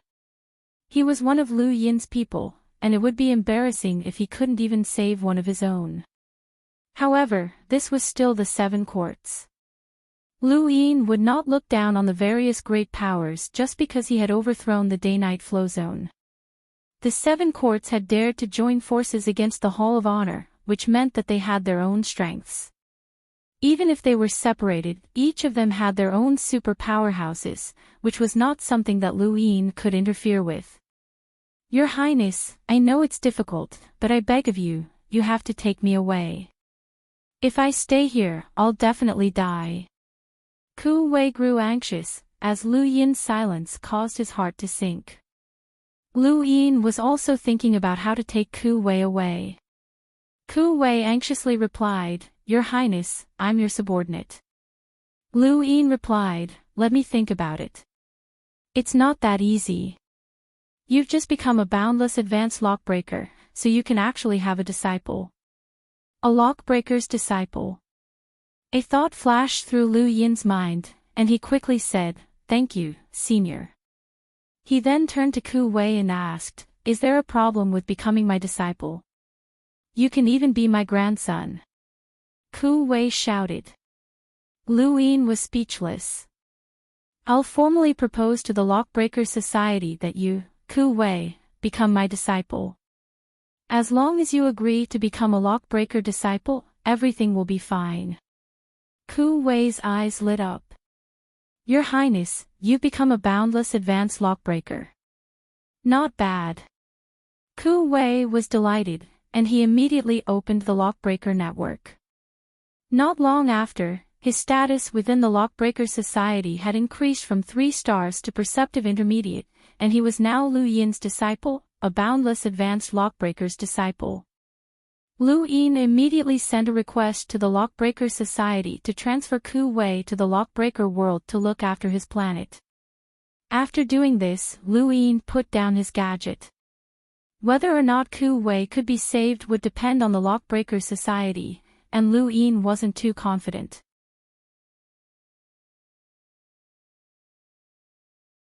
After all, even if Ku Wei was his disciple, he was still a member of the Ku family, and the Lockbreaker Society couldn't interfere with family matters.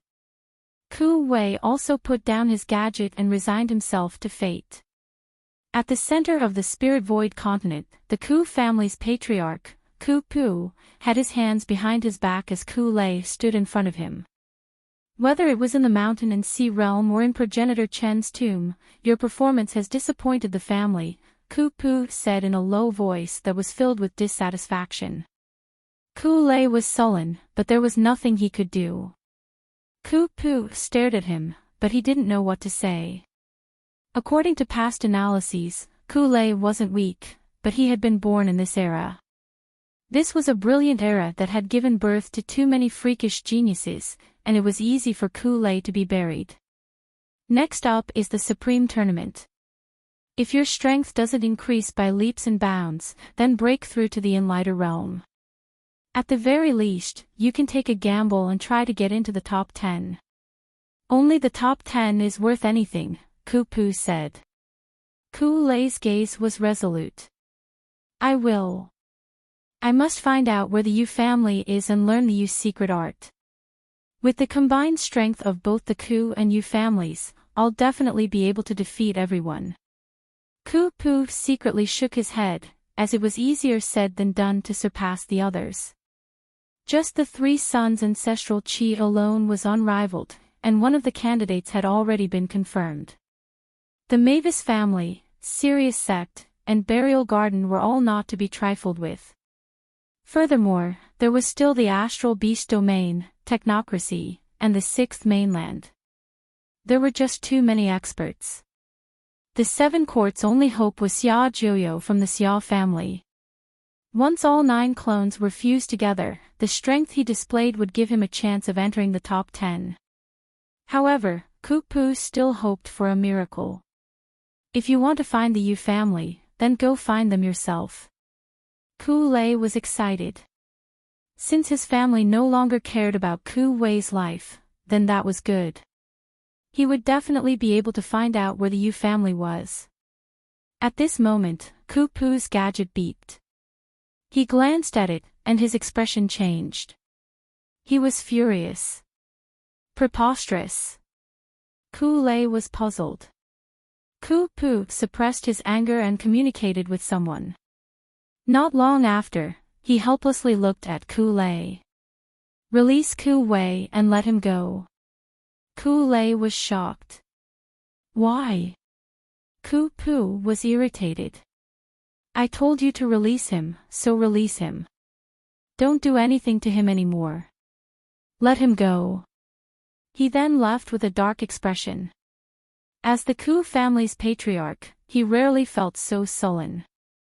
The Lockbreaker Society had used Ku Wei's status as a boundless advanced lockbreaker to summon him to the Lockbreaker world. With Ku Pu's status, he could have rejected the request, as the Lockbreaker Society could not suppress the 7 courts. However, the one who had spoken up this time was the Lockbreaker Society's president, Xiao Ming. That person's existence was something that Ku Pu could not understand. When Ku Pu was still young, Xiao Ming had been the Lockbreaker Society's president.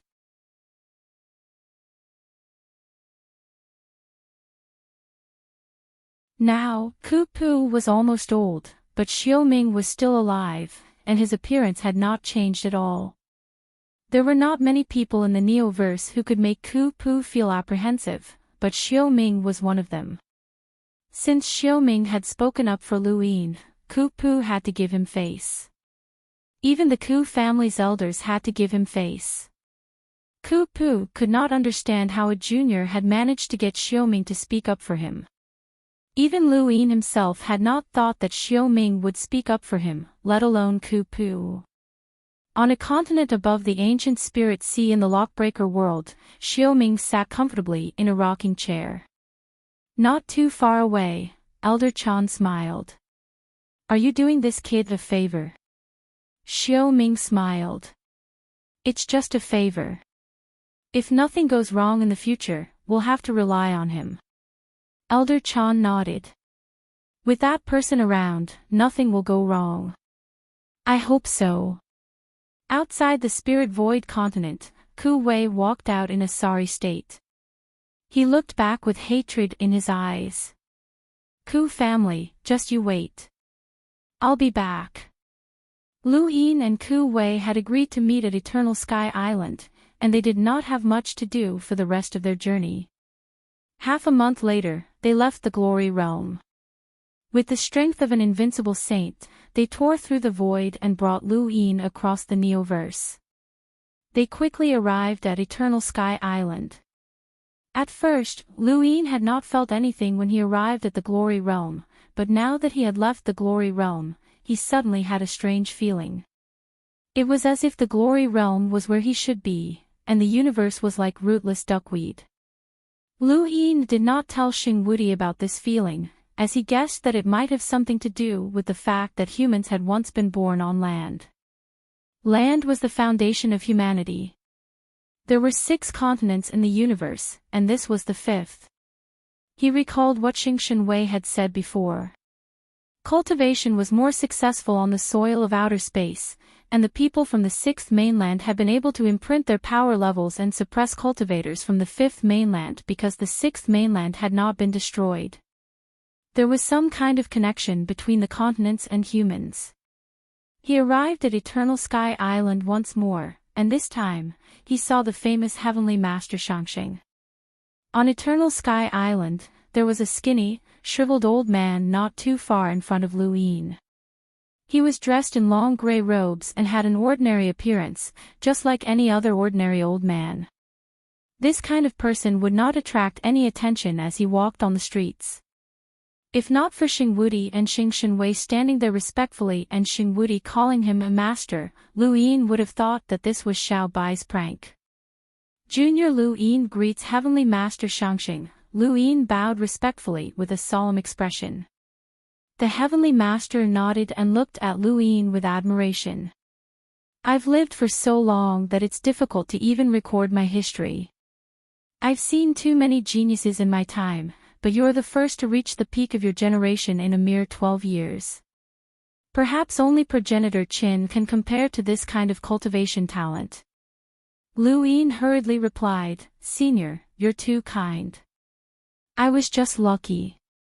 The Heavenly Master smiled. Luck is also a type of strength. Your physical strength, spiritual force, domain, and battle techniques are all at the pinnacle. There are very few people in your generation who can match you. Even the supposedly invincible three-yang ancestral Qi would find it difficult to defeat you. Lu Yin was very excited to receive the Heavenly Master's acknowledgement. All along, the three-yang ancestral Qi had been regarded as a truly invincible cultivation method. After the Prime Clear unleashed the true might of the three-yang ancestral Qi, no one thought that he would be defeated. It was impossible.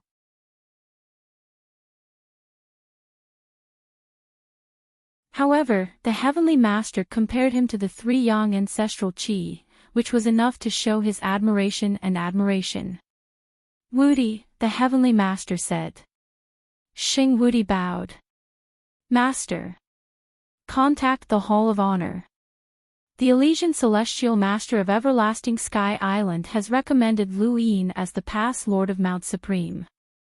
He'll be in charge of this pass. Xing Wudi wasn't surprised. Yes, this disciple understands. Lu Yin was puzzled. Mount Supreme. Pass Lord. The Heavenly Master didn't give him an explanation.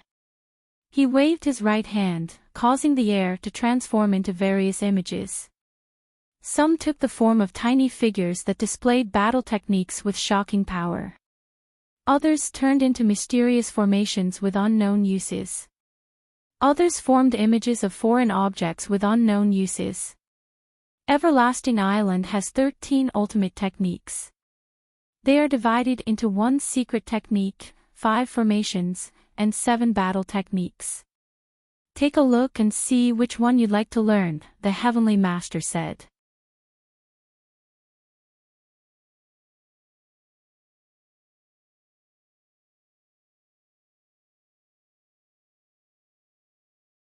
Welcome aboard. Stay tuned and subscribe to Han Li's Wuxia Adventures for more thrilling content. Chapter 1206. Lu Yin looked at the diagram in front of him and saw a small person surrounded by several smaller people, all of them using different battle techniques. Just as the battle techniques were about to hit the small person, they all turned into gas and swept past the small person. This is a secret technique from Eversky Island, called Ocean Return. It can turn an enemy's attack into raw energy, Shangxing Shenwei explained. It's a very powerful technique. Lu Yin was moved. Ocean Return sounded powerful, but he already had the Yu secret art, which could divert an enemy's attack. He also had the planned secret art, which could allow him to avoid an enemy's attack. The effects of these two techniques overlapped. He looked to the side and saw a small person wielding a giant blade. Extremely domineering. That's a battle technique from Eversky Island, Overlord / Junior brother Leon is proficient in this battle technique, and the power of that / isn't any weaker than the Xia family's 3 styles of blade intent. The more domineering a person is, the more they'll be able to display the technique's power. The main thing is domineering, Shangxing Shenwei continued to explain. Domineering. He did, but it was different from Heizage Leon's straightforward domineering aura. Lu Yin's domineering aura was more obscure, but it was also more lawless. This battle technique clearly didn't suit him. After that, he looked through all of the battle techniques on Long Sky Island, and his gaze landed on the 5 arrays. Could these be sourcebox arrays? 5 of them. What a joke. These are sourcebox arrays. Lu Yin guessed and looked at the Heavenly Master. The Heavenly Master smiled and nodded. I heard that you've become a boundless advanced lockbreaker, so it's time for you to comprehend sourcebox arrays. Only lockbreakers who can comprehend sourcebox arrays can truly be called lockbreakers. The universe is vast, and the most precious and hidden items are often difficult to approach. Lockbreaking is a struggle against the universe, and the universe is not to be trifled with. Natural sourcebox arrays are even more terrifying. The Heavenly Master's words indicated that he wanted Lu Yin to choose sourcebox arrays. Lu Yin found it strange that the Heavenly Master had 5 sourcebox arrays. Wait, Heavenly Master, it can't be. He looked at the Heavenly Master in shock. Senior, you're an origin Heavenly Master. Lockbreakers were divided into discerning elementary, perceptive intermediate, and boundless advanced.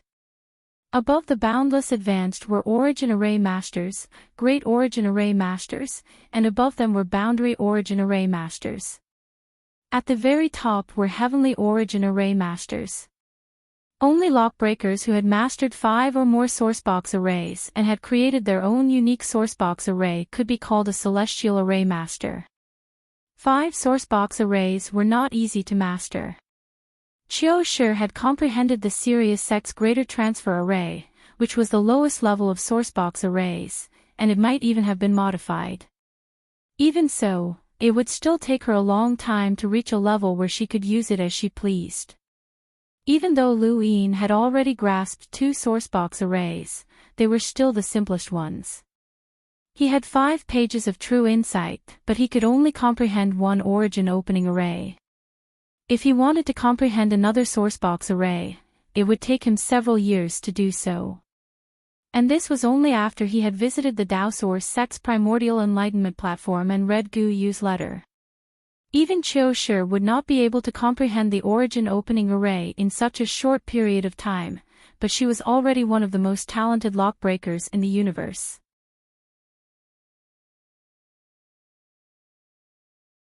She was on the same level as Wu Dan in the lockbreaker world, and she stood at the true peak of her generation. And this was just comprehending sourcebox arrays. If one wanted to become an origin heavenly master, they would have to create their own sourcebox arrays, which was completely different from comprehending. It was a pity that the sourcebox array in Gu Yu's letter was incomplete, or else he could have tried to comprehend it. He did not know if it was Gu Yu's doing or someone else's, but it was a pity. Of course my master is an origin heavenly master. Otherwise, why would everyone call him Heavenly Master Heavenly Master? Idiot, Shangxing Shenwei grumbled. Lu Yin looked at Heavenly Master in shock. So this was the meaning of a Heavenly Master's name. From what he knew, the only person in the entire human domain who was the president of the Lockbreaker Society, Xiao Ming, was an origin Heavenly Master. It was no wonder why there were 5 sourcebox arrays. Heavenly Master turned around and glared at Shangxing Shenwei. You talk too much. Even though I've become an origin Heavenly Master, the disciples I've taught are all useless. Not a single one of them has reached the level of an origin Heavenly Master, and you still have the face to say that. Shangxing Shenwei laughed dryly, but he did not dare to say anything else. Heavenly Master looked at Lu Yin and smiled again.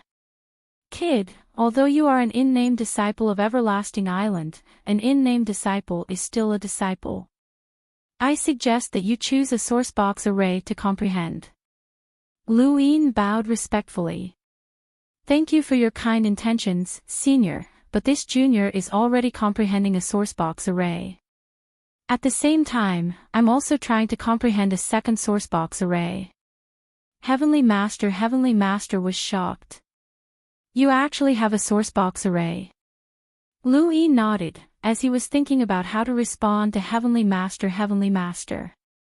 Heavenly Master did not probe further. Forget it. Since you have a sourcebox array, it's fine as long as you comprehend it. So, what do you want to choose? Secret techniques? Or battle techniques? Lu Yin looked up. Senior, can I only choose secret techniques or battle techniques? The Heavenly Master frowned. Little guy, are you not interested in my secret techniques? High Sage Shenwei and High Sage Woody looked at Lu Yin, signaling him with their eyes. I've grasped the Yu's secret arts and the plan's secret arts, which overlap with the effects of Myriad River's return.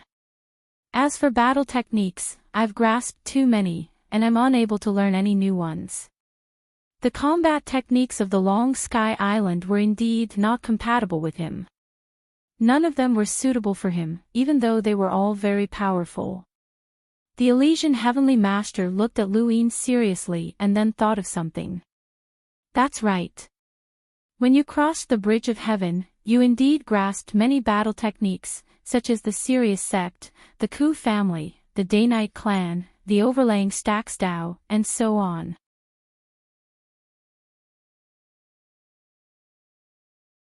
With your innate gifts and secret techniques, it should be enough for you to use. Anything more would be meaningless. He then looked at Luin. I promised Leon that if you returned safely, Everlasting Sky Island would compensate you. Luin hurriedly replied, Junior understands that Senior has his own difficulties, and there's no need for any compensation. The Heavenly Master laughed. Since you've made a promise to your disciple, you can't go back on your word. Kid, you asked me what else I had, but I couldn't think of anything. So, what do you want? Luin thought about it and then looked at the Heavenly Master. Does Senior have any life-saving treasures that I can use? Luin currently lacked life-saving treasures that could deter extreme powerhouses. He had offended too many people, and now that the Outerverse had been gifted to the Sixth Mainland, there were many things that he needed to do. The Heavenly Master thought about it and then raised his hand, causing a palm-sized sourcebox to appear. I do have some life-saving treasures, but they're too powerful and have too wide an area of effect. If you're not careful, you might even be trapped inside. This is a sourcebox that I made myself, and it contains an array called the Desolate Sky Array. Once it's used, a star system will become desolate. In terms of power, it should be enough to turn a cultivator with a power level of 800,000 into a dried corpse. Lu Yin's eyes widened. The walnut that Master Yuan had given him had been able to turn a powerhouse with a power level of 700,000 to ashes, but this sourcebox could threaten a powerhouse with a power level of 800,000.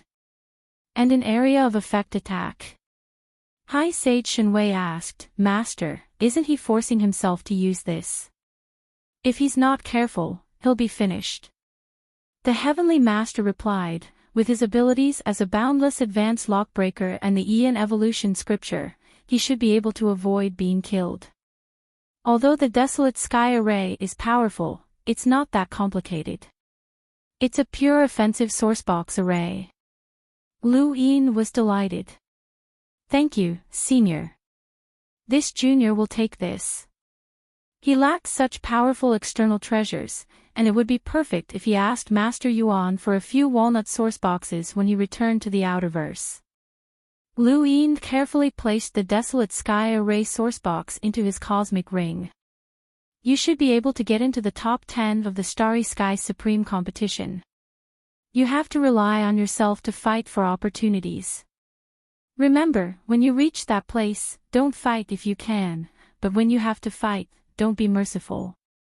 You have to fight for what you need. With that, the Heavenly Master left. Lu Yin did not understand what the Heavenly Master meant, and he looked at Shangxing Wudi.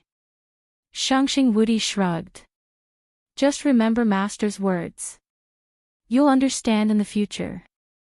Shangxing Shenwei moved closer to Lu Yin and looked at him strangely. Kid, you really weren't controlled by the Neo-Human Alliance. We all thought that you were dead for sure, and even Master didn't think that you'd be able to return safely. Otherwise, he wouldn't have agreed to compensate you with junior brother Leon. Lu Yin replied, it's a narrow escape. Shangxing Shenwei looked at Lu Yin. You've cultivated death qi. Lu Yin nodded. Everyone knew about this, and if he really wanted to thank the person who had told Bilao about this, it would be Mu Tianlun of Despair. Lu Yin would remember this favor. Death qi is easily suppressed by the Spectre clan. Take care of yourself. I don't want to hear that you've joined the Neo-Human Alliance in the future.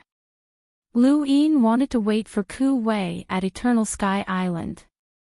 He had contacted Ku Wei once, but Ku Wei still needed a few more days. Out of boredom, Lu Yin wanted to take the bridge again to see what it would bring him. However, the results disappointed him, as there was no reaction at all. Each person could only take the bridge once.